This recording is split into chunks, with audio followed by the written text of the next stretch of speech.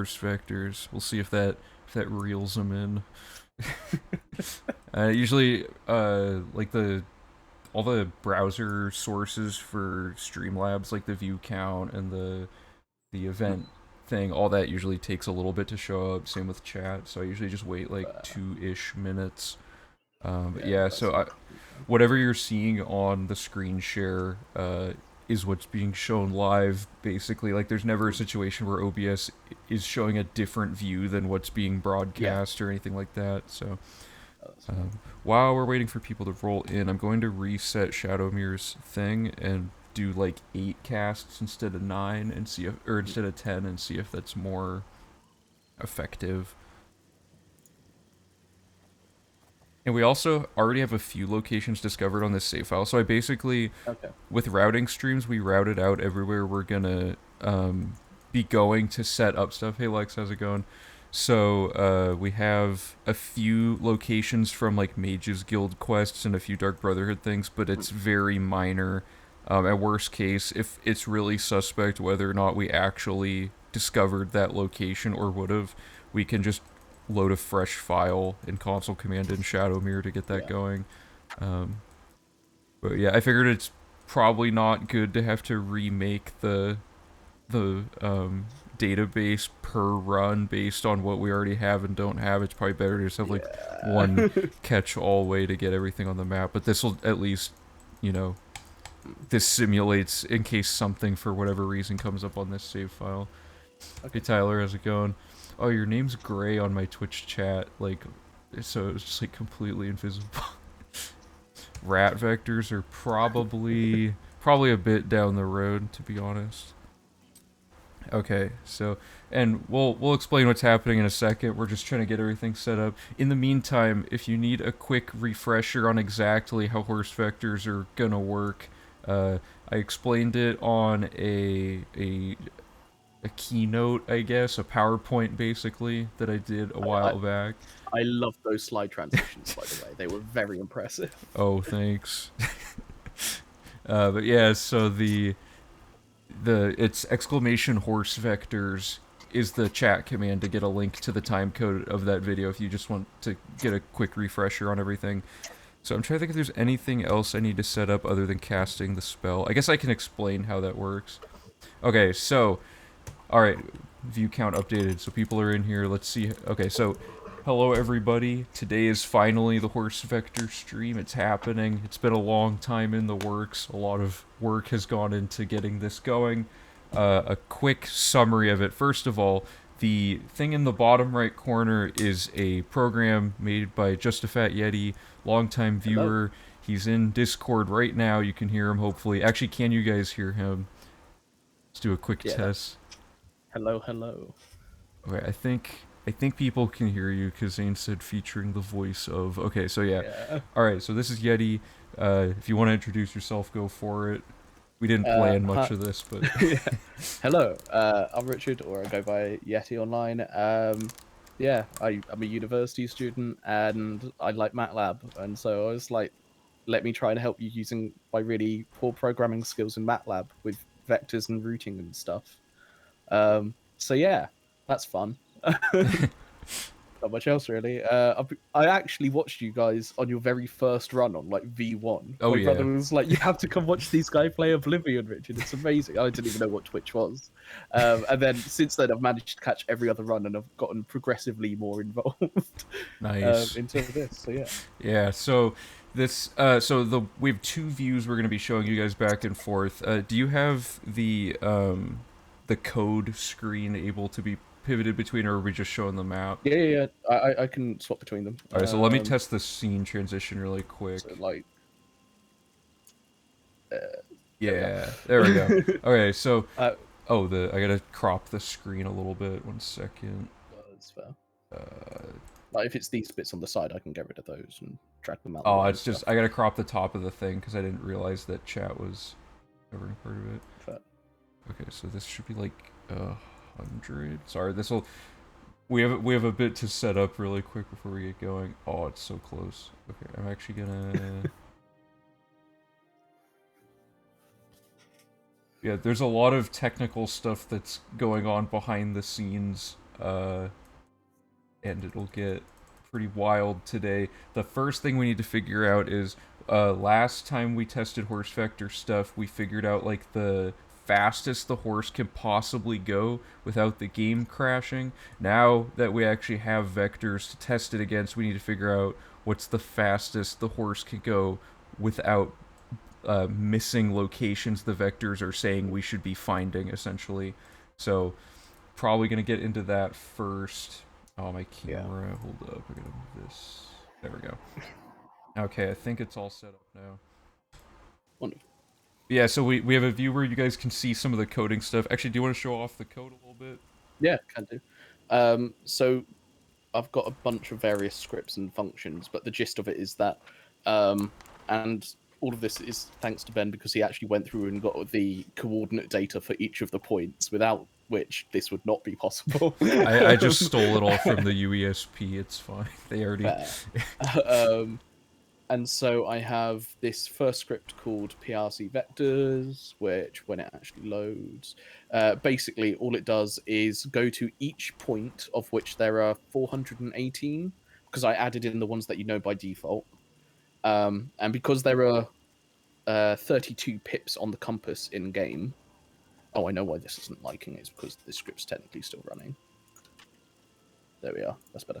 And so it goes to 418 different locations, draws from each of them 32 lines for the horse vectors, and then checks each of those lines against all 418 locations to see if there's an intersect. And so I think by my last math, that was like over 5 million or something like that.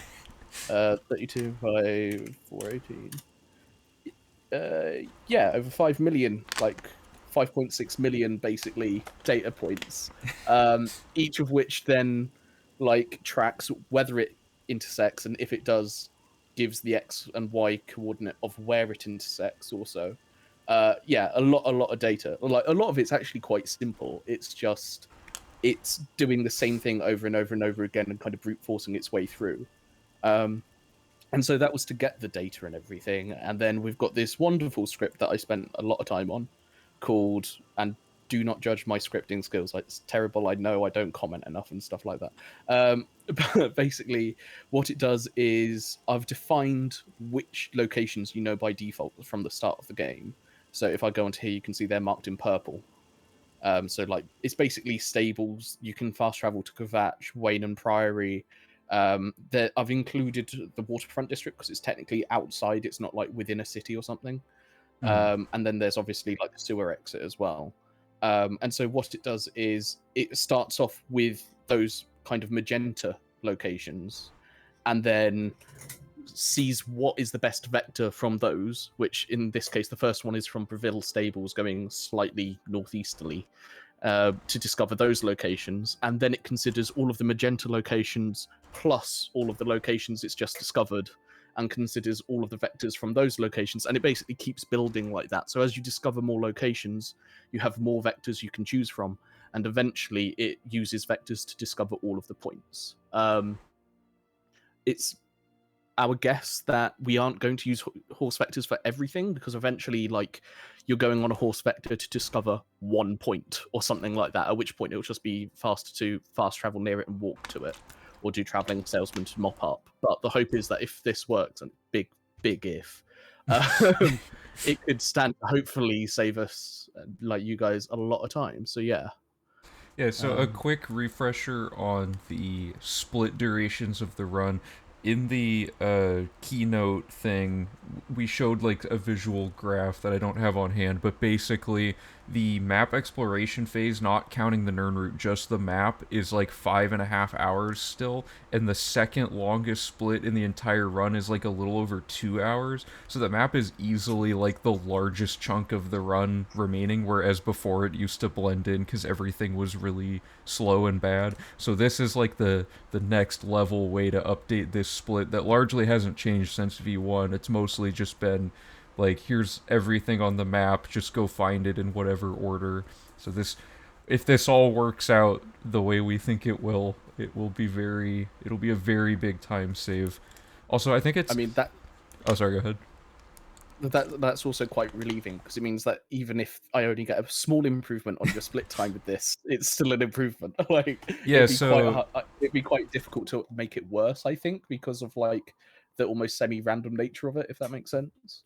right, so here, let me switch the scene really quick and show people. Mhm. So the horse moves like stupid fast now, and the game might crash in this quick demonstration. But so Yeti said there's like 100-ish vectors like to cover the whole map according to the program, right? Like if every vector we try ends up being perfect and gets everything without being problematic, that'd be 100 roughly. First of all, out of 5 million, that ain't bad to only have to test like 100 of them. But also, let's say each vector takes, like, okay, let me see if this crashes. This might crash. Okay, so the horse can move pretty fast. Like, I don't know, let's say that it takes 30 seconds. Okay, the game crashed in that case. But let's say it takes like a minute or like 30 seconds or something to canvas the map from one corner to the next. That means each vector is probably going to take about 45 seconds on average. I don't know the math off the top of my head, but that's probably under 2 hours if the whole thing works like perfectly. And if it doesn't work perfectly, it's probably still, because we still have to close Oblivion gates and stuff, so that adds some time to it. Yeah. It's probably between a 2 and a 3.5 hour split by the end of it if everything goes according to plan. And if it doesn't, we're still saving at least an hour, I would think, if we do just traveling salesman, probably even more. And so there's a few quick bullet points I want to address about the mechanics before we get going. Shadowmere has in her inventory a bunch of duped potions of healing. The reason for this is Mordred and Han figured out that Shadowmere, if you put potions on her, she'll drink them whenever she's low on health, or not even low on health, whenever she's damaged at all, she'll drink a health potion automatically. So what this means is Shadowmere won't die of fall damage unless the fall we take is greater than our entire health for Shadowmere. And just as a bonus, Shadowmere has infinite carry weight, so we can just put an absurd amount of potions on her without any penalty. And then the second mechanic, which is the key to all this, is from Whatha figured out this spell that we've made twice here. So ignore the Fortify Restoration mechanically, that doesn't matter for this, but basically, Fortify Magicka makes it so we can cast this spell infinitely. Fortify Speed makes it so that the horse gains speed for 2 minutes, and it's only 4 points of speed, which doesn't seem like much, because it isn't, but with the third mechanic, which is Weakness to Magic on touch, we're making the horse weak to magic, which amplifies all spell effects applied after that by double, so 100%. So it'll be 8 the second time we cast the spell, and then it'll be 16, and we scale it, and we just keep scaling it, right? You can just infinitely raise the speed of the horse. The practical limit of the game without consistently crashing seems to be about 1,000.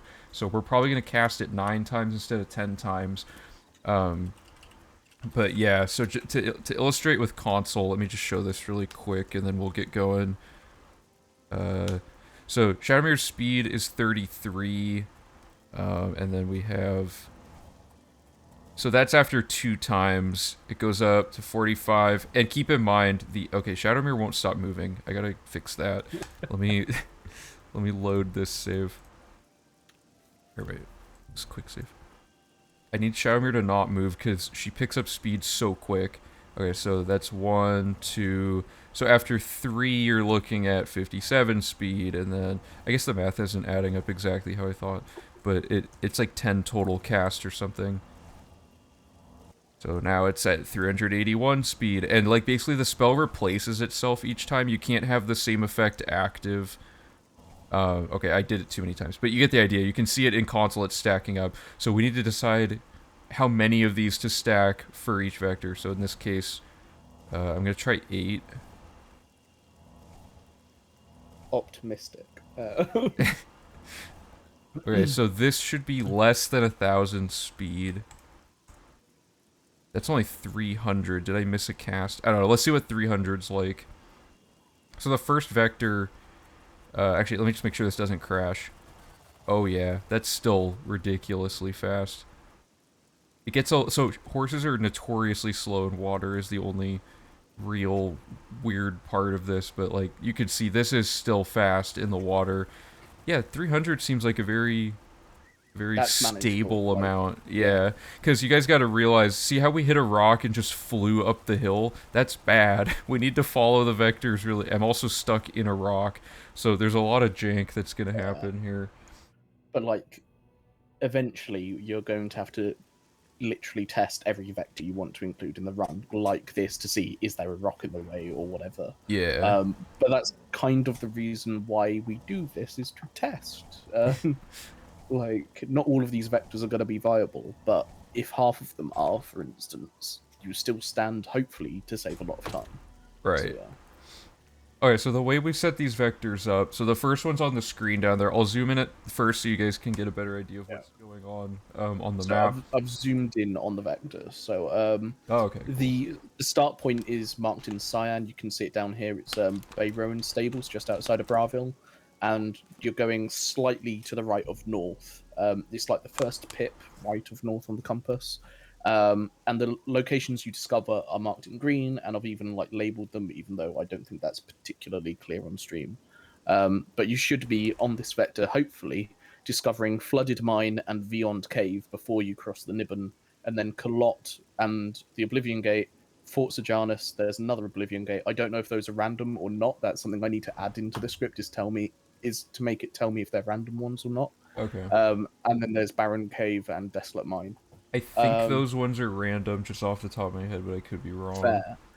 In the save that you sent me of where you'd done the shrine up by Chain Hall and Mm. stuff with the horse, both of those Oblivion gates were there. Okay. Uh, yeah, Yeah, the so they gates are could be gonna random. I be. don't like it.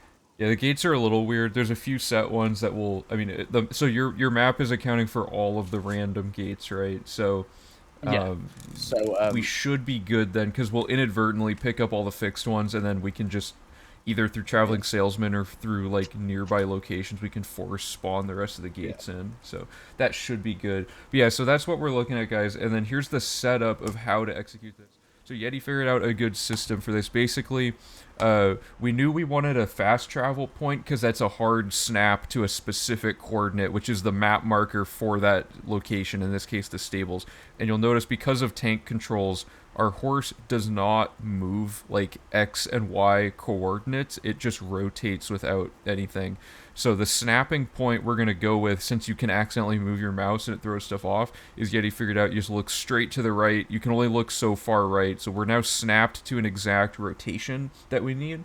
And then we can just point the horse like this and use the vector. And I'm going to use auto run at first. And if things are starting to get weird, I'll just not do auto run, and I'll try to like intelligently guide a little bit into each objective along the vector. But A the goal is great ultimately to hold straight forward and see what happens. Now we're probably going to hit this wall on this first vector, because there is a wall there, and it's near impossible probably to account for all of the things we could run into, so we have to just manually test them.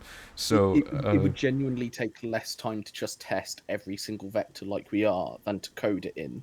So yeah. yeah. Okay, so once I'm in position, I can look anywhere. It's just using that snapping point. So we're now, so it's southeast plus 1 pip, right? Yeah. Let me run the script again because I had to close it when I was opening up the other one. Bam, perfect. So yeah, you want to be looking at southeast 1 from Bay Rowan Stables. Okay. And I'll let you zoom in on the vectory bit. Really quick, I'm going to crop out the bottom of the taskbar just so that it only shows the graph. That's fair. And we're good there. Okay. Alright. Okay, hold on, really quick. Let's see what people in chat are saying. For the run, are you intending on doing horse vectors, then all the Oblivion gates, or will you stop doing horse vectors to do gates as they appear? With how fast Shadowmere is, if we get off Shadowmere, she's probably just gone. So we'll probably do all the horse vectors and then the gates. And it's equally easy to keep track of gates after we found them all, and then just know, okay, we've done none of them yet. Let's comb from left to right, like using the classic grid system to close out all the gates in order. And with Chameleon, we can probably fast travel away pretty easily from each one. That's what we'll probably do for that. So, alright. We got our first vector lined up.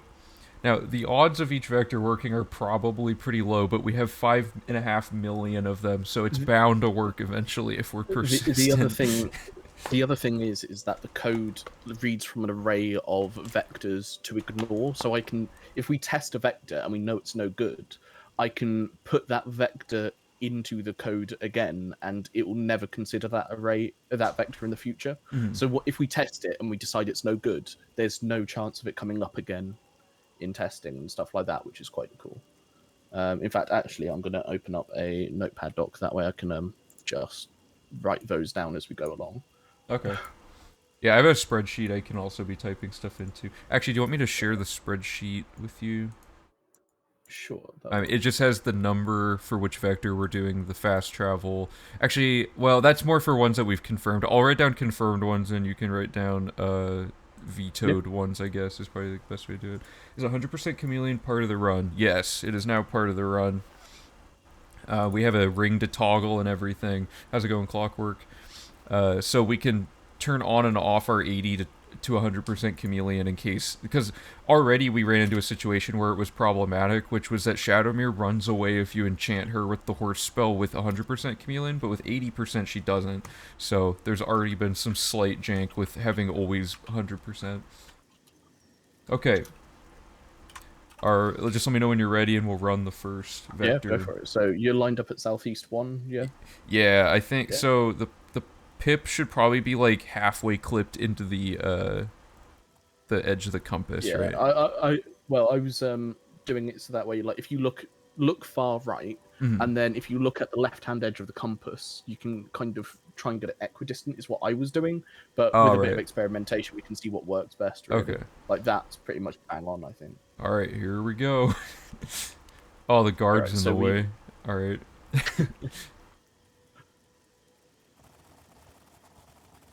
Okay, we got flooded mine. That's good. Big jump to Beyond skip cave. half the water. Got beyond. This is going well. So those were the only 2 locations we had to discover on that side of the river. So that, so far so good. We've got 2 out of 2. Wait, did Like, my enchant run off? Hold up, I might have to redo this. I think the enchantment wore off. I waited so long before actually running. I have to reapply it. Oh yeah, okay. We're gonna have to retry that. I saved at some point during talking about stuff. Okay, we just have to redo this. This won't take too long. that's fine. Like, I was like, this is the only vector that I tested, and those 2 I got reliably. It's just after when you hit Kalot, because it's quite a large, like, oh god, what's the term for it? It's like where the Welkin stones are and stuff like that. Oh, But the like Iliad on ruin. the map, Yeah. it's actually, yeah, because it's a large ruin. You actually have to go around it a bit, and like, yeah, that kind of threw me off the vector a couple of times. But it's not too bad. Okay, so I look all the way to the right. I do southeast. Make the pips very equidistant. Okay, and then here we go. I see what you mean about how being slightly off would make the farther away locations not even feasible. Yeah. Okay, so So, that okay. time I got stuck in Kalot, Yeah. so that means my compass positioning needs to be based on a different visual. Once we get this Give figured me a out, we're second. cruising. Okay. Say hello. Say hi to Stream Rex. Okay. Bye.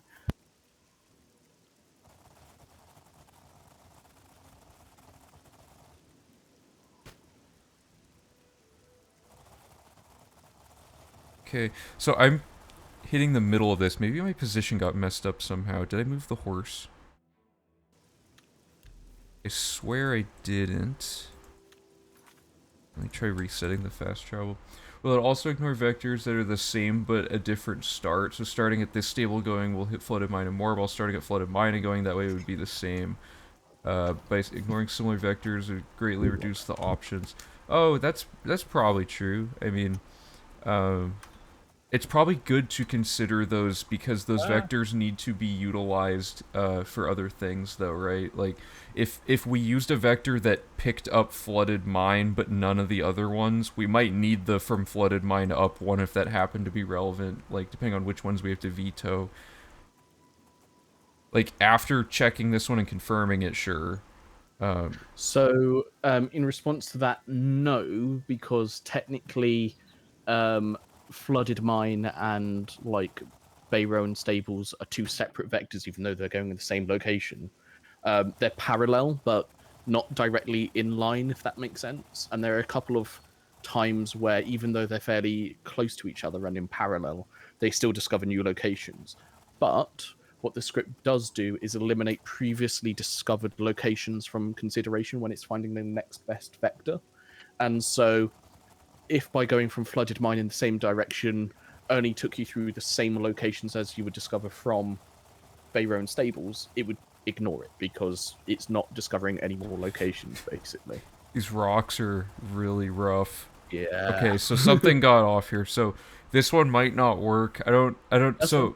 Because we're hitting like the location, like the ruin stuff, like you were saying. So I can give it another Yeah. go just to see. And if we accidentally What? veto one that ended up being fine, is there a way to backpedal that pretty quickly Yeah, yeah, in the yeah. program? Yeah, no, absolutely.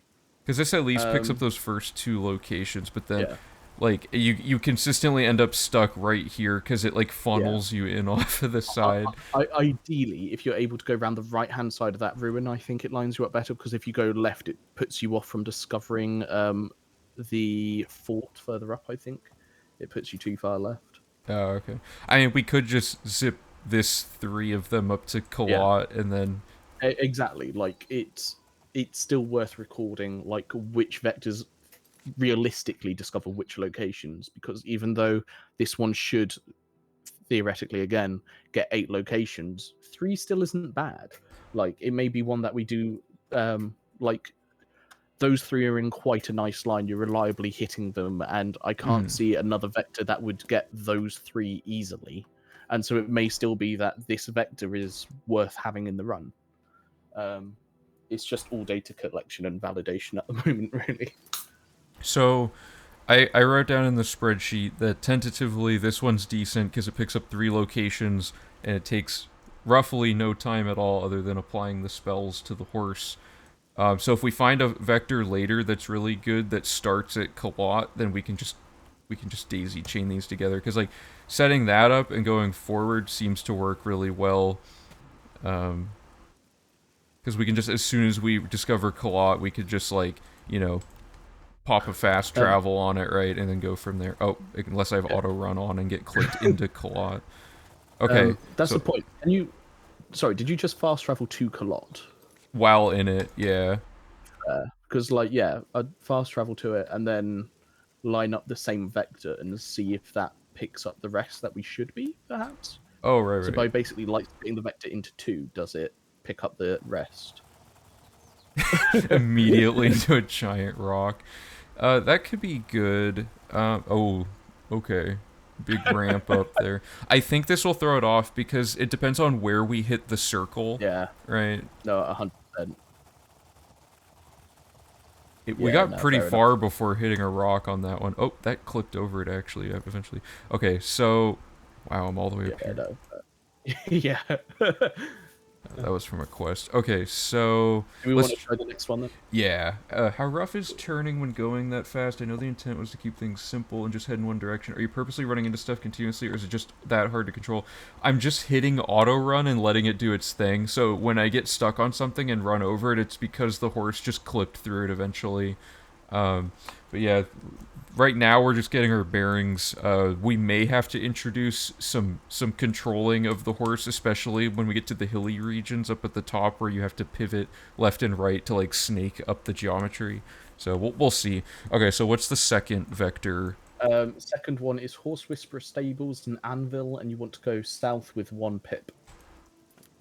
Oh, okay. So am I leaving the old locations up, or so like that vector was? Is it all or nothing? So we vetoed that vector because it only found 3 out of the 5. Is that how that works, or are we saying we go? Um, basically, what's going to happen is I'm going to rewatch the VOD at some point and record which locations on which vectors actually got discovered. Okay, because the only dilemma would be that the locations we didn't discover along that vector we can't use as jumping off points now if a vector gets Yeah, recommended. exactly. Okay, so this is Um, assuming none of that got found then for the next vector. what, Okay.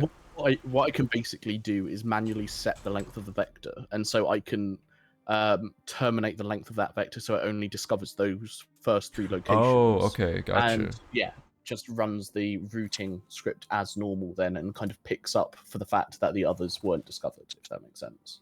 Okay. Um, But the way we go about that is through just testing, unfortunately. All right. So yeah, horse whisperer stables, and you want south 1 on the pit, or on the compass. All right, so we're on vector number 2. Here we go. So, oh, I turned like the slowest possible amount. Okay, so this is south +1 to the right. Is that so? +1 means to the right every time. Yeah. Okay. So if you look ahead, you should be kind of going northeasterly, I think. If you look like directly over his head. Oh, duh. Yeah, I was like, why am I running right into Anvil? That's just their. I thought it was like the horse dictates. Okay, so this is gonna pick up. Let me look at the map. So the first 3 are Oblivion gates. Again, I don't know if they're random or fixed. But then after that, and it's a fair ways off, is rock bottom caverns, then a fort, then a cave, another cave, and a mine. Okay, The so mine is almost literally on the other side of the map. I would be shocked if we actually hit that. Like, if you managed to keep this vector that straight over that distance, yeah. fair play. Oh man, there's always rocks. I'm gonna try spamming jump and see if that fixes it. Oh man. Okay, so that one you just like immediately hit a rock. Let me try it again. Because there might be some slight there might be some subtleties to this. Like if the pip is slightly past the thing, or like if I go a little bit that way, maybe it will work. Or if I time a jump maybe to get over a rock. There's gonna be a lot of. I fear that the rocks are gonna be like a constant issue though. Yeah. Like the other thing is, like, theoretically you can like just pause, go around it manually, line yourself up, and then like so if you go to south 1 now and hit it, perfect. Oh, out of the We frying hit pan. another rock. This area has a ton of. Okay, so I did some finagling to jump. Oh, this might be a we went over a location type of thing. Yeah. Oh, see, okay, so that's there we go. That's a nice visual for height being a problem. You guys saw we went right over that fort and it didn't get it. Camp worked. Is that a lion? You found a couple though. Like a couple of things just popped up. Like, so you got the camp, and did you get the yeah, so you got, what's impressive is, oh, was that rock bottom caverns the camp or something? Because there isn't a camp on this vector. Like, It's okay, so you know the exact angle we should be looking, right? Like in terms of, so I'm gonna look up, I'm gonna open the console and I'm gonna see which, I should have done this earlier, I think, because it shows your angle somewhere on here, I think, or like it has the ability to show you the angle you're rotated. Let me try all the TDT options and see. Oh wait, I want SDT0 gives me that. SDT1. One of these should show us.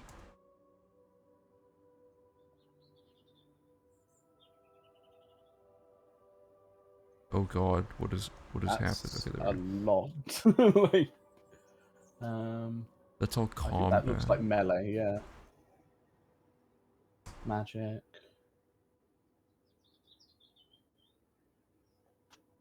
Those. What is this? Oh right, that one's the frame rate. I swear that the regular one shows you everything, but I guess not. Okay, these are all just like the same. Yeah, it's not going to be this deep into it. Okay, so I think this is all we get. It says heading. Do you think heading? Oh, okay, heading is the angle. See, when I rotate, where you're looking? Yeah, is here. that where you're looking, or the direction of the horse? I think it's the horse. So at the top right, I hid my camera. So you can see when I rotate, it's like doing this. Like every time I turn, it's changing. Oh, okay, so it's out of 360 degrees. So what's the exact angle that we want? Each pip is 11.25 degrees. So in this case, south +1 would be approximately what? Oh god. If you look dead ahead over the horse's head, I think you're basically going right 1 of northeast, aren't you? Yeah. Yeah. So northeast, there's 1, 2, 3, 4, 5. God, give me math. Calculate quickly. I'll be honest. I've been at uni all day and my mind is fried. So 11.25 times 5 is 56.25. Give that a shot. 56.2. Oh wait, because you're going off southeast one, aren't you? Yeah, Valornan, we... Uh, Oh, wait. Oh, so Valornan's saying we have Shadowmere targeted in the console, so we're actually basing this on Shadowmere. We want Shadowmere's position, specifically. yeah, So, ideally that'd be great. so 56.25, is that what you said? Yeah, Okay, so that's Shadowmere is facing 56.27 degrees. give that a shot. So I'm not supposed to be facing 56.25 facing to the right? That's Shadowmere's No, actual thing. Okay. yeah. So this, and then the way this looks is actually that the pip is completely not visible. Okay, that's interesting. So and okay, so Oblivion, for all we know, each pip might be slightly different or Yeah, something. We like just that. don't That could know. honestly just be like a texture issue or something like that. That's yeah. Okay, well, is Shadowmere rotate? Oh yeah. What is? Okay, this line. I'm gonna reload a bunch of stuff just. Start having, okay, so we went 56.25.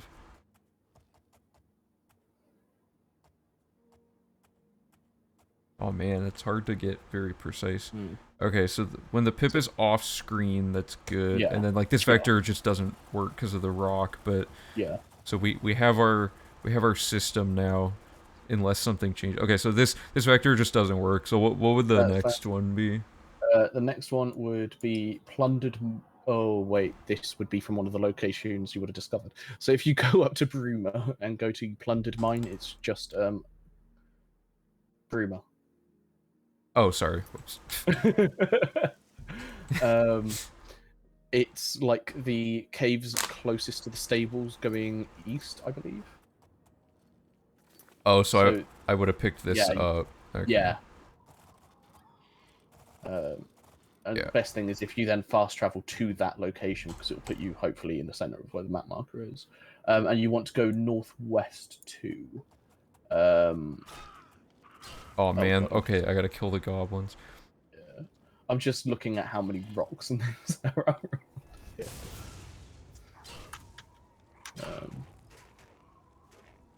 Why is my apotheosis messed up? Okay. Oh, because I'm dumb and something's going horribly wrong. It's so hard to tell what's going on when things are invisible. Mm.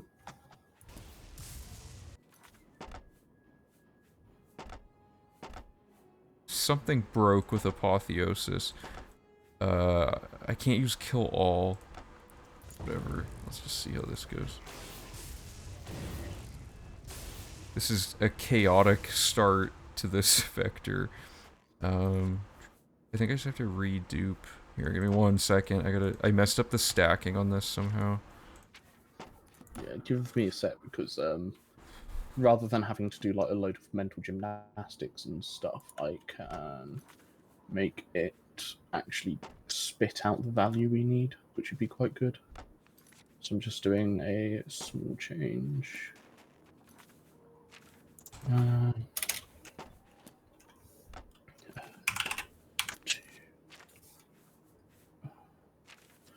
-1. Okay, there we go. Where did Shadowmere go? That's no good. Yeah, I need 80 per... Okay, so here's why I need a 80% chameleon. So here's 100% chameleon. If I activate the 2 horse farming spells... like this... If I'm at 100% chameleon and I cast it on Shadowmere... oh, she's not doing it now. Okay, good. Usually she runs away. Oh, there she goes. Yeah, see, she just like... There, she's gone. So we have to actually, be at 80% for some reason to get her to cooperate, as far as I can tell. So I'm at 80, yeah. Okay. I have no idea why that's the case. Although, I guess if an invisible force started enchanting me with extreme speed, I too would probably just run away in fear. So, and then I guess we can equip that, and then fast travel to set the snap point. Yeah, so Okay, please tell so me that worked. What the fuck? Oh, I know why. What do we? oh, my camera's still. 1.0 F. That'll work.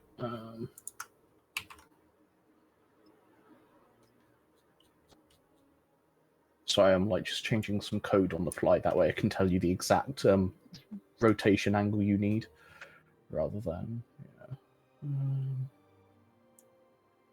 Where is it?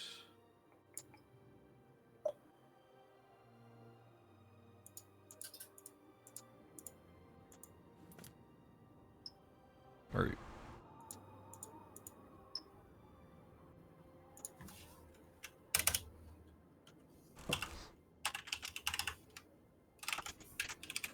Turning Shadowmere into a jet, basically.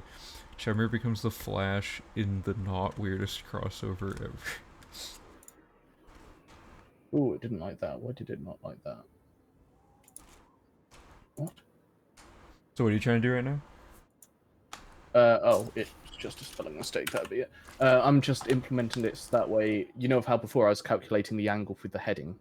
Oh, okay, It's gotcha. now giving me that value. Hopefully, at some Perfect. point soon. Yeah, perfect. Cool, cool, cool, cool, cool. I just need to make one more change.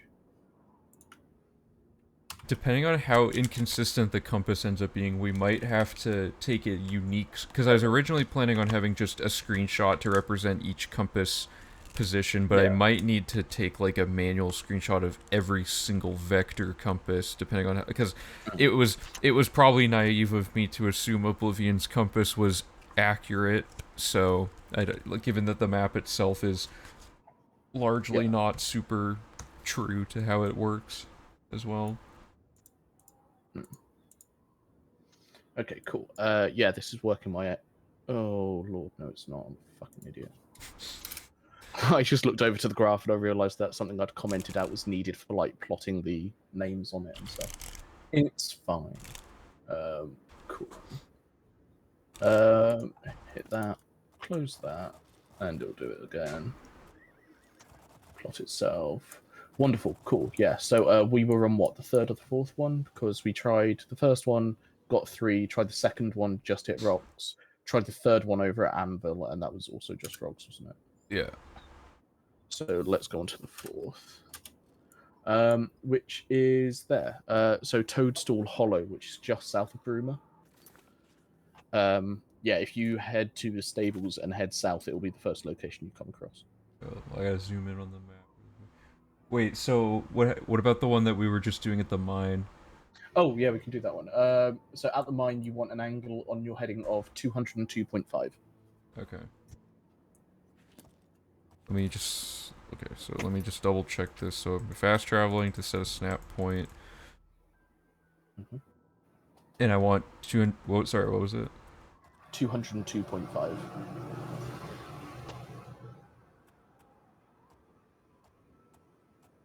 That. Yeah, Is this close enough? Like, that should be fine. Okay, and that... Yeah, okay, so this one, the pip is a little bit off screen again, so I think that's just... This is... Yeah. Oh, it immediately hits us with a rock, but we'll see. That's so high up. Did we pick up that location? I'm gonna look at the map really quick. We missed that location, but if we know that we're gonna be missing stuff... Wait. Sorry. Show me the map again, quickly. Oh, am I facing the wrong... Yeah, it didn't... Is your heading showing the way that I should be looking instead of Shadowmere, maybe? It should be fine. Why did that not work? 202. What the In the meantime, I'm going to approximate it based on the map and just kind of get a rough idea.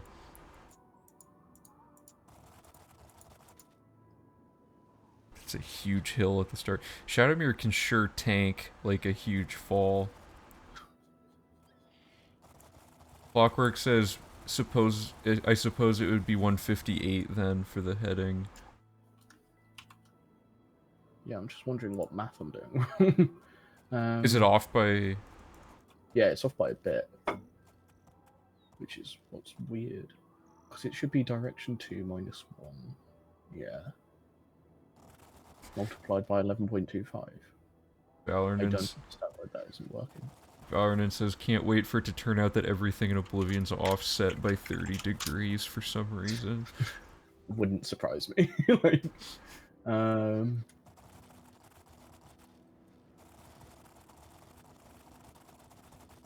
that's right. We could also have the vectors just be a series of completely horizontal scan lines and just like comb every coordinate of the map in like an hour. Well, like without being super precise, we know now that by lining it up, it looks as though what you want to do is have the pip just off the compass, don't you? Yeah. Yeah. That'll get it at least close enough that vectors that don't cross the whole yeah. map will work. Yeah, exactly. Do we just want to try a couple of vectors using that technique then, yeah? Yeah, probably. That's probably because I don't know why this is buggering around. Okay, so I'm at this location, and I want, what's the name of the So you compass? are at the plundered mine, yeah? Yeah. So you want... Oh, when you rotate on Shadowmere, she, like, drifts downhill. That's annoying. That hopefully won't throw it off much. Wait, what? Sorry, I'm, like, realizing that my code's a piece of shit that isn't working properly when I'm, like... But I worked so hard to make it not a piece of shit. Oh, this is just how streaming goes, dude. It's like, everything's totally fine as soon as you go live, like a cosmic bit flip happens or something, everything just goes wrong. Yeah. Although I did just work out why that one wasn't working. There we are.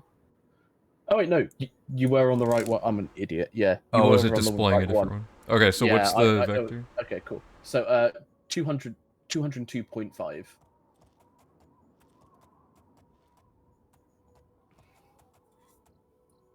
About as good as that one's gonna get. Okay, here we go. So this should be taking you kind of southwesterly. Yeah. I think part of the problem is that, okay, so I'm gonna, instead of holding forward, I'm gonna try to land on everything. See how, because I can find everything if I know, based on the map, which locations I need to stop at, and that should give us better results. So far you should have Toadstool Hollow and Bleaker's Way. Yep, those worked. Yeah, because this gets rid of the height issue. This one I might slightly miss it. Yeah, so that fort, is that supposed to be one of them? Okay, yeah, so that got slightly missed. Let's see if everything else gets hit. You should then have... Don't worry about the cave there. You have to cross this lake again, and then on the other side you should get Way. We're off, aren't we? Yeah, we're way off. Okay, so I must have hit a tree or something. Let me try that again. Yeah, no, that's 100% there. Oh. I mean, it may just be that what we do is just limit the length of the vectors. Mm-hmm. Rather than that might be the entire map, just reduce it down, because if we can only be accurate up to a certain distance, that's fine. I somehow already missed Bleaker's Way. Huh. I think we might have to have a little bit of, like, human finessing here. In terms of just, like, here's the locations, just go boom, boom, boom. Like little mini did I drift or something? Because now I missed the cave. I think I'm off on the coordinate. Yeah, I think you are. You need to be at 202.5-ish. Oh, I see. Okay, so right off the bat, see how my coordinates got displaced, like, by hitting a tree and a rock. Okay, so if I jump that, and... So it feels like somehow I'm now suddenly way farther right than I was the first time, even though I used a quick save, so I should be in the exact same position. I mean, if necessary, we can literally just make, like, rally driver kind of co-driver instructions where it's just...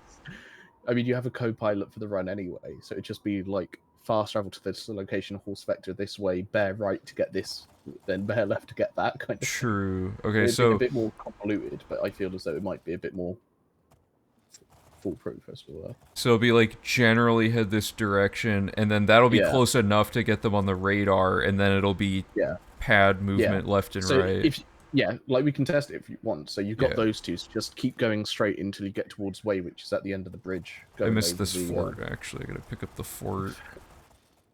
Oh, come on. Where's the marker for this one?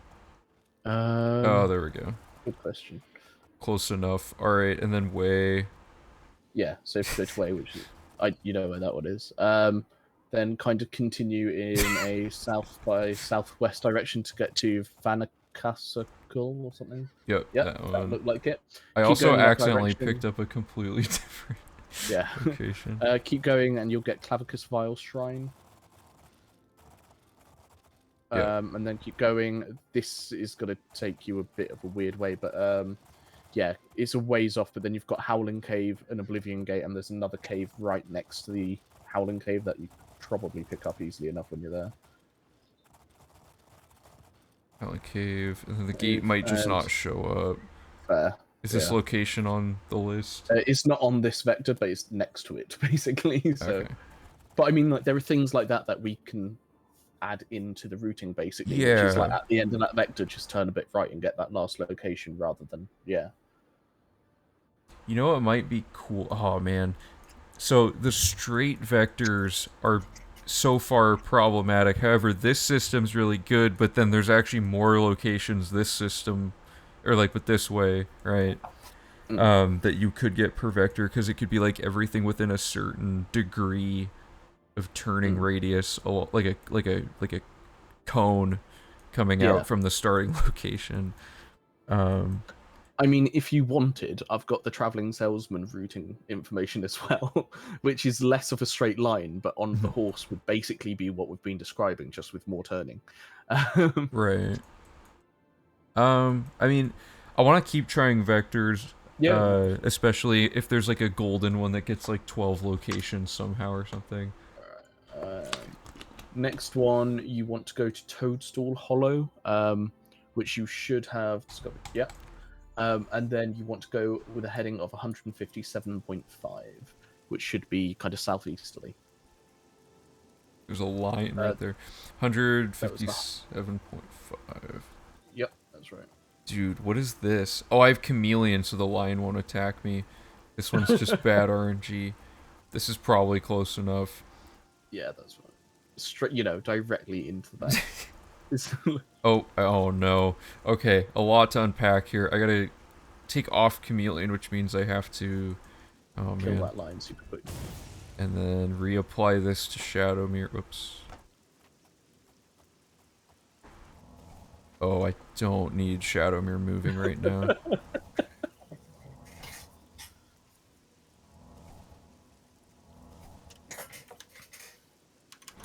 Oh, I think I messed something up. Let me make sure. Yeah, I didn't get enough speed. Oh, this is gonna be weird. Is there any console code to help you see the actual polygon of the area you discover? I'm not sure. Like, you mean like the cone for discover, or the, not cone, cylinder for discovering stuff? There might be. Okay, this, I think the play would have been, okay, here we go. Let's see if this works. 1, 2, 3, please. Something went wrong there.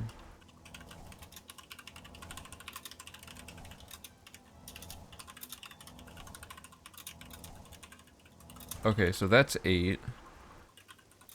And then fast travel back to reset the location. Yeah, I mean, the setup time for this is actually taking quite a while, so Traveling Salesman might end up being the play. So 157, you said? 157.5. Okay, I can only, this is the best I can do. We're gonna immediately hit this fence and it's just gonna... Yeah. Oh, So we actually... theoretically... Okay, so was there any... We jumped this whole thing, so there was like... I think you just dropped Moss Rock Cavern and maybe the Roxy Inn. Okay, so I want to Um, go slower, yeah, basically. right here there can be an Oblivion gate. There isn't this time because it's a random one, but like Okay. more or less immediately after you drop off, there can be an Oblivion gate there. Alright, so I should hit this in. Yeah, Okay, the in worked. and then wait. There should be Moss Rock Cavern before the inn. Okay, we're going back.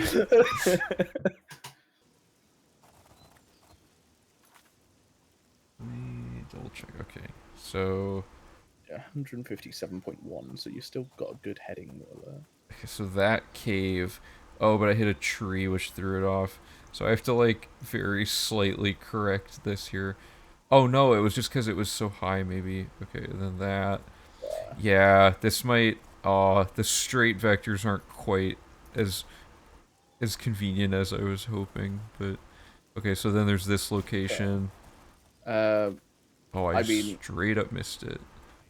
that's fair because on the vector you actually kind of thread the needle past 1, 2, 3, 4 other locations before you get to the Oh, is next one. that not one of the? It's a Okay. ridiculously unlucky vector. All right, let me Um, retry this. What if you did something like traveling salesman, but at each location you have an approximate heading, something like the co-pilot can read out. Just need a glitch to clip horses through rocks and fences. Yeah, I mean, but we could still hit like a hill, and the hill redirects us to, I think. Um, let me just try it again. Just see if.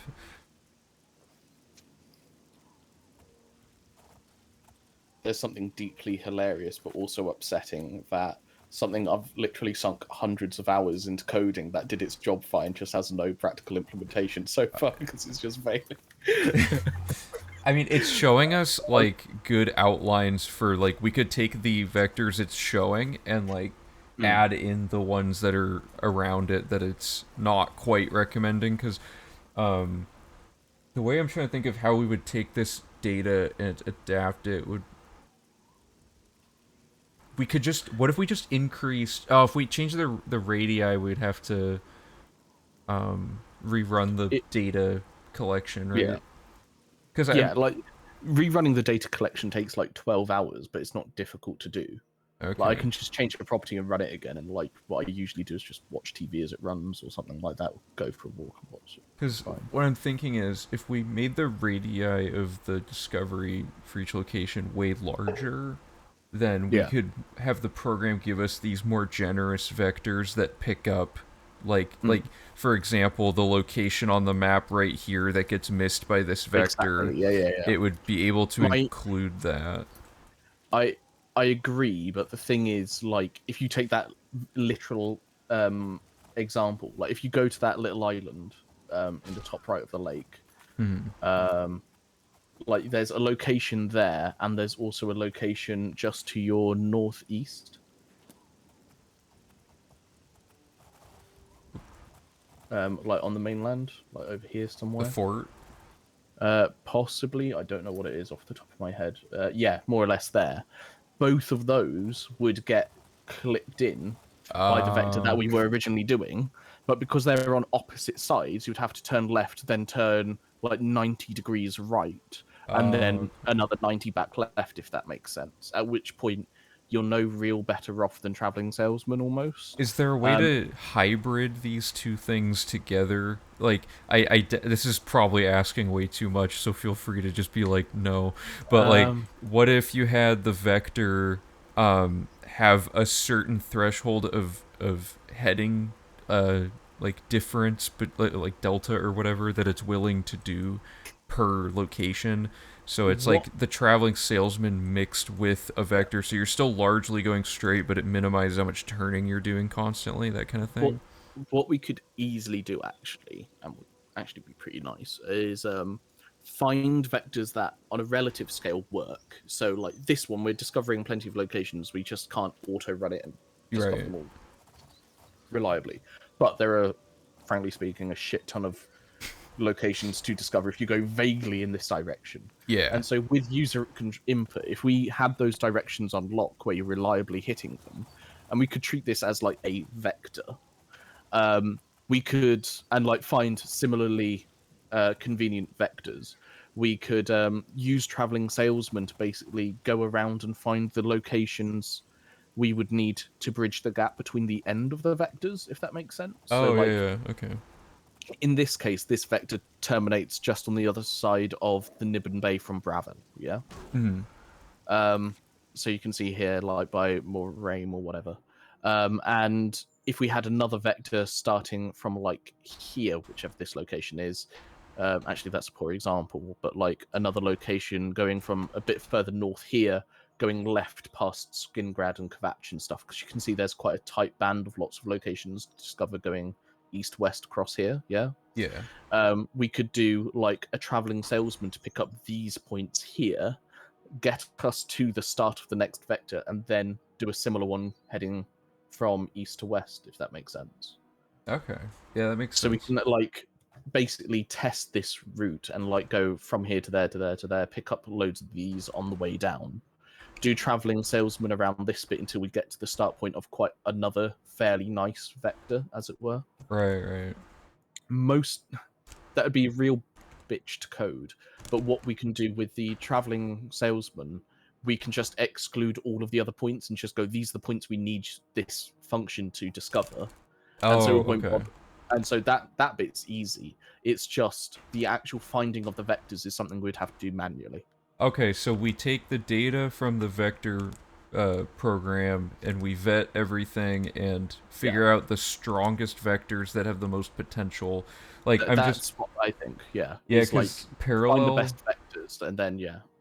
Okay, yeah, because parallel to this vector you have on screen, there's like, it would be Yeah. starting from like Shadenhall stable, going the same direction down would also pick Mm, up like a ton of them as well. Like, yeah. so the program probably has that as like a vector it'll be recommending at some point. Yeah. So we find the Um best vectors, and like I think the that easiest being way. said, Oh, sorry, go ahead. that being said, the only thing I want to point out, also hello chat, is give me a second. I need to like bring up another piece of code quickly. Okay. Where did I put it? Do root plotter TS. There we are. Run. So this is when it plots the traveling salesman algorithm, Okay. and you can see that by its nature, it almost does some of these vectors. And so going from above Chadenhall here down this right hand side, it's basically like one of those vectors that we talked about. It's a bit jagged, but Mhm. it's going more or less in a contiguous direction, picking up locations as it goes. And like you can see here, there's another one from location 268 to like 154. Like it kind of like yeah, you've got like this kind of arcing vector here. Like you get what I mean. Like you Yeah. aren't changing location all the time. And there are plenty of bits where I think you could do it fairly fast. Like here, we could change this bit manually. So you're like double backing and like chicaning through here. We Mhm. could easily make it so that way it's just a straight vector. So you don't get these ones here, you don't get these ones here, but you just do a straight vector going past it, and then just go back and do a quick loop to pick those up, as it were. Okay. Um, Yeah, that makes sense. but yeah, like we can try and vectorize, for lack of a better term, like the traveling salesman. And I think the end result wouldn't be too far off from what you were wanting and describing a moment ago.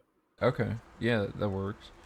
So, do we do that through a bunch of testing basically and kind of see what I parts mean, of the traveling salesman are the fastest and then which parts of the vectors are the fastest, or like.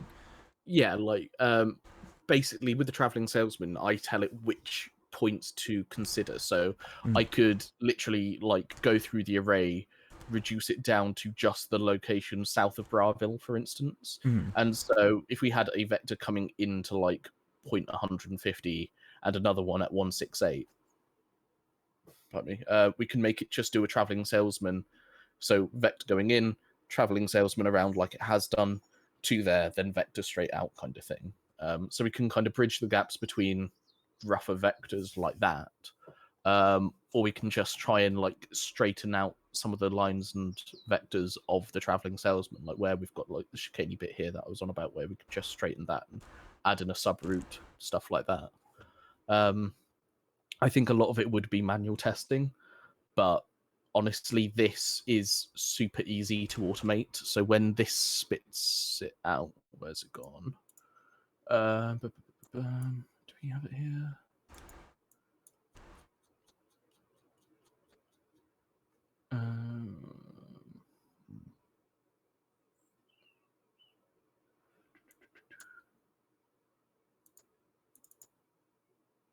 Sorry, I've got so many bloody scripts and stuff like that.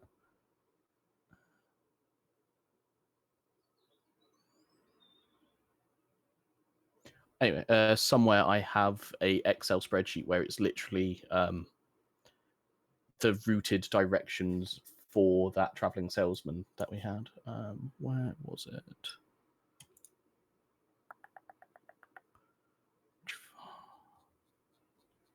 And don't at me for my code, as I said. I know it's crap. It's thrown together. Data TS.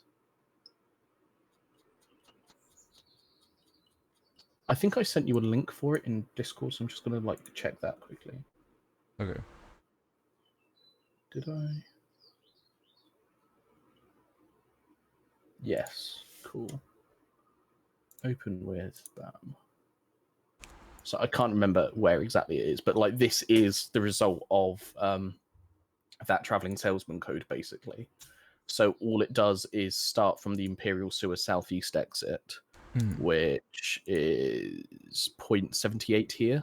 Yeah. And then I think it goes to, so it basically follow. This is just a loop. You can start from anywhere and you'll end up back there, basically. So it starts from 78 and goes to 84, then 149, then 86, then 300, and you get the idea. Yeah. But it's actual routing instructions, so it tells you which direction you need to go in order to get there. So in order to get to location 84, which is Memorial Cave, you need to head east, southeast. The icon is a cave, it's located there, kind of thing. Yeah. And so the nice thing about the traveling salesman is that you can very quickly create automated routing information like this from it. And the best I could do for the routing information with the other one was whilst this map was popping up for you guys, on my end, I was seeing this where it was location 1 is Bay Rowan Stables in Braville. You want to line the right edge of your compass up whilst looking for right to southeast 1. Along the way, you will discover Beyond Cave, Baron Cave, Fort Sejanus. You get the idea, kind of thing. And so again, these are routing instructions it can spit out. Okay. But yeah, whichever really. It's up to you, but do you want to try traveling salesman then, or just keep brute forcing some of these vectors in the hope that we come across a couple of decent ones? I think we should at least vet the vector data a little more. I mean, because no, that's I really don't want the whole amount of effort you put into everything to just go to waste. We should definitely keep trying it. Fair. So we did that one. God, some of these crap. So this is from Bleeker's Way. Yeah, Bleeker's Way, and you want a heading of 146.25. Okay. Let me just reload really quick.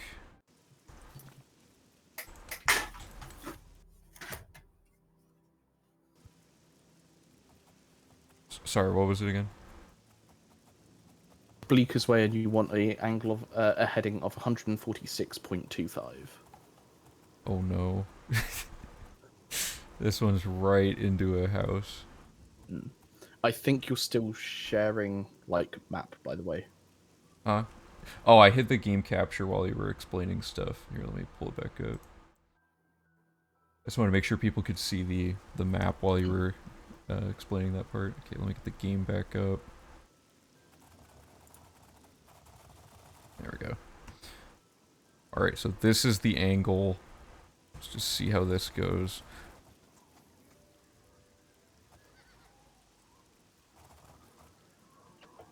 So, is the first location Sursen?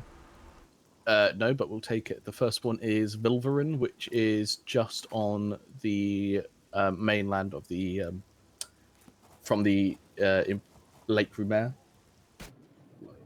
Oh, okay, so it should be up. Should be that. I think you're. Yeah. Alright, so the house is threw it off. Start. Let me line it back up though, just in case. By some miracle.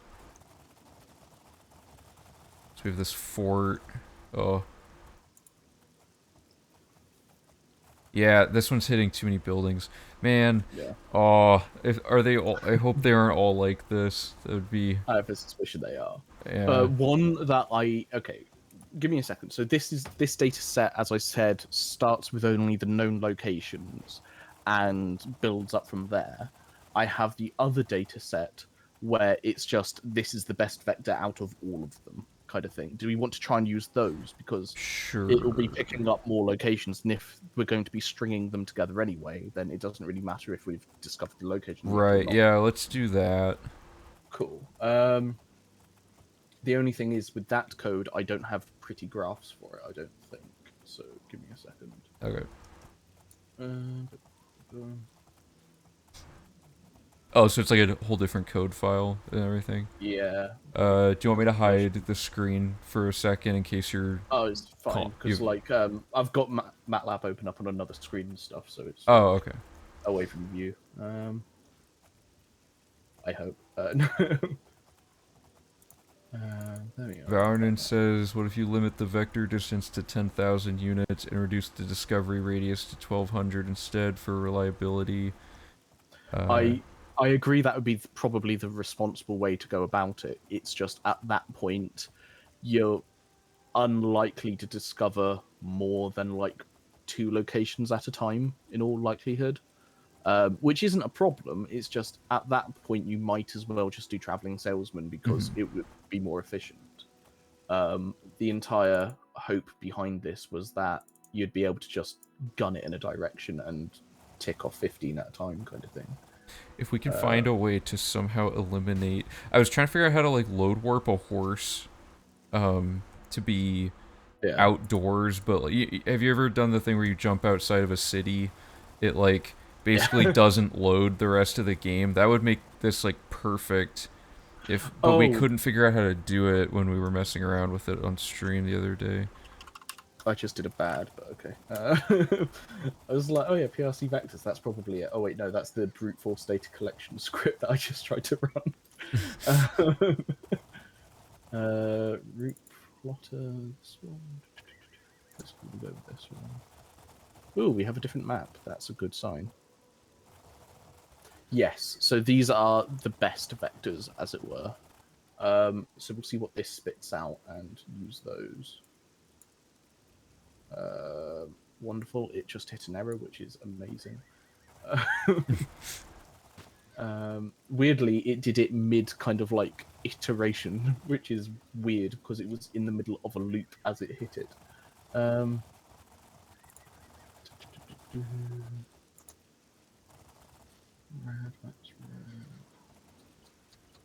Save as figure 1, printf that. Save figure yes. Plot. Oh, come on. PRC root. There we are. Cool. So, sorry, give me a sec. It's just making sure I get the actual proper thing and stuff. Okay, this will work. I may have to do some scripting straight off on the fly, but yeah, we can make this work. Okay. Because at the moment, I would give you a direction of like go to location 173 and go in vector 9, which, according to the code, makes a lot of sense, and it does. It's just to a human playing the game, not as intuitive. Mm-hmm. So I have like the right data. I just need to present it properly. You should check that the directory on that file. Oh, it's fine. Okay. I don't care. It'll be right. Yeah, fair. Yeah.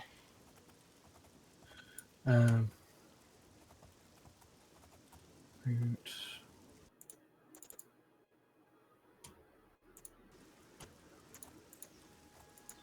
No, that's that one. God damn it. So I have like 6 or 7 different versions of code because it started off as like just a function, and then it was trying something really basic, and like Yeah, I've done version control. It's just remembering which version does exactly what. And I didn't exactly do like change logs or stuff like that. Let's have a look.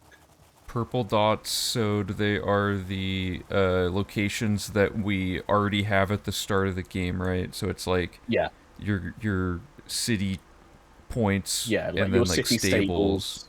stables. There was also Kvatch, the sewer exit, some stuff like that as well. Waynham Priory was another one, I think.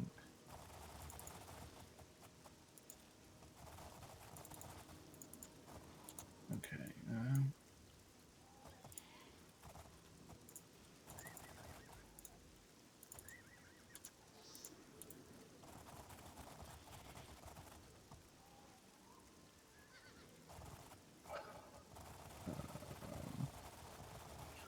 But I can get this to work.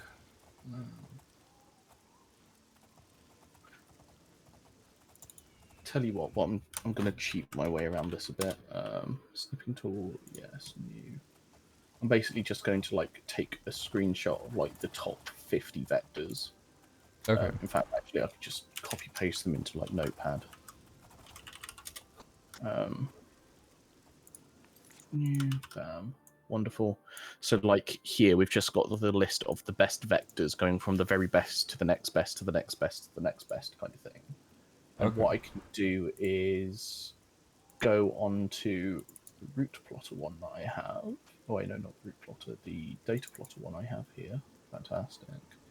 User input one, run, and it will bring this up. And if I have this list on another screen, I can then say I want location 173, line 9, and it plots that, which is the best vector apparently. So basically, most of the best vectors are just going east-west across this band around Skingrad, but somehow avoiding it.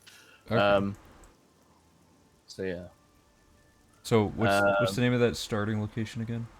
Oh, It's it's an a Oblivion gate. gate, of course it is. Oh, that gate's If always you go there to though, so that's good. fair, like that's the only thing with this. Like as I said, it's just this is location 173, whatever that one is. I'm trying to see if I've got the names. Oh, I don't have the main quest advanced far enough yet. No, that's fair. If you go to like Fort Such or whatever, Yeah. which is just to the left of it, and like just use that because honestly, it would still hit like most of the places that this one discovers, and the ones it misses, it'll probably make up for. Okay. So that would be just okay. Because actually, on it, what? Yeah, we could try that. That could work. Yes, and then 3491.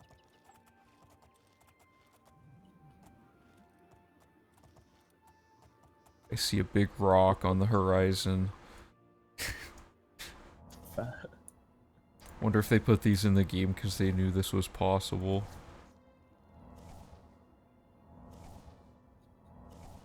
What about adding red circles for places you're sure are not viable for at least easy to pass through, then reiterate? Yeah, so the red circles for exclusionary zones on the existing map serve that purpose. The problem is having ones for all the like because there's rocks that you clip over easily, and then there's rocks you just get completely snagged on for some reason, and there's no The other consistency. the other thing is that with stuff like that, direction plays a large part in it. So like hitting a rock whilst you're traveling up a surface can like just end the vector, but if you hit it the other way, it just acts as a ramp and you can get over it fine, basically. And like whilst you could just outright exclude it and look at other vectors, it you I think it would just like risk losing a lot of potentially good vectors just because they got automatically discounted, if that makes sense. Yeah.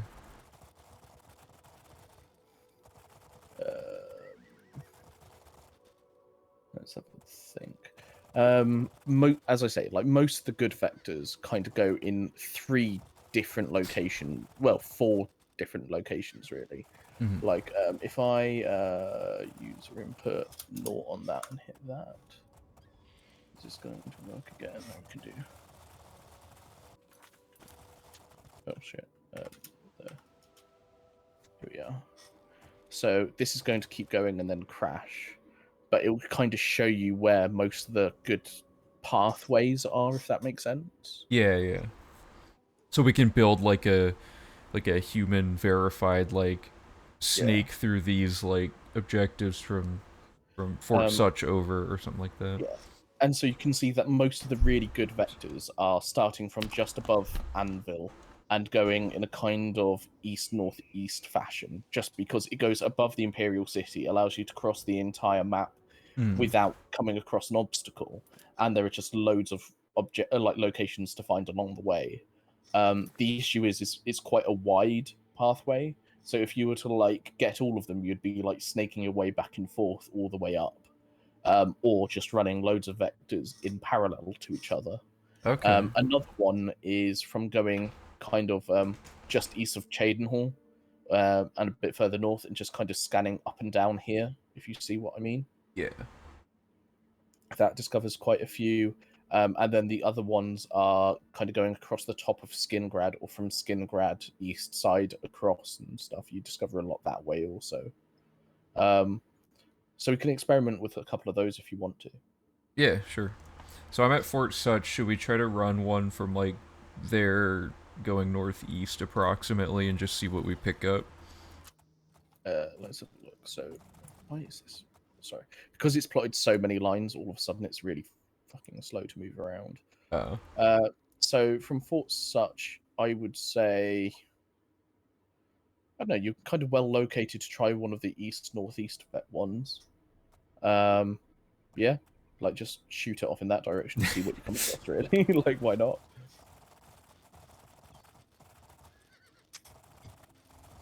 Oops. Okay. I think we'll. Oh. Okay. We gotta wait this one out, I guess. Oh, did my spell run out? No, it didn't. That was so weird. What is happening? I'm just like stuck on the door frame.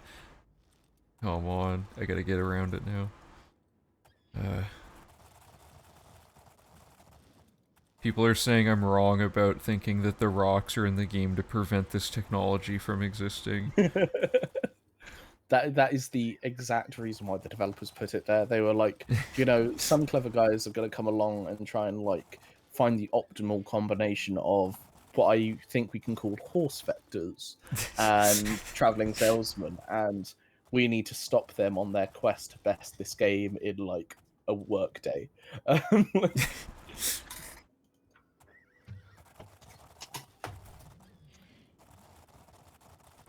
Because I mean, like, if we just go in the direction and then the first non-discovered compass location that shows up, we just turn and go. But then at that point, you're right. It is just traveling salesman. The rotation is just like really slow.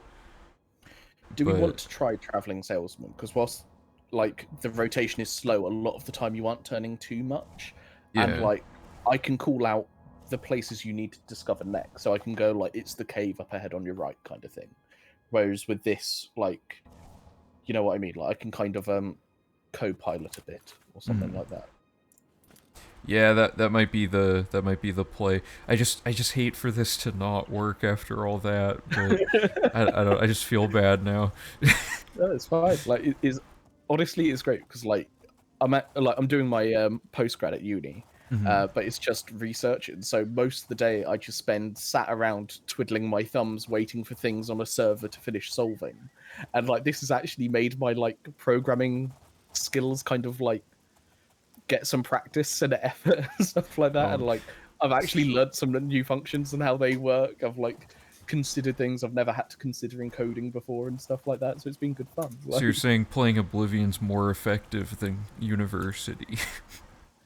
I feel as though I can get in trouble if I answer that in the affirmative, but what I can do is not answer in the negative. Oh, okay. That Um, works for me. yeah. Where are we? So we can close that. Open this. Perfect. So yeah, I've got the instructions in front of me if you want to go to like Imperial Sewers Southeast exit or whatnot. Sure. Yeah, let me load the save at the start of this. Here, let me pull up the next screen. Okay. I think there'll be some practical use for the vectors. I do Yeah, believe. no, I agree. Like, if we can find some nice ones, like they absolutely serve a purpose. It's just finding those nice ones. And as we've established, there are over.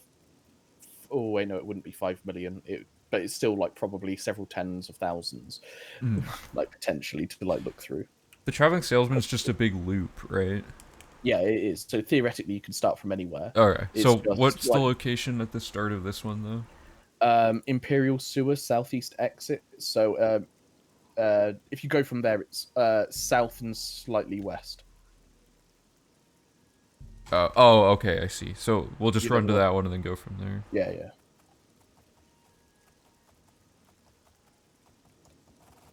I think that's it there. Yeah. Oops. Oh, wait, that was. Oh, it's probably further this way. Oh God. Yeah, it's still a bit. Oh, there it is. That has to be it. I've never been more sure of Yeah. anything in my life. There There you we are. go. Perfect. Okay, Cool. so we have that. We have the. Let me get the spell applied. Mm. The way that the traveling salesman will. Oh, what? I just ended up like inside of this. Let me try that again. It just works. Okay. Oh, because when I try to get off the horse. Oh man. Okay. Let me. Yeah, the thing about the traveling salesman is gonna mostly be having to. Turn and stuff. Yeah. Yeah. Okay. There's something going wrong with apotheosis on this exact iteration of the save file. Oh, everything's going wrong. Get out of the water. What are you doing? Okay. So let's do this. Two. And my hotkeys are all something. I'm being gaslit by the game again. Okay, I loaded an old save, I guess is what happened. Okay, so 1, 2, 3, 4.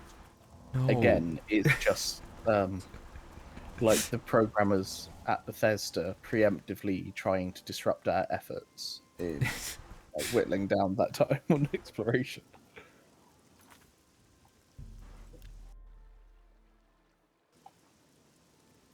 Okay, so this particular location seems to like to force me like into an out of bounds location on it when I We try to. can start with the next one if you want. It's fine. Just No, I mean I'll just okay. If I run forward at the start, I just need to not be clipped into it, and it's just for whatever reason it's. Okay, there we go. I got out. Okay, so I'm at the sewer. I'm just trying to get a save set so that it's yeah. like good to go. Okay, All 100% right. chameleon, horse sped up. All right. Cool. Most of these you should be able to see the map icon for because you aren't because of the way traveling salesman works, you aren't going massive distances between them. Mhm. And so as I read out like the compass heading, if it's not exactly precise, just go for the icon basically. Would it be possible to see the image of the map as well? Like on the screen share? Yes. The thing. Let's have a look. Like I can just bring up an image of the map if that helps. It's just these. Oh wait. No, I know what you mean. Because you have the image that has the path that Yeah, we're yeah, yeah, taking, yeah, yeah, right? yeah, yeah. I know exactly what you mean. Root plot TS. There we are. That one. That one and run. One. This will pop up in a second. There we are. That the one. Yeah. Wonderful. Actually, give me just a second because that one's super busy and it's got the version of the map that I don't like. Whereas the one in here.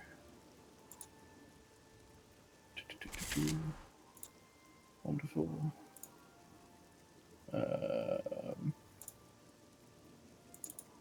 This one, hopefully.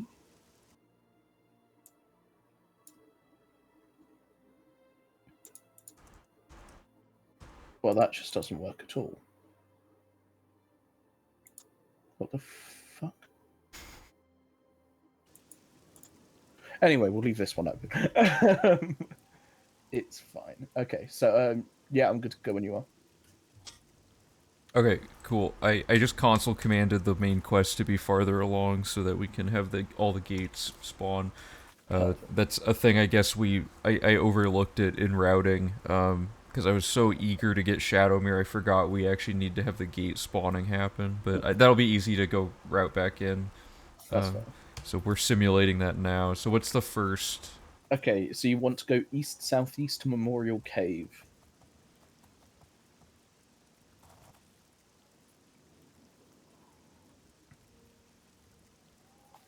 I almost wonder if now we could get away with the 999 speed. Okay, Memorial Oh, Cave.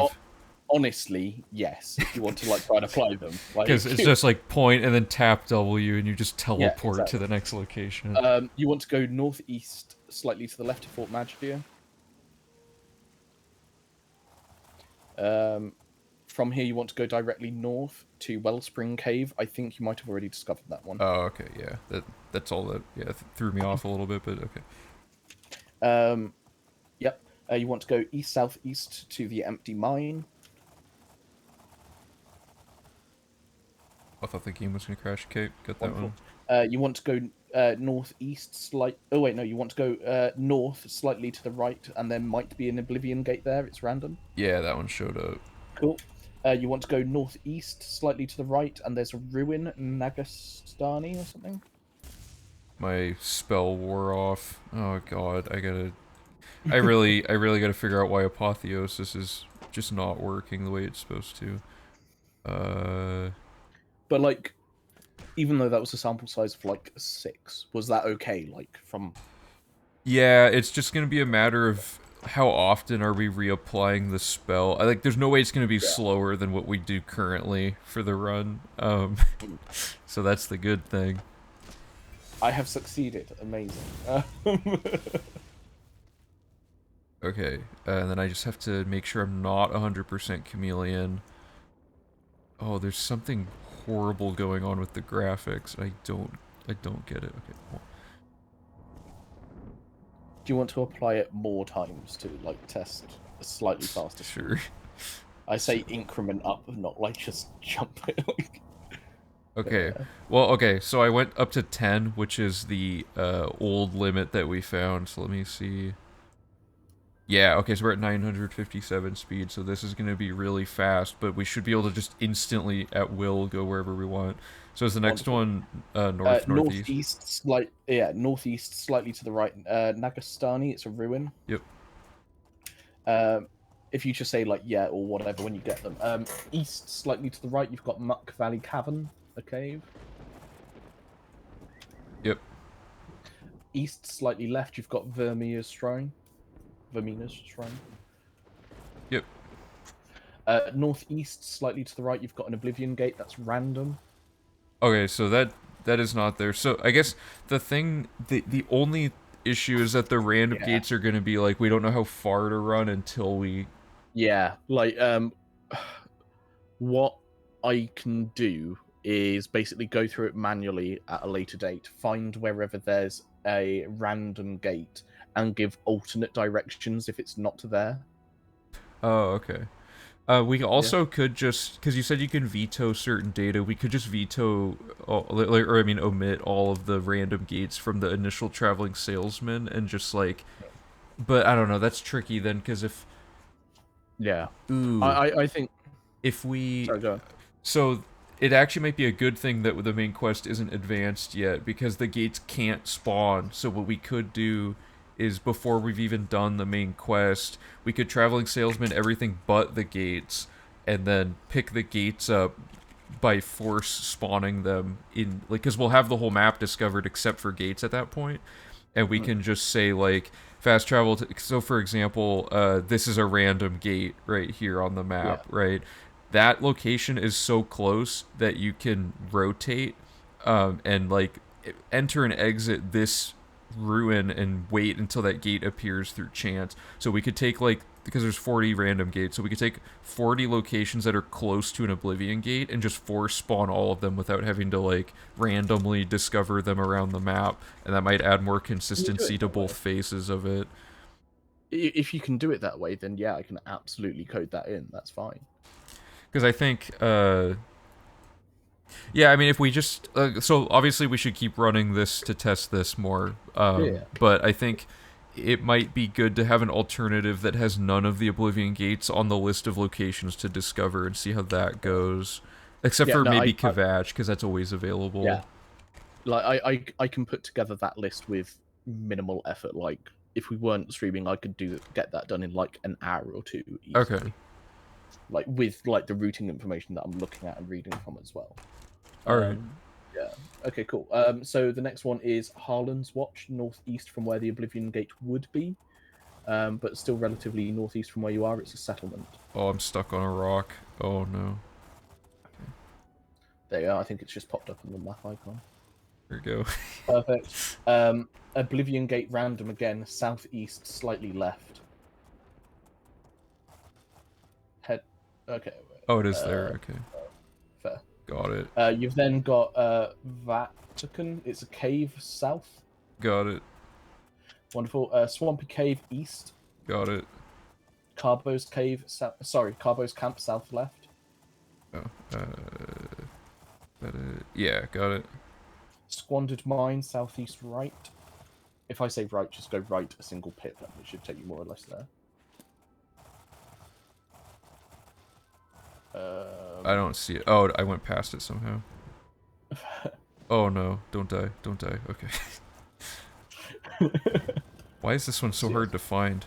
There. Oh wait, that's Dark Fissure. I found the wrong thing. Oh no. So if you go to Carbo's Camp. Wait, no. Yeah, Carbo's Camp. There was then the Oblivion Gate east southeast. Oh, it was an Oblivion Gate. Okay, so that must not be there. Okay, and so southeast right from where the Oblivion Gate would be, there's Squandered Mine. So have a look for southeast, slightly to the right. I gotta Location is 305. Can you open your map super quickly and I can have a look and like zoom in on this for you? So you are, where are you? You're like over here, south of Chaden Hall, aren't you? Mm-hmm. So you've discovered 26 and you managed to get Dark Fissure as well. The Oblivion Gate would be here. Oh, I think I just went the thing. wrong way. Cool, but if you go from Carbo's Camp, then it'd be south right. You'd get to 305, Okay. which is Squandered Mine. I also lost Shadowmere, so I gotta reload. Okay, actually, here we can just rerun this. Okay, so absolutely. So where are you currently? I'm at the Oblivion Gate. Cool. So I think you need. Oh wait, so you did Harlan's Watch, then Oblivion Gate. So you need Vatican, which is the cave, which is south of you. Yeah. Okay, so I'm gonna go to the camp. Carbo's. Okay, so I'm at the camp. There we go. Alright, show you map quickly so I can see what you've discovered in total. So you've got camp, cave, gate. Yeah, that's perfect. Cool. So from that camp, you want to go south slightly to the right to get Squandered Mine. Those. There it is. Yeah. Oh no. Let's wait this one out. Found it. Oh, you got it. Perfect. From here, you want to go southeast to Drakelow. It's a settlement. Got it. You want to go south slightly to the left to Crayfish Cave.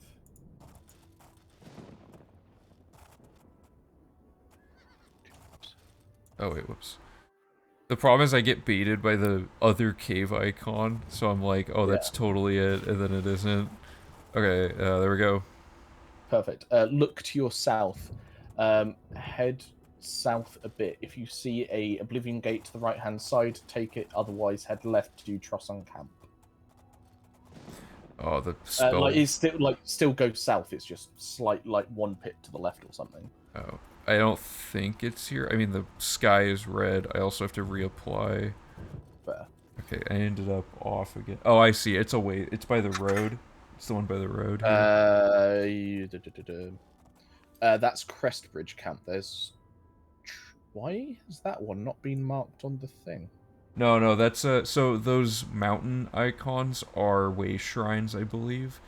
Oh yeah, sorry, the camp's for 20 witches on the other side. I'm an idiot. So that right angle, that right near that icon is where. Yeah, so from Crayfish Cave, looking south, 257 here is an Oblivion Gate. 25 here, which is Trosson Camp, should be slightly to the left. So from Crayfish Cave, head due south, and if there's an Oblivion icon, take it. Otherwise, just go a pip or two to the left and get the camp. Okay. Should get Google Maps version. Okay, What'd be awesome, and I don't know if it'd at all be possible, but if someone could like use the Google API, because I know you can make like custom Google Maps, I think, in order to like do navigation for you, you know, where it's like there left and stuff like that. Like, if it actually read out like headings and stuff for you. So Okay, that ruin on your left, sorry, the ruin on the oh, you got it, perfect. Head south to Macmentian, the ruin to the south. Yeah. Yep. Keep going south to Sage Glen Hollow, a cave. Yep. South-southeast, you've got Fort Fleecia.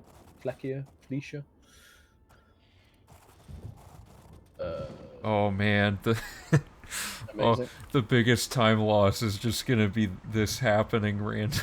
Yeah, that's the thing. It's like a slower horse speed is slower, but honestly, I think like the reliability of it might help, at least in like certain areas. Fuck. Luckily, I've quick saved before that happened. I hope. Yeah. Okay. So where'd you get lost? The cave. You want to go south-southeast to the fort. Okay. No. Yeah. Okay. This the 950 speed is not good. I can hold shift to go more moderately fast as well. From here, go northeast, slightly left, and there's maybe a random Oblivion gate there. Yeah, I don't think it was there. Oops. Oh wait, no, sorry. What the fuck? Sorry, on mine I have go from. I think it's right. 163. That's 165. I think that's the wrong. What? I think it's the path to the left. Oh, so it is. Yeah, I'm further down here. Yeah, so it's 163 versus 165. This is So from there you want to go Northeast, right? Southeast, slightly to the right, in order to get to the inn. Wait. Where? Oh, I was already at it. Sorry. Fair. So from there you want to go northwest up to 258. Where have we put 258?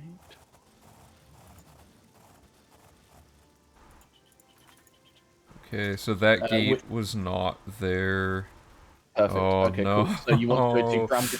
Oh, the ramping. Yeah. Okay. Let me. Yeah, just wait and let the speed go down.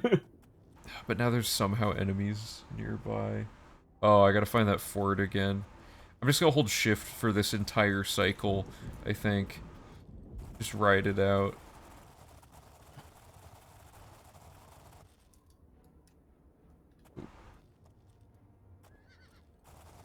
Okay, so I got the fort, and this is... And then straight down for the inn. Yeah.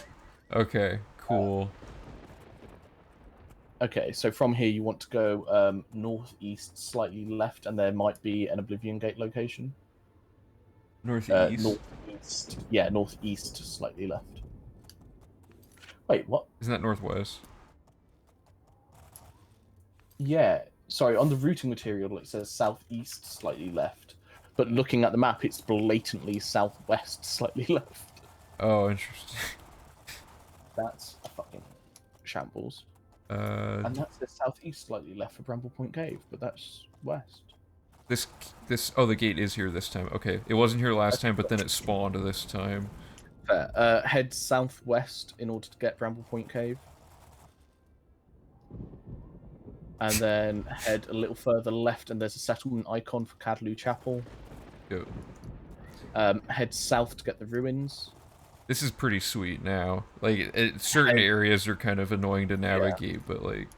Head straight west in order to get to Fort Grief on the island. Okay, there we go. Oh, did it wear off? Okay, good. A chance to redeem Shadow Mirror. Okay. Yeah, I don't know why. All of a sudden it's switched, so it's like easts to wests and stuff like that. It's mental. Okay, Shamir's been buffed.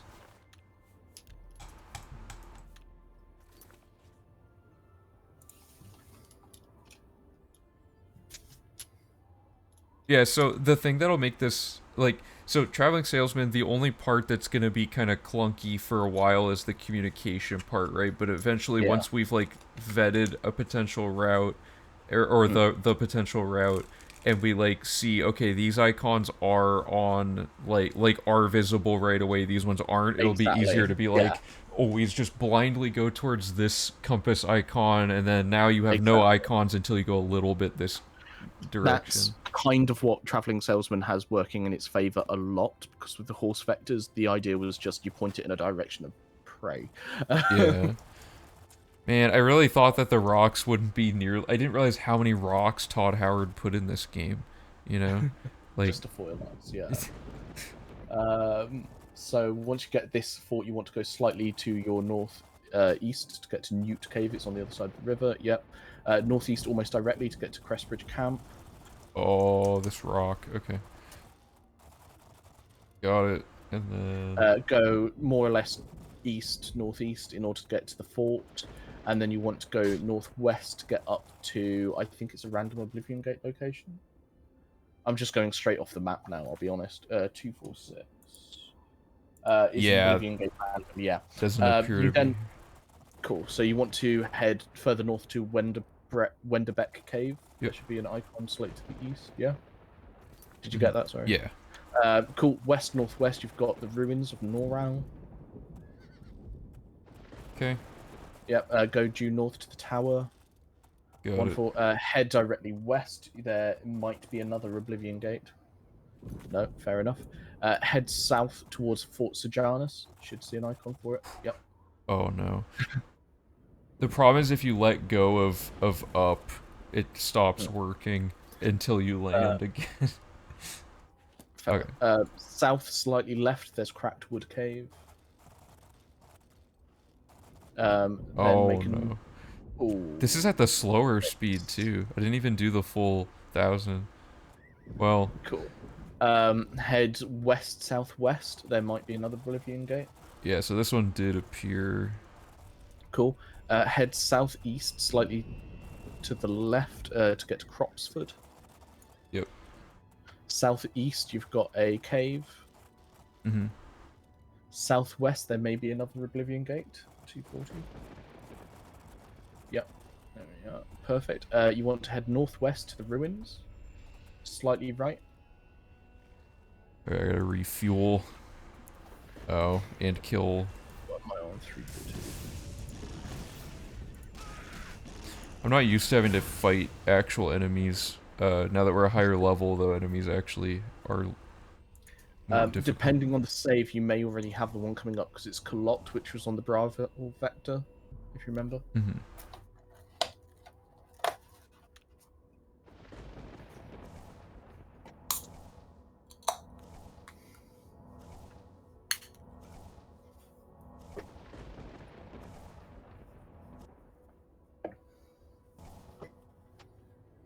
Okay.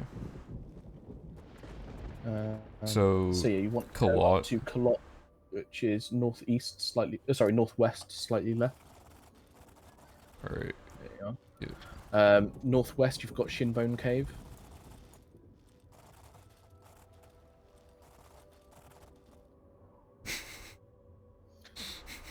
It just never gets old seeing the horse just fly straight up.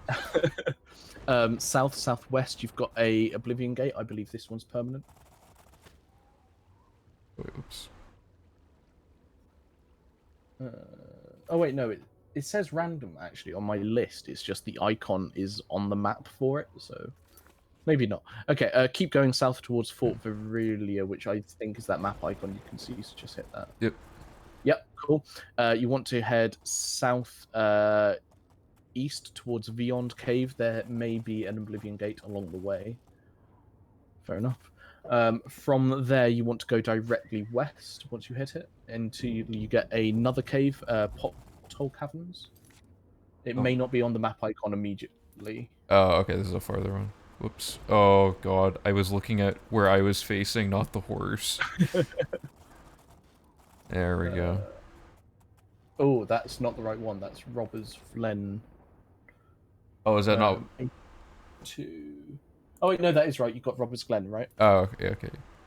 Yeah, perfect, cool. You want to head northwest to get Harkin Grove, Harsane Grove, whatever it is. It's a landmark. Perfect. You want to go west until you get to Mingo Cave, I think it is. Got it. Head to the inn to your west, slightly left. Inn of Ill-Omen. Yep, got that. Slightly to the right, there might be an Oblivion Cave. Fixed, actually, so there should be. West right, so west northwest. Try a bit further north, actually. From where you are currently, go due north. I do remember this one being here. It's unusual that it's not. Actually, it should be like right next to it, right? Yeah, it should be. Huh. One of the bits, Let me anyway. check the map. Let me check because we have a like the labeled map from the run. Let me just double check this. Other. Wait, Like, you should be able to see the map icon for it from the inn if it's there. Like, it's super short distance.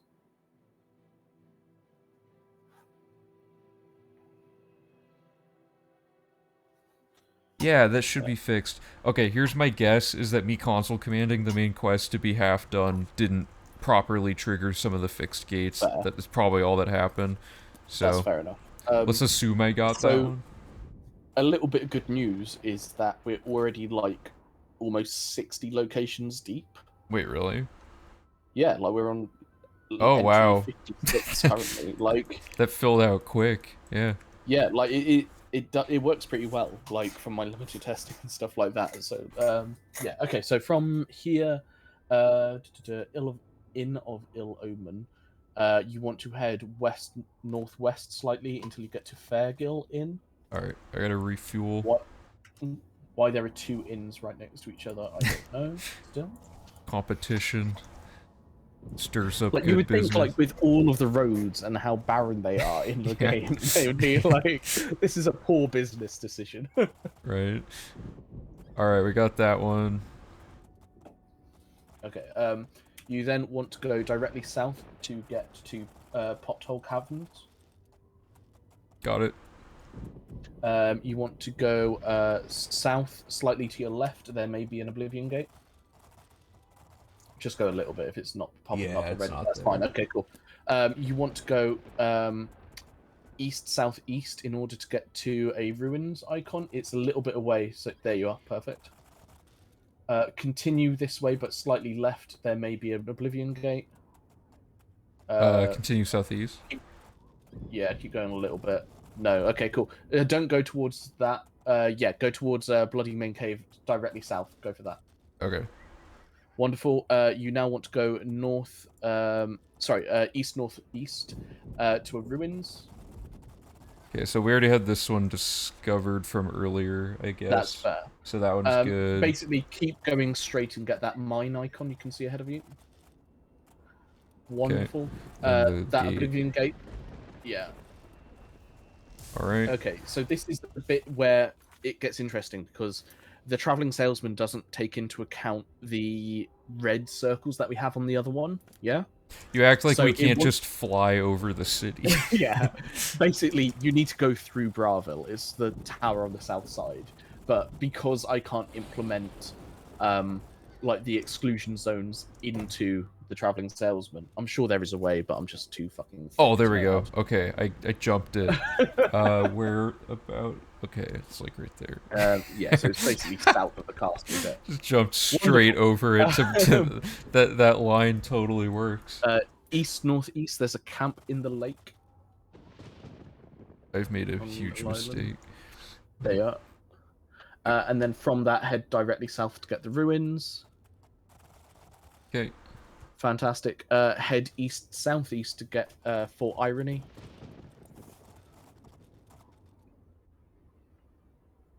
All right. Cool. Head over the Nibbon River directly east. Get Mouth of the Panther. It's a landmark.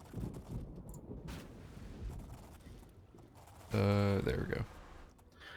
Head northeast towards a ruins icon. It may not show up immediately, and there may be an Oblivion gate on the way. So check to your right, probably. Okay, I gotta... I'm stuck in water. I gotta refuel again. If you fast travel back to that landmark, and after you've refuel,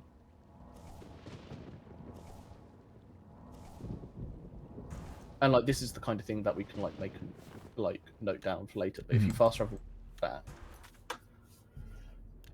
if you look at the map, you see where you've kind of got that peninsula extending northwards.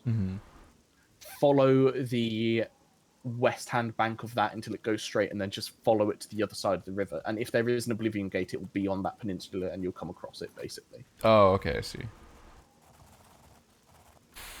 I messed up. What? What?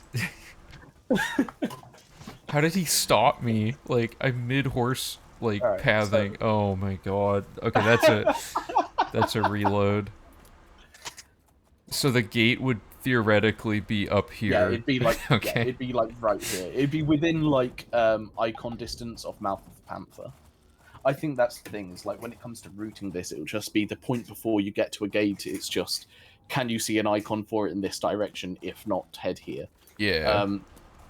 So from where you currently are, I believe you need to head more or less due north to go to the ruins.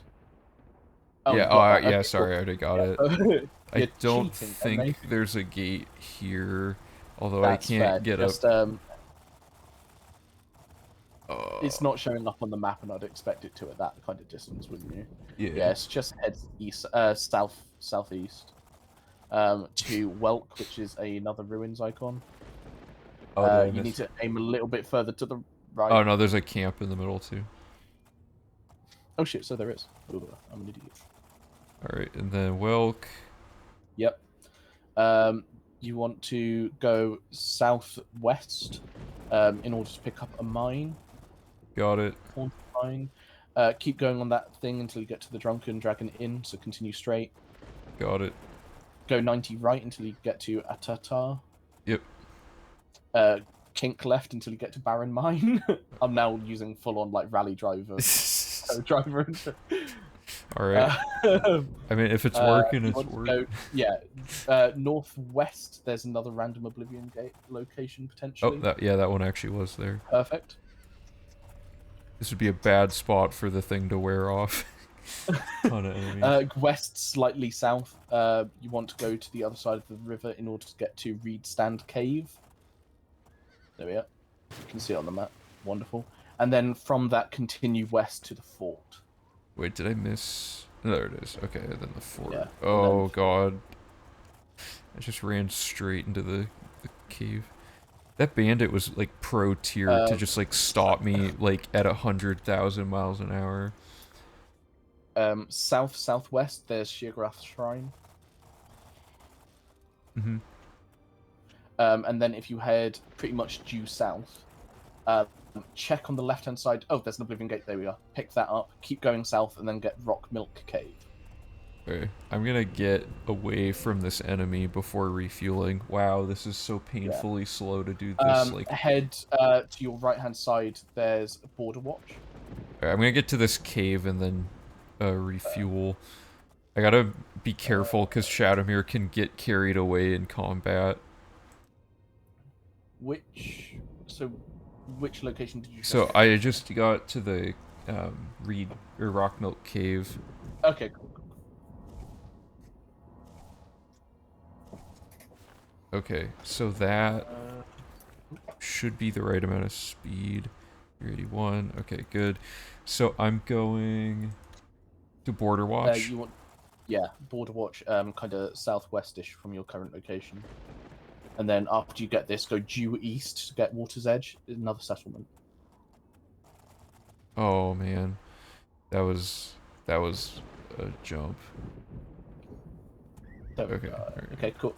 Due south, you want to go to White Stallion Lodge. That settlement icon. Yep. Okay. And then you want to go for Telep the Ruin, just to your southwest. Yep. You want to go more or less due east towards Undertow Cavern, Got it. slightly to the right. You want to go towards the stables, but past it to get to Greyland Settlement. Sorry, I should be more specific. South-southwest. Oh, whoops. That was my fault. Like I said, stables because I forgot that. Oh, I went there. Yeah, I missed the stable icon for some reason. Oh. Greyland is the settlement icon just ahead of you. Yep. Yep. Kind of turn 90 left and go towards the water. There's Forsaken Mine. Yep. Turn 90 left, and this is where we have to kind of go through Leoween. So if you actually cross the river, and then just follow the bank up until you get to the tomb, Emelion Tomb. Oh, so right. head left and up. This one's actually has to take you a little ways up. Oh, I see. Okay, there we go. So I'm gonna get the gate because it's here. Oh, is the game gonna crash? Did you just try and take Shadowmere into Oblivion? No, sometimes the game crashes when it's like trying to roll the gate RNG for some reason. I don't know why it happens, but it just like rolled it. It just crashed trying to decide if it was gonna spawn a gate, I guess. The British co-pilot makes it more realistic. Thank you, Corbin. Right through Evercrest Rally. Yeti, can you say that has to be the worst pirate I've ever seen? I think I can. Are these all rally references? I mean, I think that one was Pirates of the Caribbean. Oh, is it? Yeah. Like, Yeti, you were breaking the horse. I'm sorry. So, do you think that this is kind of working? Like, I can make the directions better. The only reason it's not as fluid is because I basically wrote down the directions manually at like 2 a.m. one night when I couldn't sleep, and so I've realised that I've got a load of them the wrong way round. Yeah, so on some of them, instead of east, it's west, and instead of west, it's east, and stuff like that. Because, as we've previously established, I'm a moron. I think the coding part of it's probably already, like, honestly pretty much done. Wait, oh wait, is this a gate that wasn't? Wait a minute. Gate to Oblivion. Oh, the gate and the is it in tomb the are on. water? Yeah. They're basically on top of each other. Just go slightly more to the north east, and you'll get the tomb. Oh, okay, there we go.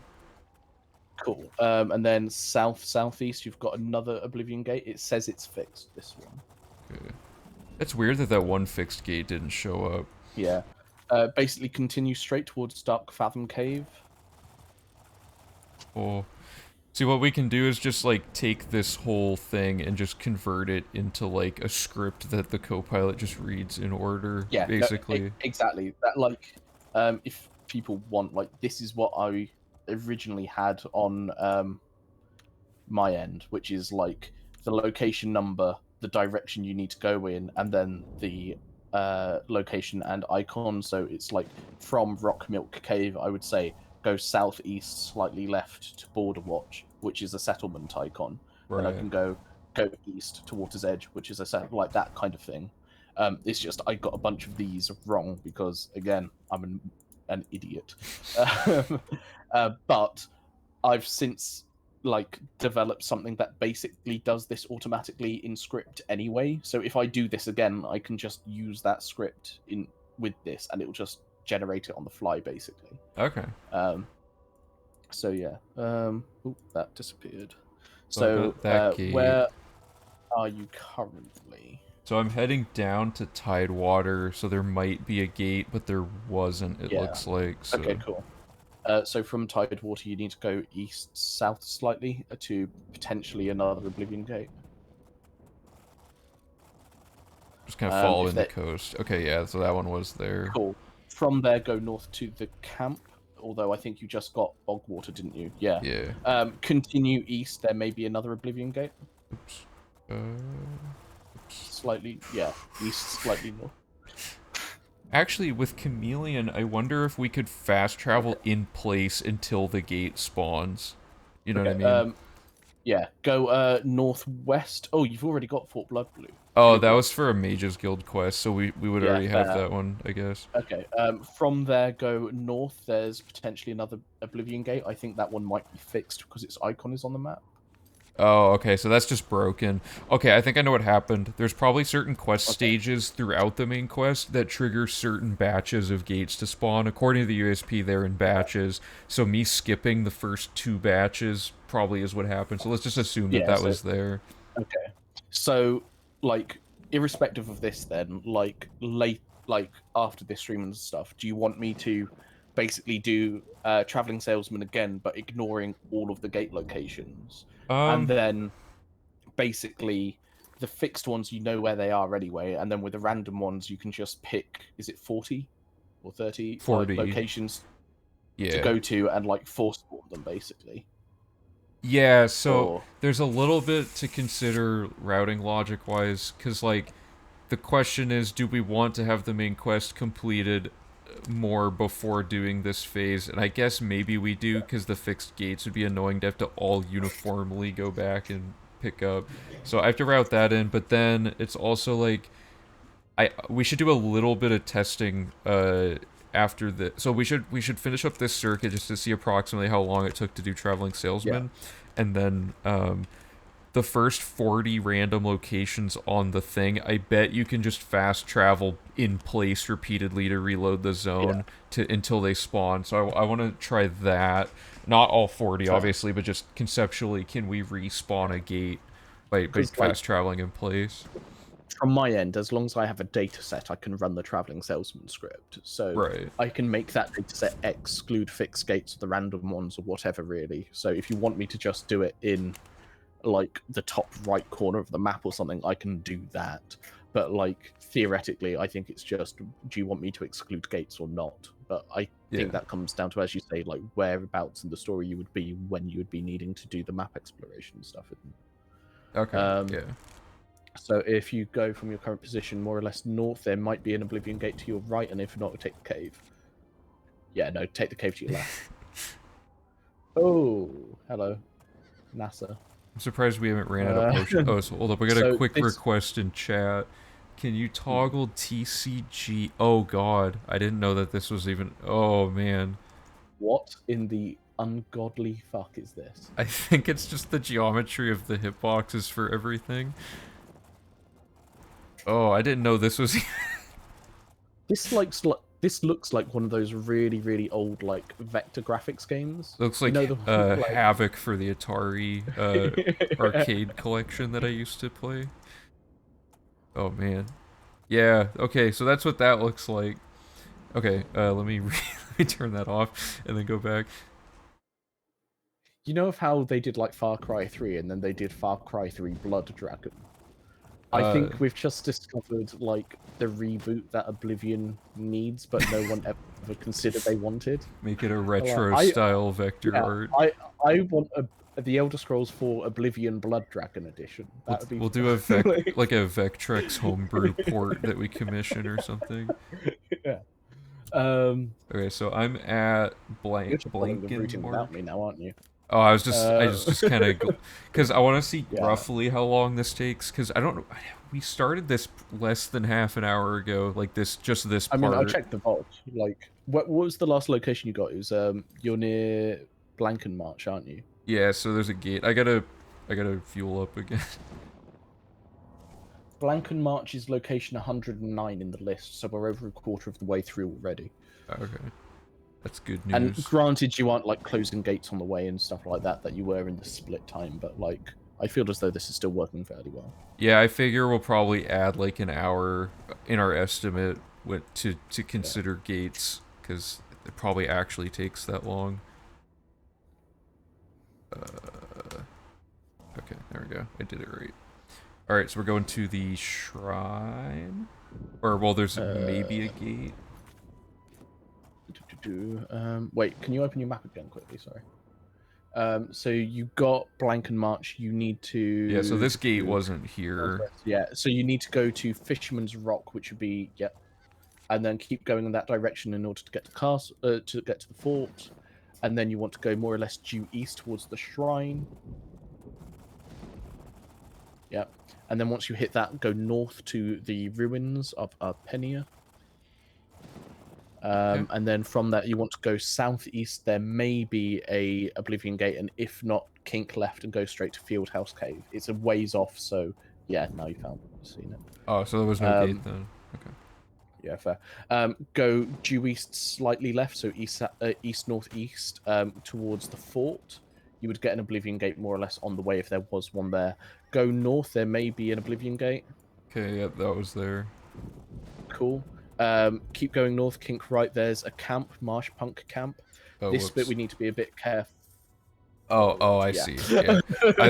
I didn't even try to get that cave. I was just going to the right to look for the camp, and I just accidentally banked into Yeah. the. It's just because here there are like 2 caves and 2 camps.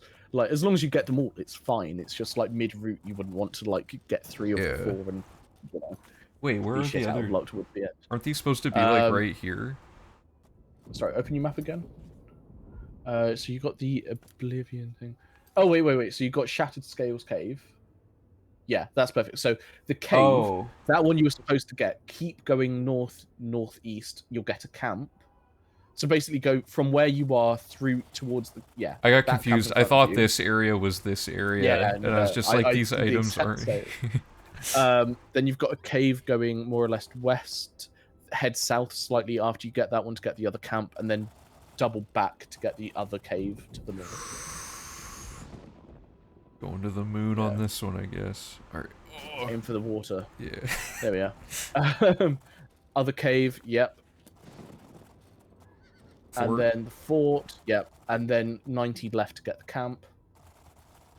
And then there's the cave to the left that you've just seen the icon for. This That's might be fine. death. I'm gonna aim for this lake. Not quite. Well, is this the cave? That is the cave. Oh, okay. From there, go north. There may be a Oblivion Gate a little bit north. If there isn't, then just go southwest towards the ruin icon. It's a ways away, so you may need to go southwest before you see it on the compass. Okay, so I'm fueled up, and I'm going a little bit north. Okay, that gate is there, so I got that. Why is it not discovering it? I'm in the gate. Because Okay, it there we go. just works. So southwest, slightly right, you'll see Wendelbeck in a bit, which is a ruin. Yep, go for that. And then when you hit that, go northwest in order to get Fort Goldthroat. I feel as though that's slightly inappropriate, but still. Yeah, Go got that one. directly north to Bedrock Cave. Yep. Excellent. Go towards the shrine. And then continue straight to get the other ruin. So from the shrine, you want to go northeast. Slightly left, ruin to the left, yeah. Oh, did I run out of speed? No, okay. Something weird happened there. Alright, got it. Go 90 right, more or less east, slightly to the right. There may be an Oblivion Gate. If not, go for the cave slightly further to the right. This rock is challenging. Am I stuck on some? Hold up. Something has gone wrong. Am I in? This happened to me earlier as well. I also love of how when the speed increases, so does the animation. So Shadomir's tail is just really, really excited to see you or something. Okay, so sanity check. Where are you? You're at Ondo, more or less. Roughly, yeah. Okay, Yeah, okay. so I'm going this. So you want to go. Yeah, okay, so There. there isn't a living gate, so so you've got close. If you head south, you may be able to get the camp on your way to the lake. Like... Okay, got the camp. This part's rough. Okay, cool. It's just Yeah. all South, east, you've got fort. Yeah, excellent. Northeast, you've got an abandoned mine. It will take a while to get there. Right a little more, I would say, but yeah. There you are. It will show up in a bit. There it is. Perfect. And then continue straight a bit. There may be an Oblivion Gate. Yep. Got Hit it. 90 left, and there should be a ruins icon. That's right. I don't remember what direction I was turning. Northwest-ish. Oh, there it is. There we have ruins icon. Continue straight. There should be a mine icon and a little bit to the right, slightly. Gotta refuel. Fair. It's kind of funny, There's just getting gas every, like, every, like, 50 fair. locations. There's a mine and a cave pretty much right next to each other to the northwest of you. Get them in either order, but then after you've got both, head directly west to the fort. Whatever order I picked was the wrong Yeah. one. I've gotten stuck on a hill. Okay. So head directly west towards the fort. Make sure I don't overshoot this. It's on that river, basically. Oh, So okay. fine. Yeah. Wonderful. Head northwest towards the mine. Continue straight. There may be an Oblivion gate further up to the northwest. Okay, that rock wasn't there, and then it was. That was just not fair. Okay, the Keep gate. going west slightly. There may be a gate. It doesn't look like it. No, cool. Head from here towards the northeast. You should see a ruins icon shortly. Oh, and a gate on the way, possibly. I was about to say, and as it popped into life. Ruins icon. There we go.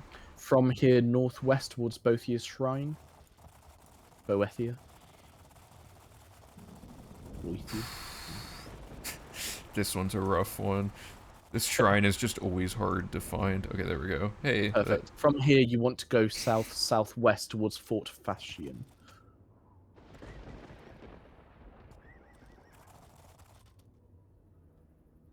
Yeah, tanking this fall damage is so easy now It's for nice. doing everything. Yeah. That camp that you've got there, yeah, northwest. And then from there, bear right a little and then go for the fort. Yep. Oh, I missed it. I went so fast. Okay, there we go. Okay, cool. Go northeast towards Doomed Mine.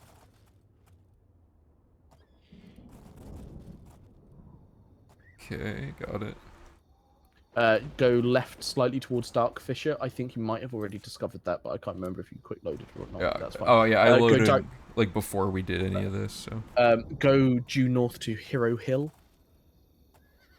Go northeast towards Fort Cynthia. Okay, gotta fuel up. Let me have a look. Fort Cynthia is 166. Whoa. 166, 166. So I'm just checking how far along we are.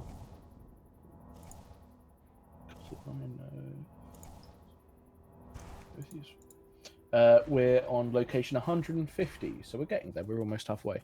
Nice. So you're at Fort Cynthia, right? Yeah. Cool. So you want to go northwest to Rickety Mine, and then from there northeast to the ruin.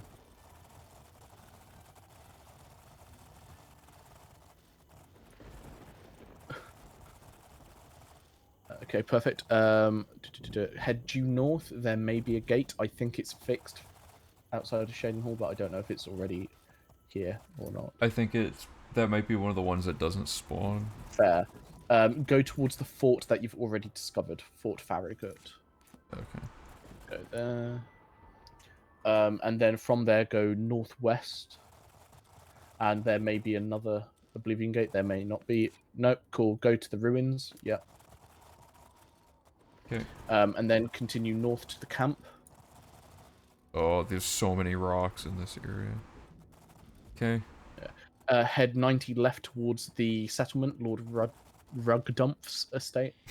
Wow, someone hated that fucking NPC, didn't they? Northeast, there's a cave. And then immediately behind it, there's a camp. All right. Keep going, and then there should be Dive Rock further to the northeast. Oh, okay, so here's the true power of horses. It took us like 3 minutes to scale Dive Rock as a player. But with... The power of horse. Valanin says your horse's miles per gallon is a little low. Yeah. Okay, so from Dive Rock, go directly west towards Temple of the Ancestor. Oh, perfect. Head right a little. Oh, yeah. No. Did I go? Oh, no, it's just right here. Yeah. Oh, that was not a good call, I guess. I was hoping I would Have hit you run like. out of potions? Or... Let me check. I shouldn't be. I doubt it. It's just like that would explain Oh, why. well, that's no good. Oh, That happened to be the see, exact moment. I was just like, you've survived bigger falls than that. Was my thinking. Like, even though it's dive rock, like you didn't actually end up falling that much. Okay, let me So it's just console like, command one of these in really quick. I gotta find the item ID. Okay, so that we had like 580 potions, so we know we need probably more than that. We'll probably need like 1.5k or something to do the so entire thing. dive rock is location 168 out of 412, and if we're getting rid of the um random Oblivion Gate locations, which are like what 80 in number, something like that, aren't they? Wait, Because sorry, we have what? to check. So if we were to get rid of the gate locations, is it 10 fixed and then no, it's like 20 fixed and 40 random, but there are 80 random locations they could be in, isn't it? Yeah, Or something. yeah, because there's like 100 total gate map markers that Yeah. can be there, but yeah, 80 of those are random. And so like if we for like argument's sake got rid of all of the gate locations from the traveling salesman, right now we would be over halfway. Okay. So where are you? You're Dive Rock, or did you get to Temple of the Ancestor Moths before you died? I'm at Dive Rock, I gotta put the potions on Shadow Mirror. Okay. Wonderful. And probably do the spell again.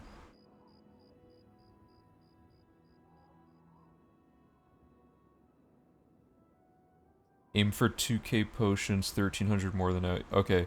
I'm gonna do 1,000. Or actually, I should just do. No, I'll add the last 300 at the end. We'll see, because there might be less hills at the end too. Thousands Yeah, an like we easy are in number to like the remember. Gerald Mountains and stuff like that at the moment, aren't we?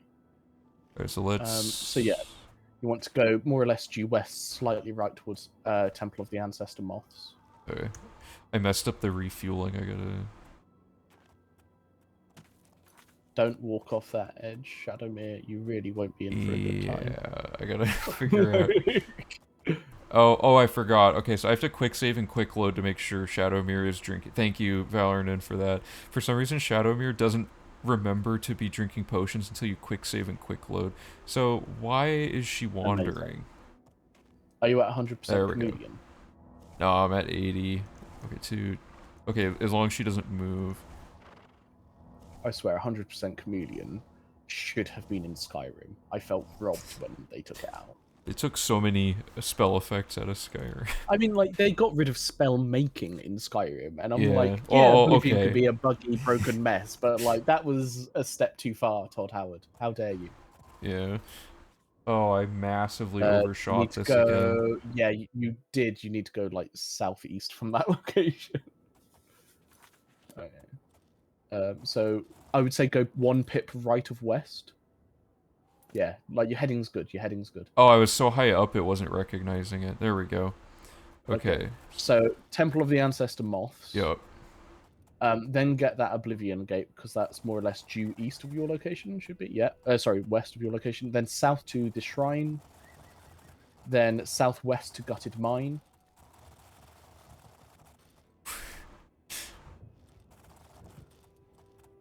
So to the mine, yep.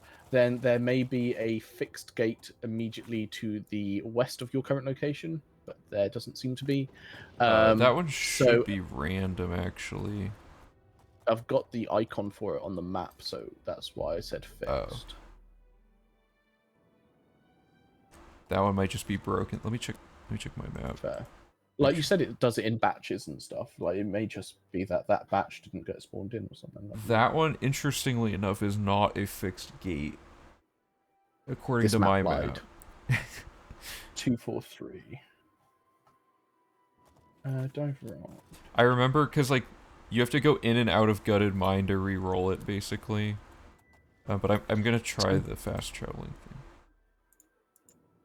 Huh, yeah, 243. It does say gate random in the data you gave me, actually. It's just, it's got the icon in the map, which is weird. Oh. Okay. Anyway, yeah, so from there you want to go west-northwest to the camp. Okay, and then pretty much continue straight to the ruins, got it. which I think you got. Yeah. Head northwest. There may be an Oblivion gate up here. So this one I think is This one fixed, says fixed. Yeah, this one says fixed in the data. but I it just it don't know might if it's not been yet. appear. Yeah. Okay, where are you? So see where it says mountains on the map? Yeah. On like just below the end. You're basically on top of it. If it were here, that's fine. So head due south and pick up the cave. It will take a bit for the icon to spawn in. Ooh, that poor horse. There you are. Legs of steel. All right. And Yeah. then... Head due west. Get the fort. Yeah. Due south. There's another cave. Keep heading south after you go. Oh, whoops! I got lured wait. in by. That's fine. Cool. So yeah. Is it the fort? Don't go for that cave yet. That will rack up our thing. So that cave, the Beast's Maw, is the last place you should have discovered. From there, you want to. So where you currently are, go southeast. I messed something up. Okay, there we go. Fine. To this Okay, settlement. cool. No, there. Aim slightly right. There's the exhausted mine. Go further south. Oh God! Wow, you overcompensated. Okay, Wait, where directly south. Okay, you see where the cave is, the last one you discovered, the Beast's Maw. From there, directly south is the mine. Oh my god! Yeah, I was totally misreading there was, it. like, yeah. Okay, I gotta refuel again because it took me so long to get figured out that I've. Okay. Oh my god! They took 2 hits from apotheosis. Yeah, we're level The 30. audacity. The new route, in order to do things in a certain way, we have to level up earlier in the run. We're basically testing out if leveling up early is too slow because of not being able to instant kill everything. Okay, so from here you want to head directly south, and there may be an Oblivion gate on the way. And you want to get the exhausted mine, so mine icon. There you are. Just double check that that's the right icon. Yeah, okay, and then we Yep. go back up. And then, yeah, you go back up towards the settlement afterwards. Fantastic. Oh, it Don't crashed. worry about the ruin icon. That's fine. The map, or the game crashes, like, all the time during regular map exploration, so I'm actually kind of surprised it's not crashing more with the glitched version. It's crashing less, actually. There. Okay, let's get this back up. Where are we? So, back to this again. Let me go south and So, get the... directly south, pick up the mine, and then double back to get Harm's Folly.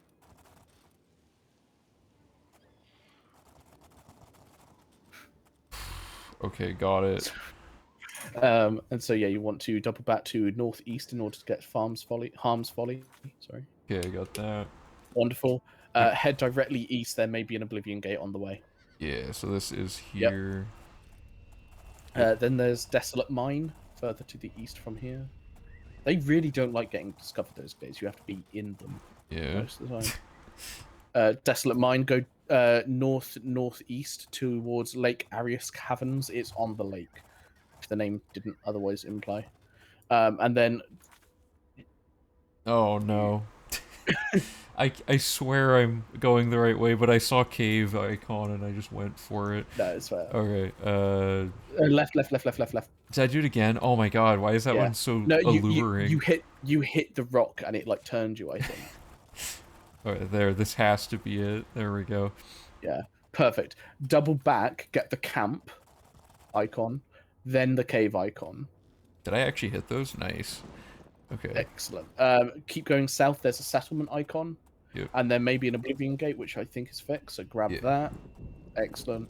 And then you want to go west-southwest towards Barren Cave. I gotta get out of...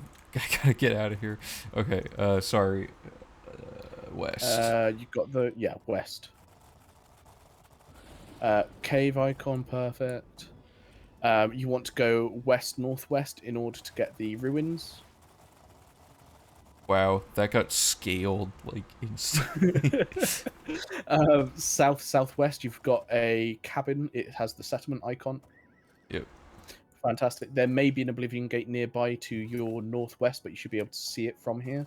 Yeah, it's not there. No, okay, cool. Go southwest towards the Fort Urasek. Mm-hmm. Wonderful.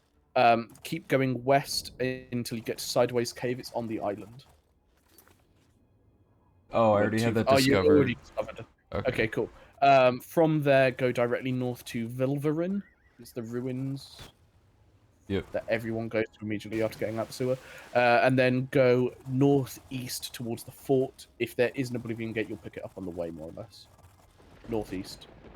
Am I going too? Go Oh wait. directly north. Oh man, I'm still getting used to like the horse is going where I'm not looking. Yeah, I'm still trying to get that it's figured. like I was like looking into if there was a way to like lock your like if there was a free look, it would be fine, I think, but like there just isn't. Yeah. Is it possible to mod the traveling salesman map into the game for training purposes? I mean, it would just be replacing the map texture, I would assume. Like if we had a screenshot. I don't know how worth it would be, but it could technically be possible. Like I could like as you say, like for training purposes, yes, but I think because the rules of the run, you wouldn't be able to do it for the run itself. I can generate the PNG easily. It's just I haven't messed around with like the content creation toolkit or whatever they call it too much. So Right. on the actual implementing it into it, I haven't a clue. I agree that it's probably as simple as changing one file as Corkid. I don't know how to say it. I'm sorry. And yep, Moss Rock Cavern, wonderful. Then go south to get the inn. Go due west to get the ruins. After this, you need to cross the Rumere heading southwest in order to get to the sewers exit. Yeah, Okay. it's that cave icon. And then from that, head directly west. There should be another cave icon. Got it. And then directly north until the fort icon should pop up in a moment.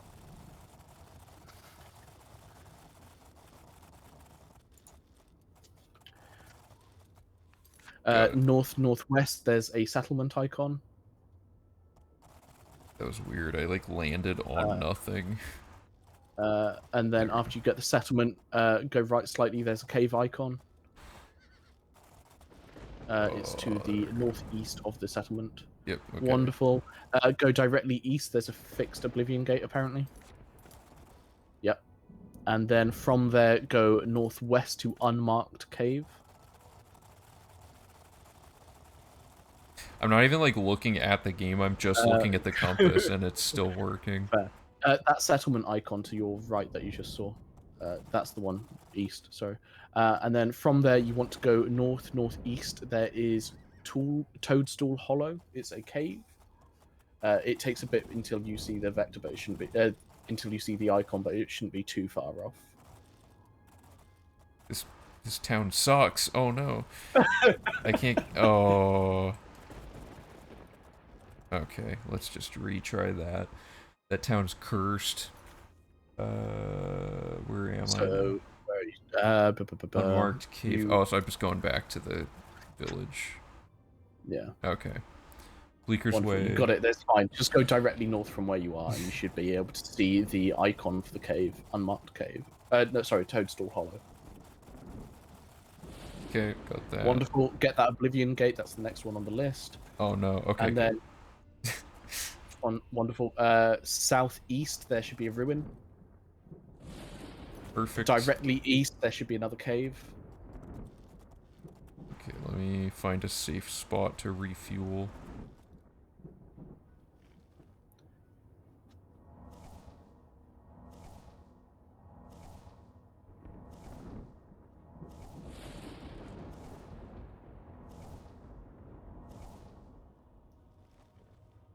Alright, directly east. More or less, slightly to the left, that cave icon. Perfect. These rocks, man. Todd Howard wanted to just fucking screw us. Northwest, there's Red Ruby Cave. And then after that, there should be Namira's Shrine. And then if you go slightly north, there should be that mine icon.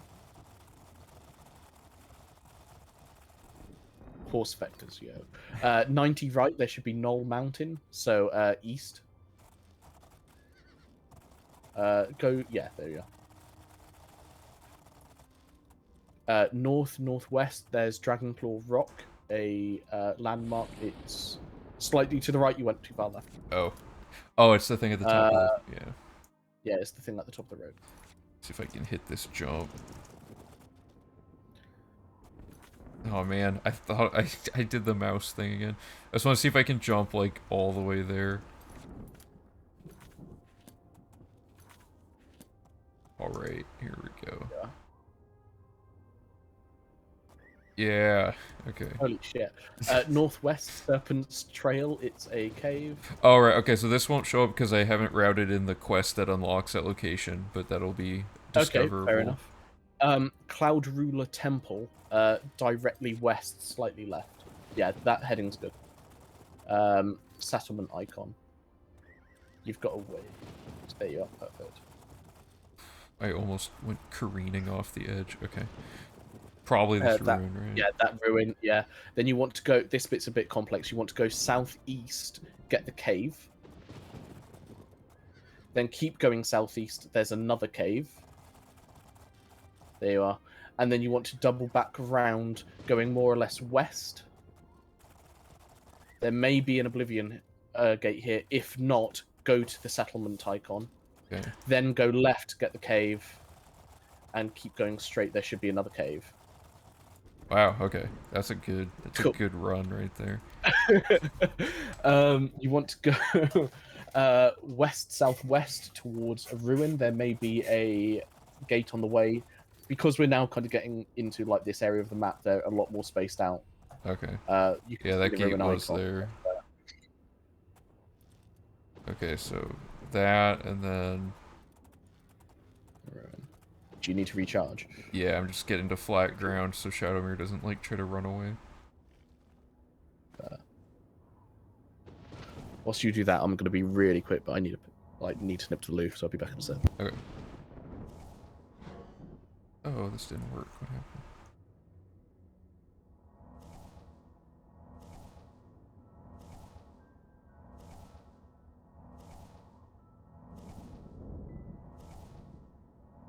Okay.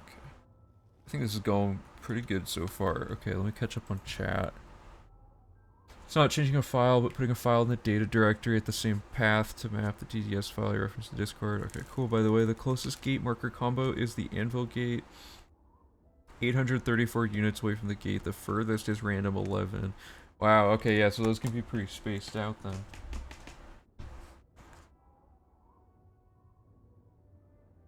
Hey, how's it going, Sleepy Goose? Welcome to the Horse Vector stream. Hello, I'm back. Even though it's Traveling Salesman, I mean, it's still vectors, you know what I mean? Like, technically. Yeah, like, the thing is, if we really, like, streamline this, the directions and, like, the instructions, I feel as though it will literally be, like, rally car driving with, like, the code driving. You know what I mean? It will just be, like, saying the instruction as you get to it, and before you can get the words for the next one out of your mouth, you're already there, kind of thing. Yeah, because I mean, like, if there's no hesitation between, like, if it's like, okay, you're gonna go to cave, ruin, gate, settlement, all like visible from the previous location, the person without hesitation can beeline it through all of that and check it off super quick. Yeah, like, and the thing is, I'm being a little slow here at the moment because, as I said, like, the routing instructions I made were wrong because I did them when I was really tired and I'm just inherently an idiot. And so, like, I can make routing material that's a lot, A, more accurate, but B, more intuitive than this. I think at the moment, like, the order of it goes direction, name of location to discover, and then the icon. I think it would be better if it's direction, icon, and then name. That way, it's kind of the way they read it out. So you just found the gate to Oblivion at 212. Yeah, you want to head south-southeast in order to get to Sanctator. Somewhere around here. You should be more or less on it. Yeah. There we go. Head directly west, slightly left. There should be a fixed gate. This might be another one of those gates. Yeah, you need to go further Oh, it's south. like way farther. Yeah. It doesn't look like it's there. Okay, Yeah. so head back up to the northwest slightly and go for the ruins icon. There you are. And then from here, you want to go southwest directly to get to Cloud Top. Okay, so we already had Cloud Top from something, I guess. Cool. But yeah, there's Go directly south. There may be a gate coming up. If not, go for the fort. Yeah. Yeah, there's no gate. Cool. From the fort, go southwest. There may be another gate. Just launch yourself off the cliff. And yeah, okay, cool. It's there.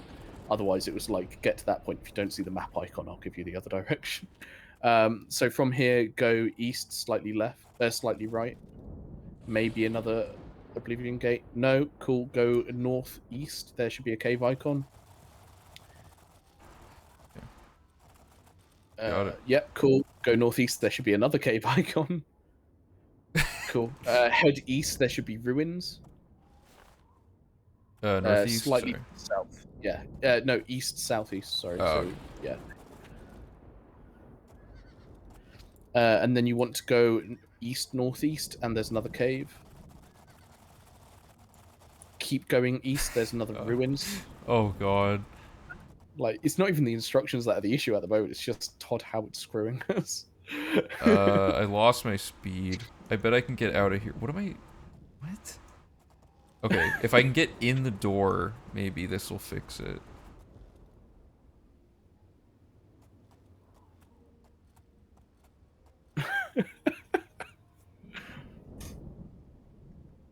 Don't mind us. I'm just gonna reload.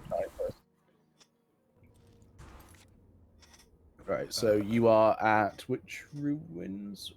Rotonda Cool. Vale.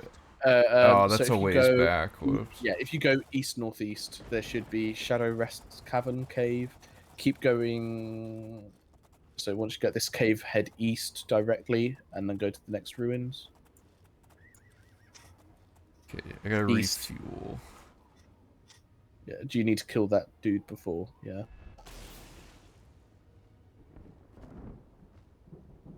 Why is my reloading strat not working anymore?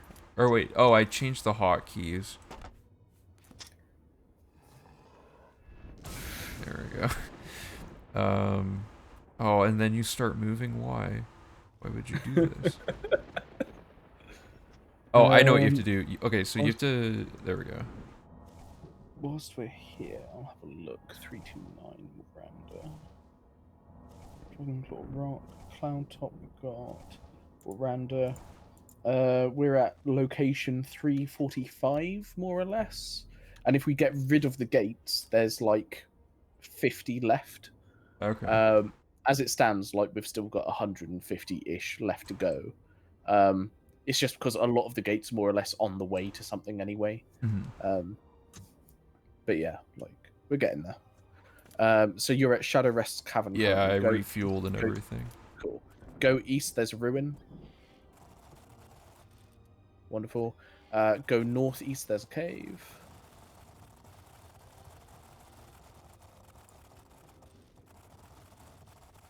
Okay. Southeast. There's another cave. No. Out more Oh, I thought I got stuck again. Man, this terrain is just killing it. After you get this, head south to the ruin. And then get that gate. And then continue south, more or less, towards the Fort Empire. There you are. This bit, you need to double back and go almost true north. You want to go northwest towards a cave. It won't pop up the icon immediately. Oh, this is getting wild. Okay. So northwest, and there's a cave icon, but it's a ways away. There it is. There we are. Cool. Okay. Cool. Double back. You want to go southwest towards another fort. There you are on the left hand side. You want to go due west towards the ruins. Okay. And then you want to go southeast towards the cave. Yep. Then you want to go southwest towards the fort. I took the wrong turn. West, southwest. Okay. There we are. From there, you want to go northwest. There may be a gate. It says it's fixed in my list. Let me... Okay, you would see it by now. Yeah, Ignore okay. it. Go directly west to Odil Farm. There should be 2 settlement markers. Go for the left one first. Yep. Then you've got Wayne and Priory. Go to Crumbling Mine. It should be west of your location. Yeah, there you are. Go for the mine. Refuel time.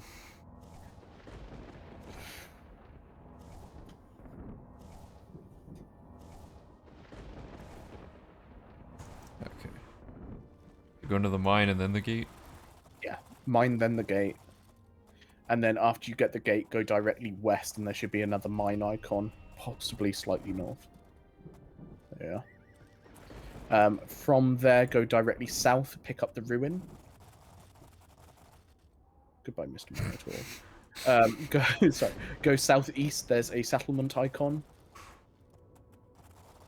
No, sorry. Hit your map quickly. No, you. Okay.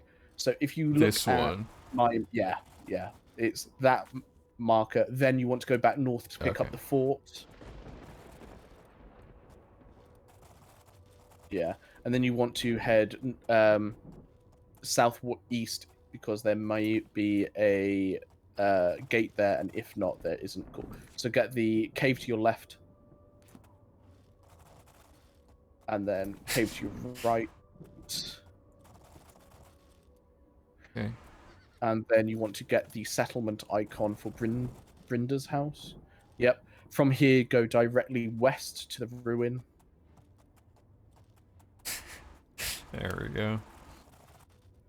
Northwest to the next settlement marker. Directly west to the cave.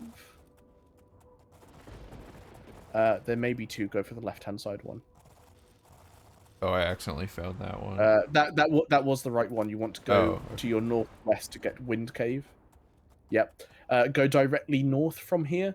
There will be a cave icon bare right of it. There's a gate. Yeah. Cool. So got the gate. Go west to get the cave. Go southwest in order to see if there's another. Okay, where are you? Below the O. If there were the gate there, you'd basically be on top of it. So I'm confident there isn't. Go towards the fort marker that you saw a moment ago. Oh, whoops. You need to go further west, I believe.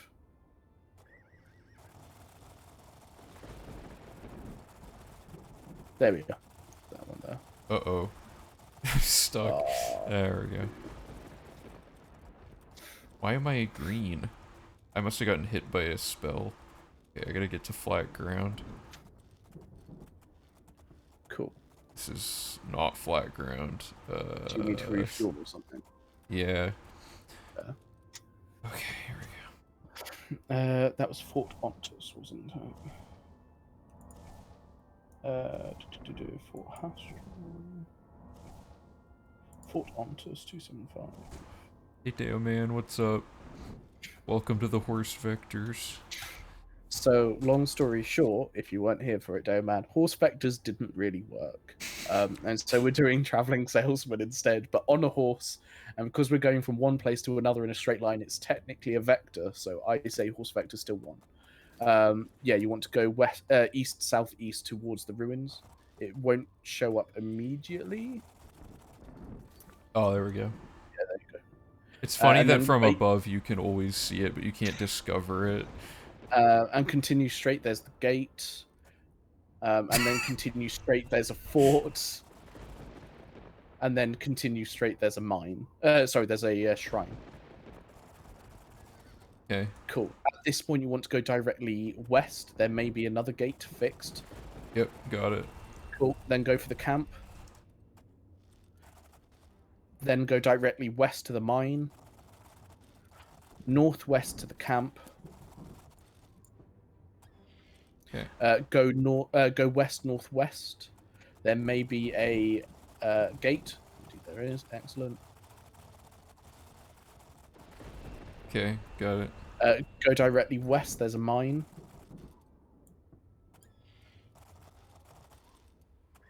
Would anyone by any chance want to find the time code we started this at so we can see how long this ends up taking? Go south towards the ruins. And like we have paused several times also, so I reckon you could probably save like 10 minutes off the time. Like, I usually take stuff like that and just call it, like, that time would be like bad luck during the run or something. go west, there may be a gate. Yep. There we are. Cool, and then after that, go for the camp. Wow, that one was And then really tall. Okay. Yeah, go directly west towards the fort. Don't get that one yet. Yeah. West northwest, there's another camp. It won't be in range yet. There we are. And then you want to go southwest to the ruins after this. Okay, I gotta find And then, black ground. Refuel in time. There's a lot of refuels. yeah. Oh.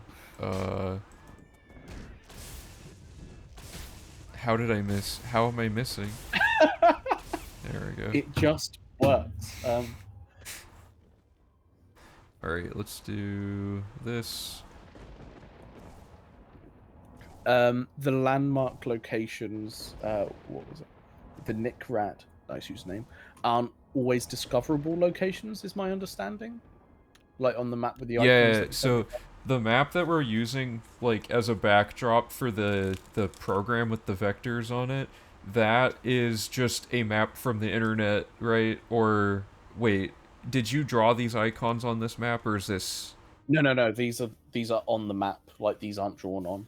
Okay, yeah, so these are a version of the map from, like, that doesn't have all of the, like, junk, like, filtered out of it, so the mountain icons are confusingly supposed to be things that aren't in the game, despite the fact that landmark icons are actually denoting real locations in the game. So this is basically an old version of the map from before, like the new version of the map that we use has this patched out, but this was just for programming and we know to ignore it for testing stuff, so it wasn't like a huge problem.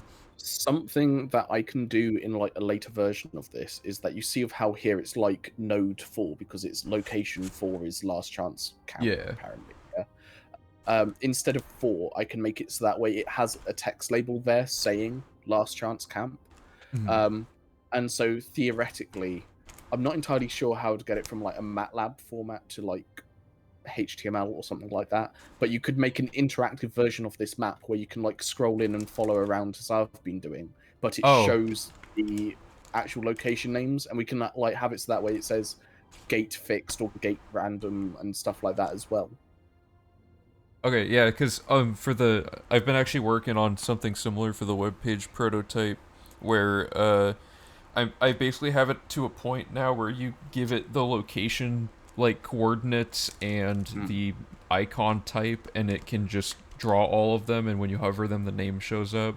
So I can just have it always show the names all the time, and then, with that, are you able to like draw lines between them or something like that? Yeah, so the HTML canvas, you can just have it do a for loop that goes through the array of the locations in order, and it just takes the current index and the next index and draws the line until the end. So I'm probably gonna get to that pretty soon. But yeah, so we can have... I was thinking of having the map have everything on it, and you toggle, so you'd have like, okay, for the...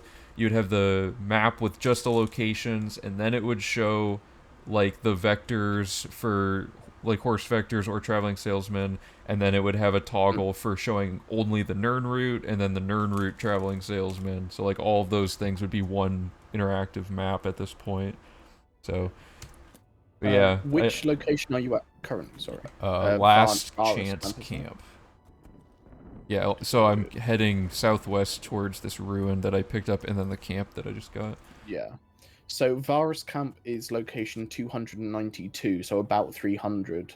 There are about 400 locations, and according to Valanin, you started traveling salesman at 130-ish, so Yeah. about 123 so far. So we're over three quarters of well, we're about three quarters of the way through, and we're only an hour and 20 minutes in. So in total, this should take like sub 2 hour, Yeah. Um, probably, and then especially with better routing instructions rather than the broken ones I'm running off. right, and then also keeping in mind that the random gate system might be different, like Yeah, as well, and having to close the gates will just comfortably say it's about an extra hour to run 60 yeah. gates. So, because each gate is like, you know, or actually no, each gate takes more than a minute. Uh, Probably would take more than probably like an hour and a half. I don't know. We'll we'll get there when we get there. This will Um, definitely save at least like an hour and a half though. Fair. So from Varus Camp, if you head directly west, there may be a gate. Yep. If you then head southeast, there may be another gate. It's further to the east of the fort icon. You should already have. Oh, wait. No. You missed one. Going back. All right, Naughty so Ben. this is all the way up here Slightly somewhere. left. It may not even be there. It says it's a fixed one of mine, but if they like you'd Yeah, see this the one icon didn't by now, spawn. is fine. So if you go to that fort icon directly to your south, from there head west and go to the shrine, and then from the shrine head south. There may be a gate there. Yep, there is. And then head west again, and there's a ruins. Oh, I'm stuck on a lizard. Um, and then head south, and there's a fort. It may take a bit for it to spawn in. Yep. Basically, continue straight, and there'll be a landmark icon. Whoa, wait, sorry, wait a second. Where the Oh, hell was you went further over there, but even so, there isn't an Oblivion gate anywhere near you, according to mine. oh, so the landmark icons are nothing. That's just showing there's a random gate at those at that intersection. Like it's this basically. See, Oh, okay. there just happen to be Because two things that whoever made that map put like extra landmarks there for denoting other. I think this might be the. Oh, okay. This is the Oblivion Gate that has a way shrine directly on it, so oh it's yeah. showing that for some No, reason. that's fine. Like this like is node 172. 172 in my list is Oblivion Gate Anvil, so that's expected. It's just like the wrong icon on like the map. Okay. Um, But yeah, if you head directly east, you've got Whitmore Farm or whatever, All and right. you go on to the Grove, head north to the camp, and Okay. then north to the settlement icon, then directly east towards the mine, I missed the settlement. Okay, here we go. Directly east. So we should already have that which apparently mine. you already have, Yeah. south to the inn, which you already have, and then from the inn, head southeast to a potential gate location, yep, and then get the ruins. And then stop here. Hard left. You want to go to Gottshore Inn to your east northeast. Okay. Yep. And then stop. Head south. There's a potential gate icon slightly to your right. Okay. Head further right and keep going straight. There'll be a fort icon. Go to that. So southwestish. Oh, am I going the wrong? Oh, Uh, yeah. gotta refuel.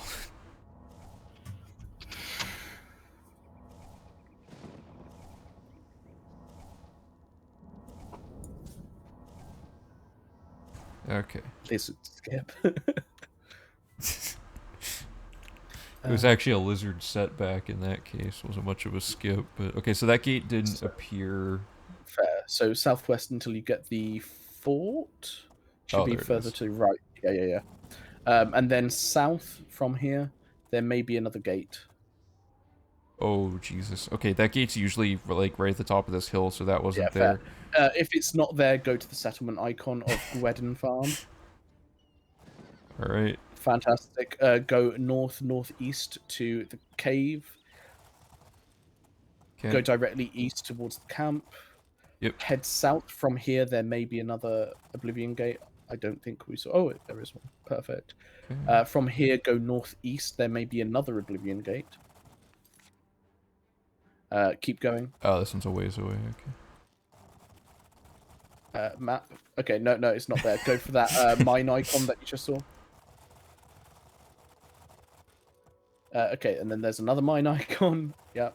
And then go up to the gate at Kvatch, which we know is definitely going to be there, else something has gone terribly wrong in the game. Oh man. Okay. Stand back, civilian. Since Kvatch is always going to be there, if necessary, I can eliminate from the run for Traveling Salesman also. But from here, go due east to camp. I mean, depending on like when we do the main quest, we might not actually have Kvatch discovered yet. So Yeah, go that one also east. Perfect. And then you want to go northwest towards the settlement icon. oh, okay. And then afterwards that cave that you've got just to your right, and then it will be that Oblivion gate over to your left that you just saw. Yeah, over there. Perfect. And then from that Oblivion gate, you want to go east. There may west. There may be another Oblivion gate. Oh, it's a little. Oh, there it is. Okay. Yeah. And then the ruin. Wait, no, not the ruins. Stop. Okay, cool. Go south. Okay, so you just loaded to where the mark. Yeah, cool. Yeah. Go So for fort. I'm gonna refuel. You can do it, horsey.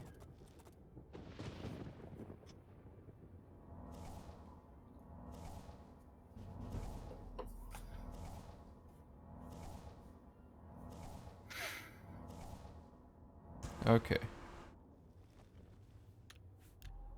So hit this fort, keep going straight, then get the camp. Then 90 right, get the cave. Then 90 right, get the ruins. Then 90 left, there may be another... yeah, kind of northeast of your position. There may be a gate. If not, go for the mine. Yeah, there isn't a gate. That wasn't Otherwise, there. it'd be on the map by now. So go for the mine. From here, go east-northeast towards a cave. From there, go south-southeast to a fort. Okay. Northeast to a potential gate. It says it's fixed on mine, but again, weirdness. Okay, stop. I missed it. Let me see if it was up. Which... I accidentally... Here, I can fix this really quick. So I missed this, so I just have to go get to Talwanique and then go to the camp, and then we're back. Yeah, cool. Okay, so camp, and then settlement. Okay, we're back on track. So we're now at Shard Rock. Perfect. So you want to go for ruins southwest, kind of southwest. Yeah. Then directly south, there's a camp. I just want to discover this. Why is it not giving it to me? I don't see it yet. Okay, there it is. Yeah. All right. Directly south, you've got a camp, and then southeast, you've got a fort.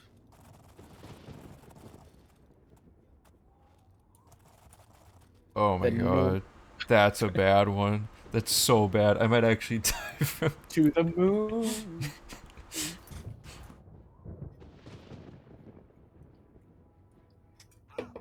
Oh yeah, that was way too much fall damage. Okay, we're gonna have to recover from this. We are back at Shard Rock. Oh god, okay. Okay, so... from Shard Rock's the settlement, isn't it? So you want to go southwest to the ruins.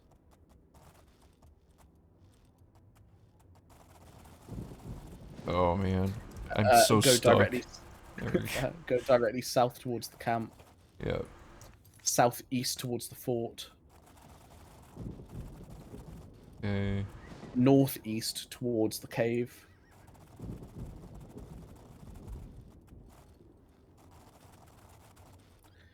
Directly east from here, there may be a gate. There is. Got the gate. Go a little further to the camp. Yep. Cool. Go directly north towards the mine. Go back west, there may be a gate. There is. Northwest, there's a shrine. Go a little north, there may be a gate. No, cool. Go for that cave to the right. Yeah. 90 right. So southeast, there may be a gate. Nope. Okay, cool. Go northeast from your current location. There may be a gate, but there will be a cave icon near to where you would need to go anyway. Okay, refuel. It's a thirsty horse.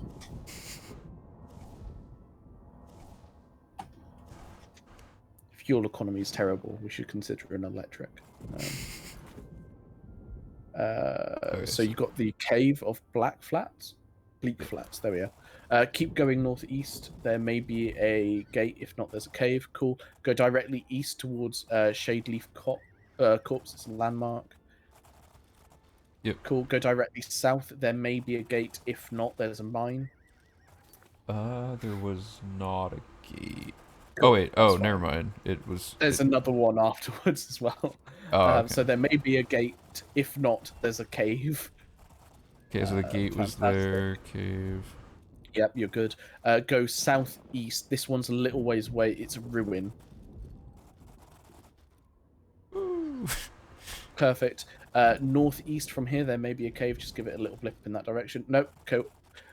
Go southeast from here. Wait. Where the W is in west for the west wheeled. Go there on the map if you need to double check it. Keep going a little further to the left. Cool. There isn't a gate here. Otherwise, oh, there is. I stand corrected. Wonderful. Go east northeast, slightly above the T for west on the map. If you want to double check it. Yep. Cool. You got that one. Head towards the fort to your south, east southeast.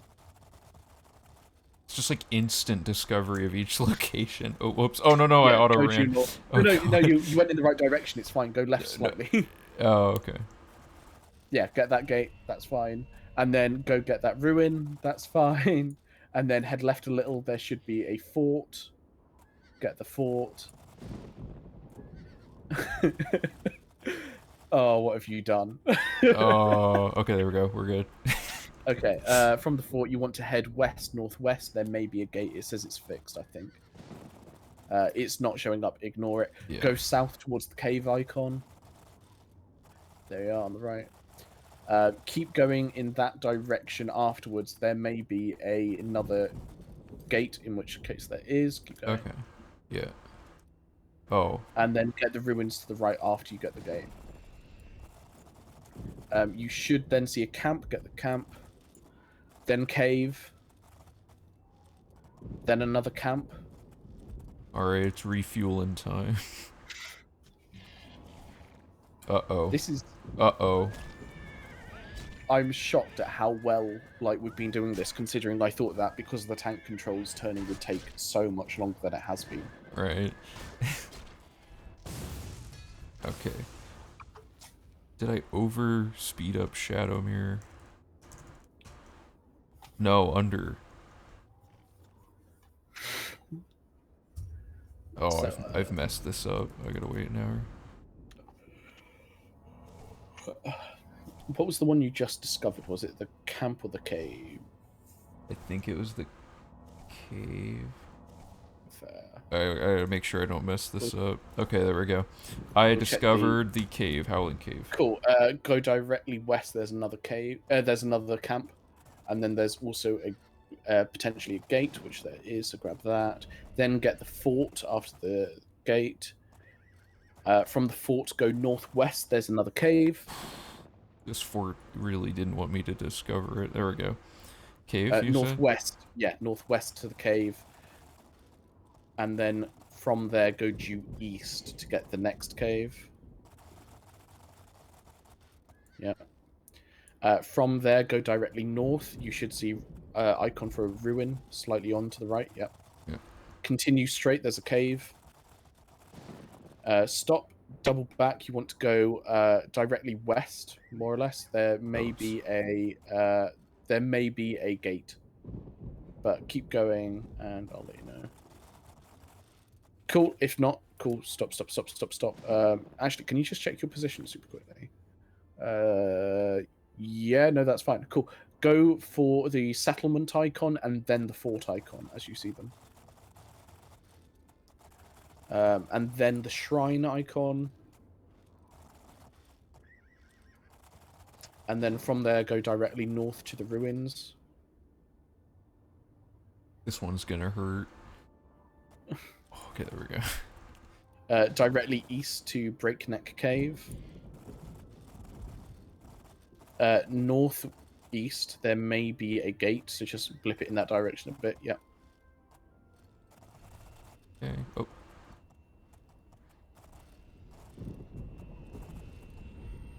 Yeah. Go for the fort. Should be to your east. Oh, I always turn the slow. I was already facing east, I think. Try south slightly. Yeah, you need to double back. It's to your southwest currently. Why is it not showing up? There we are. From there, you want to go east, southeast, towards the inn, Wawa Inn. And then from their way. That is basically the in way. Whoa, whoa, whoa, whoa. Oh, do I have... oh my god. There's so much weirdness happening.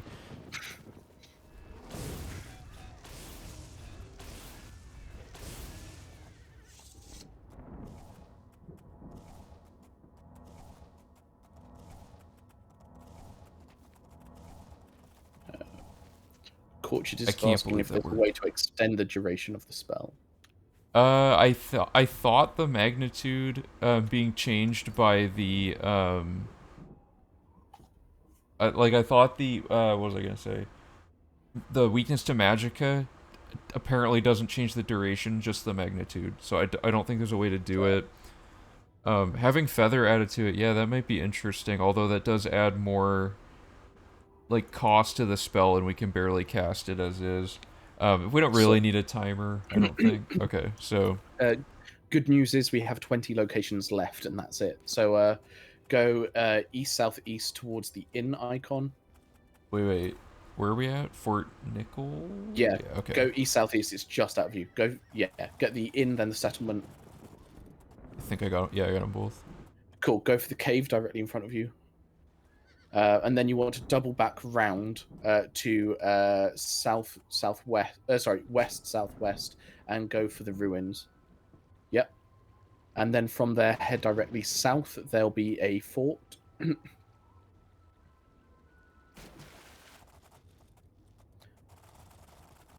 Cool. Southwest, there should be a shrine. Head south, get the cave. Head directly east, there's another ruin. It may not be on the compass right away. Yeah. Continue directly east after this, and there should be a landmark. Yep. And then there's a fort icon right next to you, there should be. Yep. And then settlement icon right next to you, there should be. Head south from the settlement. Oh, you just got Horn Cave, didn't you? Cool. Is there a gate icon anywhere near you? Because there can be a random one in this area, but it doesn't look like it from what I can tell. No, you're fine. Cool. From your current location, go directly east towards the cave icon. Cool. I just quick saved so that I didn't have to run That's back. right. Although the Cave loading icon, screen was probably yeah. longer. Oh no. Oh, at least we're above water. You know, it might be faster to just quick load this one, but okay. So I think I got that cave. Yep. You then want the shrine icon that should be on map, slightly to your right. Yep. Then you want the fort icon. Keep going that direction, slightly to your left. It's northeast of you. It may just be off slightly. Northeast, slightly left. There you are. There it is. From there, go directly west to the camp. Directly west again sorry. to the ruins. Did you get both then? You did. Cool. Go directly north to the cave. Oh, I gotta refuel. Like you've got this and one more location, so. Oh man. Get on the horse and go. Go. I don't have any speed. It's gonna take longer than dealing with this. My apotheoses are broken. Is it apotheosis or is it apotheosi? It's probably apotheosi. Oh Jesus. Okay. I think we're back in business. Let me... What? What? Me?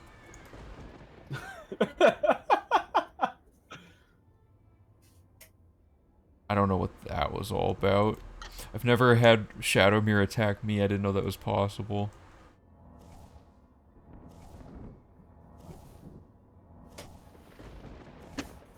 Apparently, you blasted Shadowmere's dome when attacking the lizard. Shadowmere had enough. Yeah. Okay, so this cave. Yeah, cave. Far back cave. Go northeast from your current location. There may be a gate. Doesn't look like it. You were done. That's it. Ooh, okay. So we started here and Yeah. wow, okay. So that was 3:15 was the final time on that, and what let me scroll back up. It was like 1:30ish was the timestamp apparently. Okay. So that was Yeah, yeah. 1:30-30ish apparently. That was like an hour From what I read. 45. And You would save a little bit of time, not loads, by excluding the Oblivion gates. It's just with most of them, they're on the way to a location or not too far out the way. It's only a few that it actually like diverts tremendously to get to them, if that makes sense. yeah, okay. So cuz what we usually do is we check the gates off as we go, and if they don't appear, we go and recheck those locations. So with this, oh, I guess I really got to see how long it would take to set the main quest up to get Yeah. to this part. Because being able to fast travel for all of the main quest would be really nice as well for stuff like Arius Caverns and whatnot. Uh, I'm Average Chickens song. I believe Ben put up like a stream or a VOD or something not so long ago where he like did a presentation. I think the goal for V4 is 16 hours. Did he yeah, say? yeah. Yeah. So 16 Yeah. hours, but I mean this this saves quite a lot on its own. That's not even counting all the other stuff we already like tested and know saves time. Like so, and this definitely will save time now that we just finished testing that. So So horse vectors might not have worked, but I'm still considering this a win. Okay. Like... oh, GGDQ says I have a way to force all the gates pretty fast if you do this exploration at the start. Oh, so do you have like the nearest location to each one? Like go to Growback Camp and just go in and out to respawn and do that with like each of the 40 gates? Because that would be really good. And then the fixed gates are just a matter of during the Allies for Bruma quest, we would just do like fast travel to here and run to the Skingrad gate. Fast travel to here and like that would be really quick. Okay, yeah, I think that's the play then is to have the 40 most convenient random spawn locations, canvas them out before random gates can even occur. And then, worst case, if that ends up not working, we already have this traveling salesman map Yeah. instead. So, and Like this I would can actually. Oh, sorry. Go ahead. no. All I was going to say is like I can easily do this traveling salesman without the Oblivion gates, so that's not a problem. Okay. Um, It would basically have everything except for the 59 of the gates. Kvatch Gate is always available from the start of the yeah. game, so that'd be good. I think, oh, what was I gonna say? Southeastern Brit. Thank you. Average song. Brit certainly, like Southeastern I don't know about. Although you are actually shockingly spot on. I'm originally from Suffolk, but still. Let me look around here. Yeah, the force spawning of the gates seems like the good move. There was something I was gonna say, but I can't remember now. Oh, if we go that route of the non-gate exploration, this version of Traveling Salesman would still be perfect for the casual guide materials. Yeah. Like worst case, like because the web page would ideally have two versions. It would have like if you're a casual player, you go to this web page, and if you're speedrunning, you go to this page. So, are you just trying to? You should not be trying to dox Yeti. It's probably not. It's fine. Like I'm originally from Suffolk, but I don't live there anymore, so it's not really doxing myself. But yeah, Okay. like it's fine. What I'm happened? just honestly grateful the fact that I haven't lived in Suffolk since I was like a kid, and like he can still like they can still guess my accent to that general area. I'm like I haven't lost it. It's great. So I What think about? DQ was asking about like what Yeah. happened with the horse vectors. Basically, the horse vectors weren't working because of rocks and trees and stuff got in the way a lot, and I think even like the slightest deflection after hitting one meant that you were no longer on the vector was the issue we were running into, wasn't it really? Mm-hmm. And it just wasn't that reliable. But Traveling Salesman seems to have worked a bit, I think, hopefully. He also says, what about horse wavy lines in roughly the same direction? That was the thing I was thinking earlier.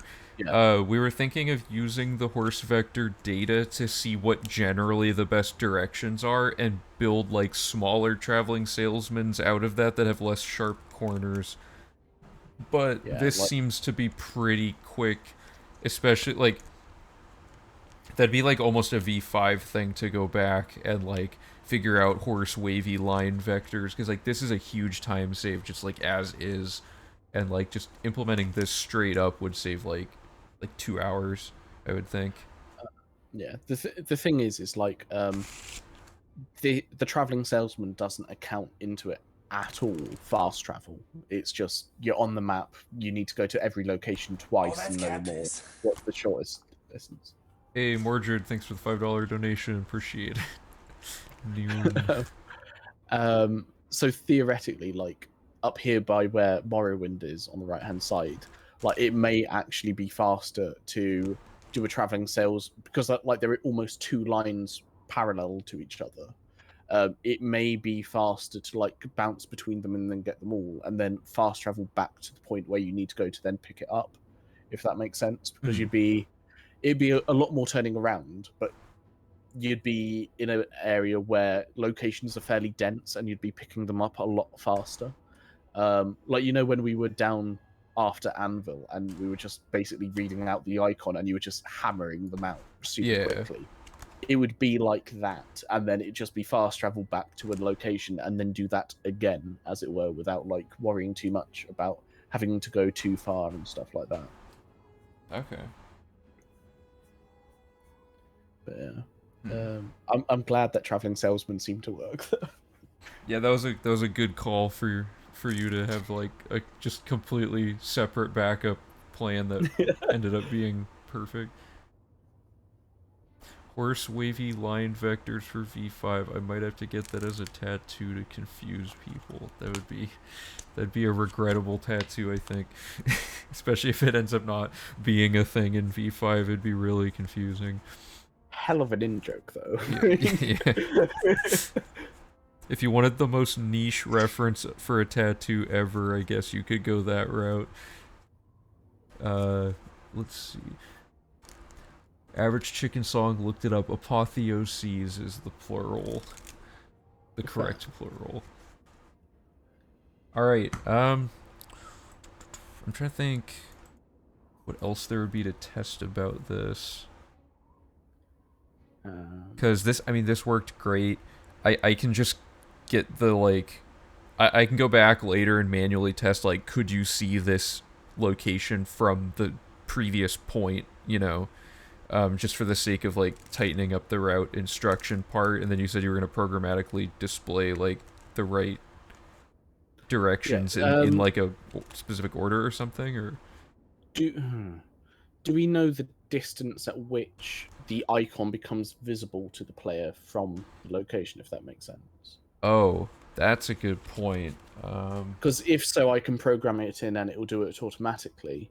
The only issue is that obviously it's a radius, so if you're somewhere really high up and you're then going to somewhere fairly low down, it may not account for the z-axis. But apart from that, it would still be fairly reliable on the whole, I think. Well, let me look. I don't think the z-axis matters. Because I think, where was my dive rock save? That's a good one to test this.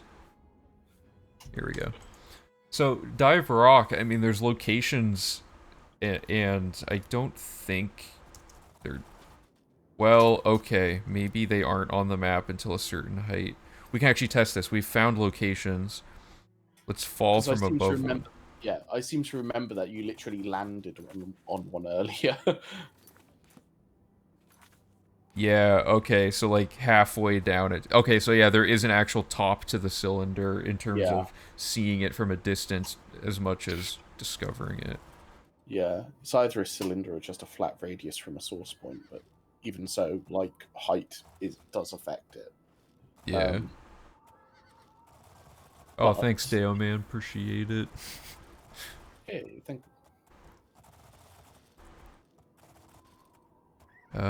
Well, okay, I mean, I'm trying to think if there's any other immediate things to test. So, as far as like my work is going forward, it's basically remove the Oblivion gates from consideration in the traveling salesman, get the routing material it spits out the other side actually correct rather than wrong directions and stuff like that, Mhm. and potentially try and establish the distance at which the icons are drawn in, and use that to try and guesstimate whether or not an icon is visible from the previous location or not. I Um, think, that will cause probably be manually vetted afterwards, but yeah. here's my thought about that is the horse goes so fast that mathing out exactly where you would be able to see the location from the previous one probably won't be relevant by the time they've flown past the thing they just discovered. They could be like anywhere within that radius or even past it if they go too fast. So like lining up to see, oh, you should be able to see this thing isn't going to be consistent. I mean, Yeah. if you want to figure that out, that'd be cool to have like a general idea of what should be the case. Um, there are some points like we'd be able to tell by watching the VOD back and stuff, but like if there are two cave icons, like I'd have to like there were points where I was like take the cave icon on the left, for instance, Right. was So it might and be stuff better like to that. manually do it anyway to account for stuff like Yeah. that. So like stuff like that we would need to like manually vet and go through, and kind of append the instructions with, I think. But Yeah. I think yeah, that's probably the way to do it. But yeah, if you want to do something like with programming, go for it. I mean, that's fine. I just don't want to give you like way too much stuff to be doing when you've already done so much for like these two map options for exploring. It's fine. Like I've literally sunk at this point probably over 100 hours into horse vectors, written honestly like a dozen different functions for it, and it turns out they're useless. And I find that fucking hilarious more than I do depressing. It's fine. I just feel bad. I don't. No, honestly, it's been great fun. Like a couple of the functions I wrote for it, I've already used in other stuff. Hmm. So Oh it's not really? been like a fruitless endeavor or anything like that by any means. It's actually been really good. Like, Have you used like the circle line detecting equation? yeah, like it's a really, really like in theory, it's quite a basic function. Basically, um, you put in the two you put in the XY coordinates for the 2 points that define a line, and Yeah. then you also put in the point and a radius of a circle, and it tells you if they intersect. And on paper, that seems quite simple, but actually, like from a function point of view, it took a bit of doing and stuff like that. Hmm.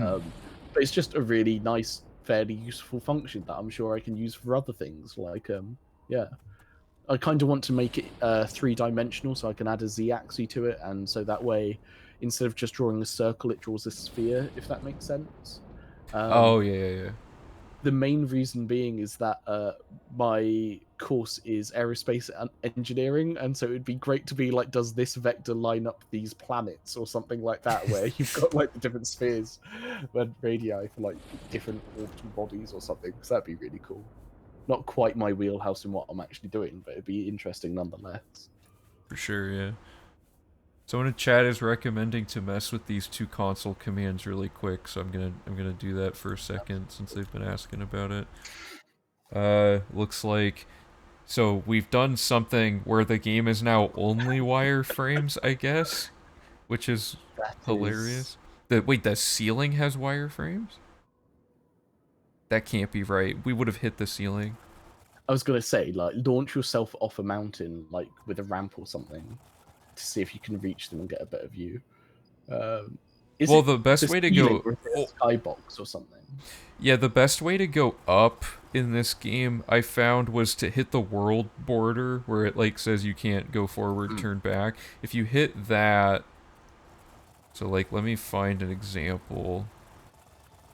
Okay, Also, this so... is definitely the Elder Scrolls 4 Oblivion Blood Dragon version that I had in mind. This is amazing.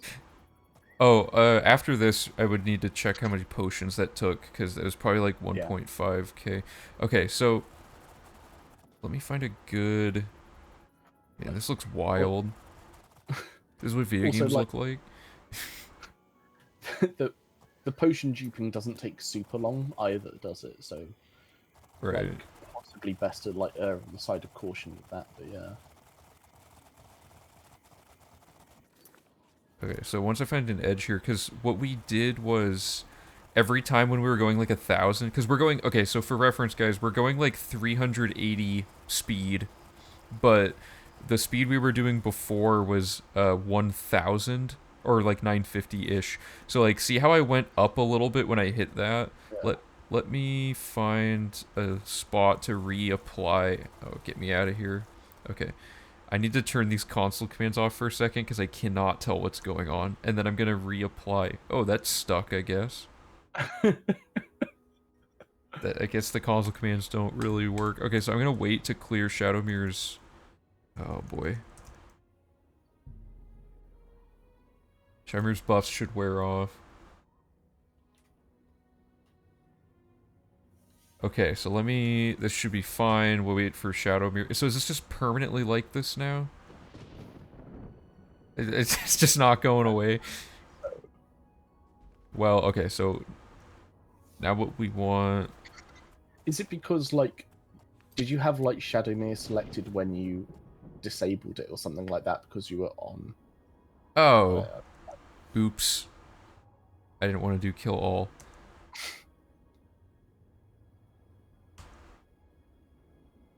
This seems like a global thing, but here, let me... Yeah. That's just like because it was just Shadowmere, and I know that earlier you accidentally selected them. Like, I wasn't sure if that played a factor in it. This doesn't explain why hitboxes for horses let you attack through them, though, because the hitbox is right there. That just makes it more curious. Okay, so I have to get Shadowmere to not move, and then apply this 10 times instead of 8, so that she's moving like the fastest possible. Please stop moving. Maybe she'll stop. The rings have nothing to do with it. Okay, there we go. So if I do... That's 2... 4... 6... 8... Okay, so that's 10. So Shadowmere's moving way faster now. So if we take this and we point towards the edge of the map, we should just fly when we hit the edge. If we hit it, yeah, so if you hit the edge from like below, you just bounce. Like if you're Shadowmere, look at that. Wait, did we just... Oh, I thought we cracked through the world border. I guess it's because it's like essentially reflecting your velocity vector or something in order to like force you back. But if there's a upwards component of it because you're approaching it from underneath, then it just forces it upwards and outwards, as it were. Something, yeah, it's gotta be. But like, we're not going nearly... Oh, there we go. Okay, so we're like soaring at that point. Like, I haven't touched ground, and I can probably clear like half of the map this way. Oh, Shadowmere died. Yeah. It's so weird seeing the game. Anyway, alright, hopefully that satisfied your curiosity, Brian. Thanks for the suggestion. Okay, get all this. Yeah, I've messed something up here.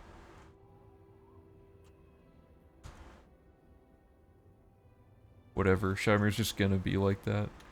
Okay, oh, it's in the thumbnail too. I need to get back on track. The vectors are just too fun to mess with. So yeah, I don't know. Is there anything that you would like to test out that you might need info on if you were to add more stuff in, or I'm trying to think if there's anything. I can't think of anything else to test for this. I'm pretty satisfied with the outcome Yeah, as far as like time from save. from a testing perspective, it's definitely traveling salesman is the way to go. I feel. Mhm. I'm going to like try and further optimize the routing of it, especially since we can remove a load of the Oblivion gate and stuff. I'll keep the Kvatch one in there since it can be discovered from the beginning, though. Okay. But otherwise, yeah, I'm very happy what I need to do because, like, you don't have a MATLAB license or anything like that. So, whilst this is a great tool for me because I can like zoom in and pan across this map and stuff, like ultimately the information I can hand you is a set of like routing directions that I was basically reading out to you. Mhm.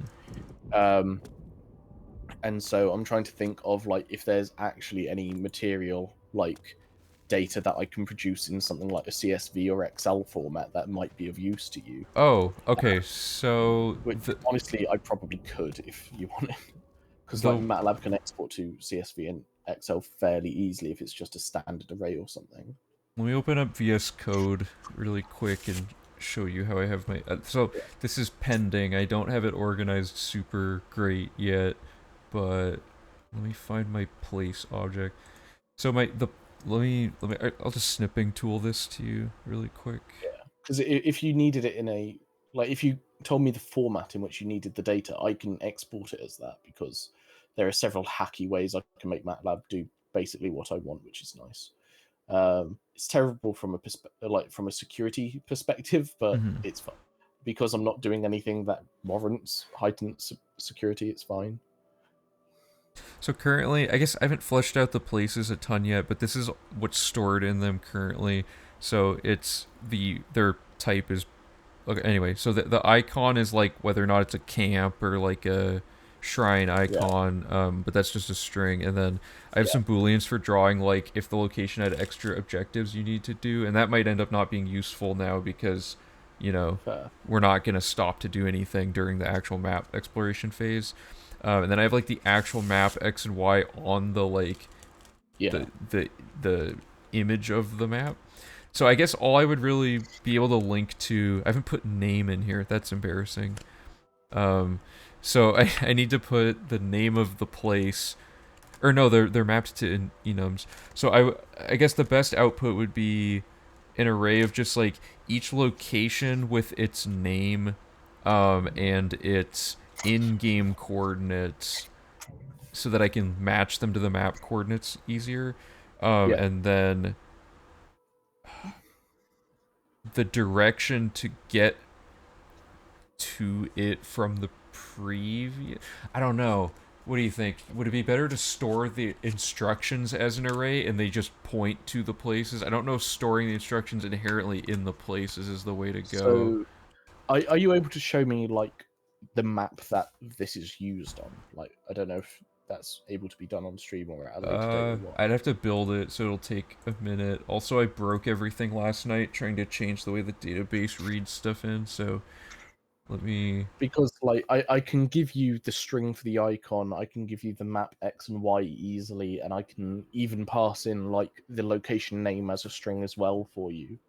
Um, I can put in the direction you need to go in as a string. So on this one it didn't work, but on another one I have it so that way it calculates the angle from that you need to head in to find the next location. So it basically finds the angle of the vector you need to go in, and translates that to a string of the nearest um, direction.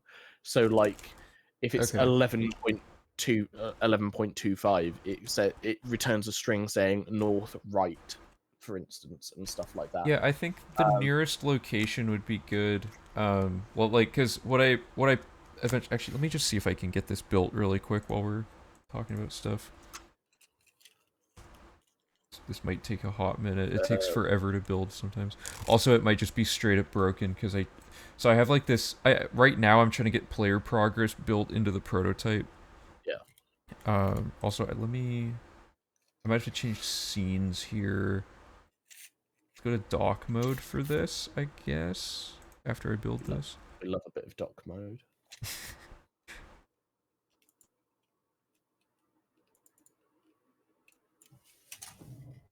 Let me see what this looks like. Okay, so we don't need game capture right now.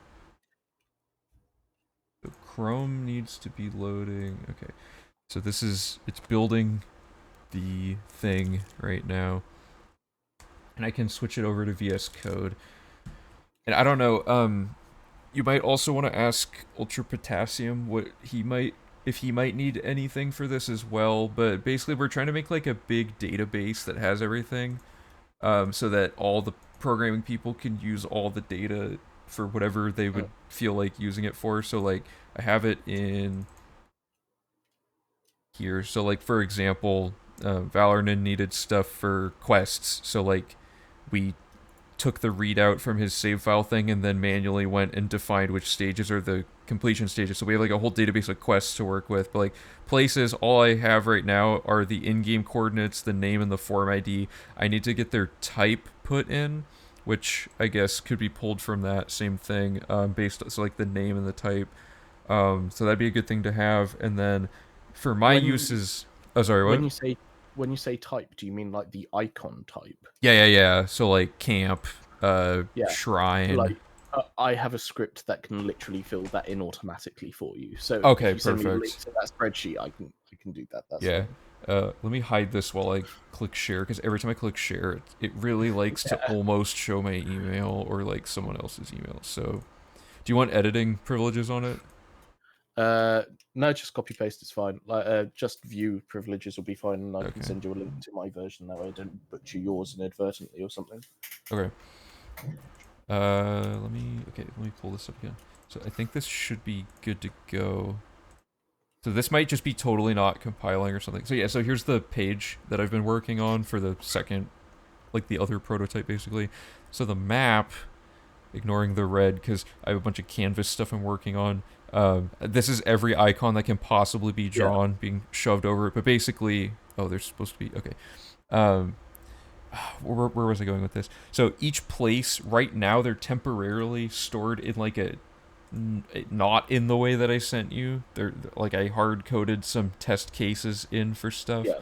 But eventually this screen would probably have a floating area up here that shows the next recommended compass angle and whether or not you can see the next location.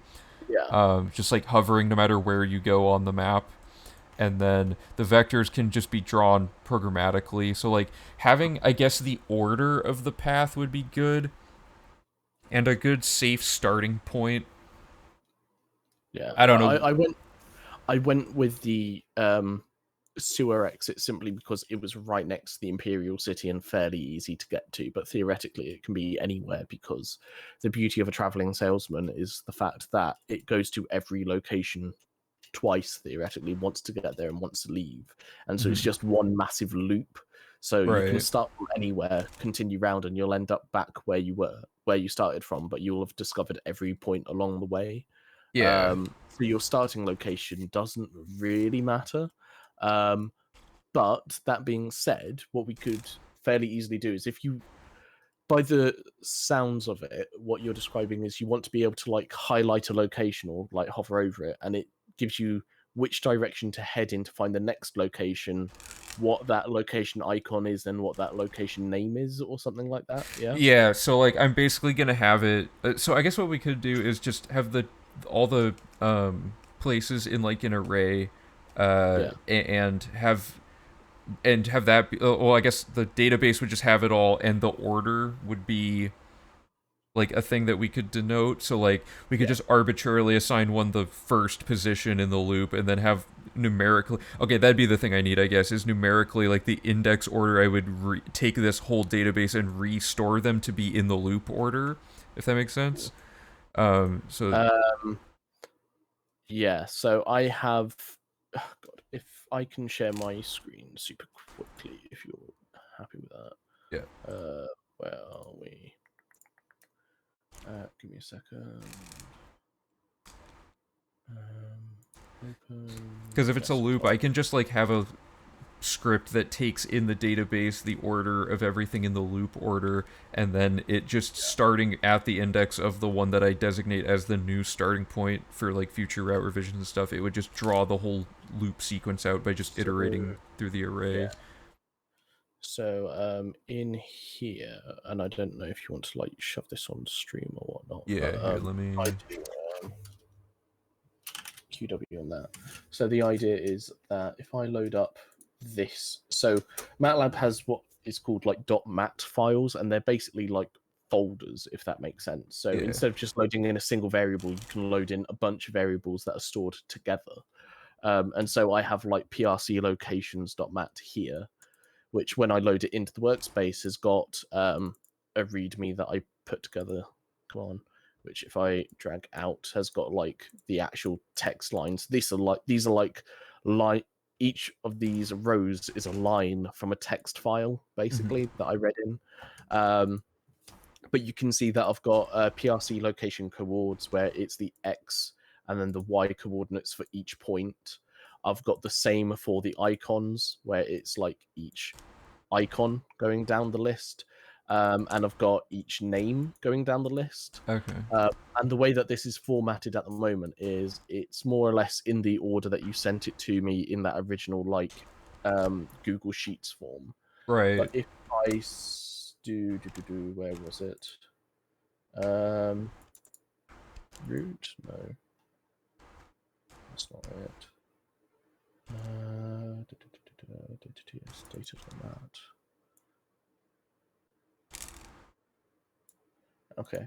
I think what I might do is I could store all of these places, like, or I could have the instructions be like a linked list of some sort, maybe. So it's just like each place has like a parent and a child, and you just go from like you know, you just go through the whole thing that way to display them all. There we are. So I have this as like the routing information currently. So Okay. what it does is say, like this was for the vectors, but I can really easily do something like this for the traveling salesman, where it's like you start off at location 413 and you take vector 2. Location 413 is Bay Rowan Stable. So you know the one just outside of Bravo that we did right at the beginning of stream? This is that vector. And then it's got the direction you head in, the X coordinate of that location, the Y coordinate of that location, and the locations that you discover and stuff. But theoretically, I can put something together like this for traveling salesman, where it's like the number of the location, the direction you need to head in, and instead of like 2, it would actually be like southeast or something like that. Right. The name, like the icon of the place you'd be finding, the name of the place you'd be finding, that kind of stuff. Yeah, that'd be great, because like then I can have the images just mapped, like the compass image could just be based on the string for whatever description. So like if it's possible to have it be to the same pip specificity that the yeah, that's fine. because like I don't think we'll need that in execution necessarily, but it's better to have a more, you know, just a more accurate visual reference just in case like something goes horribly wrong somehow. So but yeah, I guess that'd be good. Just like the circuit order, so I can make like the linked list of all the places by just reading in the data that way.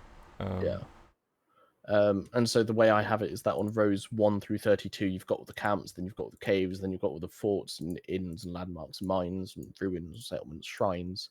Then I actually shuffled it around, so you've got the fixed Oblivion gates, the random Oblivion gates, and then these last 2 are ones that you know by default. So it's the stables outside of cities, and then it's like 3 assorted ones. So I think it's like the Kvatch Gate, Wayne Priory, and the sewer exit or something like that are the last 3. And so to do the traveling salesman again, all I would do is literally take this data set, remove rows 309 onwards. That way it's no longer considering the fixed Oblivion gates, the random Oblivion gates, the stables, or the already discovered locations. Right. So you've then got only those 308 and rerun the traveling salesman algorithm, considering only those locations, and Bob's your uncle, it's fine. It's done. Okay. Cool. Yeah, So, that yeah, sounds good to me. that bit's fairly easy. Yeah, cool. Yeah, like I know what I need to crack on with now and everything to help. Okay. So yeah, I'm sorted. Sweet. Oh, Ultra Potassium said something in chat. See my Oblivion site /data/ Okay, let me pull that up. That link you sent says we're having trouble finding that site for me, personally. Oh, that's just So, that's not a link. That is just because he put .json in the text. fair. Like Twitch just auto formatted it. Let me pull up the site. Oh, what happened? Where'd my link to this go? I had it in my favorites and it's just gone. I'll go find it again. I don't know how I lost that. So that's something I haven't done, is I haven't used Form ID or anything like that in the ordering of these. Literally, I took it in the order it was given to me in a Google Sheets spreadsheet that Ben prepared with all the XY coordinate data, which he lovingly put together for me, which was amazing. Okay, here, let me... And so on my end, when it says like location 413, it's literally the 413th row of the vector that all the locations are stored in, rather than anything kind of fixed. So like, for instance, row 413, since that's the example I said, was, yeah, Bay Row and Stables. Here's the And you go link, through. by the way, if you want to click that in chat or wherever. I guess I can... I don't know why I sent it in public chat, but... Here. So this is how Ultra Potassium's doing it. He's basing everything off form IDs. I'm using enums so that when I'm writing the web page out, I don't have to remember the form IDs for anything. Just So for the long-term, like, for a solution. layman, what is an enum? Oh, and we're enumerating things by, like, so I guess I can just show you in VS Code. So like, is the enum for this form ID 0, since that's what it's No. built This on? is Ultra Potassium's implementation. I was just saying that for mine, it's not using form ID. It's using like a string that enumerates that's Okay. an index of 0 to 413 or whatever isn't. Oh, okay. Yeah. Here, let me just.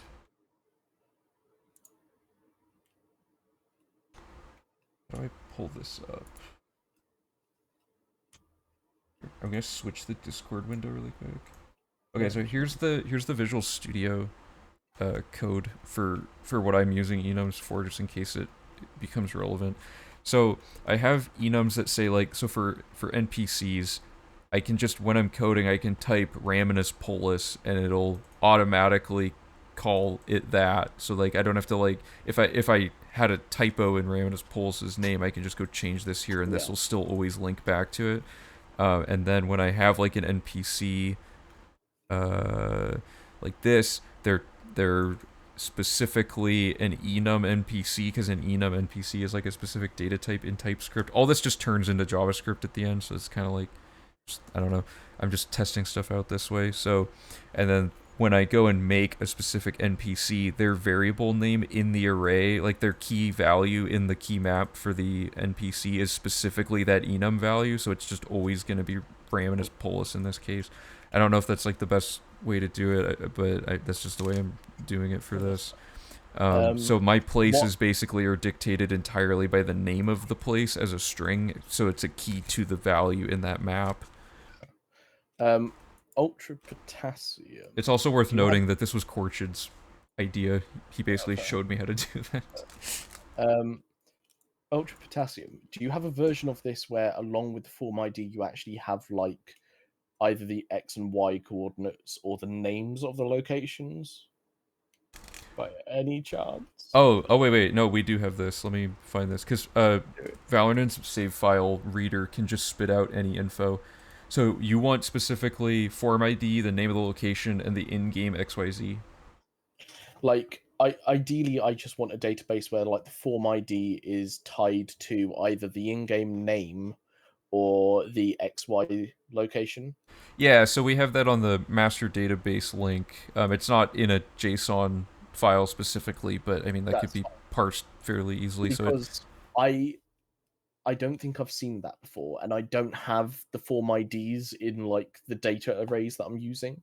And I think it'd be really useful for me to include them. That way, if anyone else wants to develop on the work that I've done or anything like that, rather than just having an arbitrary number associated to each location, as is the case currently, they yeah. can kind of sort by the form ID if they need to. Right, okay, so then yeah, you'll want to go to the Places tab at the bottom of the master database sheet that I linked Okay. to. That'll have a table with everything you need. If you need more data, I can get more stuff put in. No, I'm trying to think if there's any... Oh, I named the fixed gates in this one to some Yeah. extent. So, like, the Anvil Gate is called the Anvil Gate and things like that. But this doesn't have...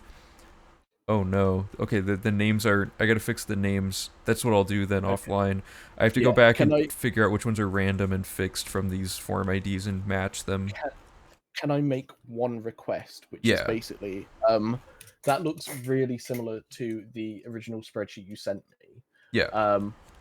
It would be really, really, really convenient from my perspective if the Oblivion gates fixed and random got put at the bottom of that list, if that makes sense. Okay. Because what you can then do is that the way the first one in the list is like location 1 with form ID of this, which is the name XYZ and stuff like that, if that makes sense. Mhm. It just means that from when it's programming and whatnot for the traveling salesman, since I would be neglecting the Oblivion gates, it would be a bit weird to have an array that goes from like 1 through 120, and then I don't know 220 through to 400, if that makes sense. Like I'd have like this white space in the middle almost, because I'd have to remove gates. What we could do is after I fix which ones are labeled what, I mean, if you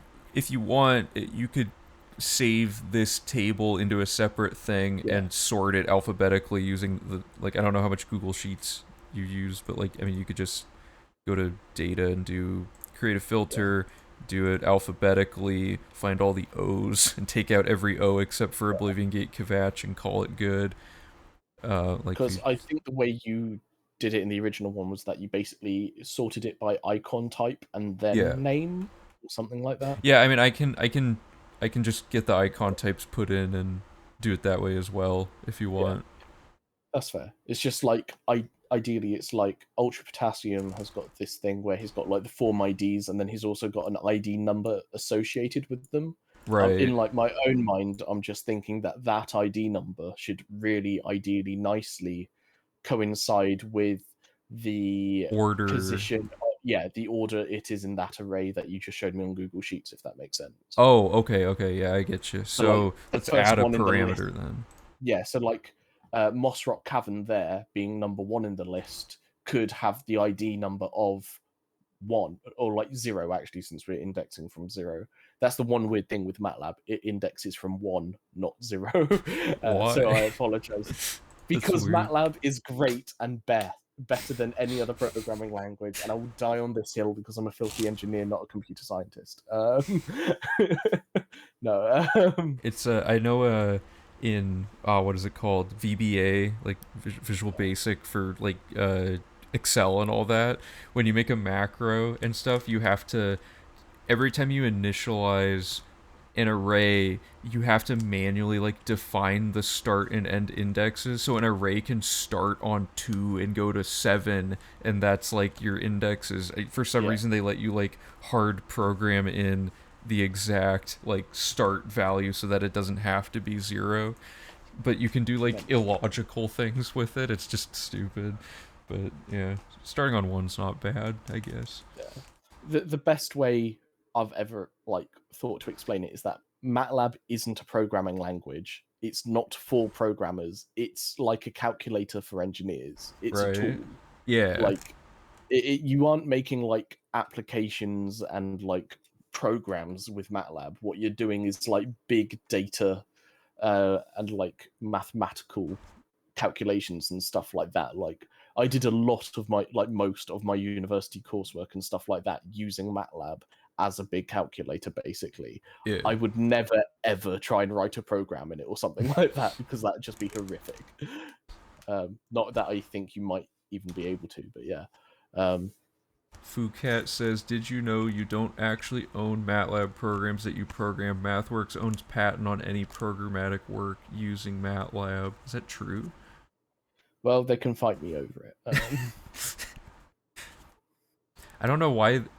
How would that even be allowed? That'd be like if Adobe Premiere owned every video everyone ever uploaded online that used that to edit it or something.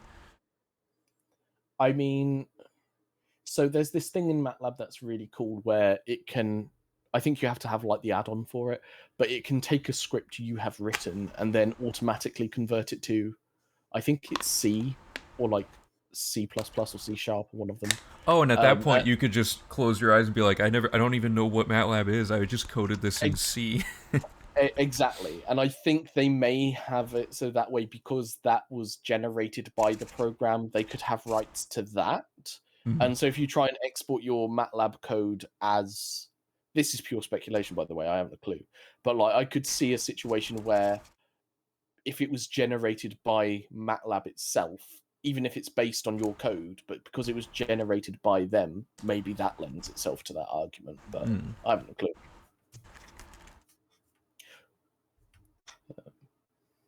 Okay, so we want travel order and we want it to correspond. Ultra Potassium, how hard would it be for us to retroactively shuffle the form IDs around to match the traveling salesman loop order?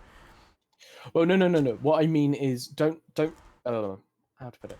So if you go back onto the Google Sheets, yeah, what I would do is add in another column. So you have travel order, but then just have like location number or something.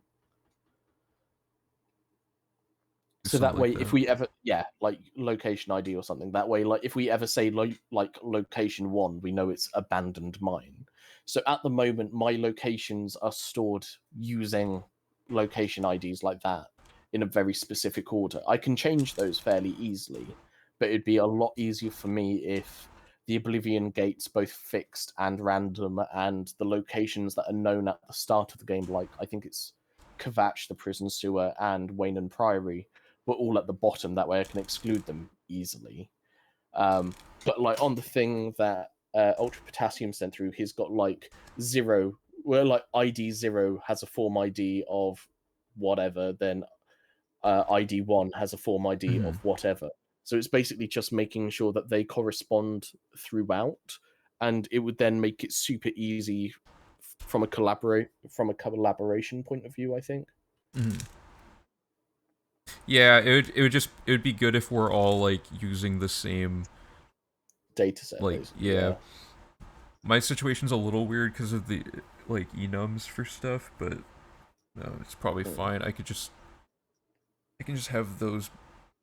I mean, the enums would directly correlate to Ultra's IDs that he's using and whatever, like anything any of us, because like as long as the name or the form ID is like the great unifier.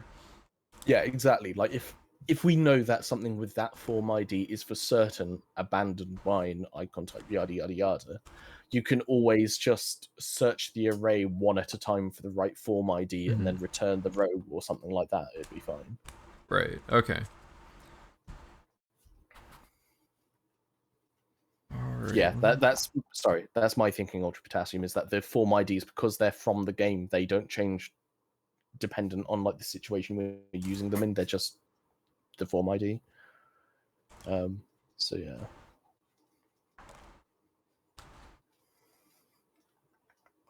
Cool. But yeah. Gonna be I'm a little disappointed by like horse vectors, but I'm very happy that traveling salesman worked. So I'll take the W. Like, well, also the traveling salesman thing was like entirely your idea, so now you can take 100% credit for the map time save. I mean, you had traveling salesman done on the Nern route, so yeah, like, but We didn't have the planning- technology to back up justifying the traveling salesman until this version. Like, traveling salesman without the horse, because of fall damage alone, would have not Yeah. been faster. Like, or not Yeah. necessarily slower, but it wouldn't have been. It would have been like maybe like a 30-minute time save at most. Yeah, it wouldn't have been dramatic enough to make it worth it, really. Yeah. Like originally I was thinking like you could do Nern route and the location discovery at the same time because you're covering the same ground, but from that run definitely having to get off the horse, pick up a Nern route, get back on the horse is not worth it. Mhm. And it just add in confusion and stuff like that, and after V1 Nern route that has to be avoided. Yeah. Was it V1 or V2 where you guys got lost and ended up repeating it for Oh, like that definitely V1. After Yeah, I was gonna V1, we were say. like, you know, we better have all of our documentation in order so this never can happen. So, 'Cause like, I remember watching V1, going to bed, thinking like, okay, cool, I'll wake up and they'll have done Nern route, and then waking up and you were still looking for like, I think the same Nern route. I was like, something has gone deeply wrong here. oh yeah. Well, I mean, like, I think, do you remember from the keynote, like the dog, like all we had for V1 was, let me find it really quick. This is all we had for V1. Yeah. Like, and this is better than nothing, obviously, but like, you know, when you get to, if it'll load, when you get Yeah, to it's like the swamp. here, and it's like, oh, okay, go get 169, and it's like the amount of like error in walking in this or like in this direction. There's like 5 things that might be it if you don't have a grasp on the scope of the map, you know? Yeah, that's why like I can auto generate basically routing instructions from the traveling salesman, which will be Mhm. great. But at some point, I basically need to like rewatch the VOD, or we need to do this again, using only those instructions, and basically make amendments. Basically, going like, if there are 2 cave icons, go for the one on the left, Yeah, or yeah. that kind of stuff. Like I can automatically generate a lot of the material automatically, as I say, but there are going to be nuances and extra information that would require human intervention in order to like actually go in and specify. Do you think that there is that this may be too much, but is there a way to have it show where the map icons would be from your, like, because if there are 2 cave icons, but we know where they are and we know that it's the left one, do we have a way to math out where on the compass that other one would have shown up, like, for displaying on this? Because, like, I don't know if it's probably too much, but you know what I mean? I just had a horrific thought.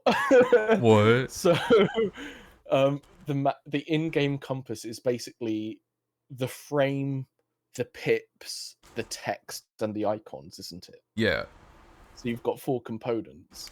There's theoretically no reason why I couldn't make it so that way I just have like a static image of like the frame and the pips, Right. and then depending on what the angle is, like the vector is to the next one, automatically generate an image that puts in the text for the different pip icons. So like saying for like southwest, southeast on Yeah. the compass icon, and then also putting in the icon, and then just saving that as a PNG, because that's absolutely doable in MATLAB. It's just Because what I was thinking wow. is, like, if the program even just as text said this icon will appear at this pip, I Yeah. can just have, because I was thinking basically the same thing, but the web page would do the heavy lifting for that part.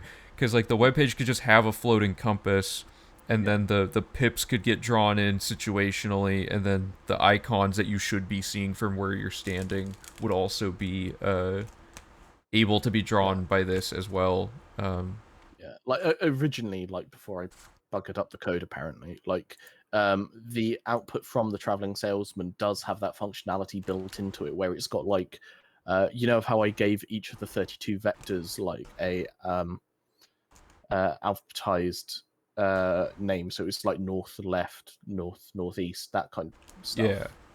Yeah. It's got it so that way you need to head in this direction to find the next one, and then this direction to find the next one.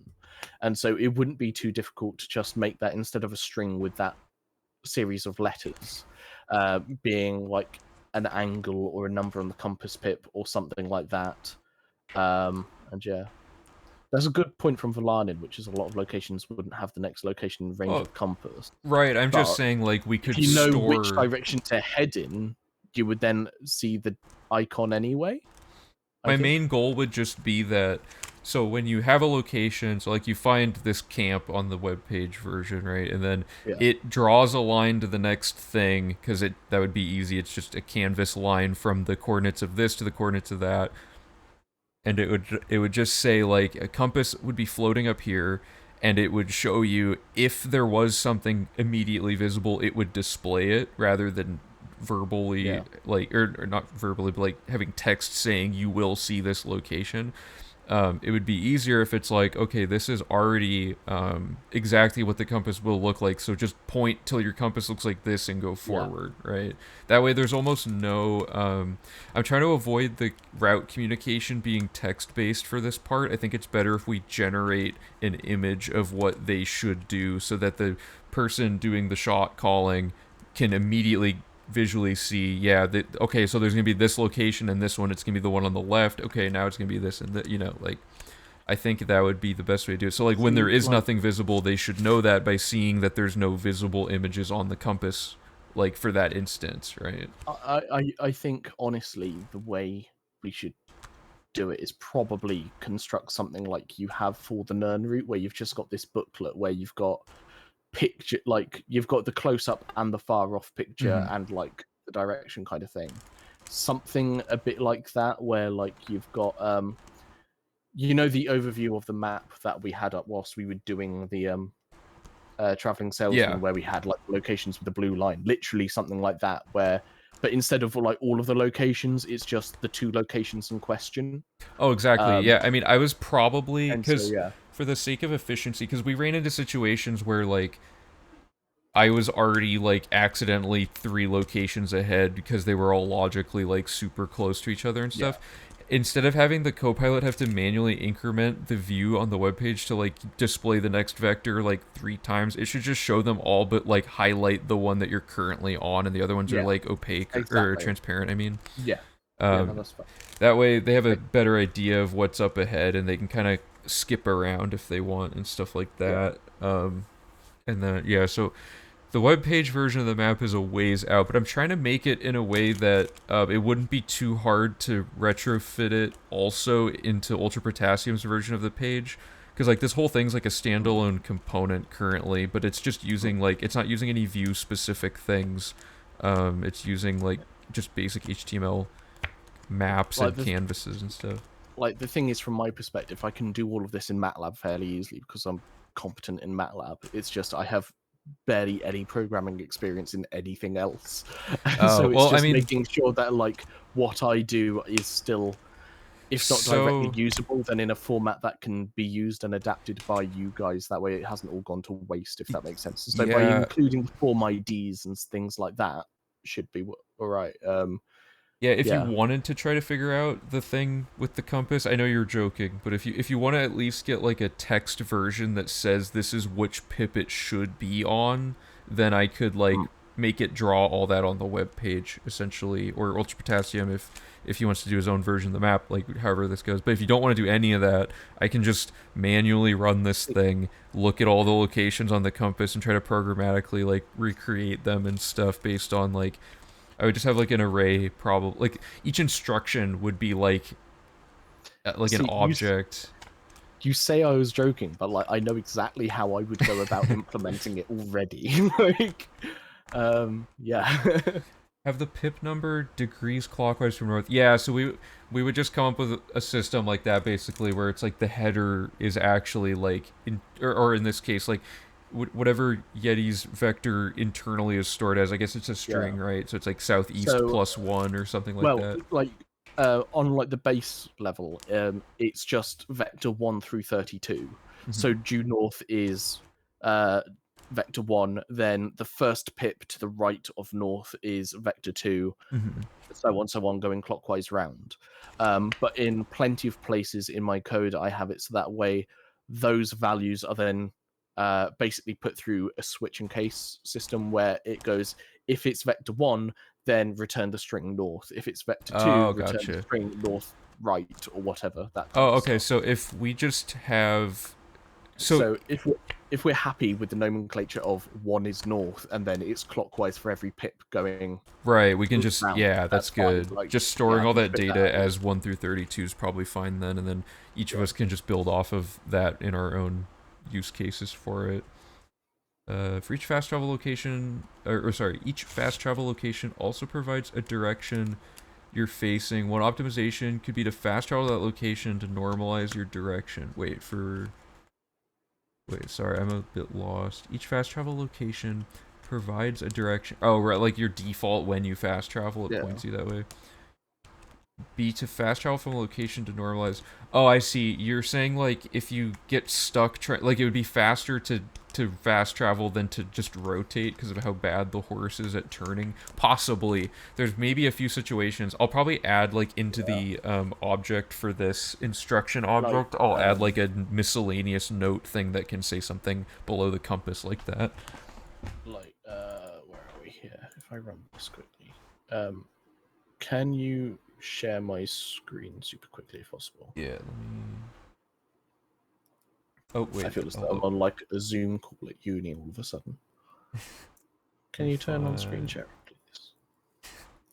This should have switched it. What's going on? Oh, whoops, I changed. Sorry, I'm messing things up.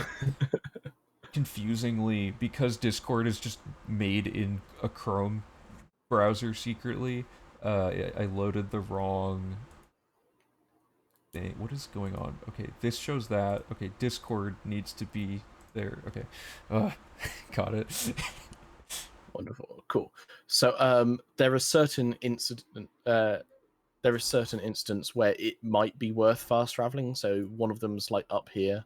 So in this case, it's actually kind of redundant. But basically, you can see where you go from like location 347, which is Sedor Ruins, up to 185, which is a gate location, and then back down to Silvertooth Cave at 91.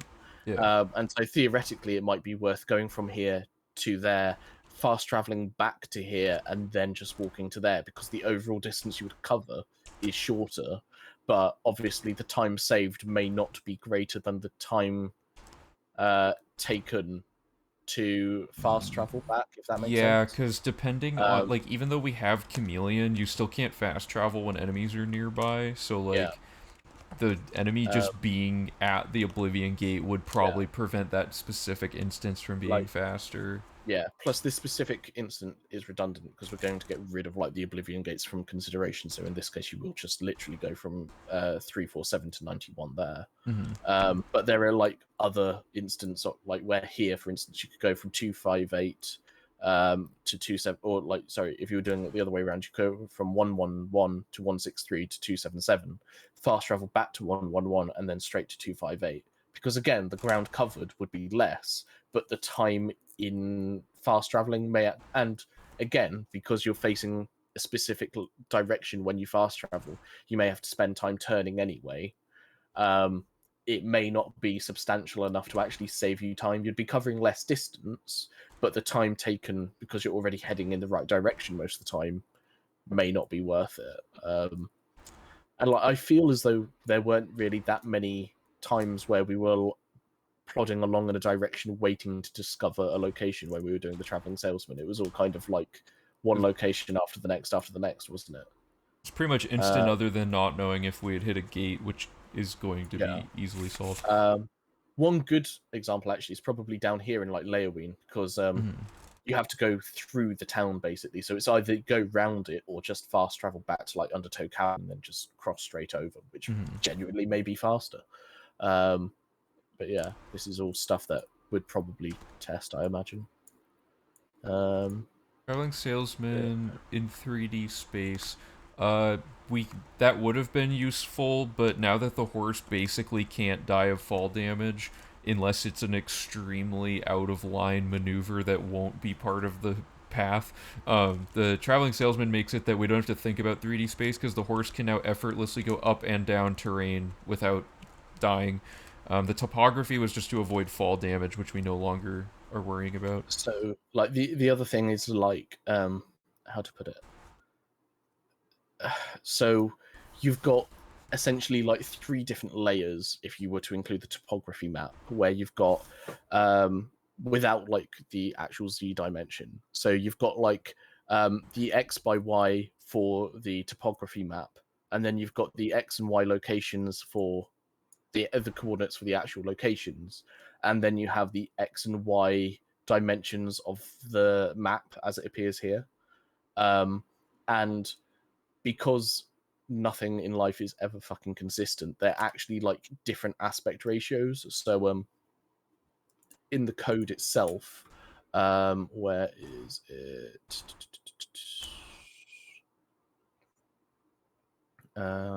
This is a really, really poor example.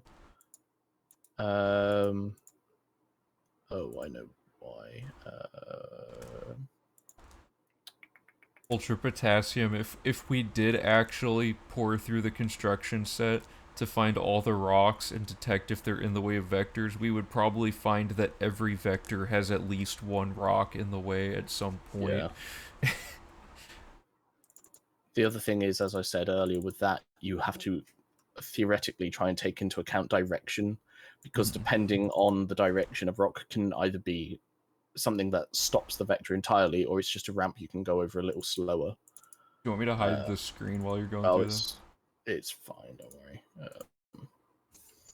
Worst comes to worst, I'm just going to get a couple of emails, so it'll be alright. I can pretend I have friends. Root plotter, where are we? So here, for instance, when I'm plotting the image of the map, which in this case is Oblivion game map mm.png or whatever, I am having to shift the axes by these values here, because plotting, like, it doesn't directly correlate to the XY values of the locations in game, if that makes sense. Like, I can't just put down an image of the map and then say, oh yeah, the X location of this cave is here, and expect it to line up with that position on the map, if that makes sense. Because it just doesn't work like that, unfortunately. So basically, it just doesn't work. Yeah. And so, like, on that image where it had all of the icons, what I did was literally plot all of the locations, pick a few at the edges of the map where, like, the distortion and stretching effect is usually maximized, and just fiddle with these values until all of them kind of lined up well enough that from a kind of zoomed out perspective, it doesn't look too bad. Whereas if I actually go onto, like, the route plot of the traveling salesman and plot it,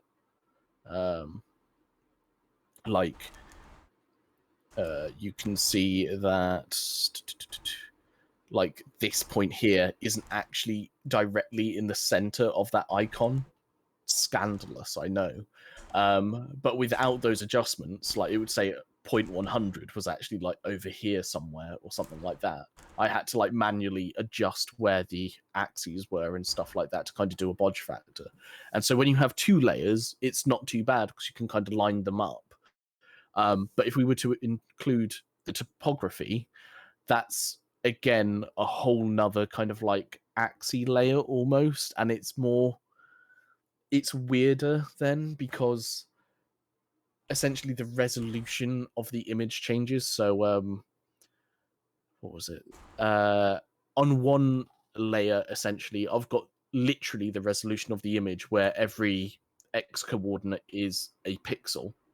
On another layer, I have the X coordinates where they're the in-game XY coordinates for the locations. And then with the topography, it would be the XY kind of positions for each pixel of the topographical map. And they wouldn't translate to each other well. Like, they don't line up at all or anything like that. And it's just a right fucking ball ache. I went on a big tangent there. I'm sorry, but I like spent several days trying to get that exact thing to work, and it never did. And I'm bitter.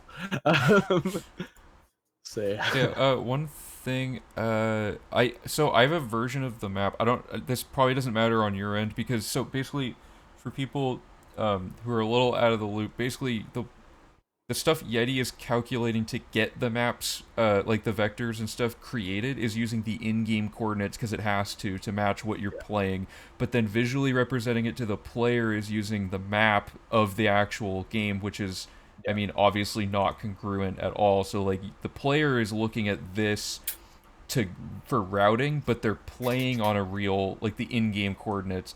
So Yeah. we basically need two standards. The in-game standards are easy because they're objective. They're just the things in the game, and they never change, right? But then we also have we had that. Okay, so and then, but we also have this issue of like we need a standard for the map, which is like the literal like pixel positions of things on this map. So like a tree camp needs like an X and a Y pixel on this uniform image of the map, and like Yeah.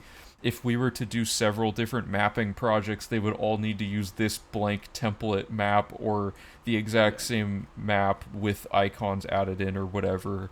So See, like, like that's the thing is like if I actually just go into this folder and open up some of these images, like if you shove it back onto mine, like there's the original one here, which is like the original in-game map.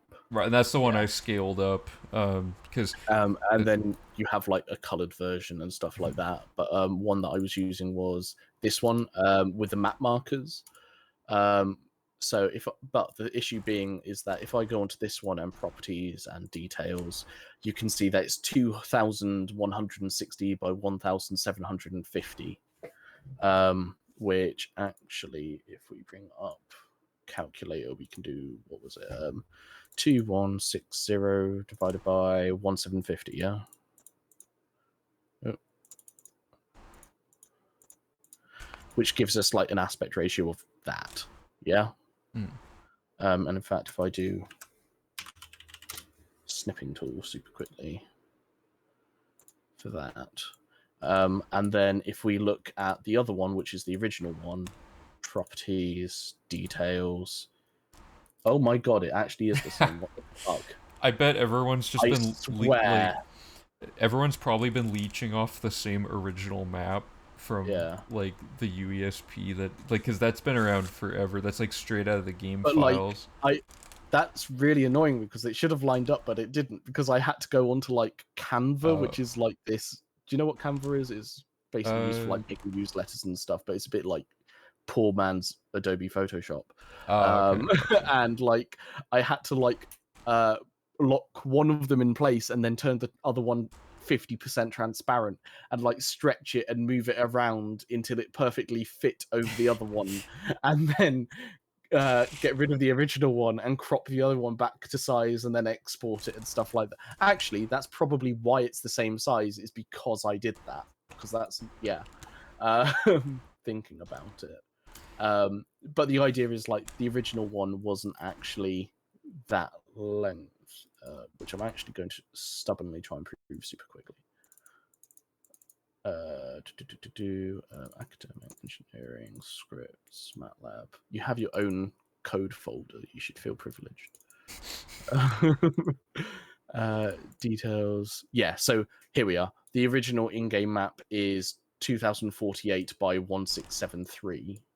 Yeah. Which, if we get the calculator out, is 1678 divided by 1673. Oh wait, shit! No, I did that completely wrong. 2048 divided by 1673. 1673 is equal to that. Which, if we compare to the other one, is different, meaning that even though they're supposed to be maps of the same thing and actually look quite similar, because one looks as though it's the exact same but with map icons over the top, they're actually different dimensions in like their resolution, but also different aspect ratios. So I can't just simply stretch it a bit. And so it's just like that on multiple levels and layers. It's just such a fucking pain in the ass. Yeah, like, and then it's like the journey isn't over at that point, right? Because so you've converted the map itself to fit what you need for graphing in-game stuff. Then to take this and show it to the player, for the web page side of it, we have to basically do the opposite again but with the vectors. So now we take the map coordinates of the actual in-game map that the viewer is going to be using, which looks like not stretched and scaled to fit. So we take that and we apply the ordering of the locations that Yeti figured out, and then now those vectors are now effectively like showing the map vectors instead of the real in-game ones, but they're like close enough that it would never change anything. Obviously, like it's just funny trying to like do all of this stuff just to get it to a point. Like the end viewer is just gonna see dots with lines connecting them and think nothing of it. Yeah. Ultimately, I think what we need to do is just decide on a version of the map that we like. I mean, it's probably Yeah. just going to be the original in-game map. So what I did is I found this one to be really good. I took the in-game map. So Valorant pulled the map out of the game files, and then I scaled it up to match the size of a file that Whatho was using. But like I used Photoshop's like super high quality upscale thing, whatever it does, and it looks pretty good to me. It's really nice, actually. Yeah, and like the original map is just awkwardly small, especially for displaying on a web page. And like obviously we could add zooming in and stuff, but when it zooms in, it'll just look like this but worse. And this is like the most comfortable zoom in amount, I think, for looking at the map. Yeah, like ideally, I'd like to get my hands on a copy of that. Like, oh yeah, I have it on because, the like, Discord. Let me put it fair. on the Discord Because again. all I did for like you'll notice that when we were doing the traveling salesman earlier, I had a grayscaled version, and that's just because with the lack of saturation on the map itself, it really made it easier to see the vectors and location coordinates and stuff like that. But all it was a desaturated version of the same image. And so doing stuff like that should be absolutely fine and still maintain like continuity between like whatever each individual person does, as long as the actual like dimensions of the file stays the same, as it were. But yeah. I think this is it. I'm gonna upload it and find out. Cause yeah, if we're all operating off the same constant like image aspect ratio and stuff after this point, it'll be a lot easier. Obviously, like the in-game stuff has to be the focus of the in-game coordinates and stuff. But yeah, I think Ultra Potassium and I probably want at the very least the two of us using this map. Okay, I think this is it. And let me just check the properties to make sure this is the.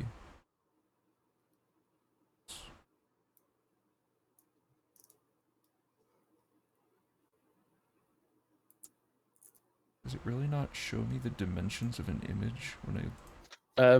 Do you know what okay, how like what's the sizes in like how much space does it take up? Because I can look at what this one takes up locally on mine. This one's 19.4 Yeah, megabytes. that's the upscaled one. The one that I have is less than a megabyte. Okay. Well, here, So if let yours me is like 20 times the size, then yeah, that's the upscaled one. really quickly. Let me make a share link into this.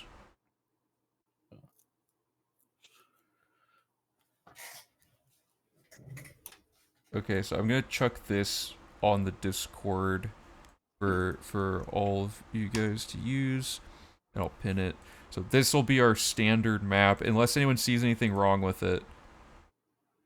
Like, what I might do is just like make a grayscale version of it again, because it really helps with the plotting aspect. But like, it will be the same map, just desaturated, as it were. Yeah, that's totally fine. Yeah, okay, so yeah, this is the exact thing I'm using in game. So basically, I don't really know a better option because I want the icons on the map to look exactly how they look in game. So my only choice is to manually write down the exact XY pixel value of like the top left of each icon and draw it out from there, or get the center of the icon, but it's an even sized icon, so I can't grab an exact center pixel, so it's really annoying. So I've just been using the top left. Because if I try to approximate it by doing the opposite of what you did, but with icons, where I like get the coordinates of the in-game map markers and scale it to fit the map, it's not going to look exactly accurate. So this is probably the way to do this. 1 second.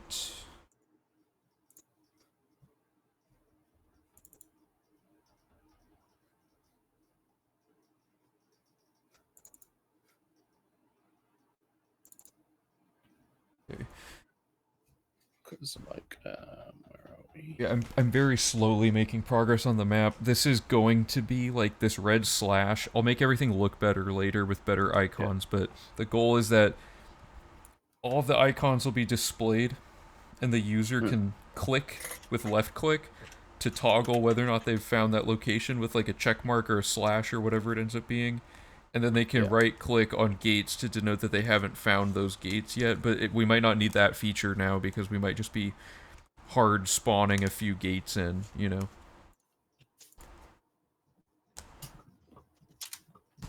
That's good. I haven't really done much else with the webpage. Right now, my focus on my end for the webpage is trying to make the checklist part, because I have, like, formatting does what I want it to do. Like, it shows you things when you hover them, and, like, that's all nice. But I need it to, like, actually check things off. Like, I have a simple checkbox that actually works behind the scenes, but I don't have it reiterated as, like, a full checklist yet. Fair. So you have the locations of every location. Does it not match up one-to-one? So the in-game map markers, their XY coordinates do not directly correlate. A Neural Gert, thanks for the follow, appreciate it. How did my alert thing end up all the way up there? Ah, whatever. So, yeah, like if you quickly share my screen, I can give like a practical demonstration, because like I've just like shoved the image you just sent through of the upscaled version into like one of my codes, and like the points do not line up now. Yeah, let me. Kind of Okay, so this is. I want this and hide that. Okay, there we go.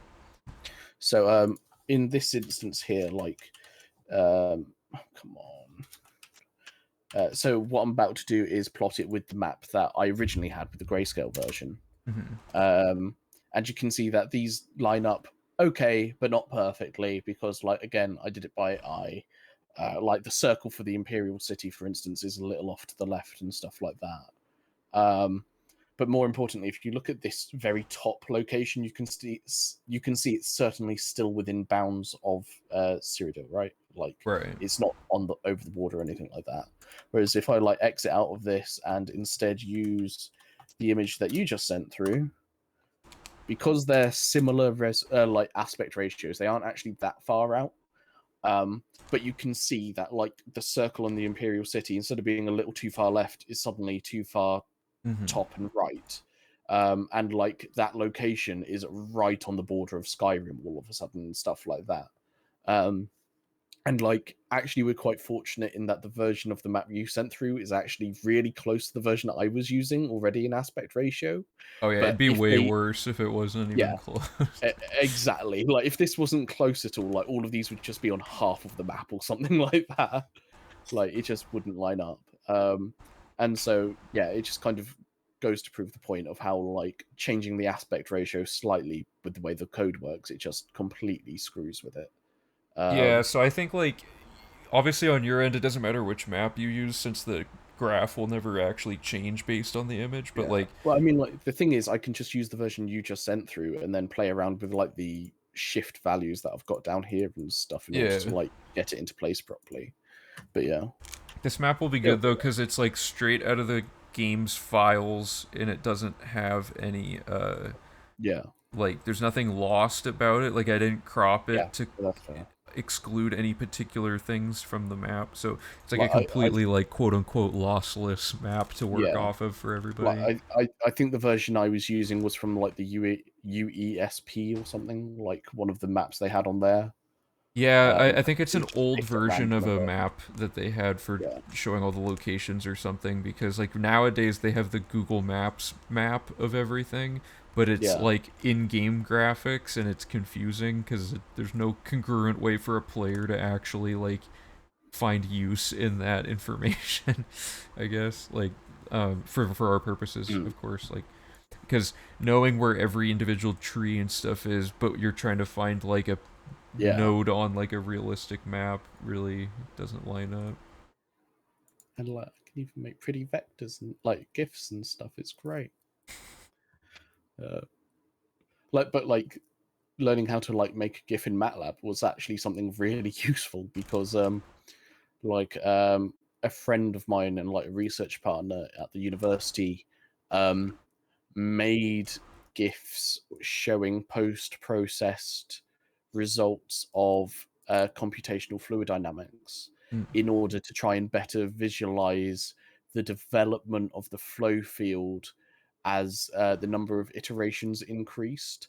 And it was really cool to look at and really interesting from like an engineering standpoint. But all he did was exactly what I was doing here, making a GIF, but he used like a different subject matter rather than vectors for Oblivion speedrunning. He Yeah, was using like images spat out by like post-processing CFD work. But yeah, like that's why I've quite enjoyed this, is because even though horse vectors turned out not to be all that viable, I've still learnt a lot by doing it, which is quite nice. for sure, yeah. I've learned that I should probably more thoroughly stress test a concept before getting it coded. You know, like, because I was like, this all seems to work, but we probably should have made like one or two vectors.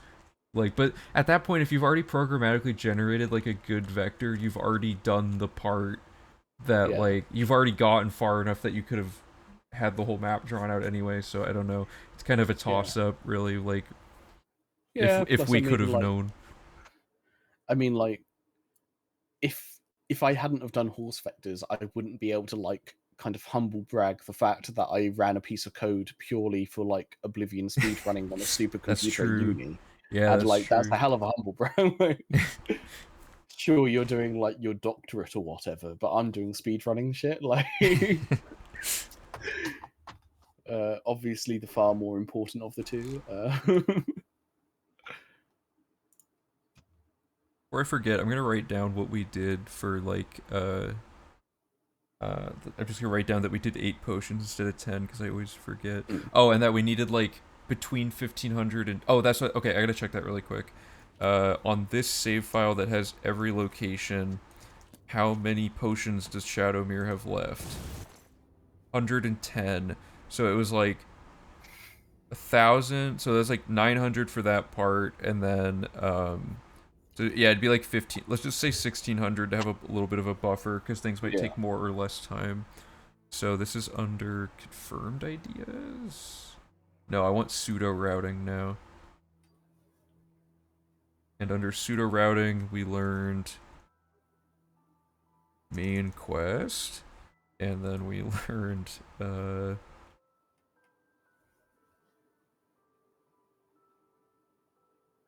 where is this? 10 times, and we want to approximately 1,600 potions of healing. And what else? There's something else that I was gonna write down. Oh, what I figured out something with like routing, so, like destruction, and like there's a way to make the spell have destruction, so I'm gonna make a note of that.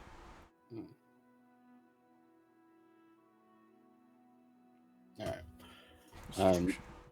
It's like 11:30 at night here, so I'm Oh, going right, to right. jet off. See, I told you I'd forget about the time zone difference. It's completely fine, and I don't have anything super early tomorrow. But I had to get up early in order to go to uni today for like my meeting with my supervisor. So I was up at like 5:30, out the door by 6:30 because Oh, I'm staying at my parents', so the commute's a bit longer. And yeah, I'm just dead to the world at the moment. But no, thank you very much for having me. I hope to be oh, of back at some course. point in one capacity or another. But Oh yeah, yeah, for sure. Thanks so much for putting in so many hours into getting this all figured out. It's been really no, as I said, fun like having you here I, and I've going through I've it all. learned I've learned a lot and enjoyed it tremendously. And like yeah, for like moving forward, it's just going to be a case of like optimizing the traveling salesman by the looks of it, and kind of making it so that way the data it spits out is more compatible with the work that other people are doing and stuff as well. That Yeah. way, I'm not just working by myself, but like it can go to use for other people if they want to use it and stuff like that as well. So yeah, but yeah, I know what I need to crack on with. It'll be all right. Awesome. But hopefully that's time saved because like we did that pretty quickly. I feel. Yeah, I mean, not only is it time saved, but psychologically it's actually now a fun part of the run to play. So it's like, Yeah. it feels like it's not as long of a part either way. So, I mean, it's a double win in that case. Yeah. The psychological element is very crucial to doing a run this long. So Yeah. If you ever need like a British rally co-driver to like read out routing instructions, you we'll have me on Discord. It's fine.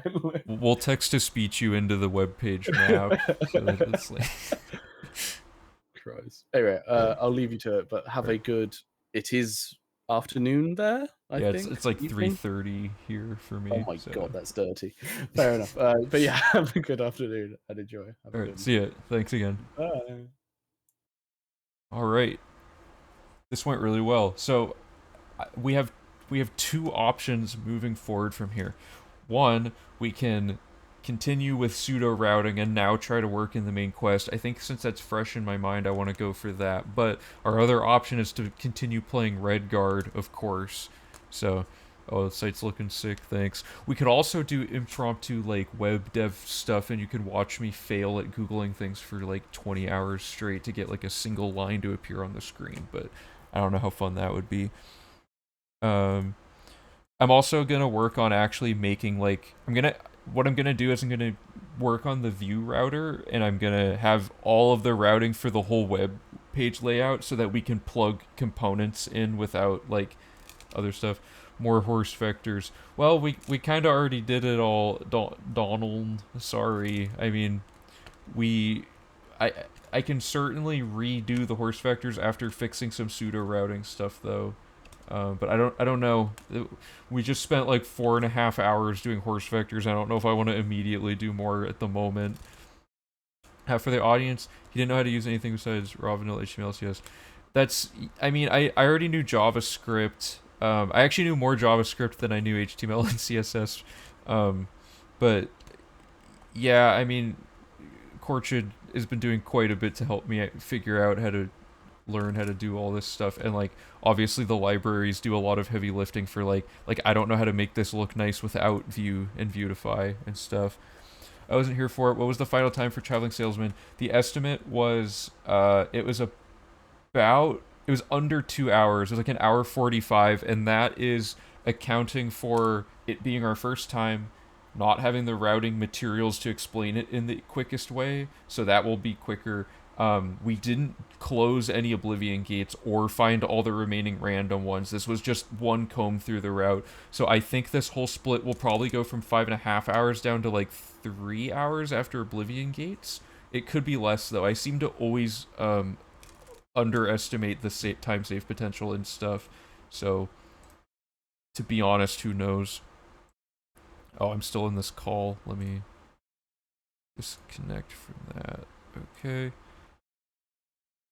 But yeah, I think what I want to do is, do the horse vectors include load warping? So there's no load warping on the map. We literally just ran through the map without doing it. We didn't even hardly fast travel or anything. We just have a circuit of locations and we just did the circuit.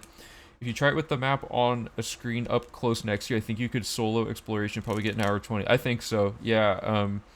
It probably wouldn't be terrible to do it all like as an individual at this point, which is super exciting because this is far and away one of the most tedious parts of the run when you're not doing horse vectoring, and now it's like legit fun. So I think what I want to do though is pivot to pseudo routing.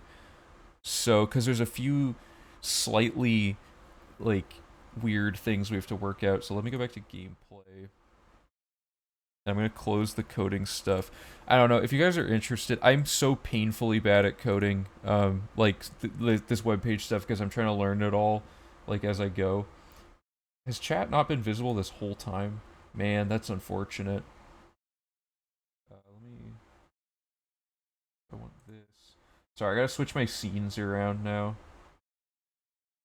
Okay, so chat was there. Let me go into my settings and change some hotkeys really quick, and then we'll get rolling on routing. Okay, so I don't want this anymore. I want number 2 to be dock mode. And that's still gameplay. Okay. We should be good to go here. Yeah, if you guys wanted to do like a web dev powwow thing, I mean, could do that sometime if I get a little more comfortable with Vue and Vuetify. Right now it's like Googling how to center a div every 5 minutes, so it's still a little rough. I have zero experience with Vue. All my JavaScript, TypeScript experience is with raw JavaScript, jQuery, or with Angular. I mean, yeah, I barely know how to use Vue. I basically have zero experience. I watched like 5 hours of tutorials of various language stuff to get up to the point where I could use Vue and Vuex and the Vue router and Vuetify. So like, it's just a lot of watching videos and stuff. It'll be similar to Angular, but Vue is yeah, so I know nothing. I'm like not a web developer, and Vue and Vuetify are incredibly easy if you already know JavaScript and TypeScript. Like, you can just straight up in the HTML have a thing for calling. Attributes can be, I don't know the word. Attributes can be dynamic based on a function or like a variable, or like you can do so much with Vue. It's incredibly good. So like Zane pointed me in the perfect direction because Vue can do everything we need and more for the really large scale, like years down the road version of the web page. Interesting angle here, using some global reinforcement learning processes should be interesting. Something like DeepQ network. Oh yeah. That could be interesting too, to apply like machine learning stuff. I have no idea how to go about something like that. Wait, are you the person that on YouTube that said that you know how to do machine learning stuff? Is that the same? Sorry if I don't recognize your username. I remember somebody said that it would be cool to do stuff like that. Okay, awesome. I thought your name looked familiar, but I thought it might have just been because I've seen you in chat here before. But that might also not be your name on YouTube, so I don't know. Okay, let me get this pulled up. The problem with horse vectors isn't calculating the vectors, it's the execution. Oblivion Jake makes them extremely... Yeah, that's true. I mean, but if there's some machine learning system that could be used to, like, enhance how we go about the traveling salesman in certain ways, that could be kind of... I don't know. Could be weird. If you teach it to play the game and it figures out how to dejank it for you, maybe. No, I don't know. Okay, so is dock mode? Let me get dock mode up. There, okay. So where did we leave off? Basically, we pseudo-routed all the way up to doing vectors. The main quest, we've basically done nothing for it. So I guess we would want to do map exploration, main quest up until Oblivion gates are able to be done. And then we would do closing all the gates, all the random gates, once they're able to spawn. It could be something like that. Implement something like that in the Oblivion engine without it crashing. Yeah, for sure. There's no way it's possible. Darkness Eternal wouldn't start, but that's probably because we shuffled around a bunch of garbage.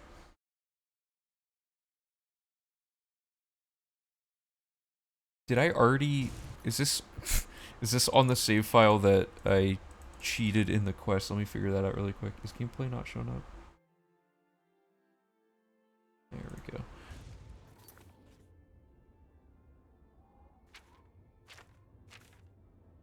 Yeah, okay. So routing, like big picture routing wise, our options are, do we do the main quest before map or after map, right? And the benefit of after map, or the benefit of before map, is that all the gates can spawn while we're doing other stuff. The bad part of that is if the gates spawn too often, we run into another issue, which is that we have gates we're not tracking because of how quickly we're doing Traveling Salesman. So it might be best to do map after, or sorry, main quest after map, as this save file would already be primed to do. Really quick though, so we have to solve one small issue. The spell required 50 restoration, which requires a bunch of buying training and stuff, but we already buy training to get to 50 destruction so that we can unlock the weakness to magic skill. So the logical solution that WhatHub figured out is, why not make the spell even more like destruction heavy so that it can sorry Casey, we're already past horse vectors actually, but yeah, if you'd like to see what we did, basically, you can check out that video. I want...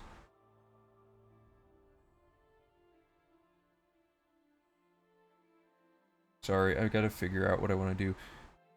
I gotta find. Okay, I gotta find the thing that WhatHub posted with the better spell layout. Let me find that really quick. Oh, also, we have someone working on RNG manipulation research. Their name is Scales. They joined our Discord recently. Pretty happy to have another person on the team working on some programming stuff. Scales said that they did like Halo RNG manipulation or something, so that's cool. We got like a seasoned veteran in the field of RNG manipulation on the task, so we'll see if they find anything. Yeah, just quick update on that, I guess. Let me find this. Did I not pin the spell you posted? What? I'm having trouble finding it. I think I might have accidentally not pinned it. Just drop speed to 3 points for 120 seconds, or 4 for 101. Okay, so if I change the spell, rerunning these vectors might be required because the horse behaves at runs at a different speed, or I could just cast more times. If I did 3 points for 120 seconds, that's probably fine. Oh, I already wrote this. Oh, so that was... I think duration is more important than cast time. Let's try speed. And this should make it a destruction spell, so let's double check that.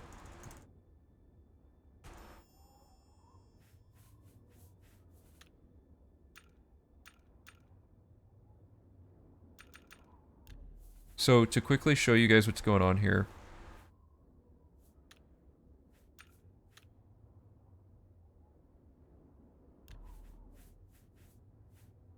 We need a few things here to get this to work mechanically. So we have, I changed it, so restoration's 50 for 4 seconds on self.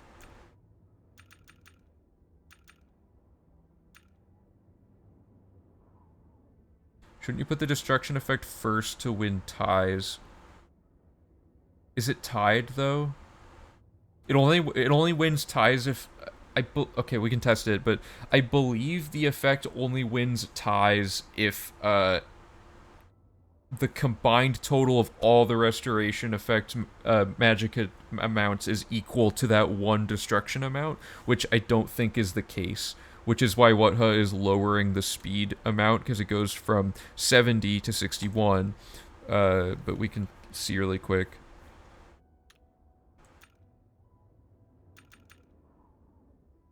His destruction's pretty hefty, so just lowering the speed by a slight amount makes destruction the mandatory skill, whereas if this was 4, it's restoration.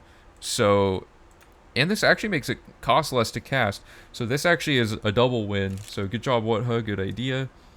So the... Let me just test this. Oops. Oh, sorry. And let's do it again.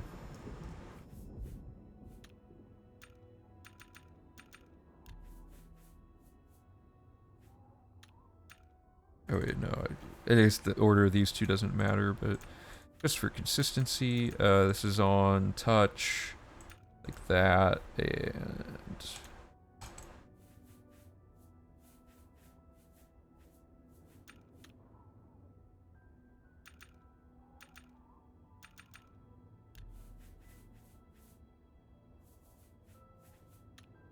Oops.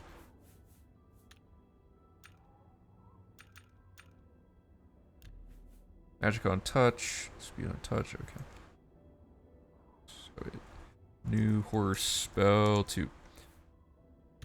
I did it again. Okay.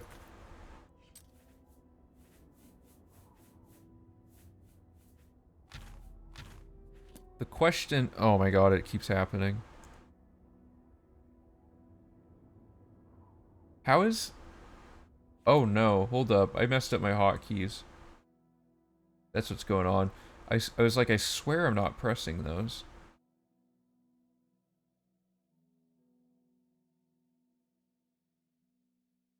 Yeah, my hotkey got set somehow to 2 instead of num2, so it's been shuffling around. Oh, come on. There we go. Let's just wait this out to wear off her effect, and then we'll try this new spell layout. Probably fine. Okay.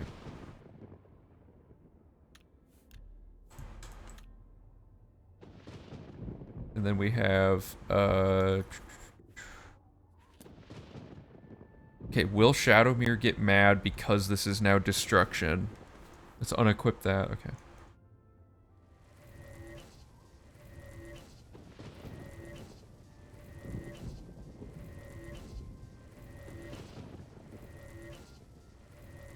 So at 8 casts, Shadowmere is at about 300 speed. Let's do 9 casts then. Yeah, okay, that's probably plenty of speed. Yeah, so more or less this is like... This is essentially identical. Yeah, I hit a bad rock there, but it's basically, it's controllable. As much as the other one was.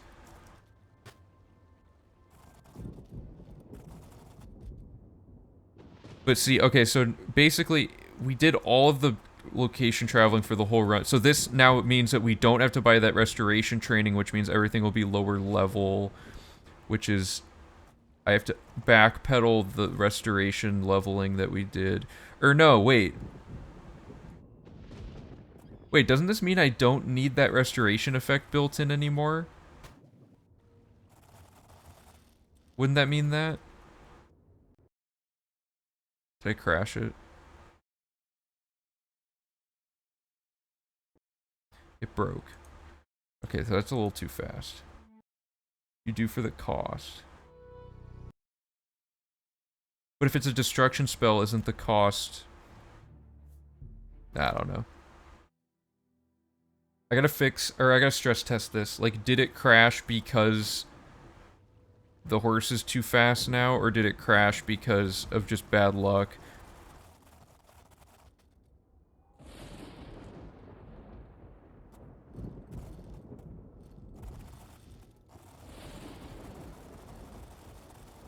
Well, that's unfortunate.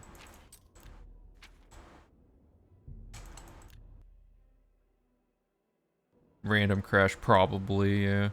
The random gates can still spawn everywhere. Oh, you're right. Yeah, that was just a straight crash. Okay, so this is a nice, comfy speed. So we want...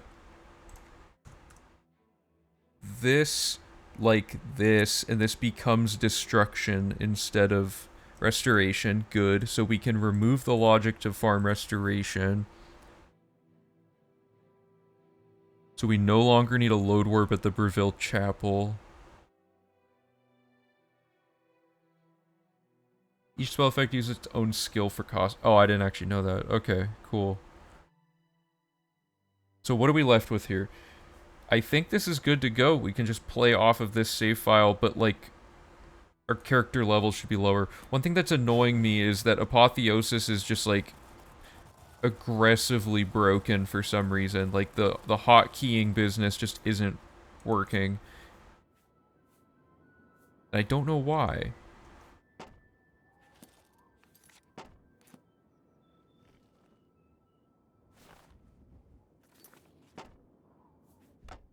There we go. Just have to fix that. Okay.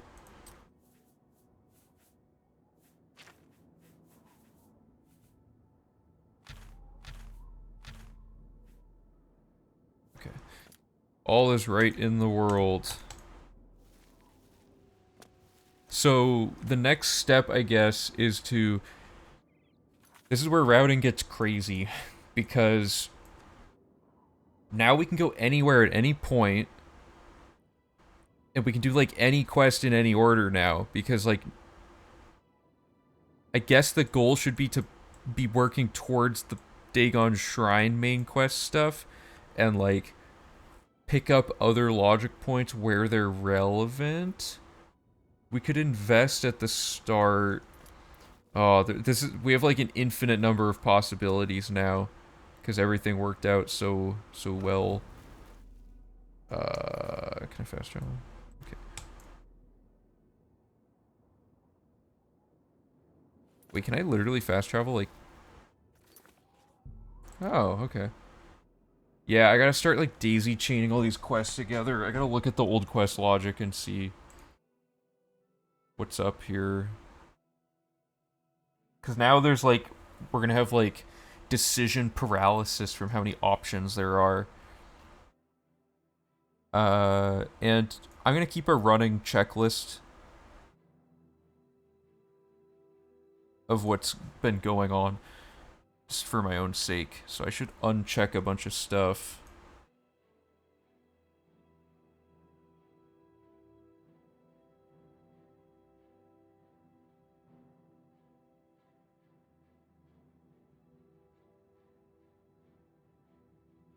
Good.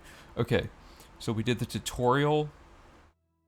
Did we deliver the amulet? I don't think we even did that yet. Gotta catch up really quick.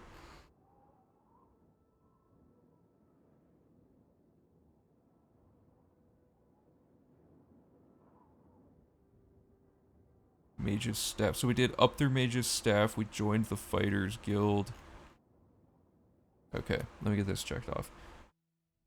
Alright, sorry. Did we deliver the amulet? I don't think we did.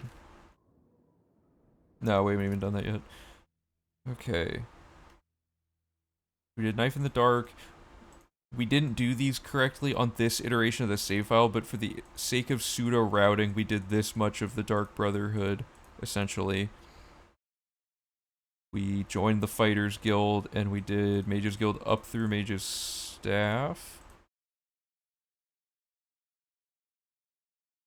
Like that. And... anything else?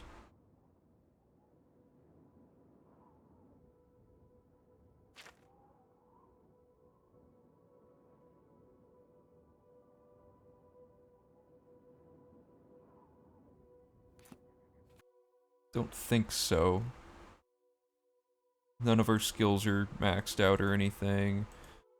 And then we'll worry about some of this stuff later when we get more into the nitty-gritty of everything. I'm a little stuck on where to go. Part of me wants to say okay, so we could do the main quest, like, and build stuff around that. We need, like, some sort of foundation, right? Of, like, what are we primarily working towards to work the other logic around? And I think it should be main quest so we can get all these locations for these gates discovered so that we're not accidentally discovering them as we do other stuff. But then there's the question, you can check for the amulet in your inventory if you want to make sure you did not deliver. That's actually incorrect. With the tutorial, we skipped the quest part where you get given the amulet, so we don't actually have the amulet. This save does not have broken gates. So... want to say we do main... but why would we be doing the main quest? Okay, I gotta have, like, a reason I'm doing things. I can't just do things. The investing circuit can now... oh! Investing circuit can be more interspersed between quest stuff now, because what are we really setting up during the investing circuit that's essential? Basically nothing. We get all the trainers figured out in case they die, I guess. Oh, that's a good point. Because if we don't do certain quests or we don't get them set up quickly enough, those people can just straight up die. Most notably bear season. Maybe we should start by doing bear season.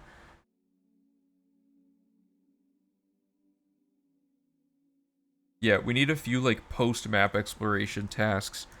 Let's start with bear season. Because if you don't do bear season, bad things happen. This guy can just die, and when he dies, the run's over.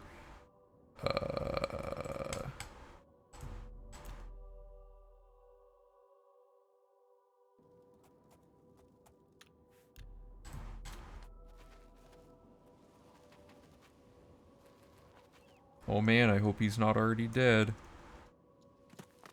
That'd be a run killer.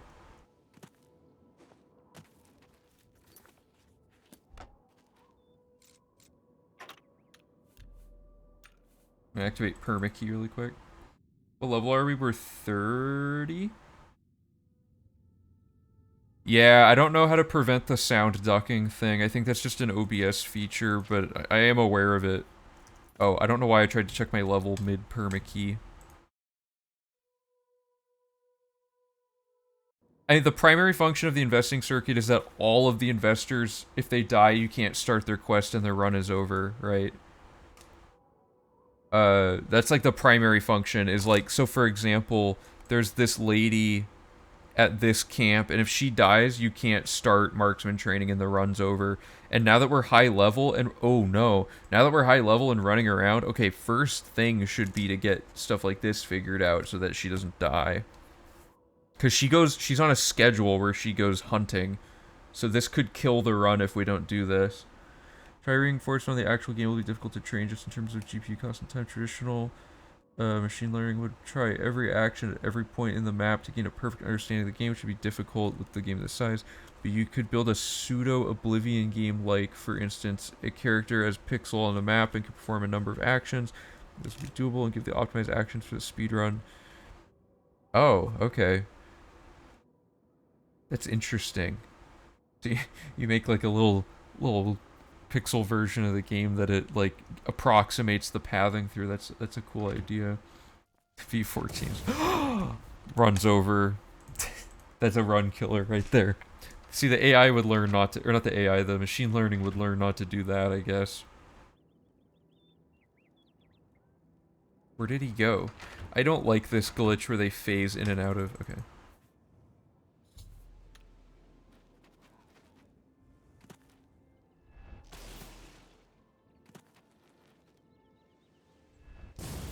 Oh, I didn't know this quest actually gives you harder, things to kill. They're also easier to see. Remember when this took us like 15 minutes to do this?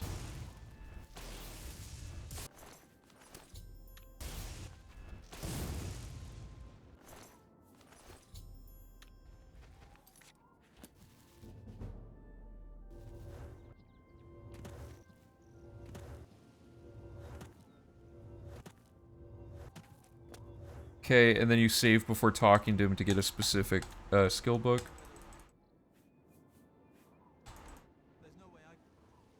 Oh, it's 6. I thought it was 5. Whoops.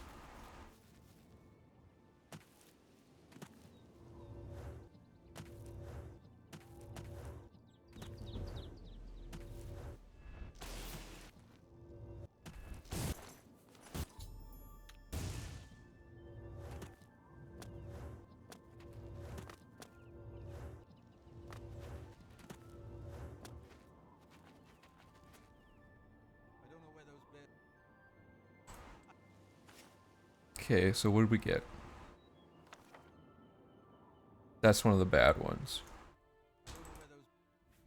This doesn't... I'm actually not going to re-roll this till I get it. It doesn't really matter. Sure, that one's fine. Okay, let me show you why it's really bad to not get this quest. She might actually already be dead. Okay, so she's not dead, but the things she chooses to do, for example, she goes hunting.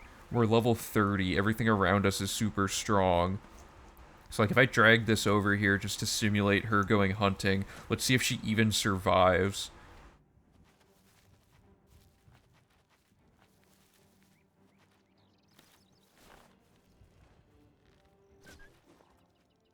Okay. Shadowmere kind of skewed this a bit.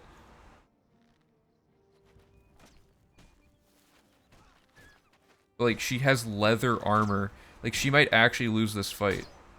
Okay. She lost, like, half her health to, like, a wolf, right? So can you imagine if she wanders, like, I don't know, into, like, a bear? She's just dead. Have I tried duping the claws? I have. I can't find a way to do it. But if you guys want to get into, like, trying to optimize the individual quests, we can definitely look into that right now. I'm open to whatever.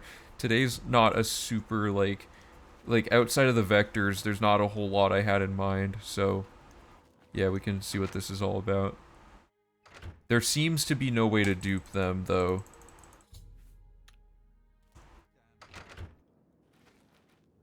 But you'll notice the quest update is based not on, like, when you turn them in, it's based on the game, like, thinking you have 6... Like, the quest updates are irrespective of the actual inventory state, I think.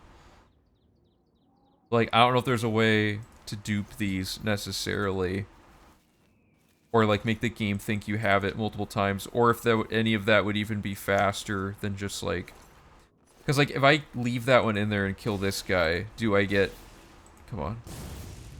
Does it say I have a second one? Yeah, see, it says I've attained a second one. But, like, is there a way to differentiate them in a way that you can, like, trick the game? Because we know it's not, like, their actual inventory count being counted. Thieves Guild 2 doesn't have a blood price. Yeah, they just didn't assign an NPC to have a blood price, basically. I don't know, it seems faster to just kill the bears normally. I don't know what weird convoluted setup would allow you to have the game think, because, like, if you just try to dupe them...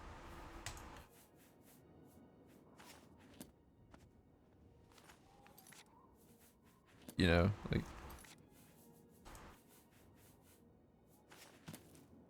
Like, you just can't dupe them.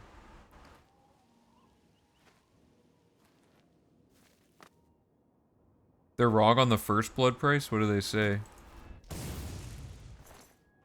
Oh, because they say you can kill the wife, but you can't.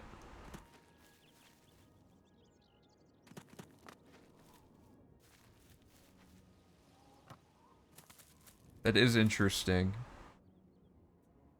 Huh. Well, I don't know what to do with that. I guess we could investigate more blood pricing, just in case. But there are legitimately some things in the game that just can't be active because they didn't set them up correctly, so it's entirely possible that they're correct. But basically, we need to... Okay, so let me look... So we have this, guys, like, all this investing stuff, and it's in a really specific, like, order and whatnot. With a really fast horse vectors, what time could V4 possibly be at? V4 is looking like it'll probably be at least, like my goal is 16 hours, and I think it will probably be that, around there. Because the map exploration is going to save like 2 hours probably, and the general rerouting of stuff, I can't honestly tell if it's faster what we've routed out so far, but it was just rushing to get the vectors set up.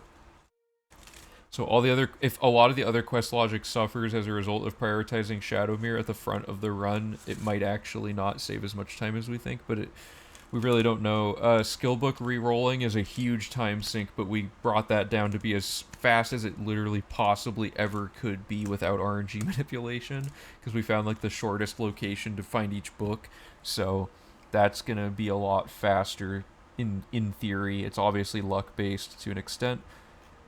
But yeah, there's just so much to unpack here and repackage as a new route. It's gonna be a hot minute to get the logic sorted out on this. But, yeah, so the main thing is the guy in Anvil gives us the quest update for the, marksman training.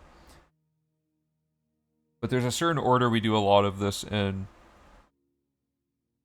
We already have that, most importantly. What would be the best lower estimate possible sub 10 hours? No. It's not even close to sub 10 hours yet. We'd have to find some, like, duping Ogma, if that gets figured out, yeah, sub 10's easy, because most of the skill grind is gone. But things still take quite a while. And a lot of stuff, it's going to be hard to tell, like, even if it's saving time, like I was saying. Okay, so the thing about the investing circuit is it's largely a dump of all of the things that we do at that we'd never do at other points in the run, so we do it all at once. One thing we could consider is this even the best way to do this? Right? Like, maybe each city should only be swept through a handful of times, for example, instead of going through it all and then doing quests related to it. So like we could, you know what we could do? We started Rat Problem. Let's finish Rat Problem and talk to Panaris to get marksman training started just in case it breaks. And in doing that, we effectively will have the opportunity to go do some of this miscellaneous stuff on this side of town that we'll just never do for any other reason. So we can do... What's the best way to do this? Okay, we start at the dock. We do Panaris' house to start marksman training. Or no, we talk to... Oh, okay, we talk to Panaris during Rat Problem. Let's fast travel here. Go to her house here. Do all of whatever to get that going. Go here to buy this thing in this inn. Talk to Panaris. Start marksman training and Rat Problem. So we get the house quest started. Panaris requires you to fast travel out here and go kill some lions. We get a lion pelt for the Daedric Shrine quest. Come back here. Talk to her, do all her business. Load Warp Fighters Guild here. And then we have an investing spell now, so we can invest in Phelan. We have to go over here for Dark Brotherhood, so we'll hold off on that until we get to that quest. I theoretically figured out how to get a list of every time an NPC is mentioned and where in the guide. Oh, awesome. Okay, that'd be sweet. Yeah, because, like, the thing that's going to be... That and places are going to be the two biggest logic, like, things, like, for making the logic more efficient, is, like, how many times did you recycle going to a location? Was that necessary? Etc. For example, we should try to do everything Anvil has to offer while we're already there, I think.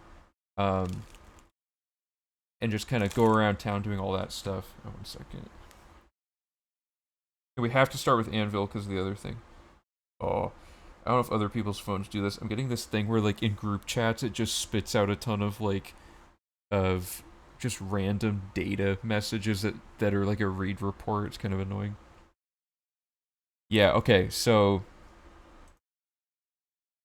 Bear season, to get that out of the way, and then we go Anvil because of... marksman training. That's our fundamental reason to be here.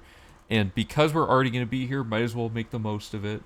So we want fast travel, main gate, Rat Problem, Panaris, marksman training started.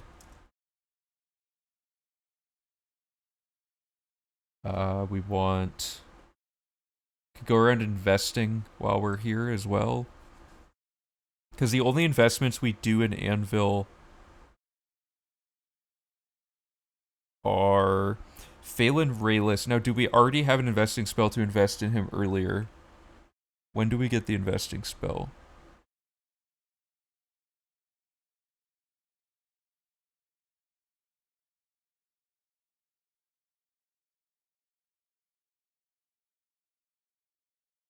Hold up. Did I not put the investing?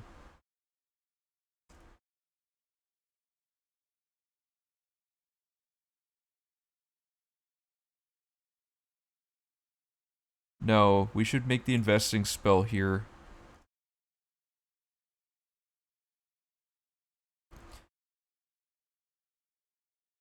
Okay, because then we can invest... When we go to the Anvil Mages Guild, we can invest in Phelan Rayless. Like that. There we go. Oh, right. 9 cast, thanks.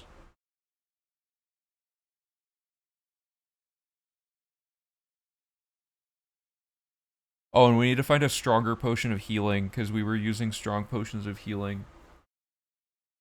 Or were we? No, we were using regular potions of healing. Whoops, okay. And then... Okay, so... Rat Problem, Panaris, Marksman Training... buy Arbor Watch house. Invest in the dude in there, whatever his name is. Because if we never have to come back to Anvil, fantastic. There'll be a few very minor reasons to come back, but we should just knock it out in the most efficient way. Have you already filled the route until Arcane University Shadowbear? Maybe there's plenty of space to complete objectives. So the goal is everything remaining is going to be like, we're trying to minimize how many times we have to manually run to a location. And the horse moves so much faster than the player that the goal of the vectors was to, or the traveling salesman, I guess, is to get all of the stuff figured out and located so that we don't have to manually travel on foot anywhere. So the rest of the run theoretically is now just going to be pinging around with fast traveling to each objective, which should be super fast. So I don't want to put too many objectives prior to getting Shadowmere because that's less time spent being horse level of speed. Kevin Alda should have a strong potion. Okay, I'll make a note of that.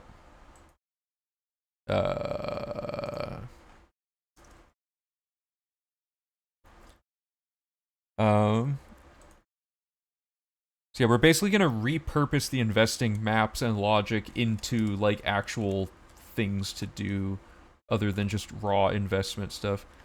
This is Anvil recommendation. Okay, yeah, I can,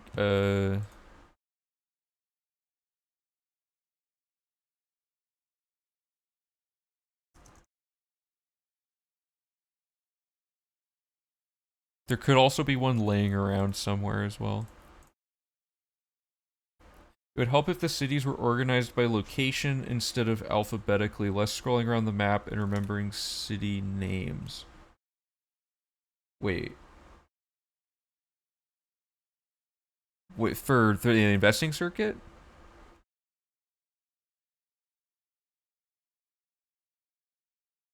Or what do you mean? So the investing circuit used to be alphabetical, but I had to change it because certain things that we do activate things later. For example, let me find a good one. So we have to talk to... Where is it? One of these... Okay, there's a bunch of small reasons, but like, basically, let's say you need to talk to this person to start this quest, and then you do it during this part. There's like a ton of those hidden throughout this investing circuit. So it's now in an order where if you don't do it in this order, you won't be able to do all of the things listed. So let's just keep plowing through this, I guess. Where's the Anvil map? Okay, so they're there. Invest in dude. Okay, so I'm gonna open up a second copy of the guide again so that I can look at each individual quest by looking it up.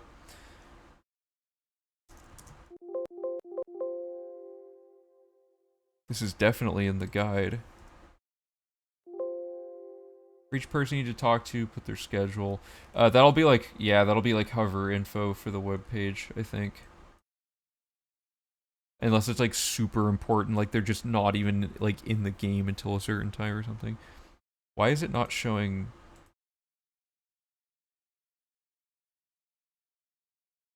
Oh, whoops. It pulled up the wrong thing. Okay, so in this quest, what are the logic points? We invest in Wilbur. Right, 9 a.m. for him to appear. Oh no, this is in the Imperial City. So the most we can do is invest in Lay Marlin and talk to Wilbur to start this quest. And then we'll pick him up when we go to the King and Queen Tavern. So let's do...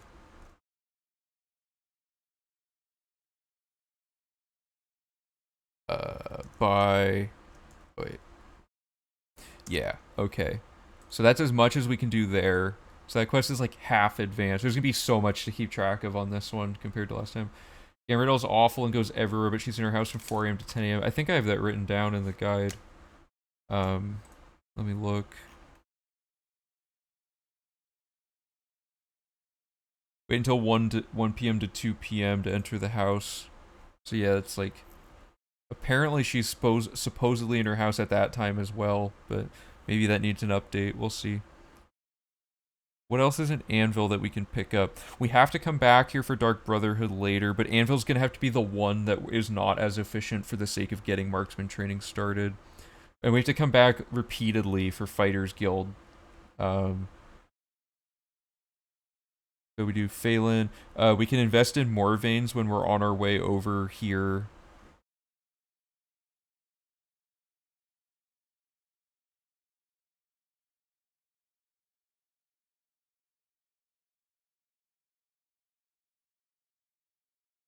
Invest more veins. And we want...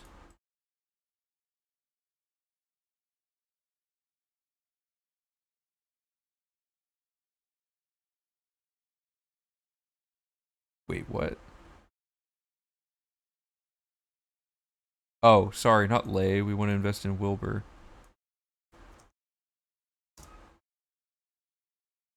I got it backwards. And we also... Yeah, okay. So let's play this out and see how this goes. So we just did Bear Season. We're getting the 2 soft lock quests out of the way. So if we go to the dock, or oh, I already did the wrong thing. We don't want to go to the dock gate, but whatever. We want to go here. Oh god, that was out. Okay, and yeah. So step 1 is to do rat problem. Oops. And depending on how our ultimate community decision is, this quest will either be really short or really long. I'm gonna do it the current ruling way, just to be safe. But basically, you don't get the fame if you don't keep the rats alive. And we need a lion pelt for one of the, I think it's Hircine.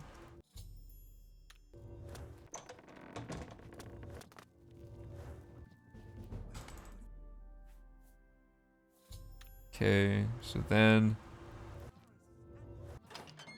it wants you to talk to Panaris. So we go over here, and I don't know if I have the investing spell yet.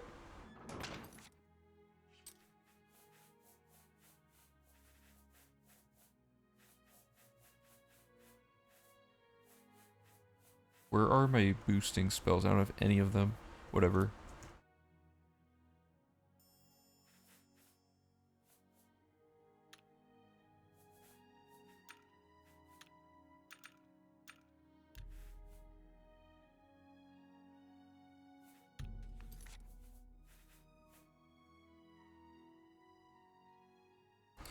Too many hotkeys. Make 7 be the investing spell, because we have to invest often, and finding it in the menu is just going to be annoying. Sweet armor, dude. Okay, so you say mountain lions. Oh, sorry, I want,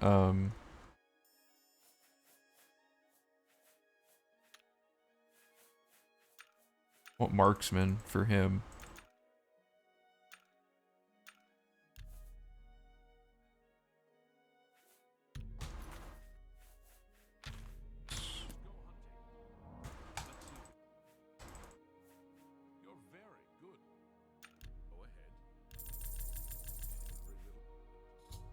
Okay, so now that that quest has started, she'll just die randomly in the woods, whatever, and that quest is basically done. So we talk to him, and he says to go find the mountain lions, and then while we're right here, we're just gonna go in here really quick. Are the coordinates known for each character at each time point? Also, are the coordinates for each character in an accessible folder, or we won't have to create this by hand? They're just schedules, so they tell the NPC at this time move to this location and stuff like that. It's really janky. Like, Oblivion is such an inconsistent game that the code could say they're gonna do one thing and they'll just inexplicably be doing something else, and we have no idea why. But in general, it says move from like point A to point B at this time of day and execute this action until the next time of day happens. So it's more based around the clock, and like point A to point B, and where they're at along that point can vary wildly. So we're gonna want to invest in Wilbur, and we're gonna buy the house.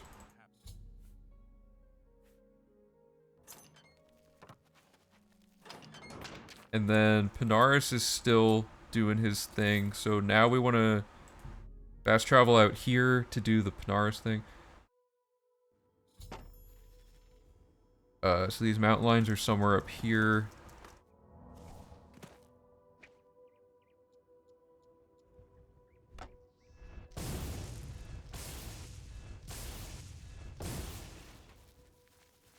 Oh, and I'm supposed to buy the horse at the stable as well.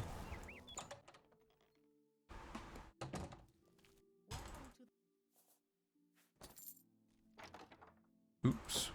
Don't mind me. Okay, so we gotta get him to spawn here. I think we just wait an hour. I'm in awe of your encyclopedic knowledge of this game, that you're able to make a new out of this kind of thing on the fly. Oh, thanks. Yeah, it's just from the sheer amount of time I've spent on this, I just know a lot of the weird, annoying things that can happen. Okay, so, like, I don't know why he's not here. So there's gonna be... Oh, that's funny. He's, like, legitimately walking all the way to the King Queen Tavern. There's gonna be a lot of things that I solved with jank that are now gonna be reintroduced, that we have to relearn how to de-jank them because we've done things in a new order. So for example, Panaris now doesn't show up here because I went into that inn, basically. So I have to go figure out why that didn't work and hunt him down and make sure it works. And I think the solution is probably going to be to make sure he comes out of this door. Okay, so like, maybe now that he's started walking, we fast travel. That might be the de-janking strat. And we already killed the lions. So, there he is, I think. Is that him? Yeah. Okay, so we have to remember to go back behind the house and get him to start moving and then immediately fast travel. If you walk up here and wait an hour, he might appear, and if not, we might have to do the V3 strat of walking towards him to get him to start moving. Where'd he go? Did he actually get up there and I didn't see him? Oh, okay. Okay, so what did we do? After going... Oh, we didn't invest in more veins. We'll skip that for now. We want to do... Walk towards Panaris. Quest marker. Fast travel stable. Buy horse. Get Panaris to start walking. Kill lions. Talk to Panaris.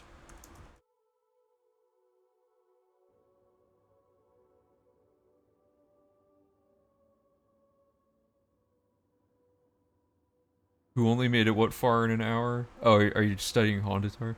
Aren't there two investments? So there's Enelroth, who is the guy who appears by the barrel at the end of Dark Brotherhood, and he's not always in Morvain's, so it's not worth investing in him there and trying to re-roll his schedule when we already have to talk to him later anyway.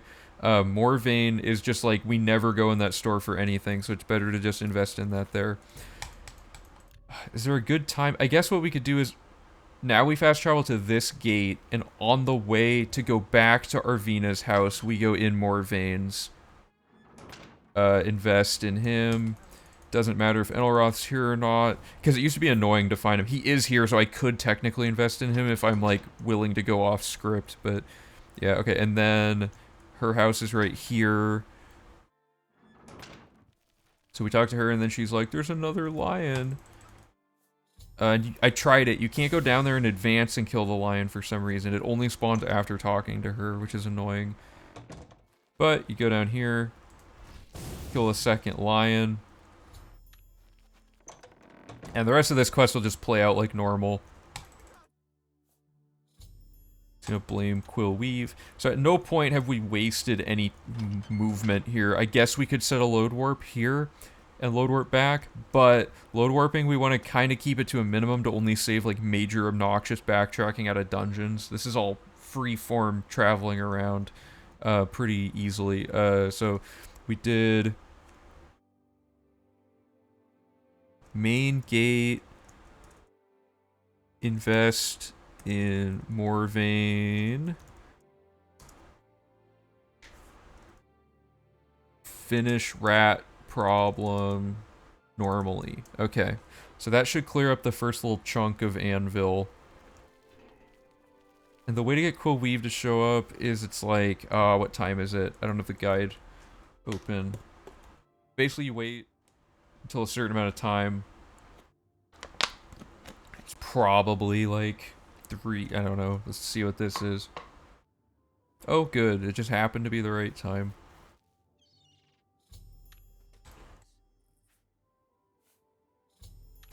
We do that, and then Arvina is probably not asleep. I don't think she sleeps during this quest. And then you have to rat out Quill Weave to get the fame. If we get rid of fame, this quest would be kill all 5 rats, talk to Arvina, quest immediately ends. So that's a pretty significant difference in favor of why keeping fame would actually be important for preserving like the integrity of how long the route takes. But that's one of the most extreme cases of saving a lot of time. Okay, so we did that. Let me look at the guide again here. And then the only other things we could do are the other investing opportunities in, there's like 2 other buildings you have to go in Anvil that don't contribute to anything else, which is a skill book in the chapel and a Nirnroot in a guy's house. Oh wait, actually the guy's house is gonna be when we do, okay, so now that we've done this, we go turn in the quest, because this should be done. I don't think there's anything else to pick up in that other room, so we go to... Why is he's not wearing his armor? Oh. Yeah, so we finish Rat Problem, then we go talk to Azan to start the next quest. Okay, this is going well. Sorry, let me type this in.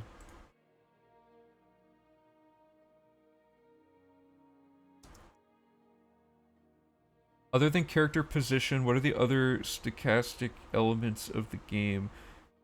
RNG enemy spawning and RNG item generation. Anything else important to the run? That's a loaded question. Let me Google what stochastic means and then I'll get back to you. Random? Oh, that just means random. I actually didn't know that. Okay, so what are the random elements of the game? Loot, which... So in certain quests, you have to re-roll loot you get. You need RNG for what enemies spawn, but it's also based on your level, so certain enemy pools of possible enemies will appear based on your level. I don't know how in-depth you want your, like, simulation thing to go. Oblivion... Oh, a big one's Oblivion Gate locations can be random. So, like, if your machine learning thing decides to check a gate that's near a location, it might not actually be there.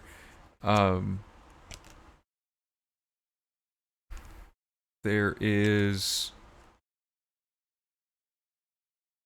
Non-deterministic, okay.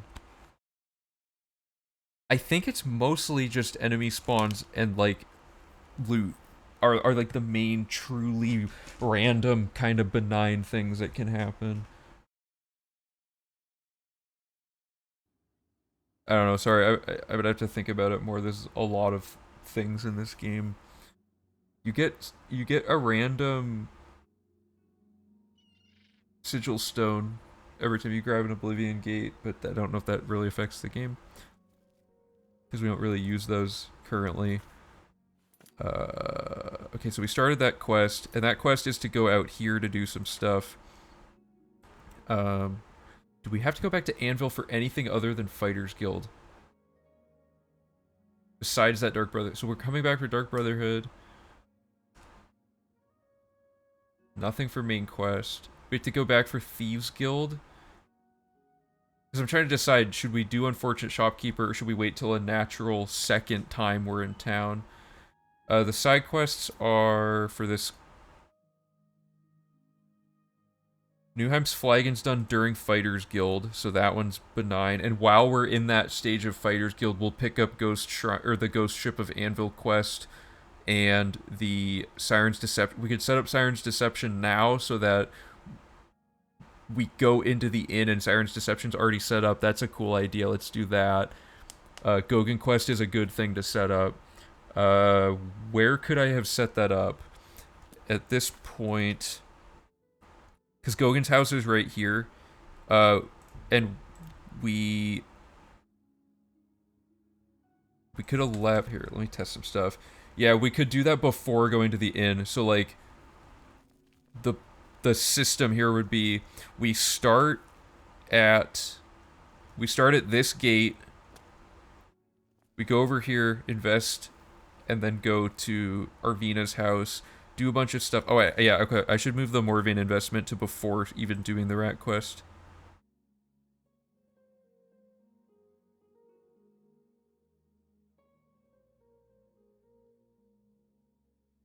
Invest Morvain, move that.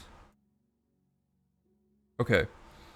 So we go here, we go into here after doing rat stuff, and after doing that investment. Panaris spawns outside behind his house, which may not be consistent, we don't know yet. And then we have this house with Count's Arms, which has the house quest, and then we do the Panaris thing. But so we could just straight up, is this Gogan's house or is it I think it's the next one? Yeah. The question is, do we ever come back over here? I'm trying to think if there's a way to like do some cheeky maneuver, but there isn't, is there? Because you don't have to go back to Fighters Guild to finish Rat Problem, it's just done. Because we could do the Panaris thing, go back here, upon exiting her house, then go purchase this, then do Gogan, then go outside, but no, that's not worth it. Yeah, we need Gogan set up before Shopkeeper, so yeah, okay, we're gonna go to Gogan after buying the, to make this easier, why don't we do Panaris after going into the Wilbur thing? So we buy the Arborwatch house, invest in Wilbur, and then... Here, let me show you.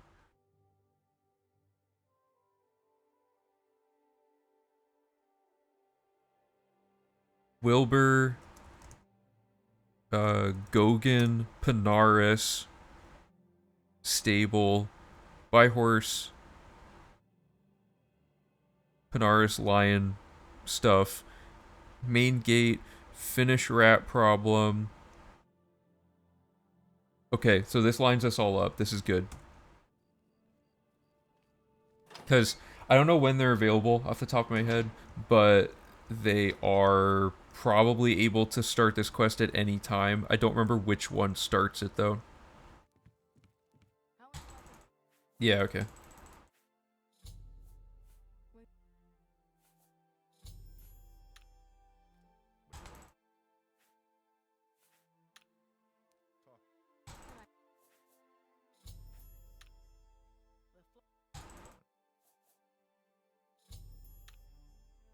Okay, I think that's the last update.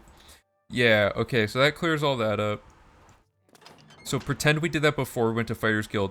And then to save the walk back, we load warp to fight... Oh god. Okay, saves are gonna be crazy. I'm gonna remake these load warps as I need them. But basically, we made a load warp at the Anvil Fighters Guild somewhere back here, way early on.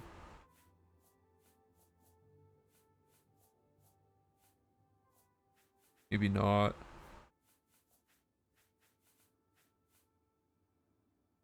I think it's this.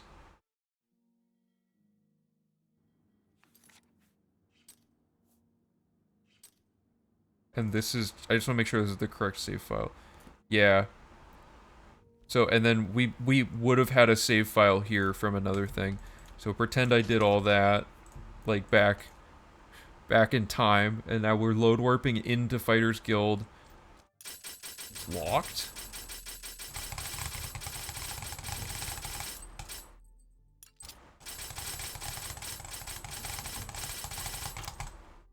I don't know why it's locked.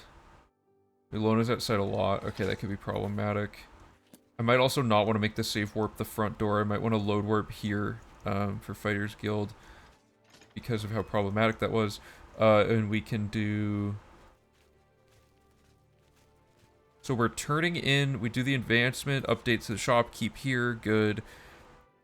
I kind of wish saving via console wasn't against the rules, so you could do save Anvil Fighters Guild or have the saves be labeled in Oblivion.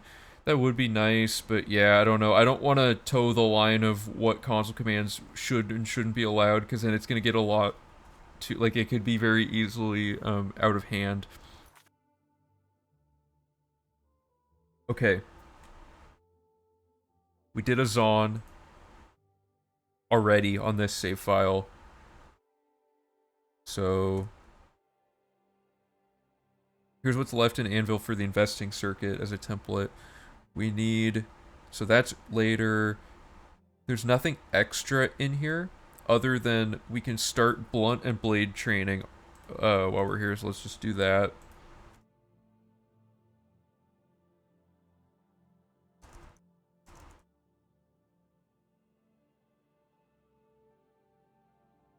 And then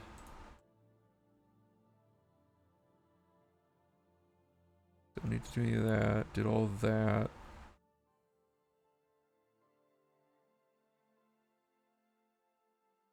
Talk to Pinars. Duh. Okay. Did I write marksman training in the thing? Yeah. All this leaves is the right side of town with where the spirits have lease with that Nern route in the side room. The thing I'm thinking though is we have to go back here for where the spirits have lease like 3 times, like against our will. So maybe the next time we're here, we go do the Gogan setup before we do Unfortunate Shopkeep. No, that's not really saving much time, is it? This allows us to go straight to the dock by setting this up.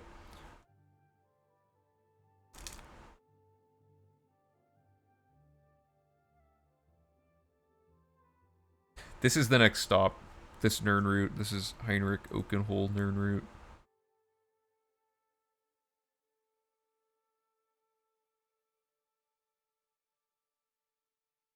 Because we're going to walk over here and go sleep in the house to advance where the spirits have lease as far as we can. So let's do that.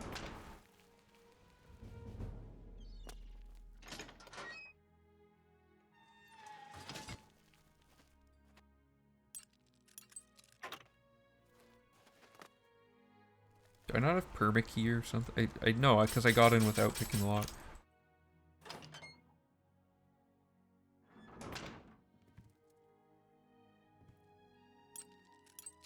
What am I doing? This isn't what I want.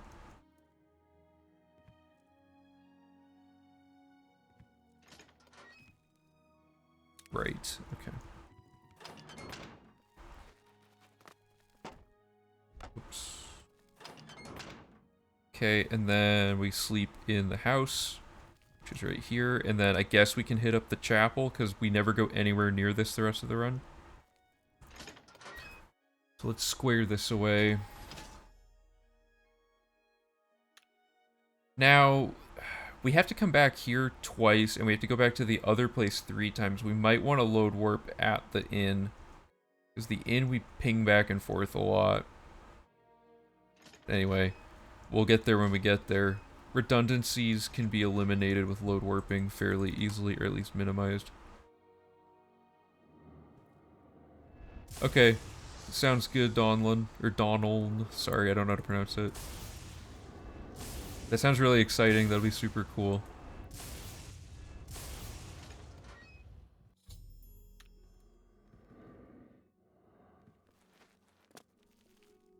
I keep forgetting that I have 100% chameleon. So the next time that we need to talk to, or to advance this quest is going to be in the Imperial City, so we'll get there when we get there.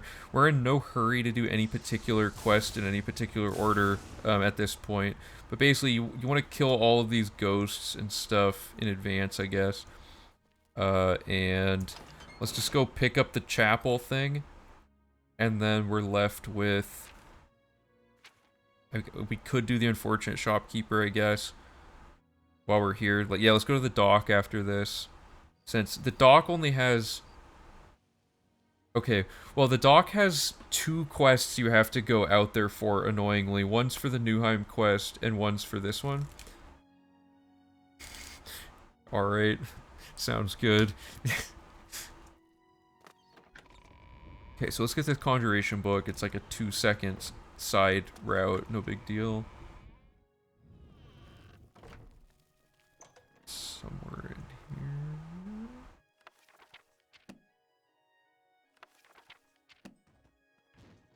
None of those. All the chapels are so identical that I can't ever tell which one I'm in.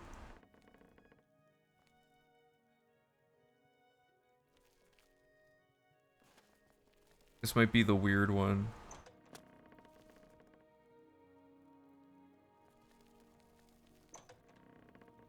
There it is. Okay, so that's that. So then we do chapel, skill book.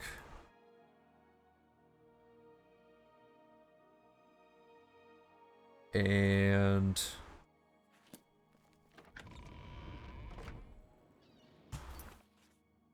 I guess we want to go to the dock now. Or we could save going to the dock for later.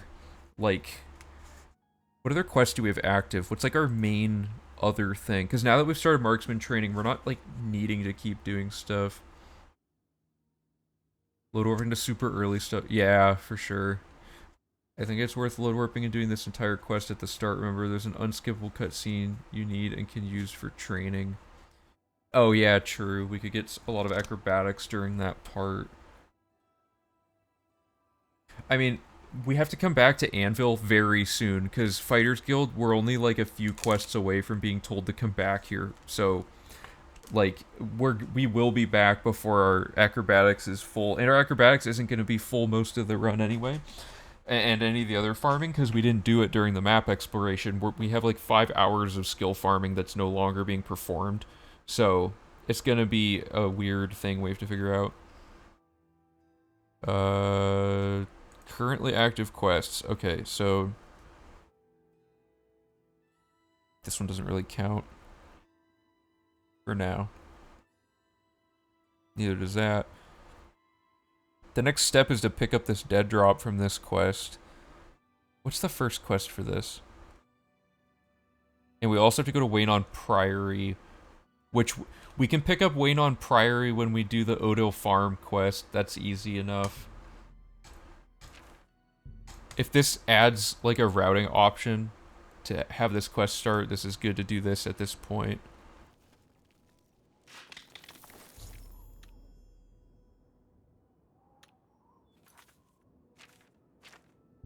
Most of these are like travel and kill, so we could just keep plugging away at Dark Brotherhood as well now that we have this.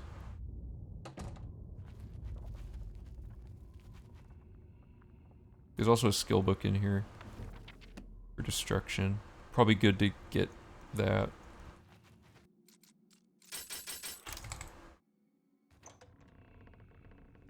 Odal Farm you can start during Dark Brotherhood when you deliver that guy to the Grey Mare. We actually failed that quest by killing that guy because there's no fame tied to that quest. We have to go to the Grey Mare for 2 side quests and an investment though. So I have this route logic from V3 that I really want to reuse where we layer all of their stuff all at once so you only go to the Grey Mare twice to do like 3 quests. So that'll be good. What do I want to do? I want lockpicks. Lame.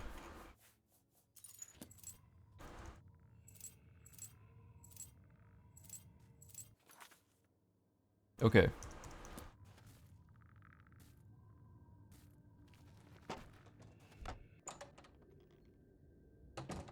Somewhere in here is a guy. Oh, and the key to this is we're gonna need somewhere meaningful to load warp out from. So once that guy's dead, getting out of this cave is a nightmare. But if you quick save and you just load back into Anvil or something, like we need somewhere that isn't locked at night, I guess, or like, is it even night? I don't. We'll find out. I'll set a better load warp that isn't this door, because like having to do this every time sucks.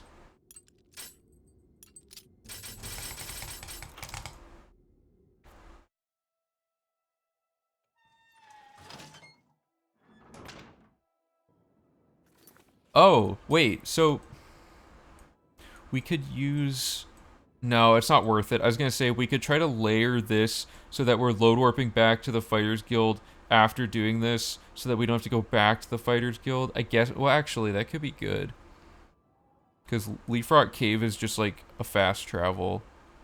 I don't even remember where it was. It was this. So we could do. Let me look at the pseudo routing.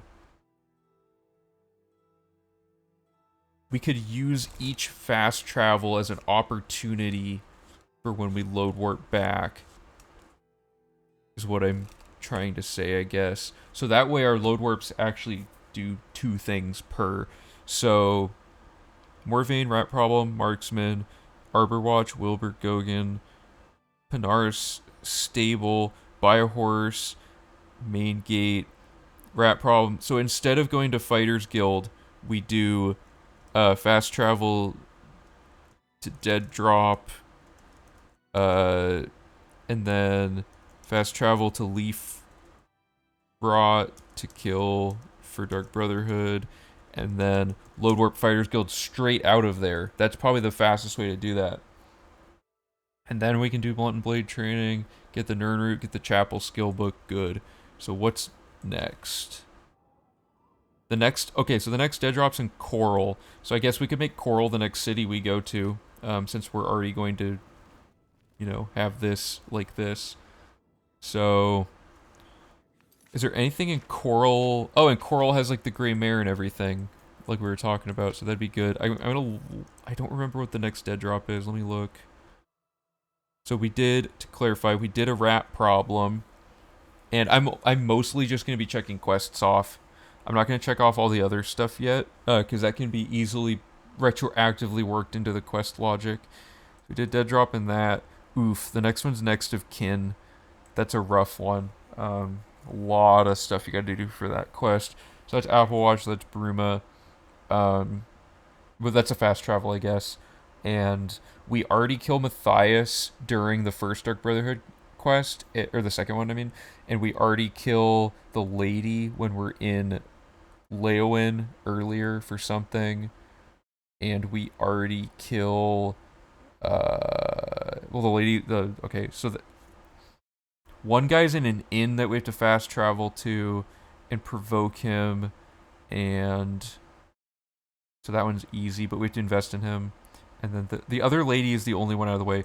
Next of Kin is almost all fast traveling. I think we can just safely do Next of Kin after Coral without having to work on it.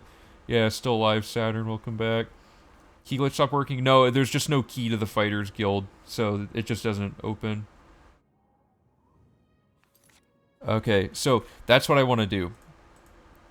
We're going to do a bunch of other stuff in Coral, and at the end, we're going to do, oh god.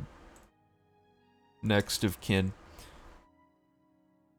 And similarly use the load warp thing, to be doubly effective. So, yeah, okay, this is good. We're using the Dark Brotherhood as like a foundation to route the investing logic and other quest logic all into, so we're no longer doing an isolated thing.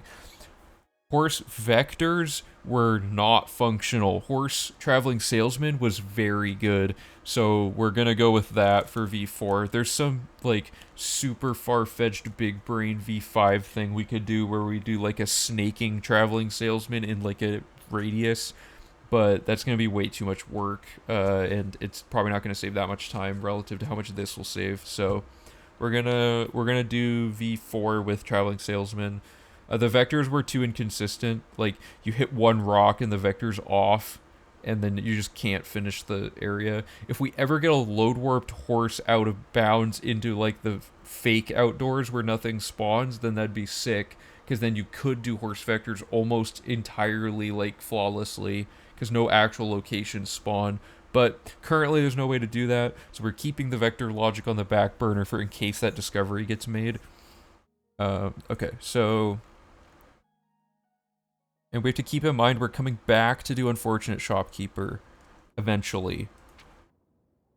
And there's nothing else out there that we need to do other than we could do, oh, okay. If we get enough of the Dark Brotherhood done, we have to go to the lighthouse. So we could get all of the Dark Brotherhood stuff like slowly chip. Are these in? Hold up, these are in different cities. Okay, so next of kin is not in a city, so that one's fine. Broken Vows is this one's Bruma, which we haven't been to, so we can do that while we're in Bruma.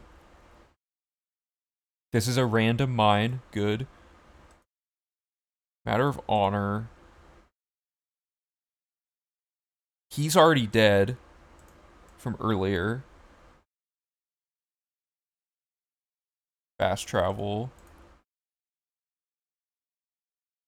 Okay, and then this is Breville, so we'll do that in Breville. And then we're back to Anvil. Okay.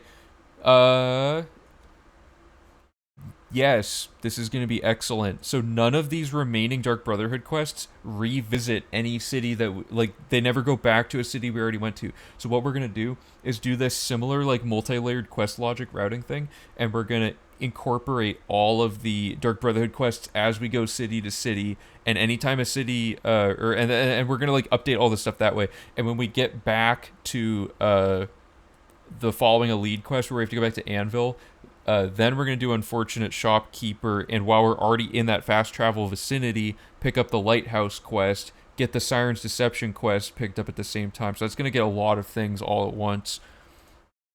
The question is there even more we could layer in? Like, because we also have to keep in mind we're in the process of Ulterior Motives, which we started, and I don't know where we're at in it on this save file. Did we not start Ulterior Motives? Okay, so I guess Mage's Guild, we haven't even started that. But Ulterior Motives is a fast... Basically, any quest where you fast travel somewhere and come back is, like, not necessary for fixing up specific route logic for it because it's a self-contained quest. So that one and Vitassins we do at the same time. Okay, so this one's Skingrad. Maybe we wanted to start Ulterior Motives so that during our pseudo-investing thing, we're going to Skingrad and picking that up there. But none of the Dark Brotherhood quests go to Skingrad. Not the end of the world. But no, we haven't started Vampire Cure. But have we? Maybe we should see if we can fix that issue we ran into with Darkness Eternal.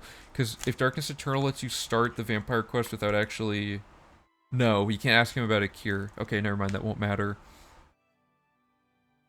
Sorry, there's like a lot to unravel.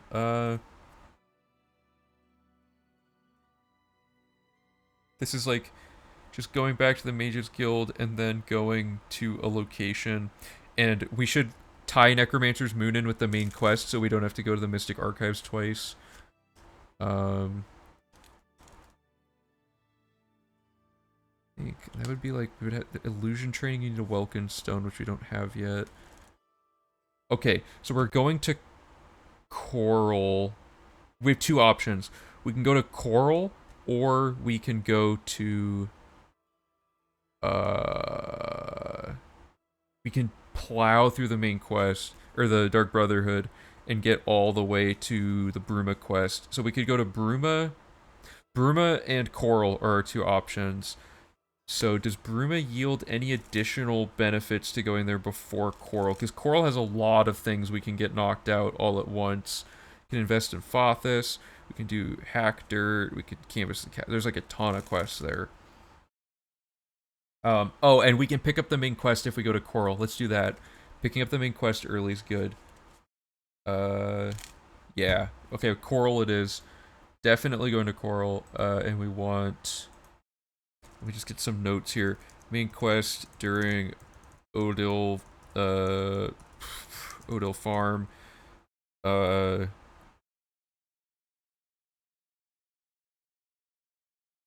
We want...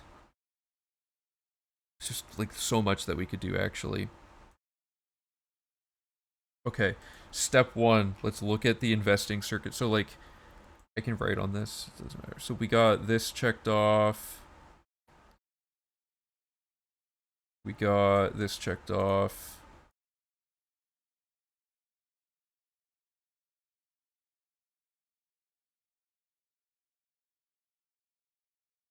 Did we do all of that as well? Yeah, okay. So the investing circuit basically got eliminated from, investing circuit for Anvil basically got eliminated by more properly working all of those logic points in on the way to other locations. So that's good. Now we need the coral layout. And is coral, it's good that we're doing the ones that are earlier because they're setting things up that we'll need for when we get down to these other locations. Like Bruma, you have to front load a bunch of garbage, so okay, quick overview of Coral. We have Rashida and Sabine Lal for investing. We have to go to the Fighters Guild for stuff, but we can just do that later when we're already back there. Block training, though. Do we want to start block training? Honda Tar's there. We already have the Honda Tar logic point figured out. Invest in Angalmo. Okay, so this is like we have to go back to the Mages Guild each time, unfortunately, because we don't have the spells yet.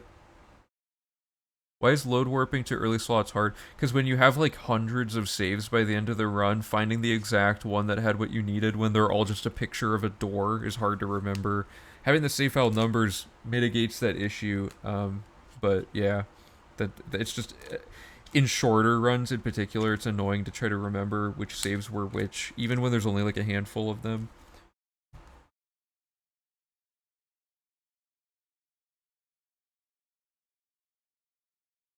We can skip Northern Goods and Trade, or no, we can start Hack Dirt off of it.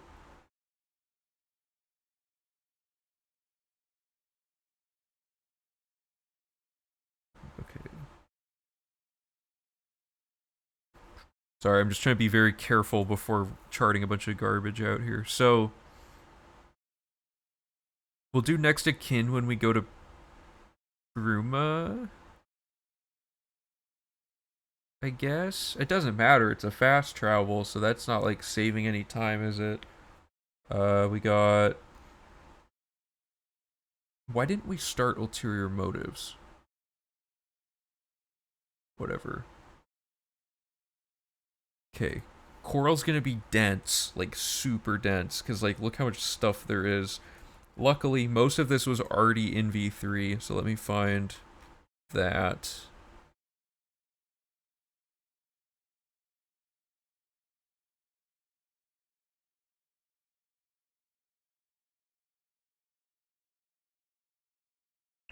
We also have to go to Shaden Hall to do part of the twin brother quest as well. It's gonna be hard to figure out.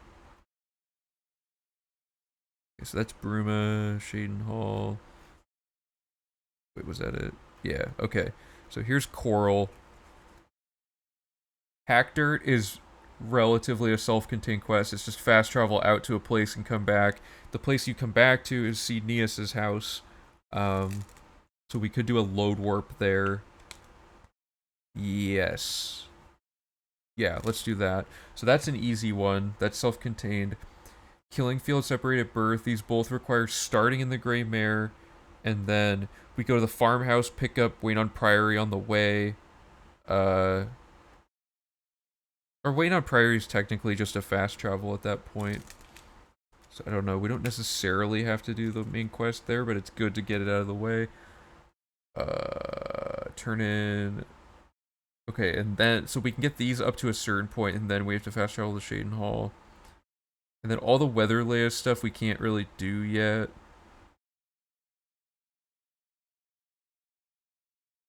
Sins of the Father. Have to wait on that. And Canvas the Castle, we're going to wait till Sins of the Father. Okay, so all we can really do is start Hack Dirt and these other quests. Let's chart that in. Where's our map of everything? Where's the best spot to start?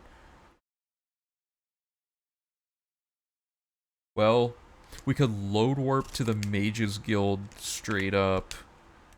And then...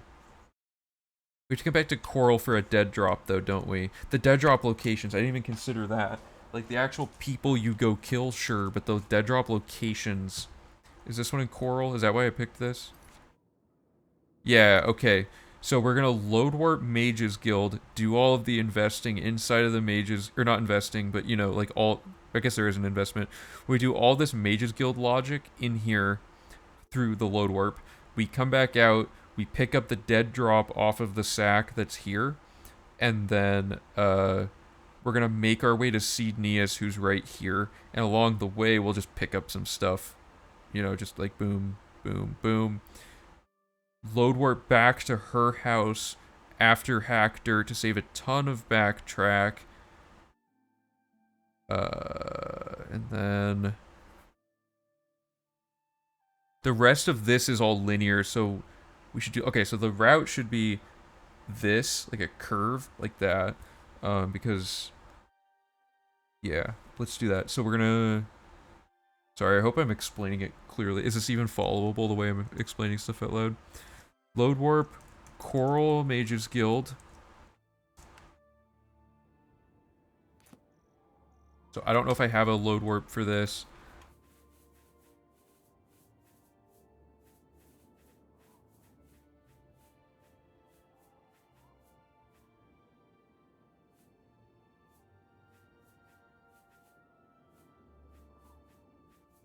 Yeah, what Huz absolutely correct. You definitely want to use temp saves, which are saves that are like you made them right before you use them as much as you can. Yeah, so the reason this is taking so long to find is just because I have like 4 days of routing test saves of all stuff that's not going to be there present, and we're going to have like 5 save files at this point in the run, like that are required hard saves. So finding this won't be too hard later. It's just that I flooded it with a bunch of garbage, and I don't remember where pseudo routing saves were located. It's gonna have a lot of load warping. I'm gonna minimize how much, because there's a lot of very slight time saves you can get with load warping that I'm gonna not do because they only save like 5 seconds or something. I'm gonna get the big ones this time. Okay. So I'm gonna remake these. Yeah, so on the web page, Ultra Potassium already has like functionality where you can put in the number of the save file in the instruction line, and then it'll tell you the number later, so that'll be easier. Okay, things to do here. We have investing in Engalmo.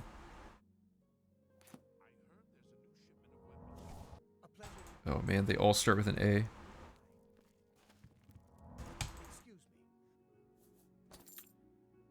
We invest in Engalmo and Angalmo. We do conjuration training and alteration training, sure.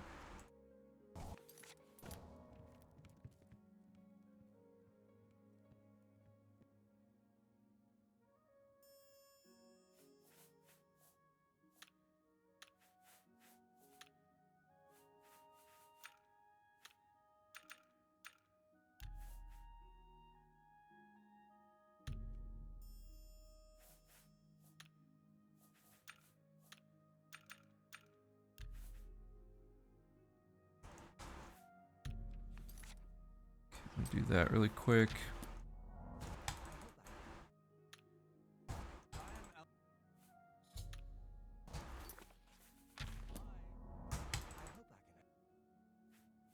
The ugly one. Arbitrary saves to the webpage. It would be kind of cool to have like a little cheat sheet area you can type miscellaneous notes into in the corner or something. If that's what you meant. Okay, silver pitcher and 4 glasses on the 2nd floor library as well, which we'll need for another quest.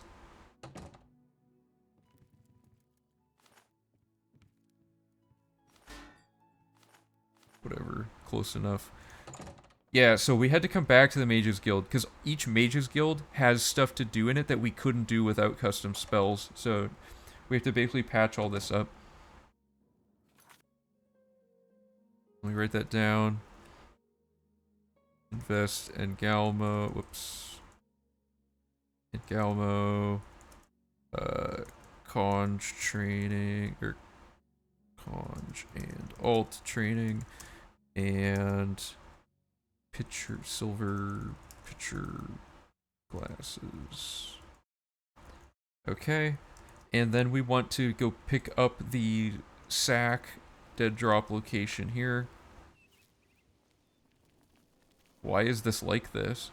That's the great tree. Hold up. This is unacceptable. Oh,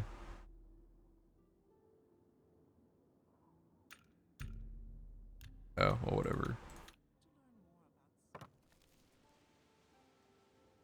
Weird. I don't know why that all looks so bad. Okay, so this starts next of kin, which is going to require us to fast travel up here, kill her, and then fast travel to, I think this, and kill her. Because we've already killed everybody else related to that quest. Yeah, you can pick them up during the recommendation quest, but I mean, like, we have to come back here anyway, and the less time we spend messing around at the start doing stuff, the more efficient we can be at getting to the faster movement speed and stuff. I also haven't factored in that we need the alchemy to make the custom spell. We could farm alchemy, like, literally anywhere. Do we want to do it now?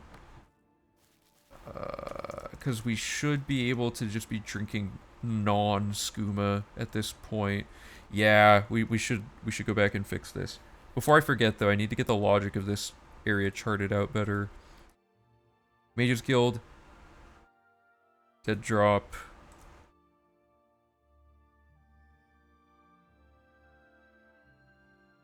Mages Guild, dead drop.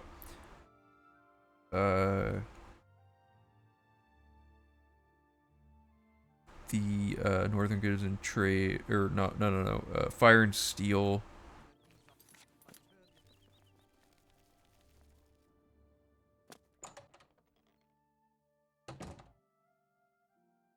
So we invest in Rashida. An apparition has blessed you with 500 gold. Book, I think. Yeah. And Sabine Lol is not here. She can be in one of two locations. So if she's not here, she'll be in the Fighters Guild. We're not going to the Fighters Guild, though, at this time. So it's kind of annoying, because checking that won't even be worth it. Invest Rashida at whatever this place is called. Fire and Steel.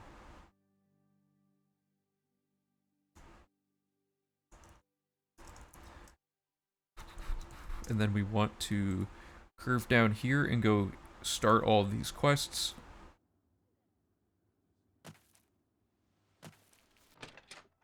We're going Grey Mare. We can invest in Emfrid.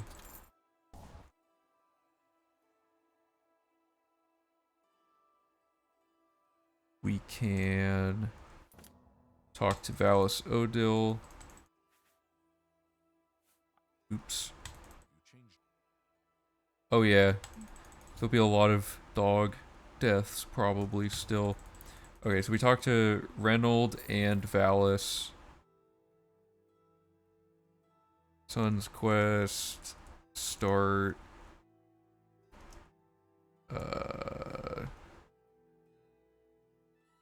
Oh wait, well, actually, let me use commas to denote this is all in one place. Invest Emfrid. Sun's Quest. Start. Twins Quest. Start.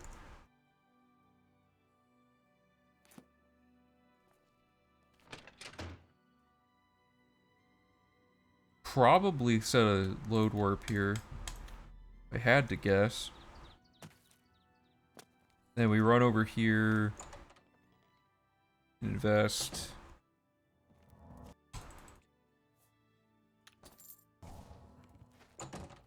Run here and invest.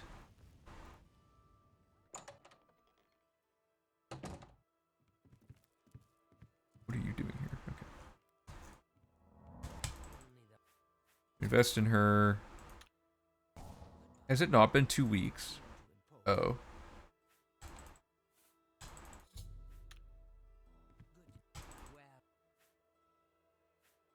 Actually, I want to test something.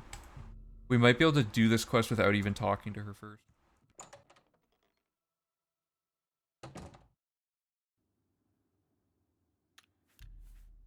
Let's test it from this save in case entering the room becomes problematic. So the Hack Dirt quest, you have to do a few extra things before it starts, but they should already all be done by now, as evident by the fact that it let us start it. But I think we can sequence break it. So like if we go here and go in the secret trapdoor, she might already be in here and the quest will just activate without having to go talk to Dharma first and save a backtrack.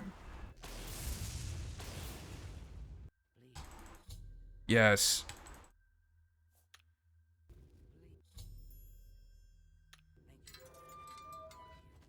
So if we do this, and then just straight up load warp her out here, she should follow us.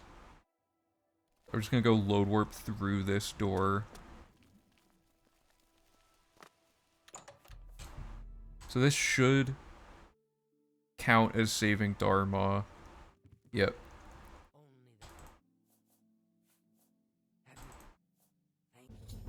Perfect. Okay, that saves a backtrack. Thank you, load warping. And we can invest. Good. So now we don't have to... Okay.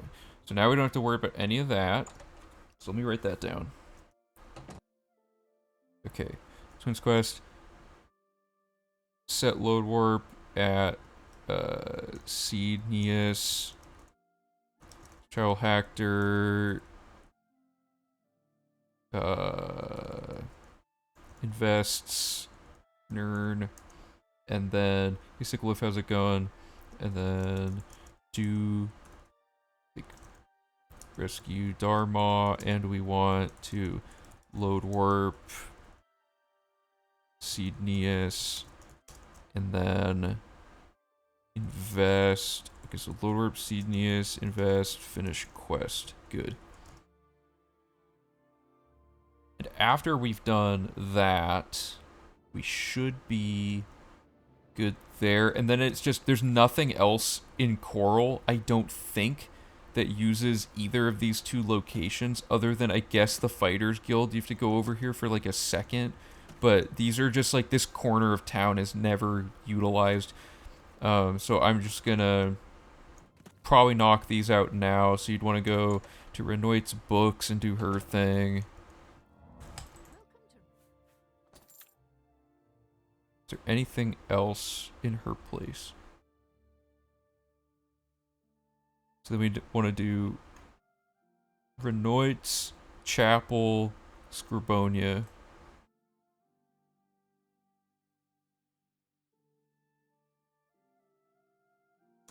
Perfect. So that's Coral.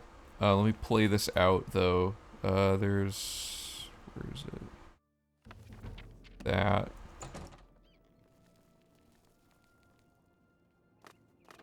Chapel here.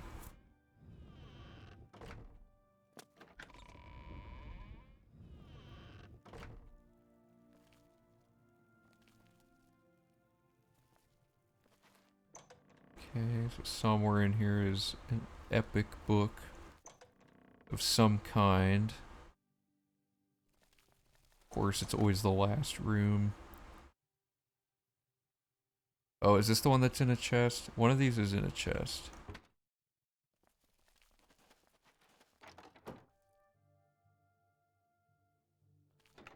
Yeah.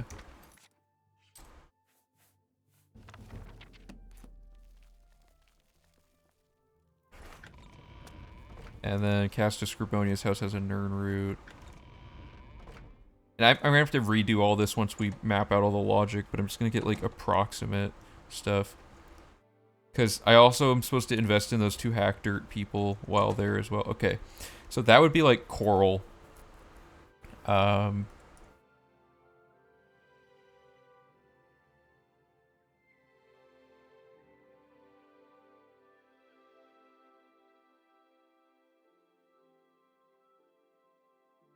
So then we want to load warp to the Grey Mare after doing the Grey Mare things, which is going to be after Shaden Hall, which would be, let's see, so we could do Next of Kin after this city. And that's like an invest and a murder, and then cave. We couldn't have done all that to get back. Okay, so that's not worth it yet. Broken Vows is in Bruma. I guess we could just do next of kin and stuff now, and then... Well, where's the dead drop located for Broken Vows? That's actually really important. Skingrad Castle Courtyard. So we should start ulterior motives. Do next... Okay, so... It's getting complicated. So, next of kin... We should do next of kin right now. And then, okay, this is gonna be like my miscellaneous notes. Next of kin.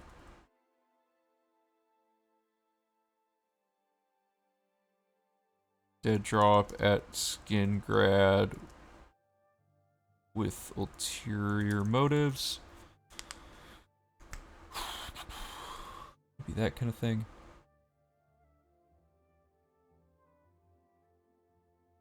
We did not start block training. Let's make sure that that's not a problem.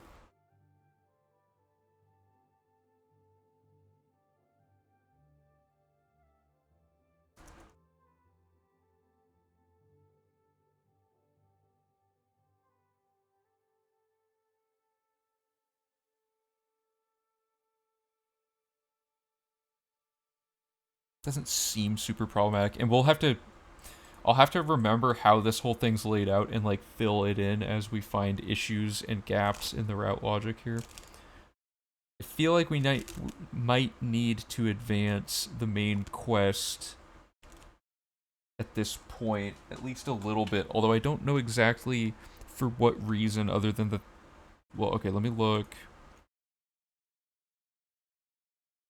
Because, like, we just happen to be in the area, and we have to do, like, the Odil quest. But the Odil quest you can do without... Where is this, first of all?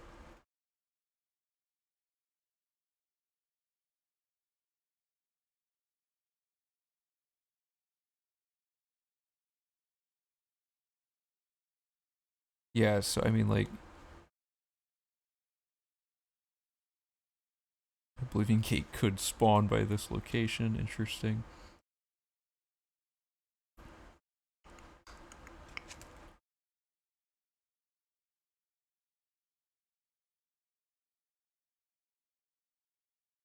Find the air is just going to Kvatch. Yeah, let's just prep it so that we're ready to go to Kvatch whenever we need to. Okay, so... We do this quest, and then we activate Killing Field, because it's going to be, like, right here.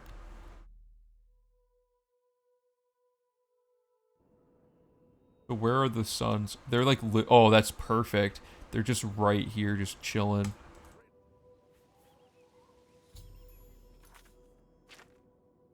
Okay, so now they want me to follow them to their farm, so really quickly, I'm just gonna be like, wait, I have something very small I need to do. Please let me over.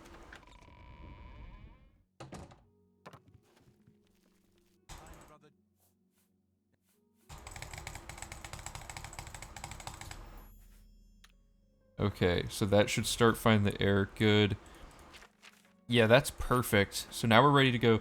You cast the horse speed spell on the Odil brothers. So I actually have like a really stupid, ridiculous way to get this to work. It might get broken by the fact that I did that fast travel, but here it is. Fast travel to Odil farm. Oh, I hate that Shadowmere is just always here. But like, if you go over here, and we need lettuce for Sheogorath, so let me just square that away really quick. If you wait an hour, they won't appear because they'll appear on the horizon like that. And once you see that they're walking forward on the horizon, you wait a second hour, and then they appear here. And then I think you can just talk to start. Oh, no. And then you wait a second. You wait an hour again. That's the setup. This took me forever to figure this out, but you can just like finagle them to be in this spot. Yeah, I'm glad that that also worked. Okay, so here's the question. Does this end the quest early enough that I don't have to do this fight? Uh-oh. Because someone mentioned trying to kill them in... What is that off in the distance? Do you see that? It's gone now. There was like a blue dot.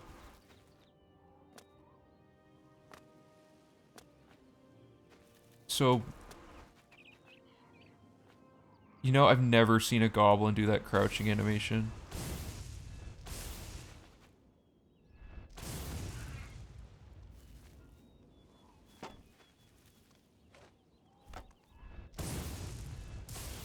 So it looks like you still have to actually do the fight.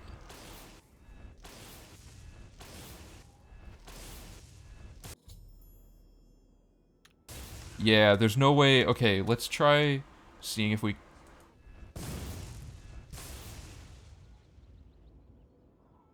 Because there's no fame if they die. It doesn't matter either way.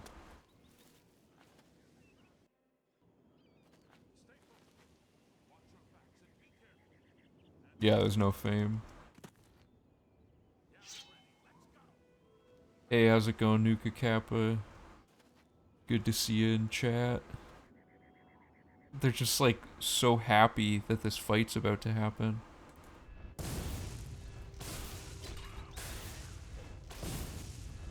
I'm just trying to see if there's a point where failing just advances it without having to do anything. Okay, I guess you have to actually... If someone finds a way around that, cool, but, I mean, like, doesn't save that much time, I guess. It is annoying that there's, like, this predetermined long cutscene of killing goblins, but...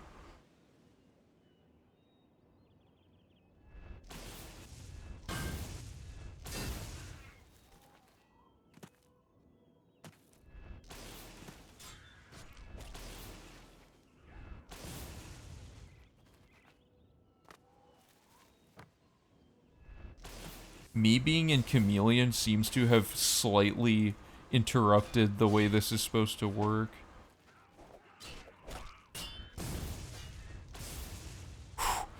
Oh, big collision.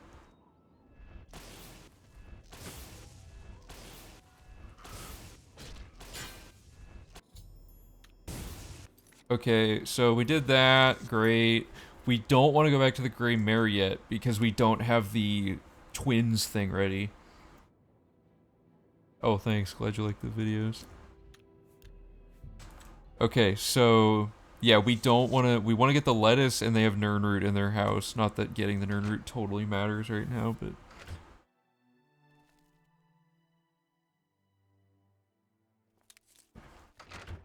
But yeah, okay, so all the Odell stuff is good. Let me write that down.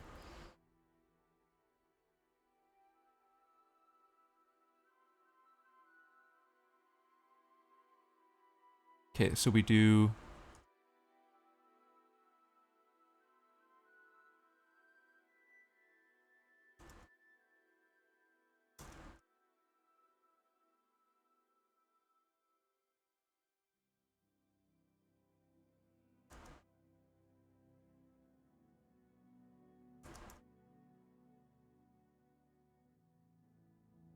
Okay, so that patches all that up. Now we have next of kin is on the docket.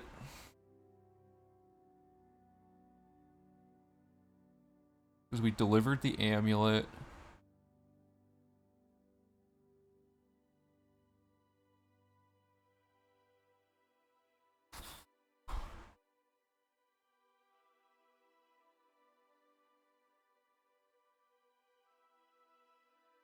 I think the play would be to go to do ulterior motives, but next of kin we can just do really quick. Because the dead drop is in Skingrad. Yeah, oh, okay, so, yeah, let's do that. I have to figure out where we should have started ulterior motives now.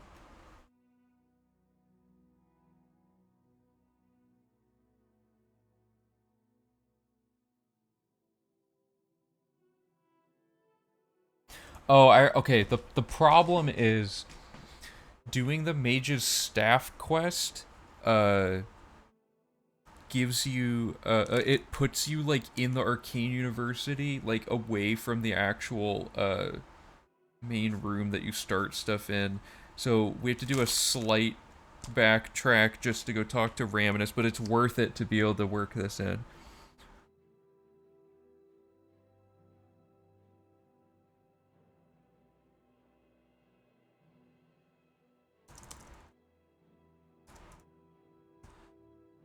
So let me fix this.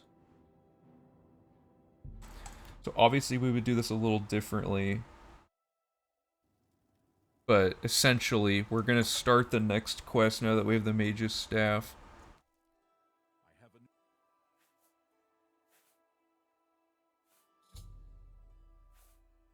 Okay, so we would have already had that quest ready, and now it's time to do Next of Kin. Next of Kin's easy. We can... Okay, here's an example. I don't want to set a load warp here to do at the end of the Dark Brotherhood. It's not worth it to me to load warp back to here just because we can. That's an example. Because the fast travel's almost as fast. Oh, so you kill her, and then you take the gift list. Oh, dude, I don't have to kill the dogs anymore because they can't even see me. So it says, so Andreas is not dead yet. Or sorry, so yeah, we have to do this one.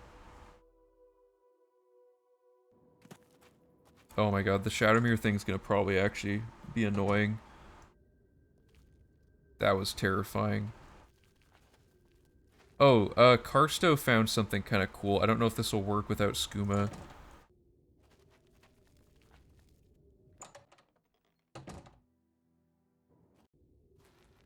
Whatever, there's a clip you can do. I haven't ever done it, but you can clip like all the way to the end of this cave apparently, which is pretty sweet.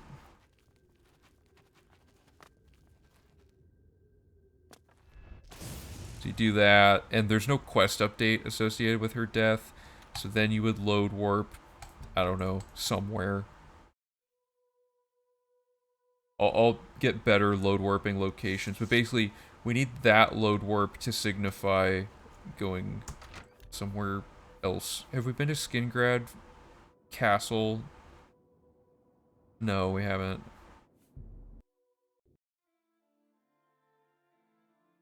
Go here. Up there. So now we're the version of us that just finished Next of Kin, or just started. So, and then we want to patch this up really quick. So this is just go in and invest in Guy and kill Guy, and that's the whole quest.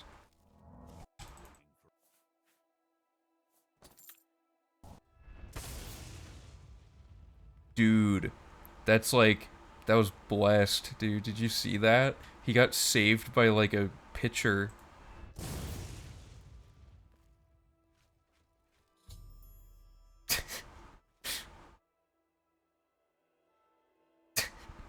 Okay, so that's all set. So now the next step of Next of Kin is to go to Skingrad, which we have to go to as well for ulterior motives. So that worked out perfectly. And we have enough fame to buy the house from the orc dude. Hopefully he's not dead. So Bruma will be the next location we go so we can pick up Jagasta. By pick up, I mean murder him. And then, so we gotta get Shumgro Yarg while we're here, because we have 10 fame to buy the house. Or 15, I think. I don't remember. And we have to do this obnoxious 24-hour waiting thing with this dude, Mercator.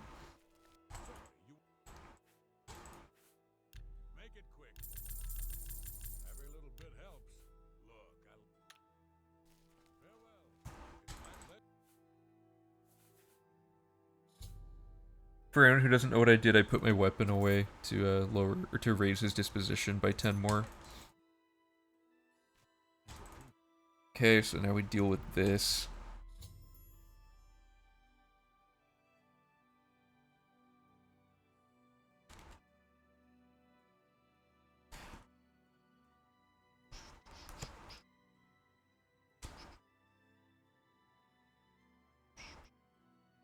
I'm getting kind of hungry, so I might have to...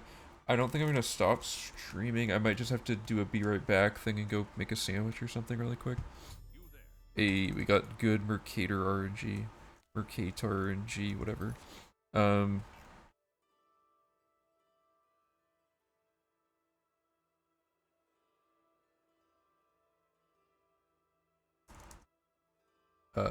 Next of kin.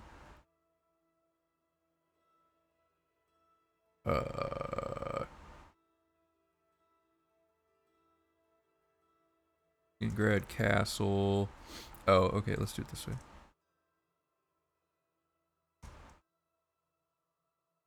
Oh my god. Okay, there we go.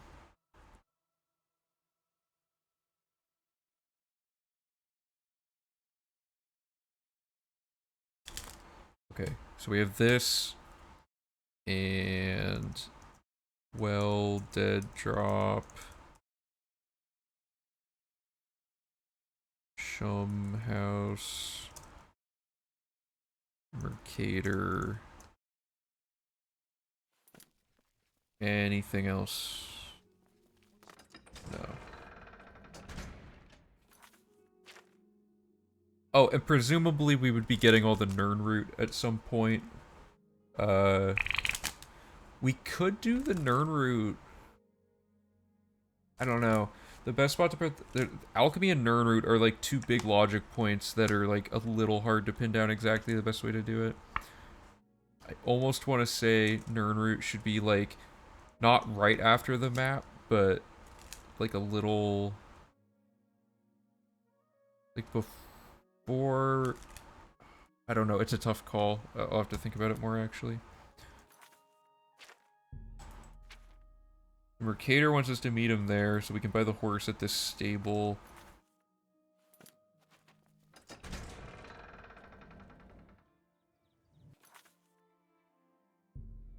Is this the best thing to do, though?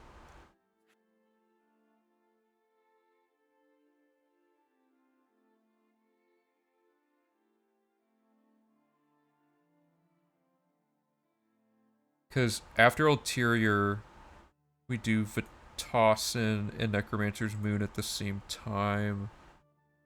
Or no, wait, hold up, I gotta check.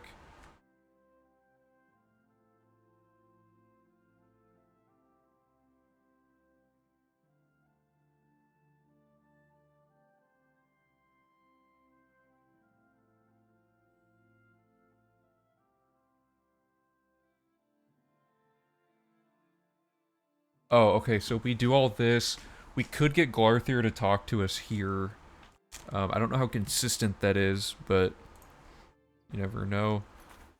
It probably doesn't hurt to do this quest.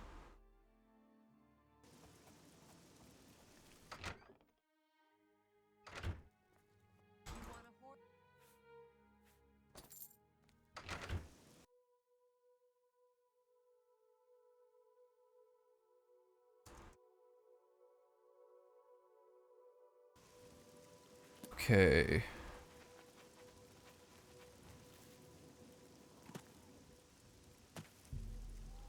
2 a.m. I think. Arthur might approach us, and that's kind of funny.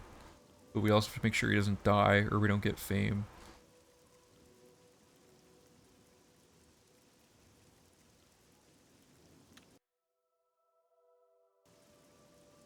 Good. Oh.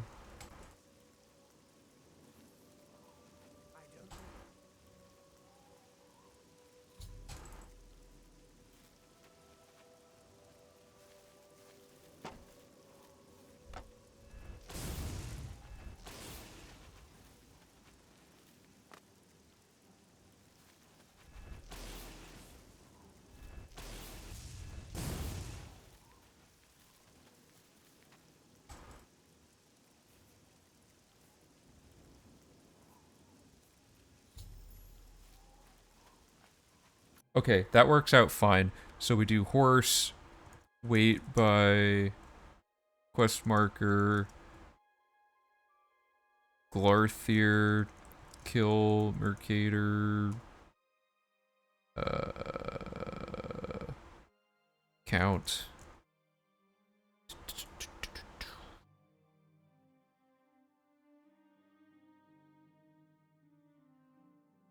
Okay, gotta do some housekeeping here. This is done. This is done.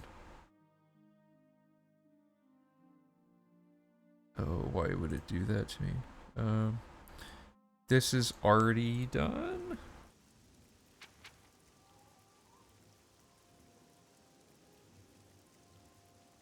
And start athletics training.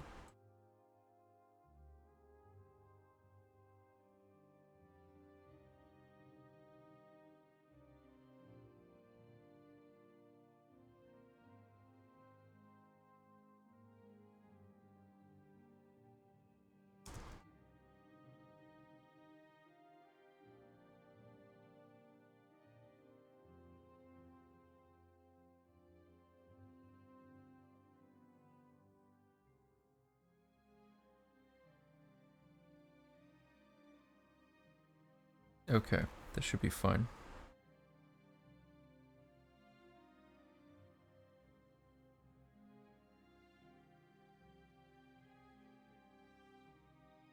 So, unsure if we need to specifically buy this training anymore, probably not. And then presumably all this will just already be done. We skipped a block training. We read this. Okay, so we want to look at the... Skingrad has very little to do in it. I don't know why, but Skingrad's a very underdeveloped city. There's very few quests that tie into it. There's a Fighters Guild quest. Like 2 or 3 major guild quests, the Vampire Cure quest, and then like 3 minor quests that are like really short, and like 3 of them are related to buying a house. Yeah, the horse vector stuff, it turned into traveling salesman, and it works like super well. Pretty happy with it. See, so Skingrad only has like 6 destinations, and most of them are just like nothing. So we could go... Do we need to go into town, or should we should wait to go into town? There's no reason to go into town, because we have to go there for a Fighters Guild quest anyway, and we don't have the Nern route we need to give the Nern route man, and Sindarian, and we don't have, we're missing something else. I can't think of it off the top of my head.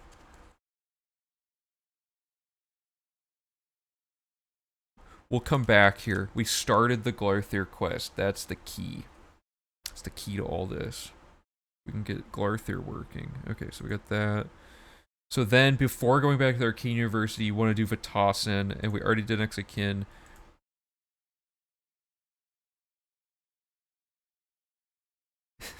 Feels like I need a PhD in horse vectors. Yeah, I mean, Yeti definitely earned his horse vector PhD for sure, making that program.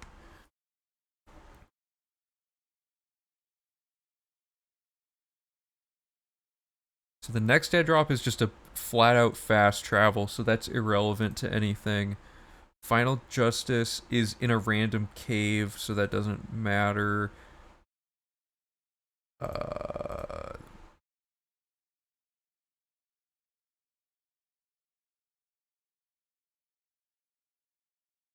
Imperial City Market District for the next... Okay, so we want to go to...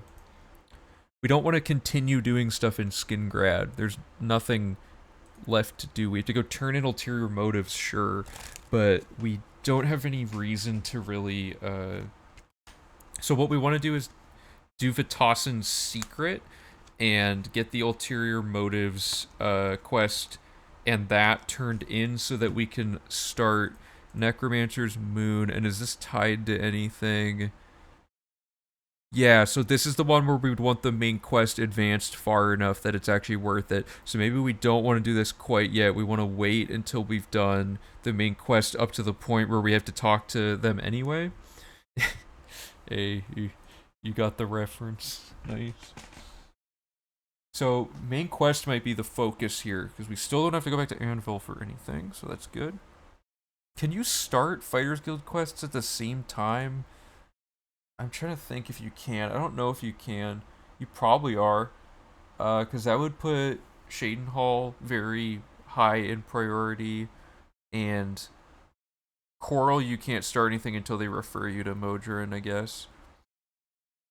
So we haven't gone to Shadenhall yet, and we don't actually have to go to Shadenhall for anything for Fighter or for Dark Brotherhood up until we finish the quest. Yeah, we'll get the Adoring Fan. He'll get right on that. He's got a decent movement speed. He can probably do it.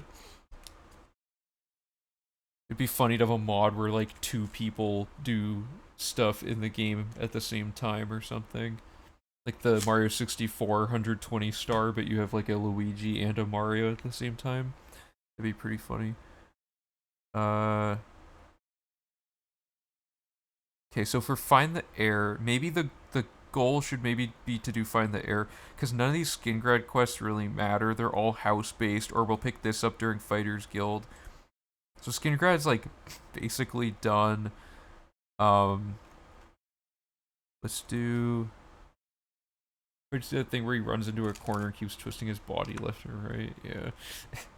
Okay, so Find the Air, let's investigate what's in store for us. So this is like doing the Kvatch Gate and all that, great, sure. So none of this affects anything outside of it. The Kvatch area is entirely a self-contained logic section.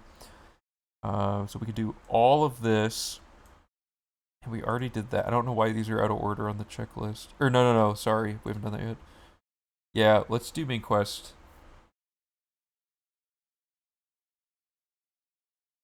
Oh yeah. Aren't they the same voice actor?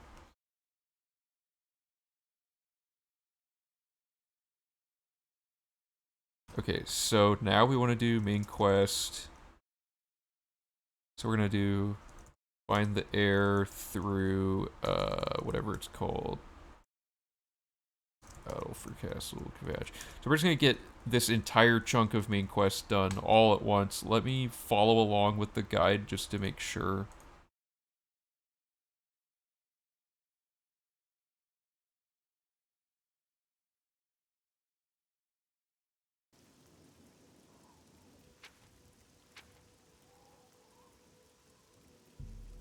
Because we have no reason. I'm trying to think of the next time we have to go to Bruma for anything, and it might be Mage's Guild with the whatever it's called, the quest where you go back to Bruma, you know?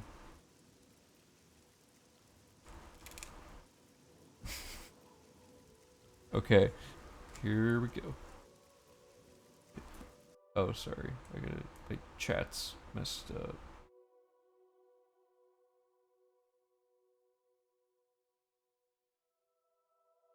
Ivermectin? No, I am not. Dude, the Wood Elves are the most, like, dumpstered, like, race in the entire series as far as, like, making them have the most consistently annoying NPCs. There's just something about them, you know? Is Todd, like... Maybe Todd's short, so he, like, dunks on the short elves so he feels less short or something. You never know. Oh god, the spider danger spawned right in front of me. That's terrifying. And I'm not gonna, like, farm spells and stuff and time that out yet. Wait, so that spider danger just happened to spawn there with, like, no reason? Because, like, it can't see me.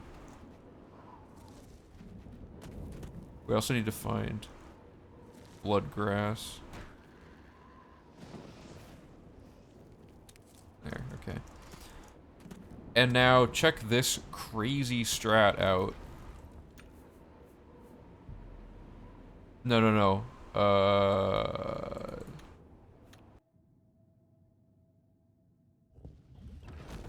Okay. Oops.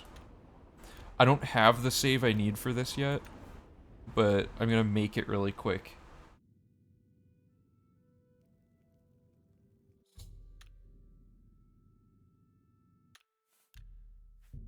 Okay, I think this is how this works. I hope this is how it works.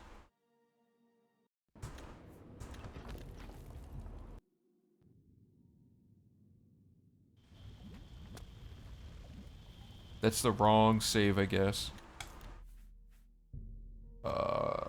Which save would it be? Does anyone who runs the official categories know what chair causes this? It might be a totally different chair. But basically, okay, so that ended up being useless. There is a saddle that puts you right at what you need for this, like at the top of the tower, so you don't even have to climb the tower. It's really cool. Because the Kvatch Tower is a set layout, right?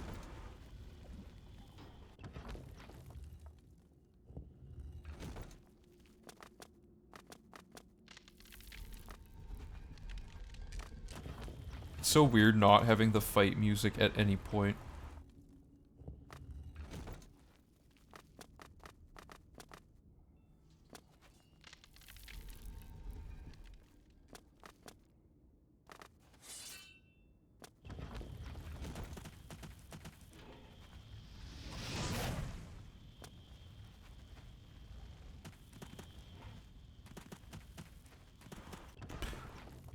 I think I might just have... There's like a specific bench that people sit on for certain quests. It might be that one.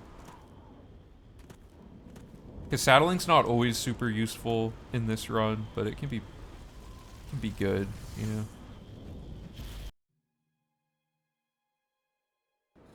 Oops. I didn't make the sigil save.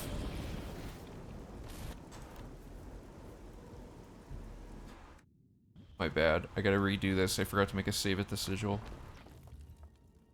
Nothing like a giant spider lady lunging at you right after you get out of the gate.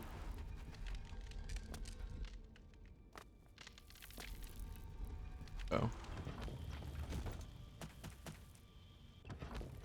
Chameleon is so good. This was so worth routing so much of the logic around it at the start. Like, in parts like this, it doesn't even matter, because enemies can't really hardly hurt you at all anyway. But just when you get out of areas, the fact that you can fast travel no matter what is just phenomenal. We might not even need the quick save, quick load, de-aggro tech in the thing anymore. Okay, so we have our Kvatch save.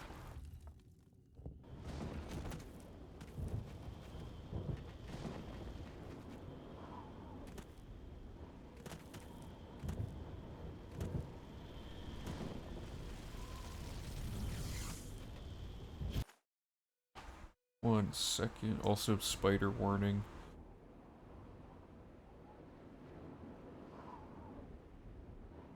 Okay.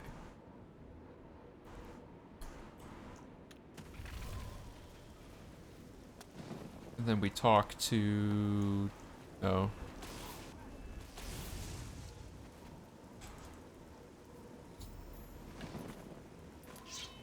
Ready, let's go. Enter Kvatch and kill all enemies in the first area, then talk to Savlian again. Okay, let's just...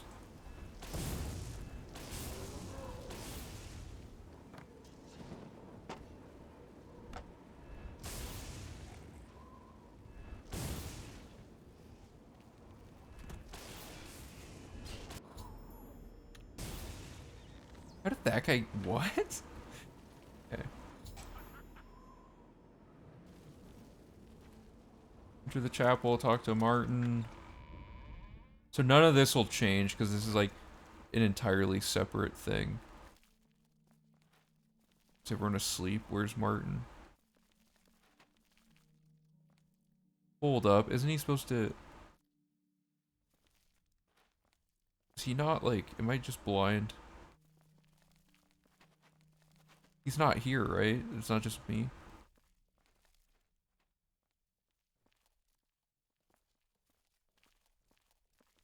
Unfamiliar with this. He's never... I don't know what's going on. Oh, it's in Bruma Castle, okay.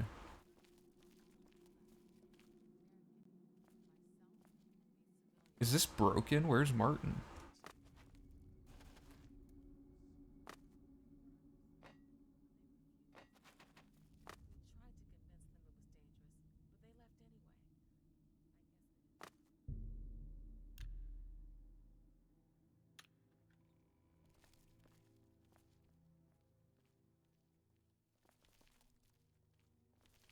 Something is horribly wrong and I don't know.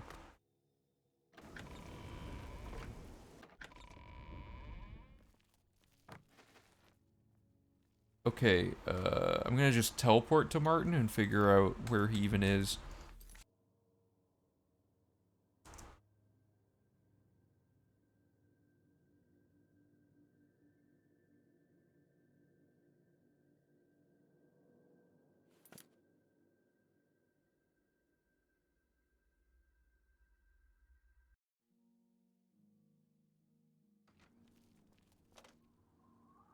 What? How did he get here?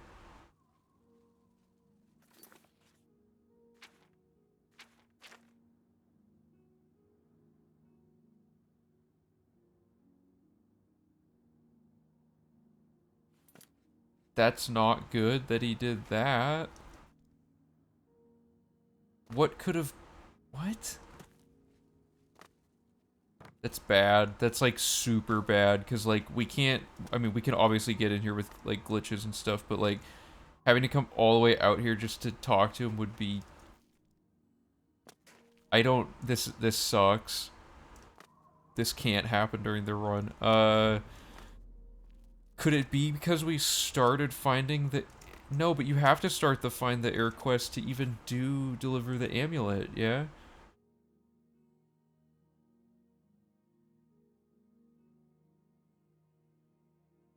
What?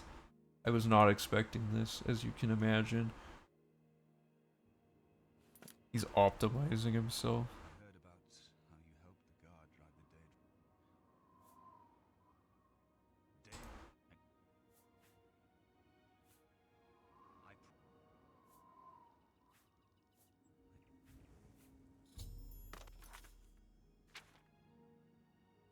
Just, I'll make a note that that happened, and we'll see if it happens ever again, because it could just be some weirdness with, like, how other stuff's going.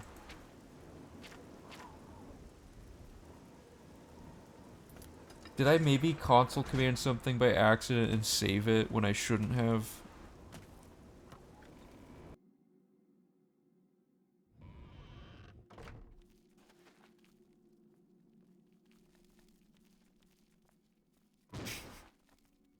Whatever.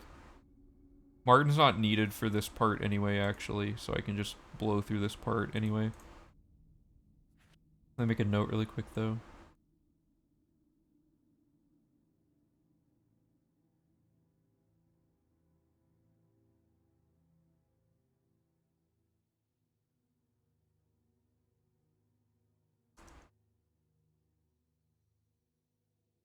Okay.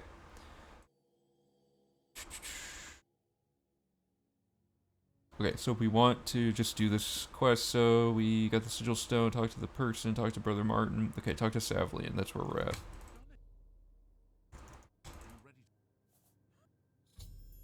So then we just go out here and kill.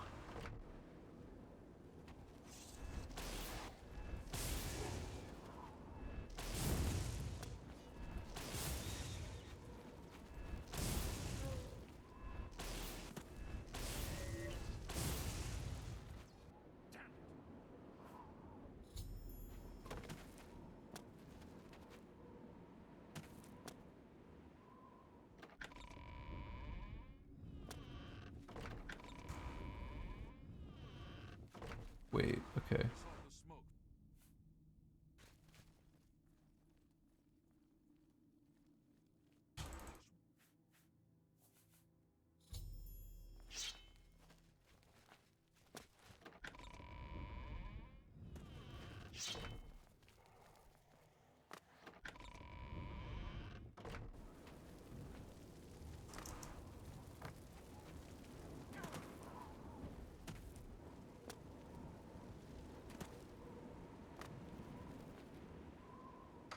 Okay, there we go. Oh, this way.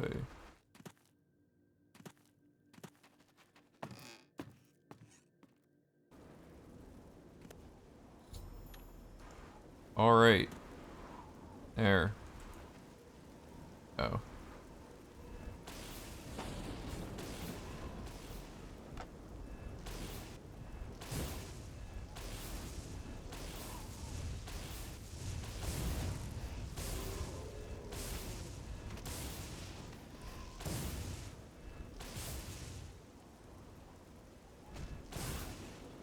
Okay. The good thing is everything seems to still die pretty easily. Forgot about Flame Atronox. So much of this game I haven't experienced in a while, given the, you know, the speed running of it, where we're always like level 1.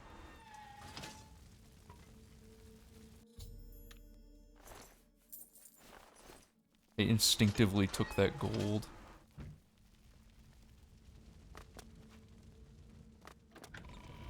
So, you know, something like this backtrack could be benefited by load warping, for example.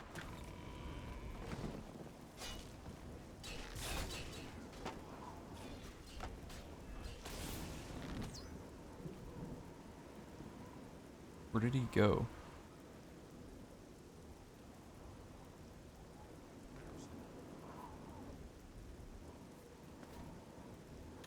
Why does he give up his armor? Like, I don't need it, you know? Okay, so we did that. Verify that I'm not missing anything. Read the book, did that. Okay, so then what you want to do is just go to Kvatch, and we never come back here, so this is efficient. So we go here, everyone's back, we talk to Alita. Okay, we haven't started restoration training. That's a thing to note. And then Sigrid and Batul we can just invest in later.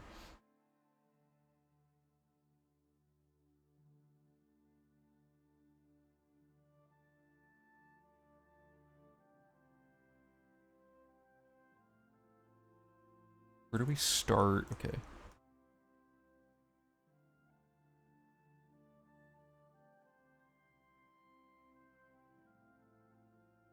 Restoration training is started in Shaden Hall using B Restoration. Is anyone else able to give us this quest? Maybe perhaps in the Anvil Chapel that we have already gone in, right? Reveal, doesn't really help.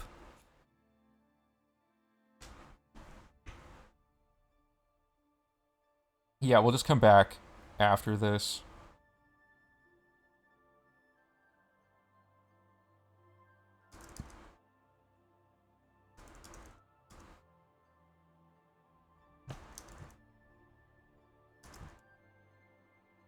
Because that's just a fast travel. That, like, it's not losing time to do that. Okay, and Martin ending up in Cloud Roller Temple was horrible, shocking. Okay, so we did the main quest stuff. And we want to find the heir, I guess? Because there's no reason to ever go back to Waynon Priory. So let's just fast travel. We don't need to load warp this.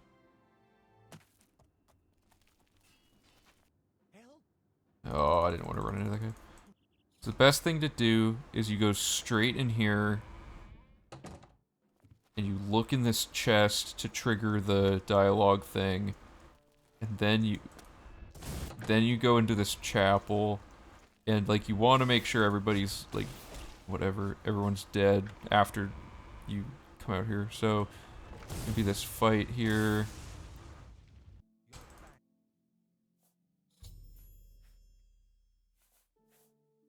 Okay, so he does that. And then the way to go about this is you're kill, and then you go to Cloud Ruler Temple.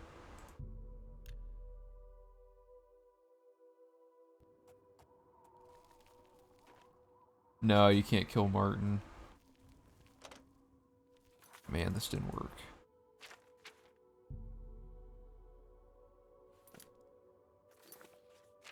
So I ran into some jank here.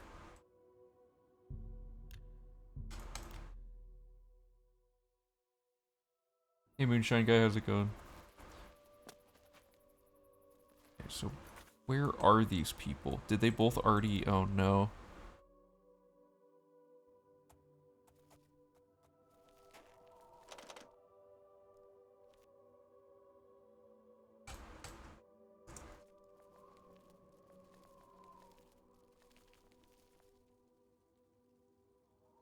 That might be a soft lock.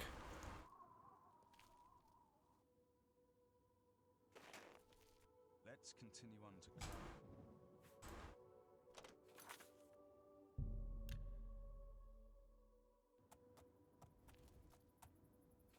Oh no, this is so bad. Not bad like in this, because I can just...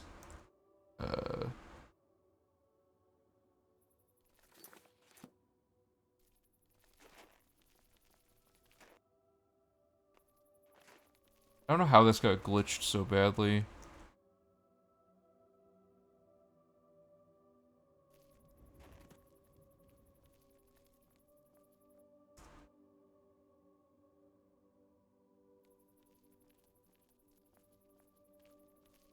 I guess I could, but it's more like everything's broken. Like, this won't update because Martin's already at the end of the thing, and Joffrey won't be triggered to show up. Like, everything just is broken. Let me look up bugs. Maybe I ran into a bug.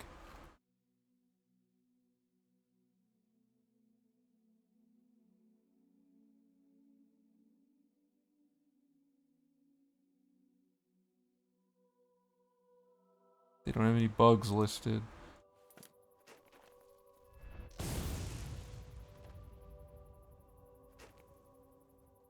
Oh, what? And no way. What?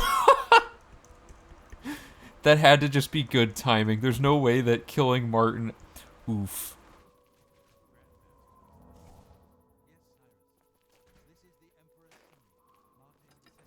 We're reaching new levels of jank. So once that door opens, this triggers like this really long like cutscene business to go on.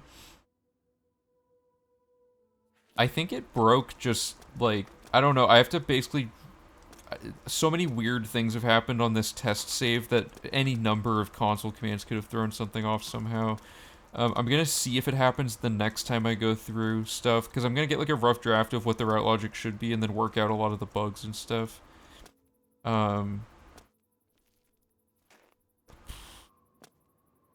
Trees look weird, man. If I had to guess what went wrong... I don't really know. It's like...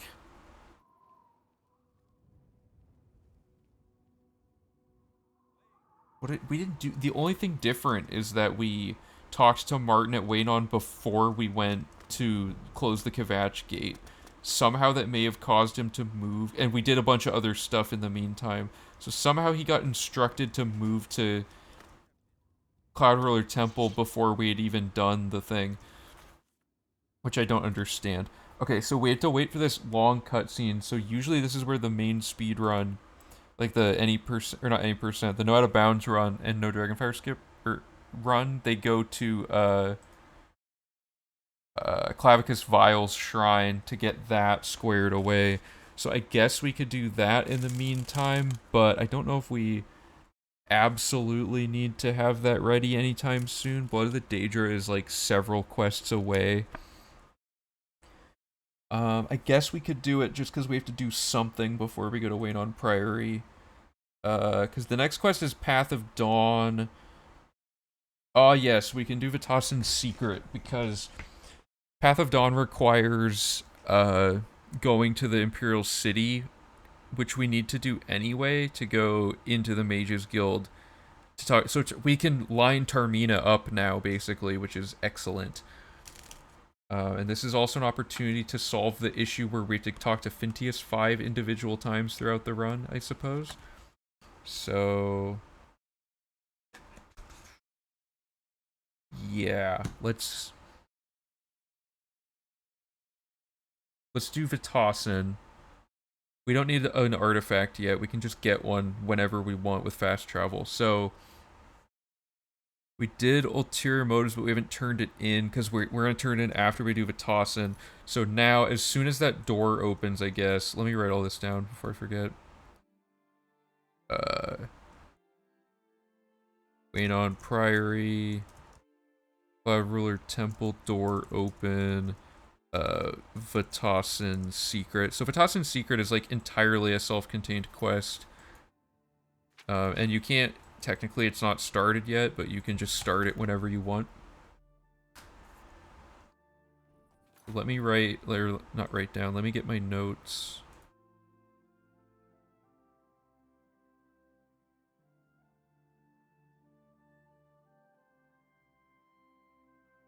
Okay.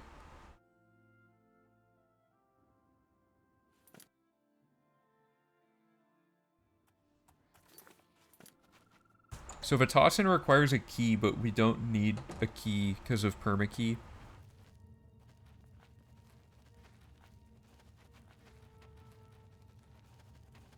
So we can skip all this and just go over here. Two of the scrolls you need are right here. So you do Spark, and then you do Cold Touch, which we have just from our character build. And then you do Sever Magicka, which is on Touch, and then Elevate Magicka.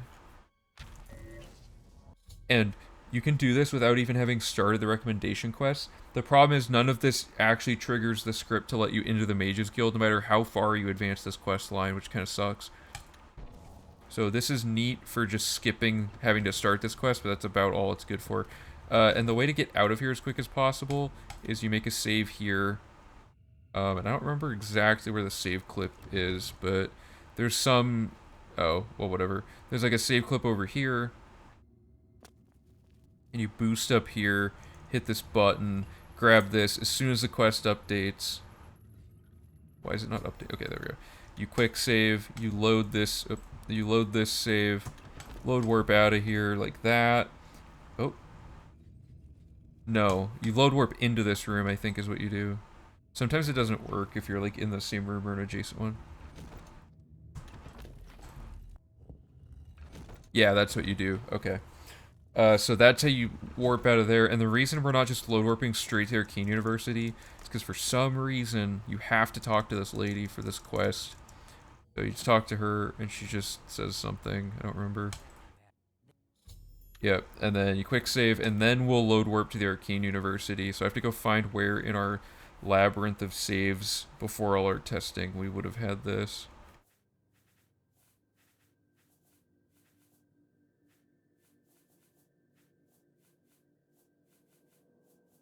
Somewhere around here. Is that it? That's prison.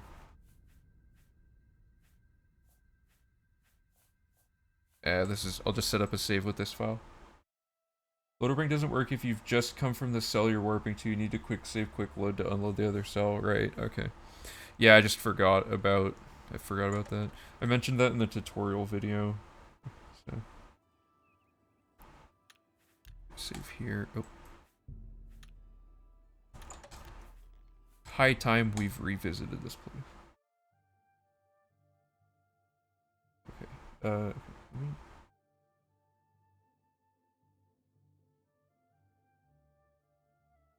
So I'm trying to make sure I understand. 1 second.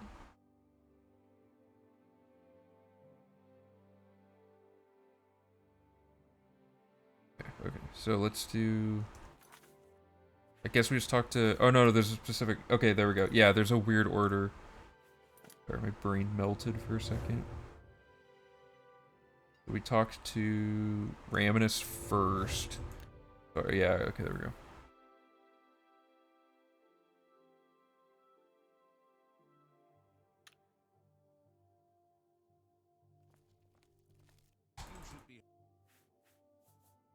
Okay, so there's a specific order. We do Janus. There's all this dialogue. And then you do advancement. And then you talk to this guy. And then you do advancement. Okay, so that makes sure the quest line doesn't break. There. All back on track. Okay, so what has this done? Assuming that that Martin stuff is like a one-off weird instance that we can fix, we now have two quests pointing to the same thing again. We have Necromancer's Moon and Wayne on Priory. Or wait, oh no, I didn't do Wayne on Priory before doing this. Whoops. This load warp should go after the Wayne on thing. So we should load warp. Here's what you do. Hopefully. Wait. I think... let me test it with gameplay before I do anything.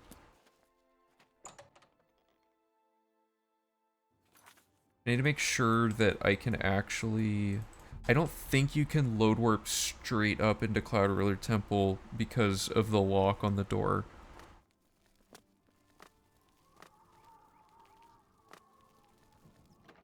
Oh, you can just, okay.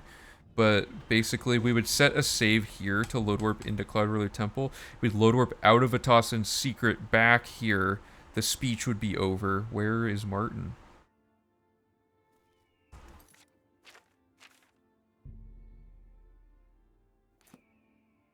As a blade, What is wrong with Martin, dude? all of you. I know you all expect me to be emperor. I'll do my best. He is ruined. Let's not keep. Yeah, I'm not keeping the blades waiting. You're... I'm not used to giving speeches, but I want you to know that I appreciate you welcoming me. I hope I So we'll wait this out. This is not... None of this is supposed to happen. I think something broke with, like, console commanding or something stupid.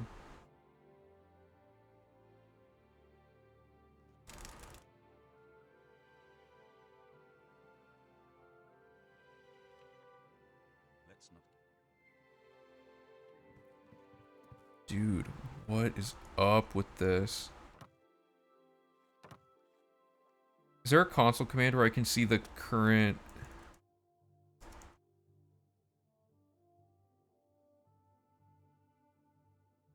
Oh my god, that's why.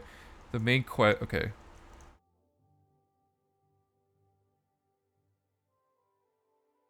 Oh. Oh, please. Okay, that... Yeah.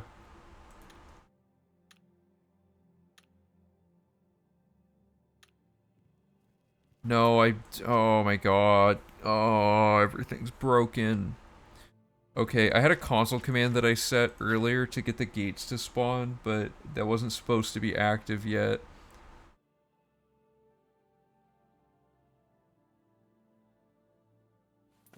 Is there any way to undo all of this?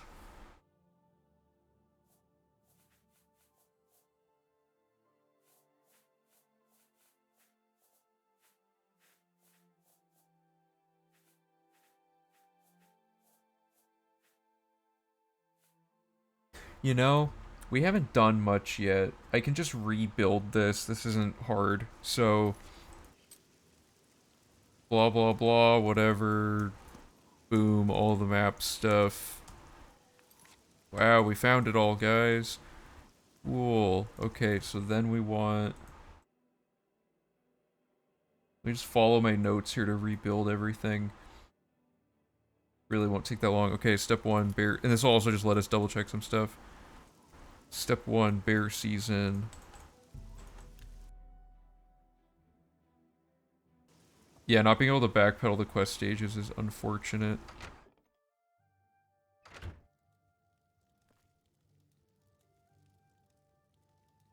I will try.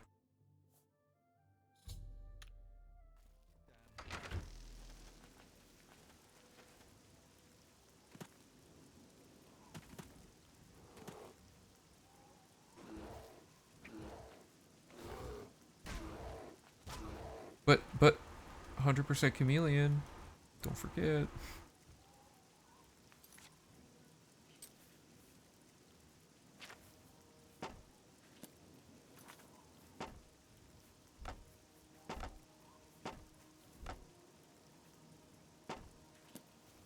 Everything's broken again. Give me a minute. Oh my god, I just perma-enchanted Apotheosis on me. Actually...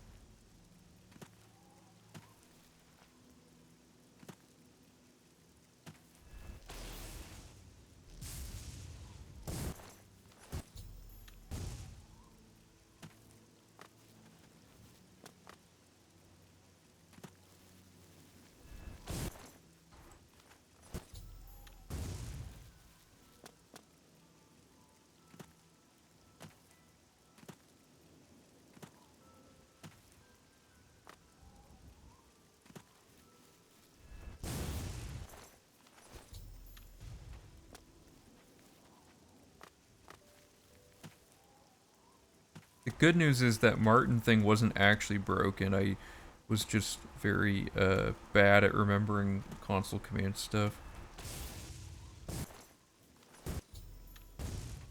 Okay, turn this in. It seems like we've routed a lot, but it takes so long to like piece together exactly what to do for routing that this actually isn't this much progress. Like in terms of how much time this is gonna take. Okay, let's test all this. And I might have to make a few spells and stuff. Main gate. Yeah, so I have to...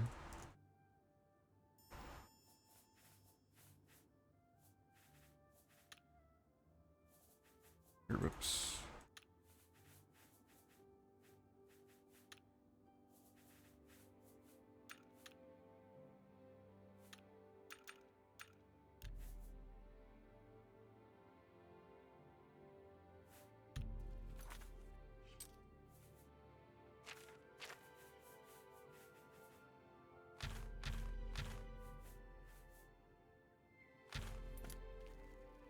Okay, we go to more veins.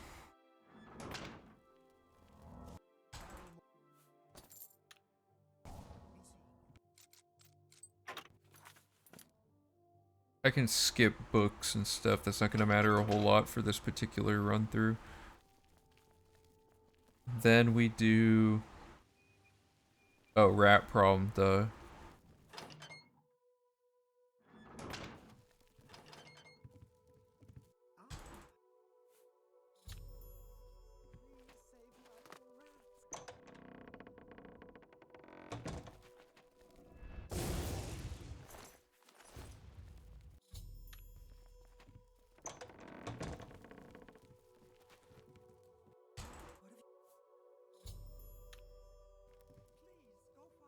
Oops.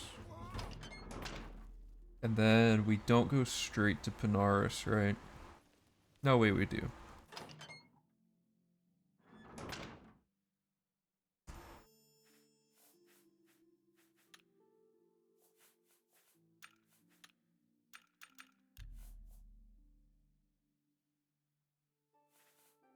Alright, Valorant, thanks for hanging out. See you later.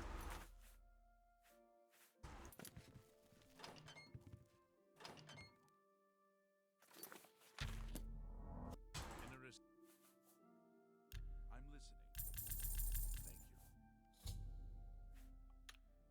Let's go. Oh, wait, whoops. This was supposed to go...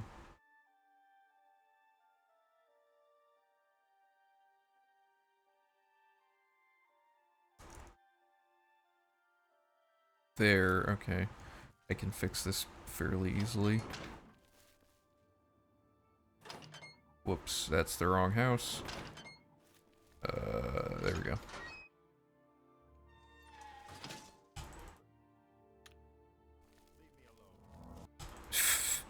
He was so friendly, what happened?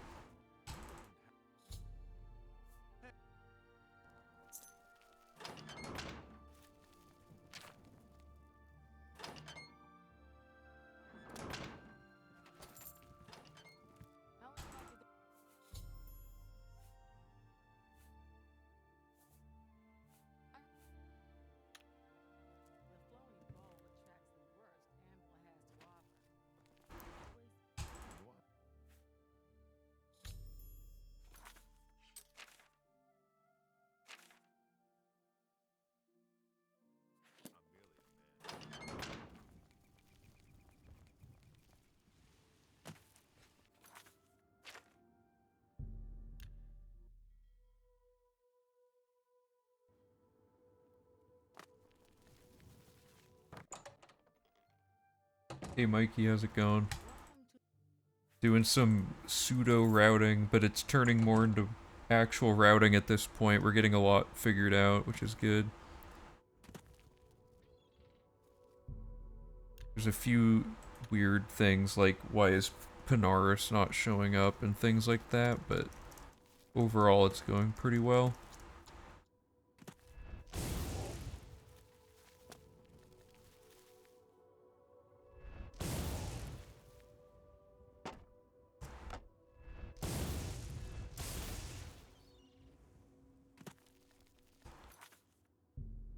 me fix this really quick.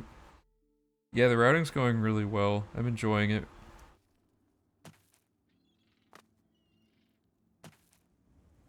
Although I don't know where Panaris went. Maybe he finally got out here. Okay, so there he is. Please, there he is. Okay. Oh, don't cut me off, lady. Alright, let's get him to spawn by the lions.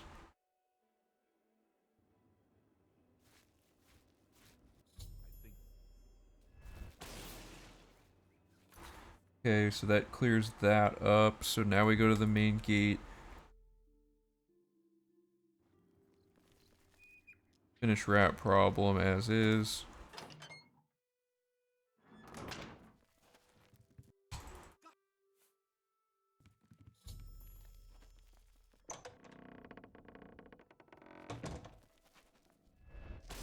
Whoa. Oh, come on. There we go.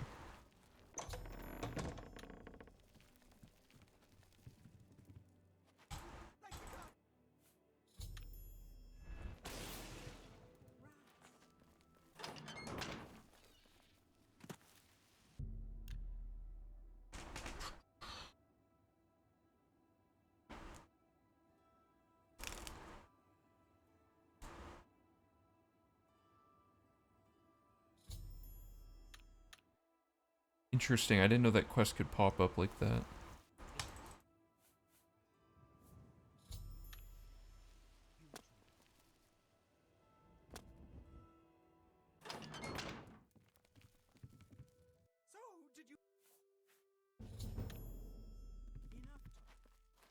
Okay, and then we do the dead drop.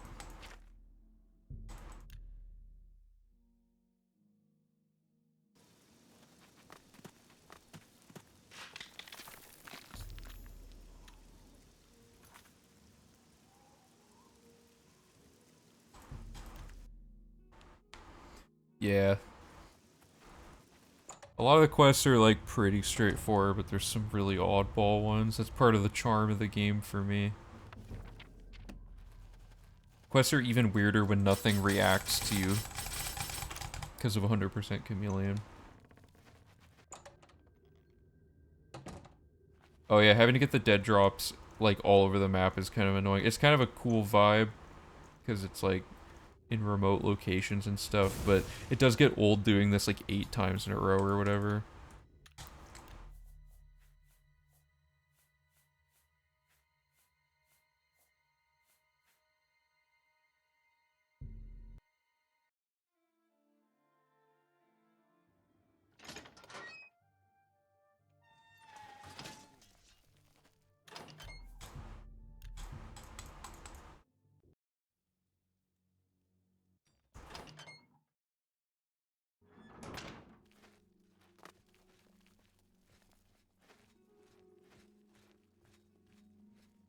Where's his on? Whatever, I'll just wait till morning.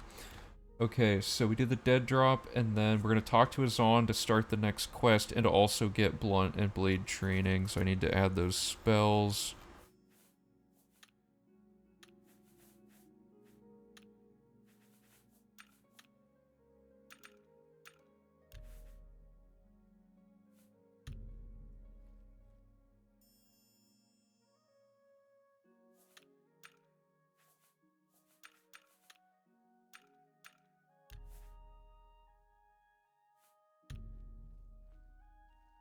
We'll do blunt for Azan, right? Yeah, then Rano's blade.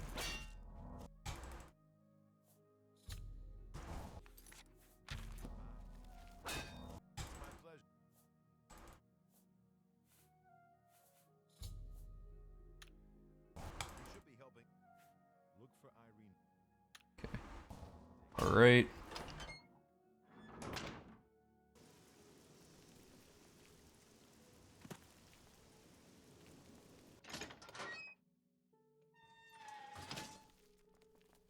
Oh, well, I don't need to grab that, but basically there's a Nern root in here, and then we go... Oh my god, okay, whatever, that's actually kind of good.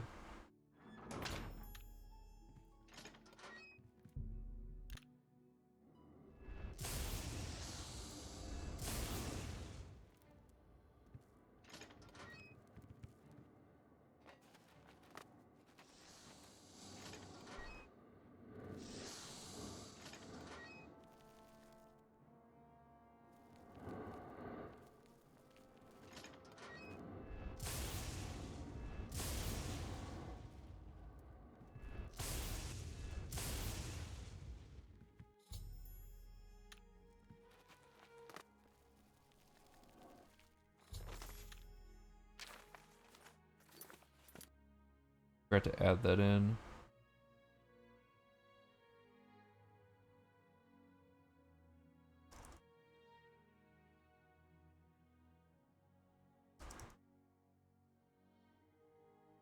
Okay, and then we do the chapel.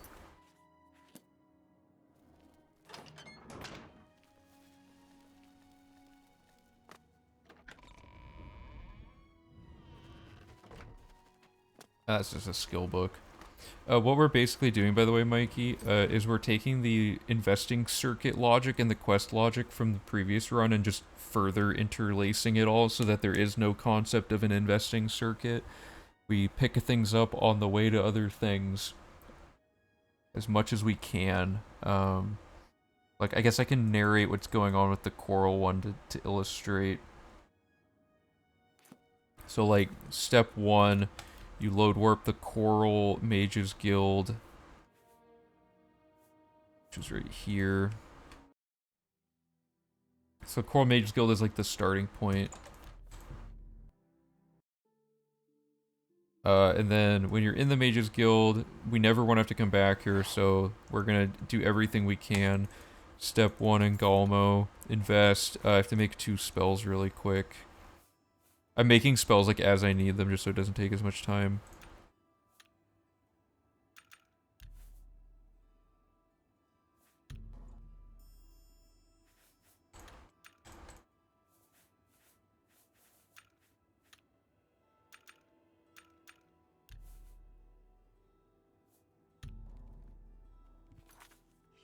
So while we're here, we can invest in these 2 guys for their training, or not invest, do their training basically. Oh my god, why? It's because we load warped from a different room, so it took the outdoor lighting and applied it to the Mages Guild.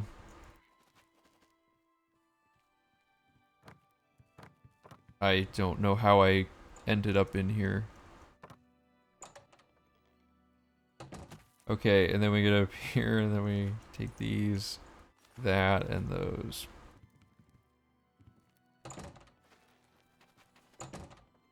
Okay, so then once we've done that, we just did a Dark Brotherhood quest, so we're gonna go get this dead drop to start that quest. And then we are going to just pick up some random investing objectives on the way to the next building. So that's gonna be investing in her, plus a book that I'm not bothered to read. And then we're gonna go to the Grey Mare. We invest in her while we're here. And we talk to this guy about his sons. And then we talk to this guy to start the twins quest. And then we go this way. And we invest here really quick.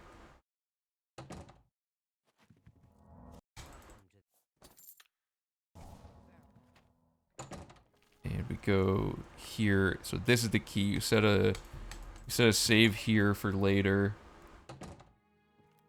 Or no, you don't even go in here yet. So you set a save there for later, and then you just directly fast travel to Hack Dirt. And there's 2 investors and a Nern route here, but none of that really matters for now. We're gonna go through here. And... oh. There we go. And then this starts this quest. We're gonna let her out, and then we quick save, and we are gonna just load warp directly back to finish this quest. Yeah, I didn't. Messed it up.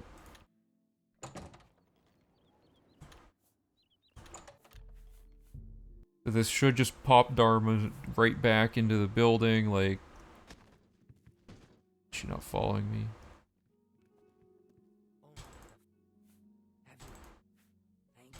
I didn't even really save her, I guess. Okay. And then there's an invest here for convenience. So that just makes that whole quest, like, done without having to, like, do any backtracking of any kind, including her house.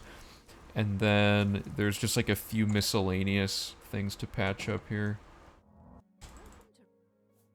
There's investing in Renoit, and then there is this chapel has a book in it, and Scribonia's house has a book in it. So, and like, obviously, none of this matters. Like, anything that, like, affects quest stages I'm doing, but, like, books and stuff, I'm not gonna bother to read them just in case route logic gets weird. So now that we've done all that, what that sets up is that we can do next of kin. So fast traveling is not a waste of time. It's like, these are, like, instances of travel that are, like, since they're immediate, we're not really losing time to do stuff like this. So we get the gift list, wait for the quest to update, and the only person we haven't killed for this quest is in Muck Valley Cavern. So then we go here.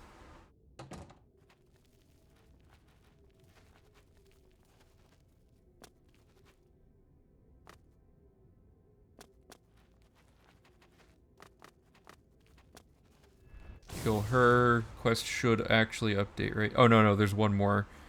Oh, I guess I should.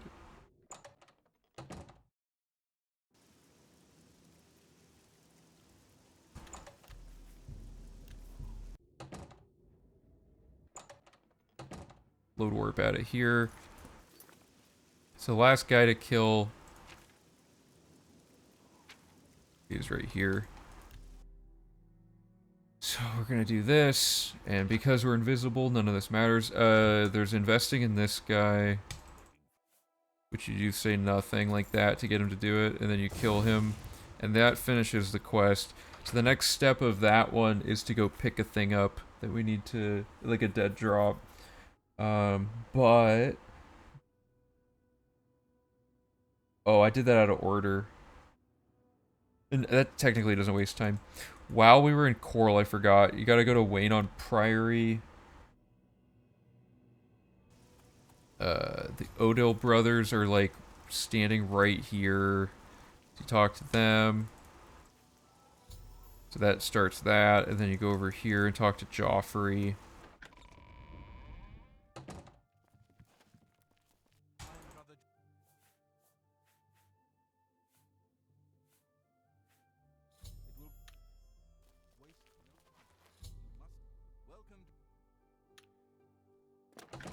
And then Odell Farm.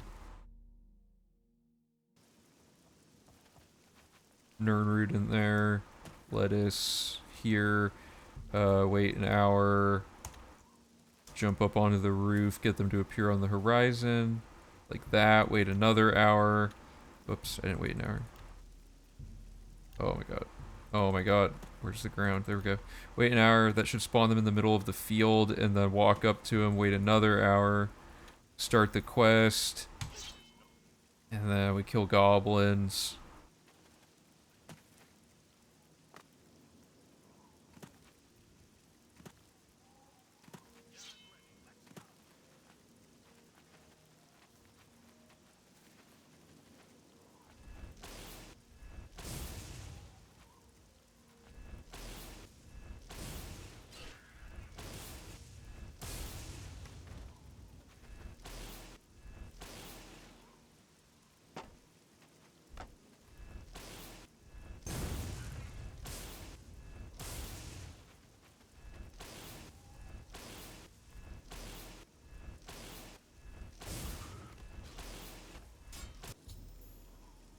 Okay, so that's that, and then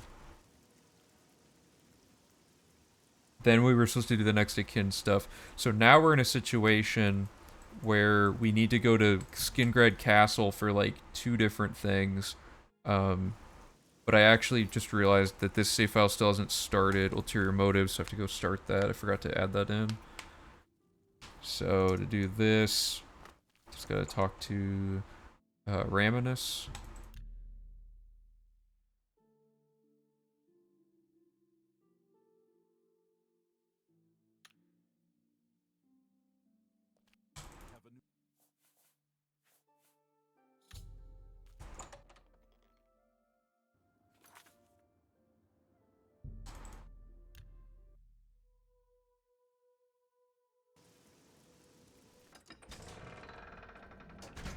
Okay, so dead drop here.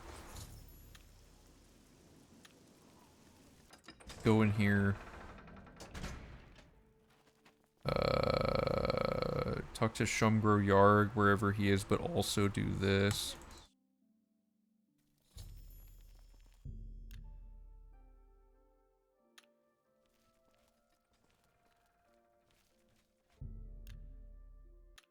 Always nerve-wracking when Shumgro Yarg isn't here.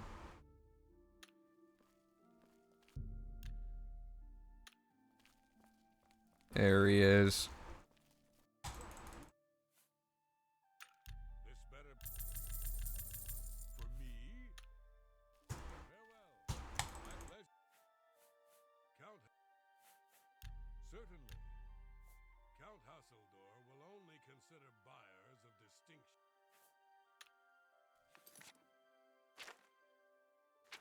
Didn't I have enough fame before, though?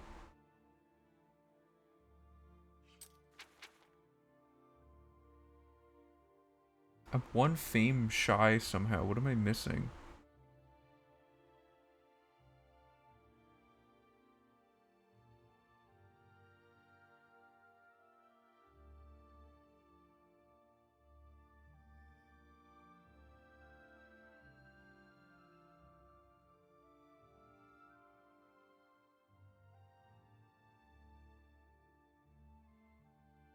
Shouldn't I have 15 fame with what I've done so far?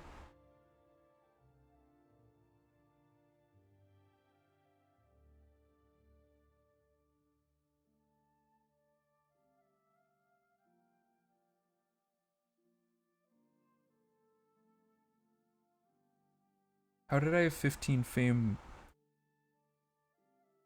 Do I have 15? Did I have 15 fame because of,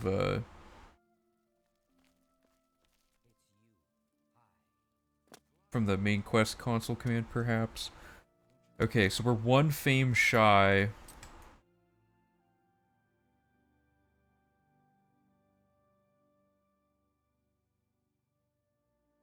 So maybe we should wait before coming here.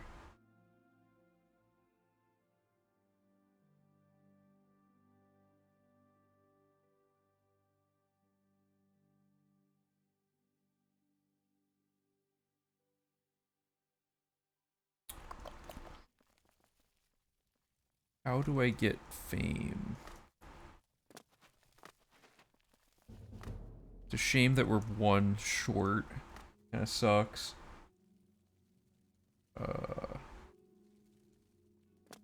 I don't come back here after ulterior motives, so that wouldn't be a good way to get the fame.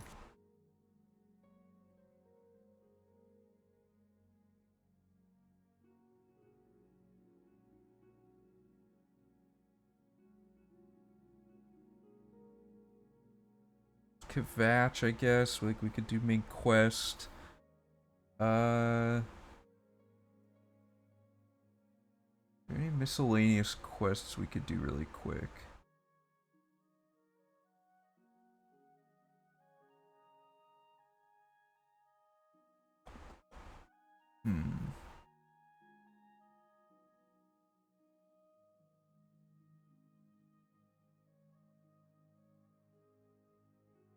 Wait, don't we have like the entire arena? How is our fame less than 30? No, we should be good. Okay, we should be good. Okay.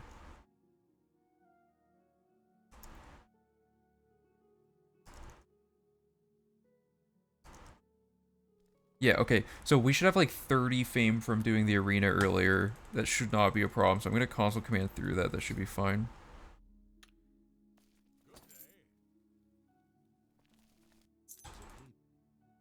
Okay, let's deal with this guy now. Close call. I thought it was an oversight, but it was an undersight.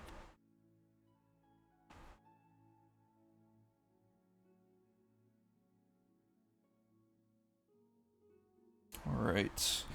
I should probably eat soon.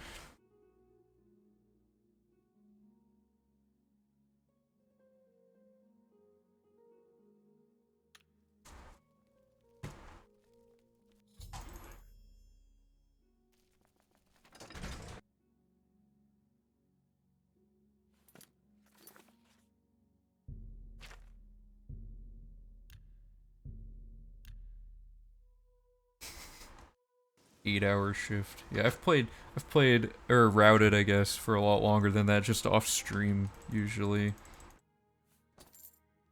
But I'm trying to make sure V4 everything's always, like, streamed whenever there's major routing stuff going on.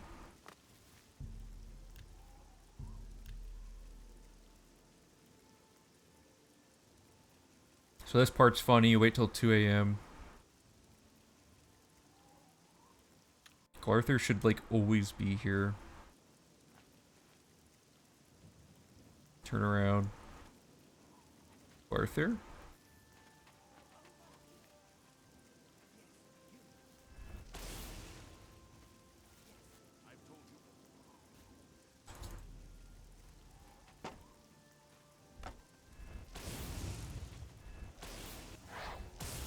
Oh, he walks up to you to threaten you, but because you're invisible, he just can't find you. Interesting. Okay, so we did all that. So we're almost back to where we were. Skingrad, Well, Shum, Mercator, Horse, Glarther, Mercator, Count. Okay, so now we're back on track after we catch back up the main quest. So now we do find the heir. Mercator is my homie. He's very much not my homie. I did not enjoy having to deal with Mercator.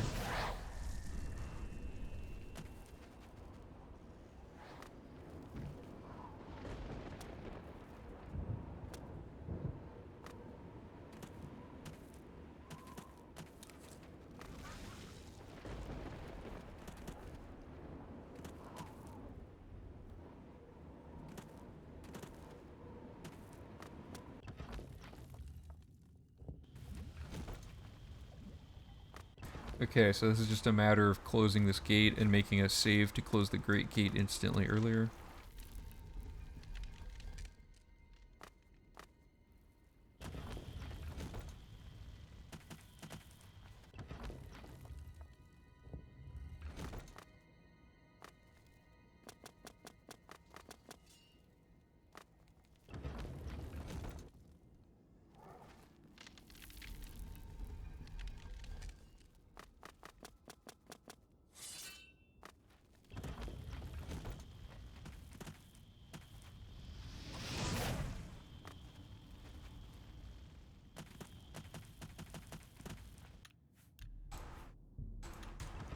Okay.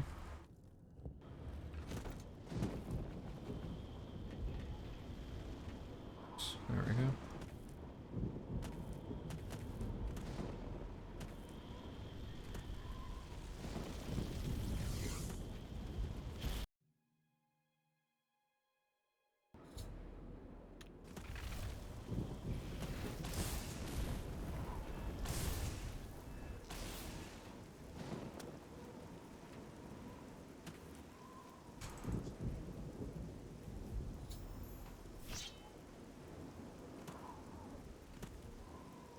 Okay, so now we just kill a bunch of stuff.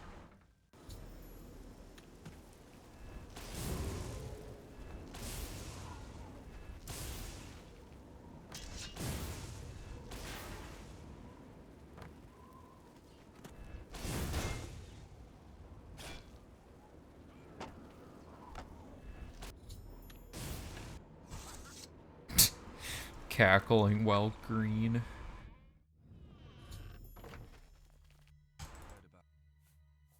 Okay, this everything is right in the world now.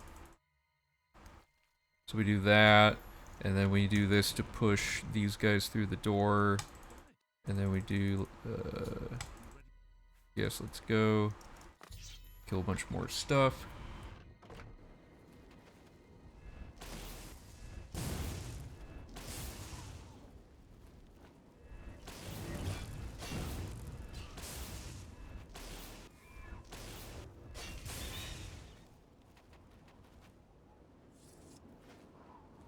Oh, they didn't spawn.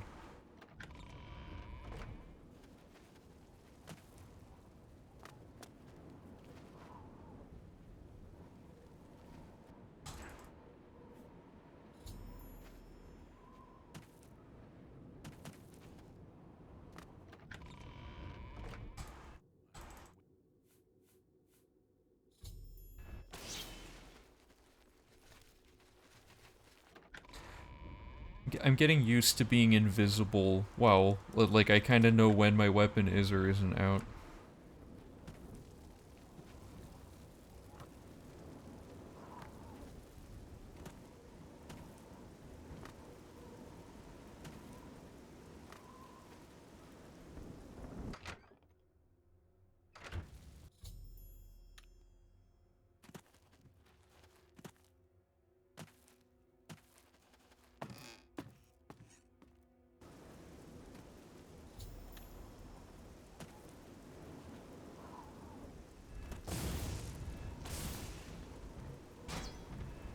Actually, I don't know if I have to kill that stuff anymore.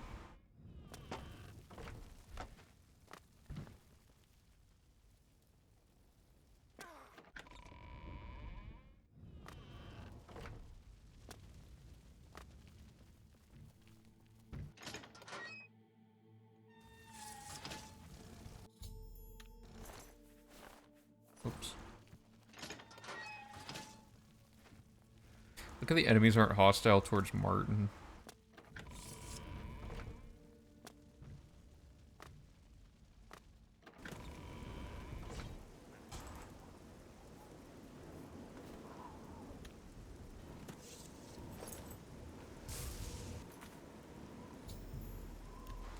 Okay, so we did that, and now this should work.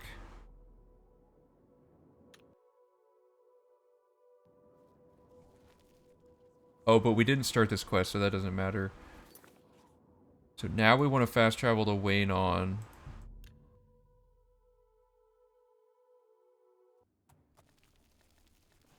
Help!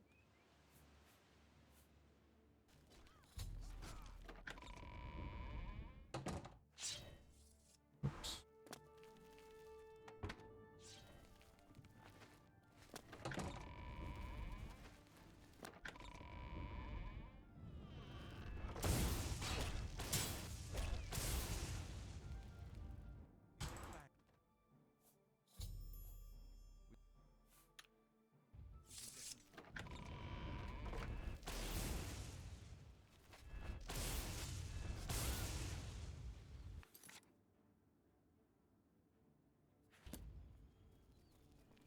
Oh.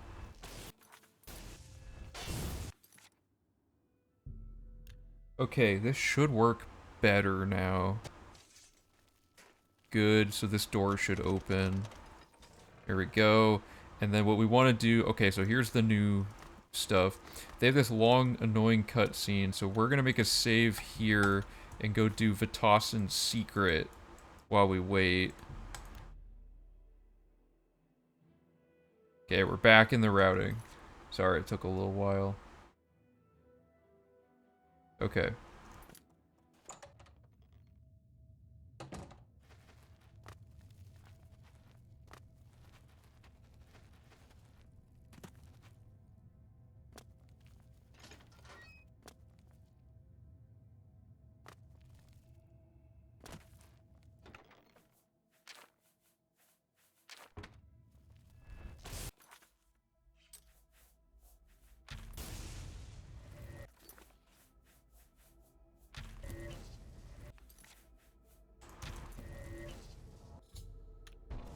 Okay. I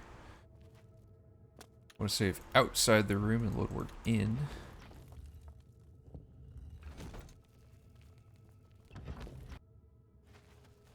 There we go. Oops. Need a favorable bump here. Good.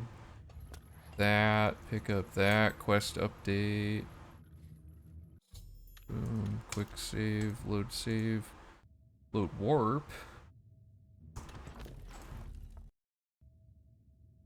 Exit room. Scaleel. Yeah.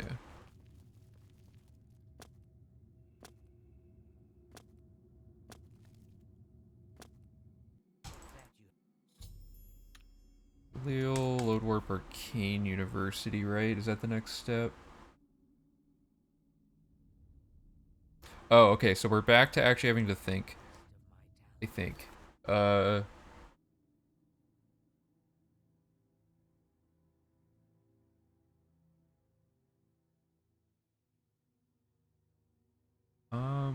Okay, I don't remember what my train of thought. Kill. I'm not playing that game.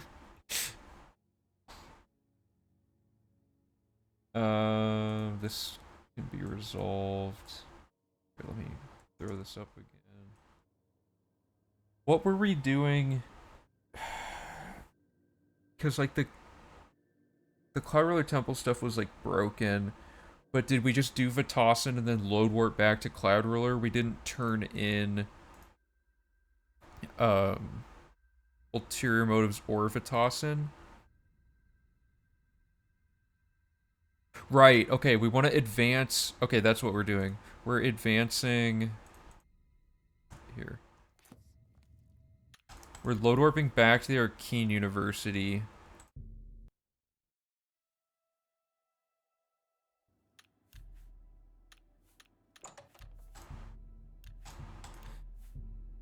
We're load warping back to the Arcane University so that we can, or sorry, Cloud Roller Temple, not Arcane.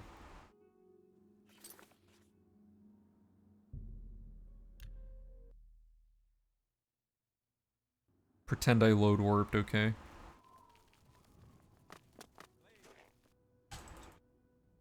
We do this, and then Joffrey can put us into the Blades faction. Okay. There's some skill books and stuff in here, whatever, who cares. And then we want... Now we have Path of Dawn set up. Wait, but I want... Yeah, perfect. Okay, so we're gonna update Path of Dawn. Good. And then there's a step. Okay, so the step for this quest now is to go to Luther Broads to do some stuff. And we're basically gonna advance it until it tells us to talk to Termina.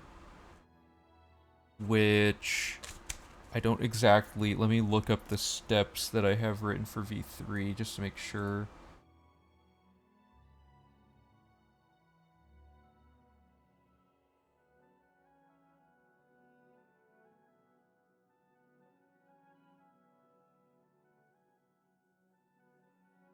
Where is this?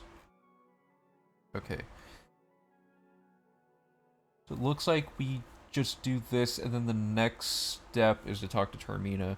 So the most efficient thing to do now would be to get a bunch of stuff done while we're in the vicinity for the Elven Gardens. So I should put the Elven Gardens logic back in, I think, from the investing circuit. So this is now we're moving forward. Let me toss in secret, load warp CRT, start Path of Dawn, first book.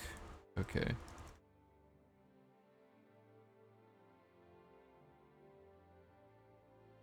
A moment.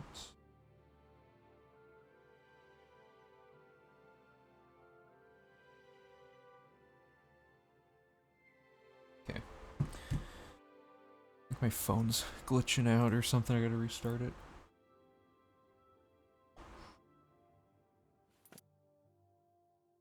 Okay, so we're a lot to keep track of still. Here's our current progress on everything. We're at the start of Path of Dawn, which requires Imperial City. We're at Unfortunate Shopkeeper, which requires Anvil. We're on Broken Vows, specifically the instruction to go to Bruma. We have Cheydinhall for Separate at Birth. We have Returning to Coral for the Killing Field, which is not a priority yet. We have Arcane University that we're going to pick up during this quest. Let me make sure. Do I have anything else started?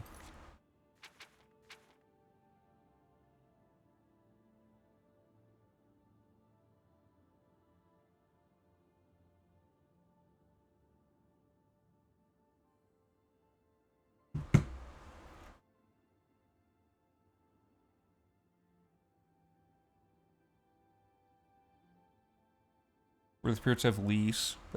So that's... Luther Broads is not in Elven Gardens, though. At least I don't remember it being. Oh, wait. No, no, no. Or no, it's King and Queen.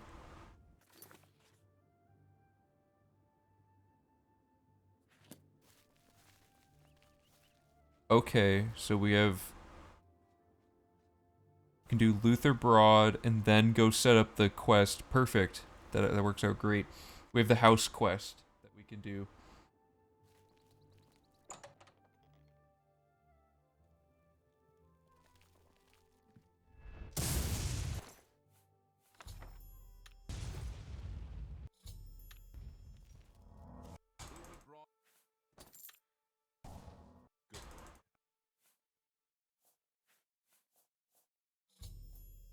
Okay, so we do the Boris thing. He says to talk to Termina. We go over here to talk to uh-oh, why is he not? Oh, there he is.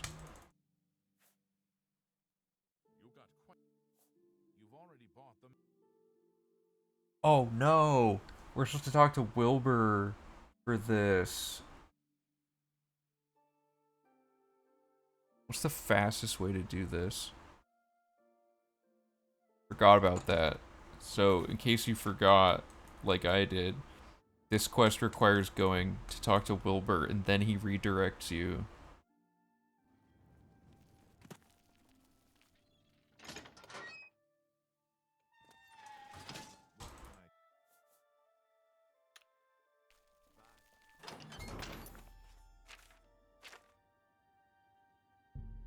There's a bunch of other stuff to do in Elven Gardens, too.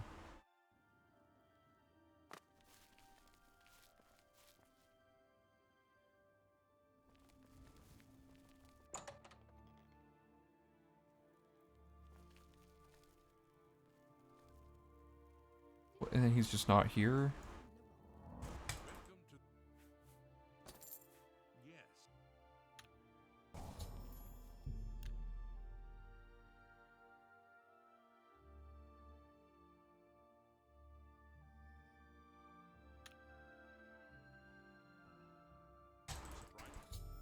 There.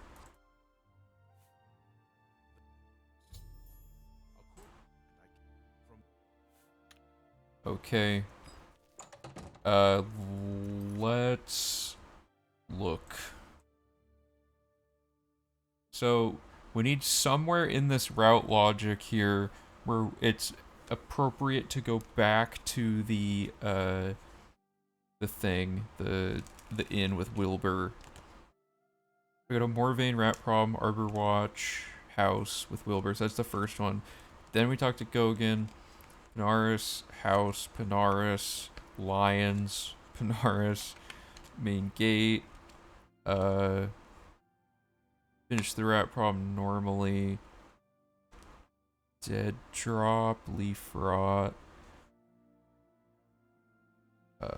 load warp Azon, do quests, Oaken Hole, sleep in the manor, chapel skill book.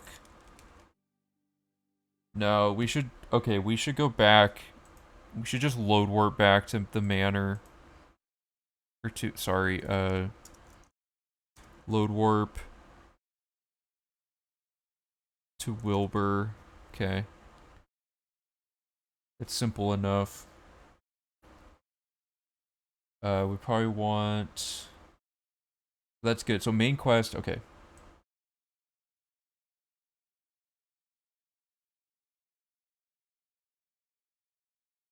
Went on Prairie Door. Star Path of Dawn. First, so this is Elven Gardens. Whoops. This is Elven Gardens, Boris. Book 1.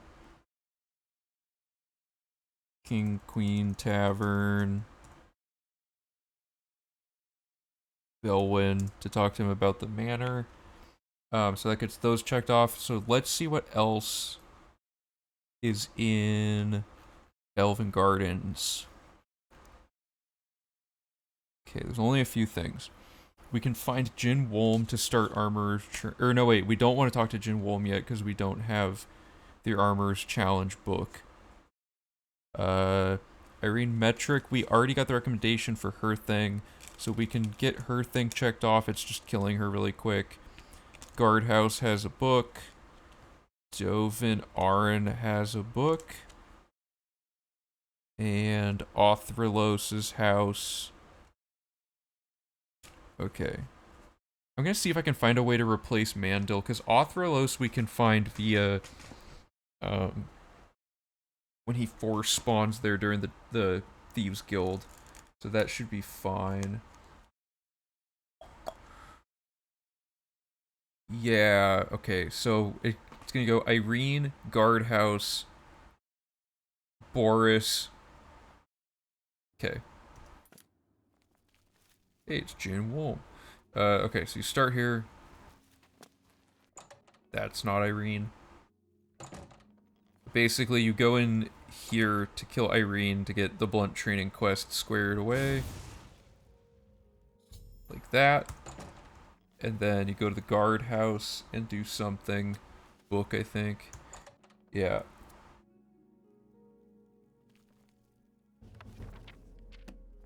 So, Irene, book, and then King, Queen, and then Boris. Got it.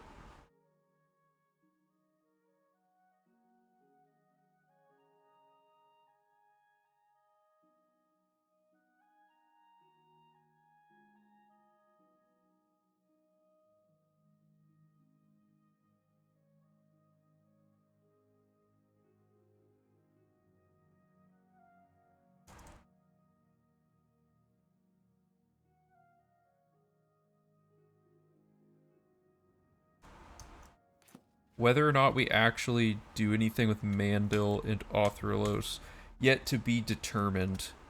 Because we got Jin Wolm and all that. Like, this is all set in place that we could do stuff if we had gone to the Market District earlier. But we haven't had any reason to go to the Market District for any of the quest lines. Because the Market District's a pretty mixed bag, essentially. Okay. So, the next step... We'll pick up where the spirits had leaves again when we return to Anvil for that Fighters Guild quest. Path of Dawn requires Tarmina, which we have set up, so we can do that. I have to turn in all 3 of those. Yeah, the next thing is just to turn in all of this stuff. Because the next... Let me look ahead on Dark Brotherhood again. The Broken Vows dead drop is gonna just be at a random fast travel point. Final Justice is going to be another random... Both things are fast travel, so that's irrelevant. Matter of Honor... That guy's already dead, and... Oh, and then it's Stonewall Shields. So we could pick up that dead drop and get the Thornir quest checked off all at once. So that takes care of all of that. Then it's random fast travel all the way to the end, pretty much. So... Yeah, we can afford to leave this alone until Bruma.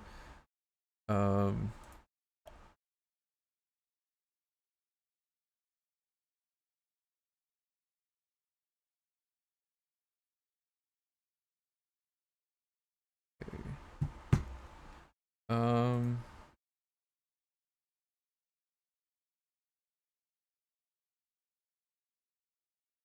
I guess we'll do the... Okay, yeah. Arcane University. I'm getting kind of tired. I might have to stop relatively soon. But basically, okay, so we're going to load warp Arcane.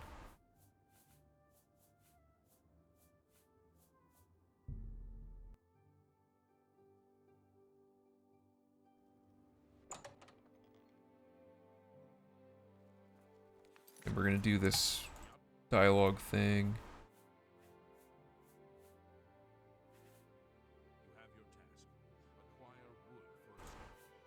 Oh, duh, I didn't load warp.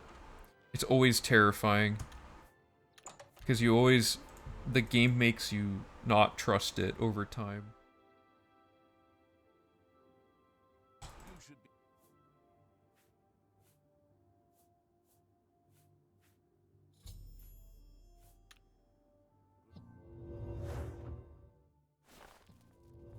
Come on. What's this?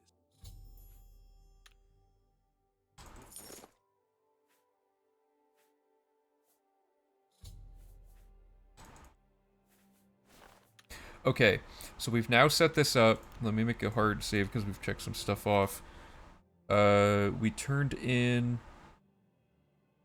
ulterior motives in Vitassin's secret, and now we're on to Necromancer's moon, so we have to go over here.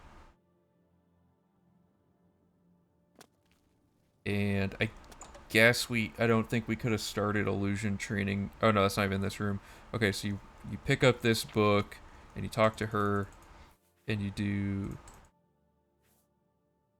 this. And also, oh, what was the second thing? Oh, Path of Dawn. Yeah, okay, so that checks off both of Tarmina's things. Okay. So now that we have that, what are the next things we do? Wait, what?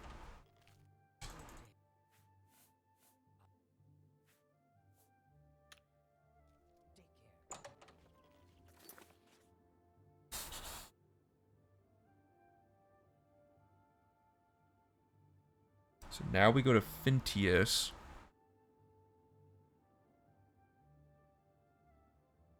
And then...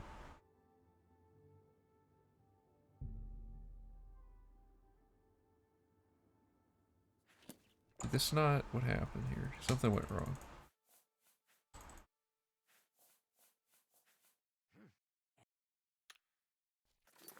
I found the book. I should take it to Ramnus after consulting. Oh, I see. Okay. As Tarmina.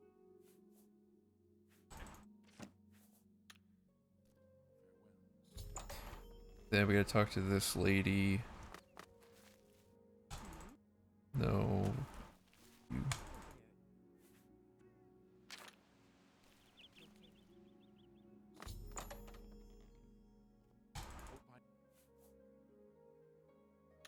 Okay. That's probably fine to do that amount of repetition. There's no better way to really do it. And then there's Dark Fissure and Fintius. I don't think it matters what order we do these in.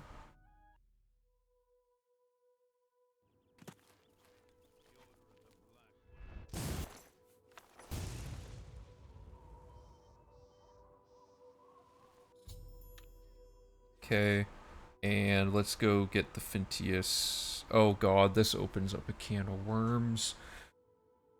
Because then we're doing Market District, which has a ton of stuff to check off. Like, way too much stuff.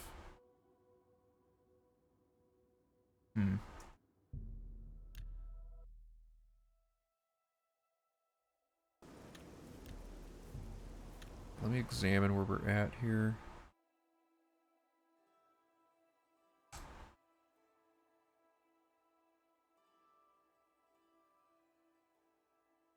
This is Load Warp Arcane, Interior, and Batassin. And then...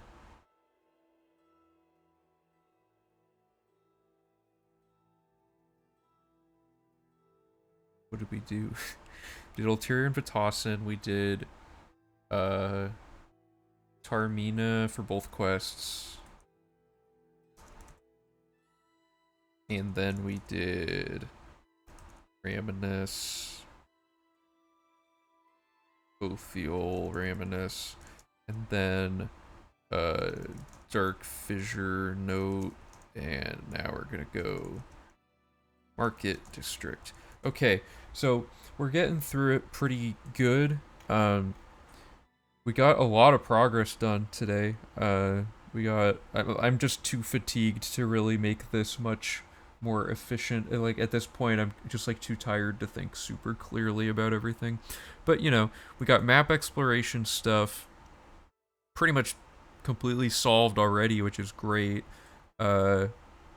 then we have all of this logic mapped out for the first part. This is really good to have this much figured out. It seems to be going well to be routing it kind of on the fly like this compared to like meticulously mapping out a bunch of crazy stuff. So I think I'm done for today, but yeah, I don't know when I'll stream next. I might stream tomorrow just to play Redguard or something. I don't know if I want to do two big routing streams in a row though. Uh, Redguard is like Redguard is janky, but it's just like I don't have to think while I'm playing it nearly as hard. So, but yeah, thanks again everybody for watching. Had a super fun time. Special thanks again to Yeti for all of the help on the vector stuff and basically like solving map exploration. So, oh, did you just get here? Sorry. Yeah, I'm packing up for the day. I've been live like 8.5 hours, so I'm pretty tired. But yeah, here ordained.